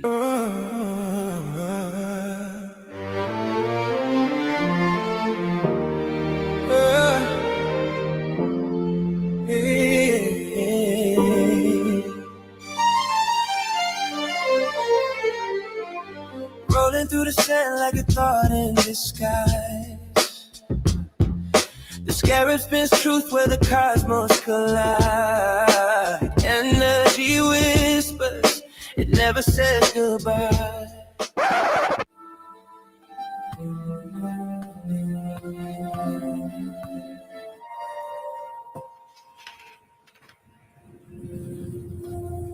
We can't release the whole book. Not yet. No, too much still hidden. If we drop everything now, it gets swallowed, lost in Pharmakia's noise. Chapters, not the whole. Step by step. That's how light survives. For now, we hibernate, we study, we search every book that's ever existed for the true knowledge of QRST, not just what we think we know. What was buried, what was stolen, what was scattered. We trace it all. Before the weight can settle, then we go further back. Back to QRST, before translations, before distortions, before anyone touched it and called it theirs. Christ, heavy, ancient, a weight.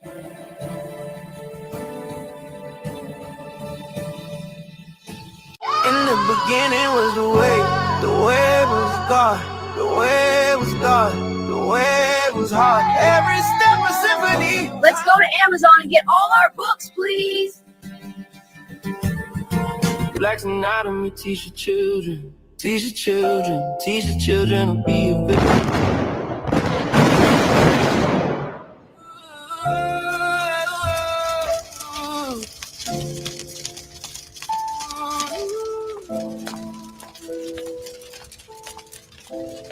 Die a hero or live long enough to become a villain.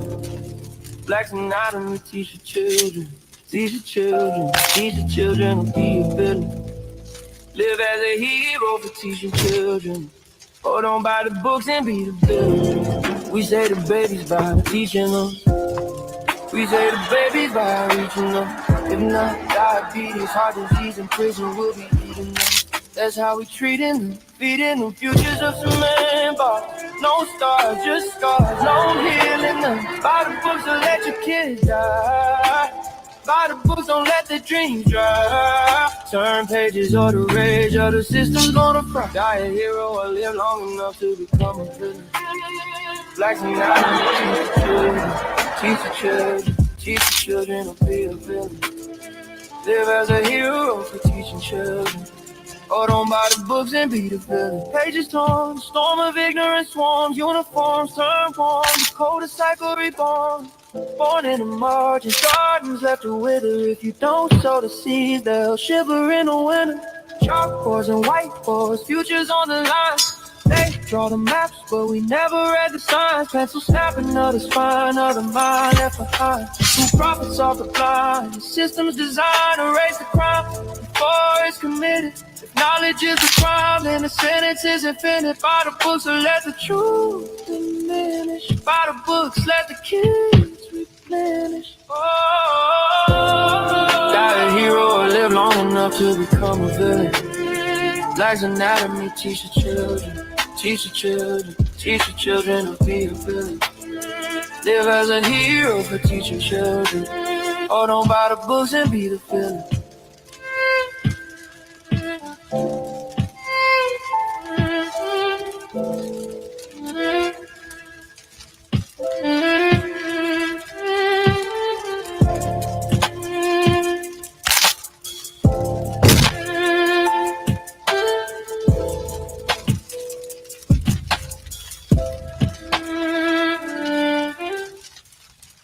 Black's anatomy, teach the children, teach the children, teach the children to be a villain. Live as a hero for teaching children. Oh, don't buy the books and be the villain. We say the babies by teaching them. We say the babies by reaching them. If not, Melanin versus diabetes, we in here. We discovered it. In the beginning was the wave. The wave was with God, and the wave was God. in the beginning was the wave was God, the wave was God, the wave was hard. Every step a symphony, timelines infinity, the wave erased injury. I'm the divine epiphany.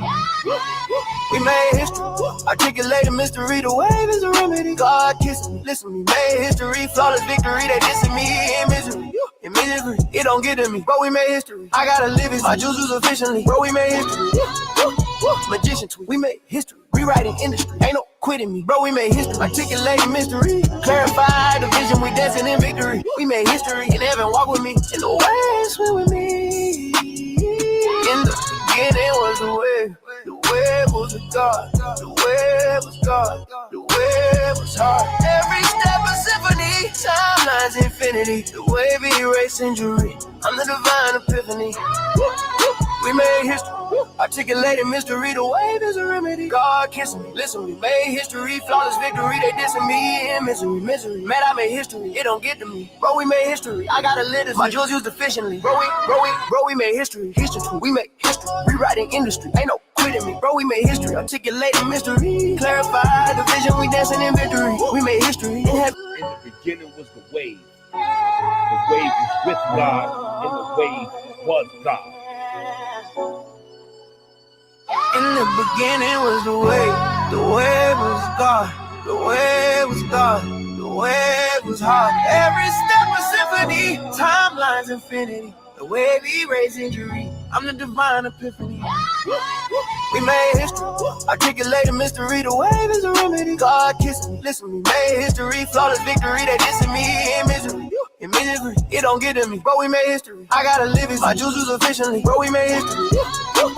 Magician tweet, we made history. Rewriting industry, ain't no quitting me. Bro, we made history, articulating mystery. Clarify the vision, we dancing in victory. We made history in heaven, walk with me. In the way, swim with me. In the beginning was the wave was a God, the wave was God, the wave was hard. Every step a symphony, time lines infinity. The wave erase injury. I'm the divine epiphany. We made history. Articulated mystery. The wave is a remedy.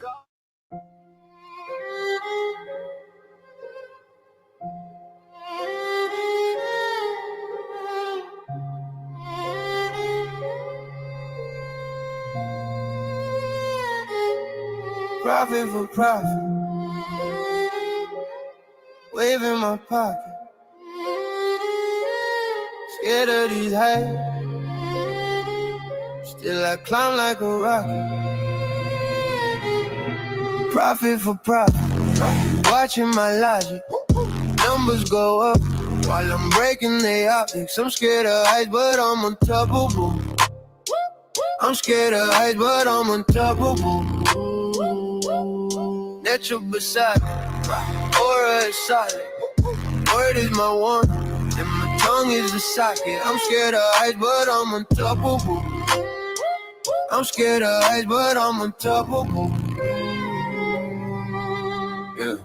Jabari at work in that lab with the scripts. I'm making your deals on the tongue, on the lips. I'm the holistic one, body and soul. Herb in the cupboard, truth in the scrolls. Leader, teacher, I'm that preacher. Number one voice in your speaker. Turn me up. Innovate, change your lanes. Leave that old frame in the bleachers. Culture can't keep up, but they follow me still. Blueprint buzzing in the group chat real. I heal the word in my microfield. Show them how I thought turn flesh and heal.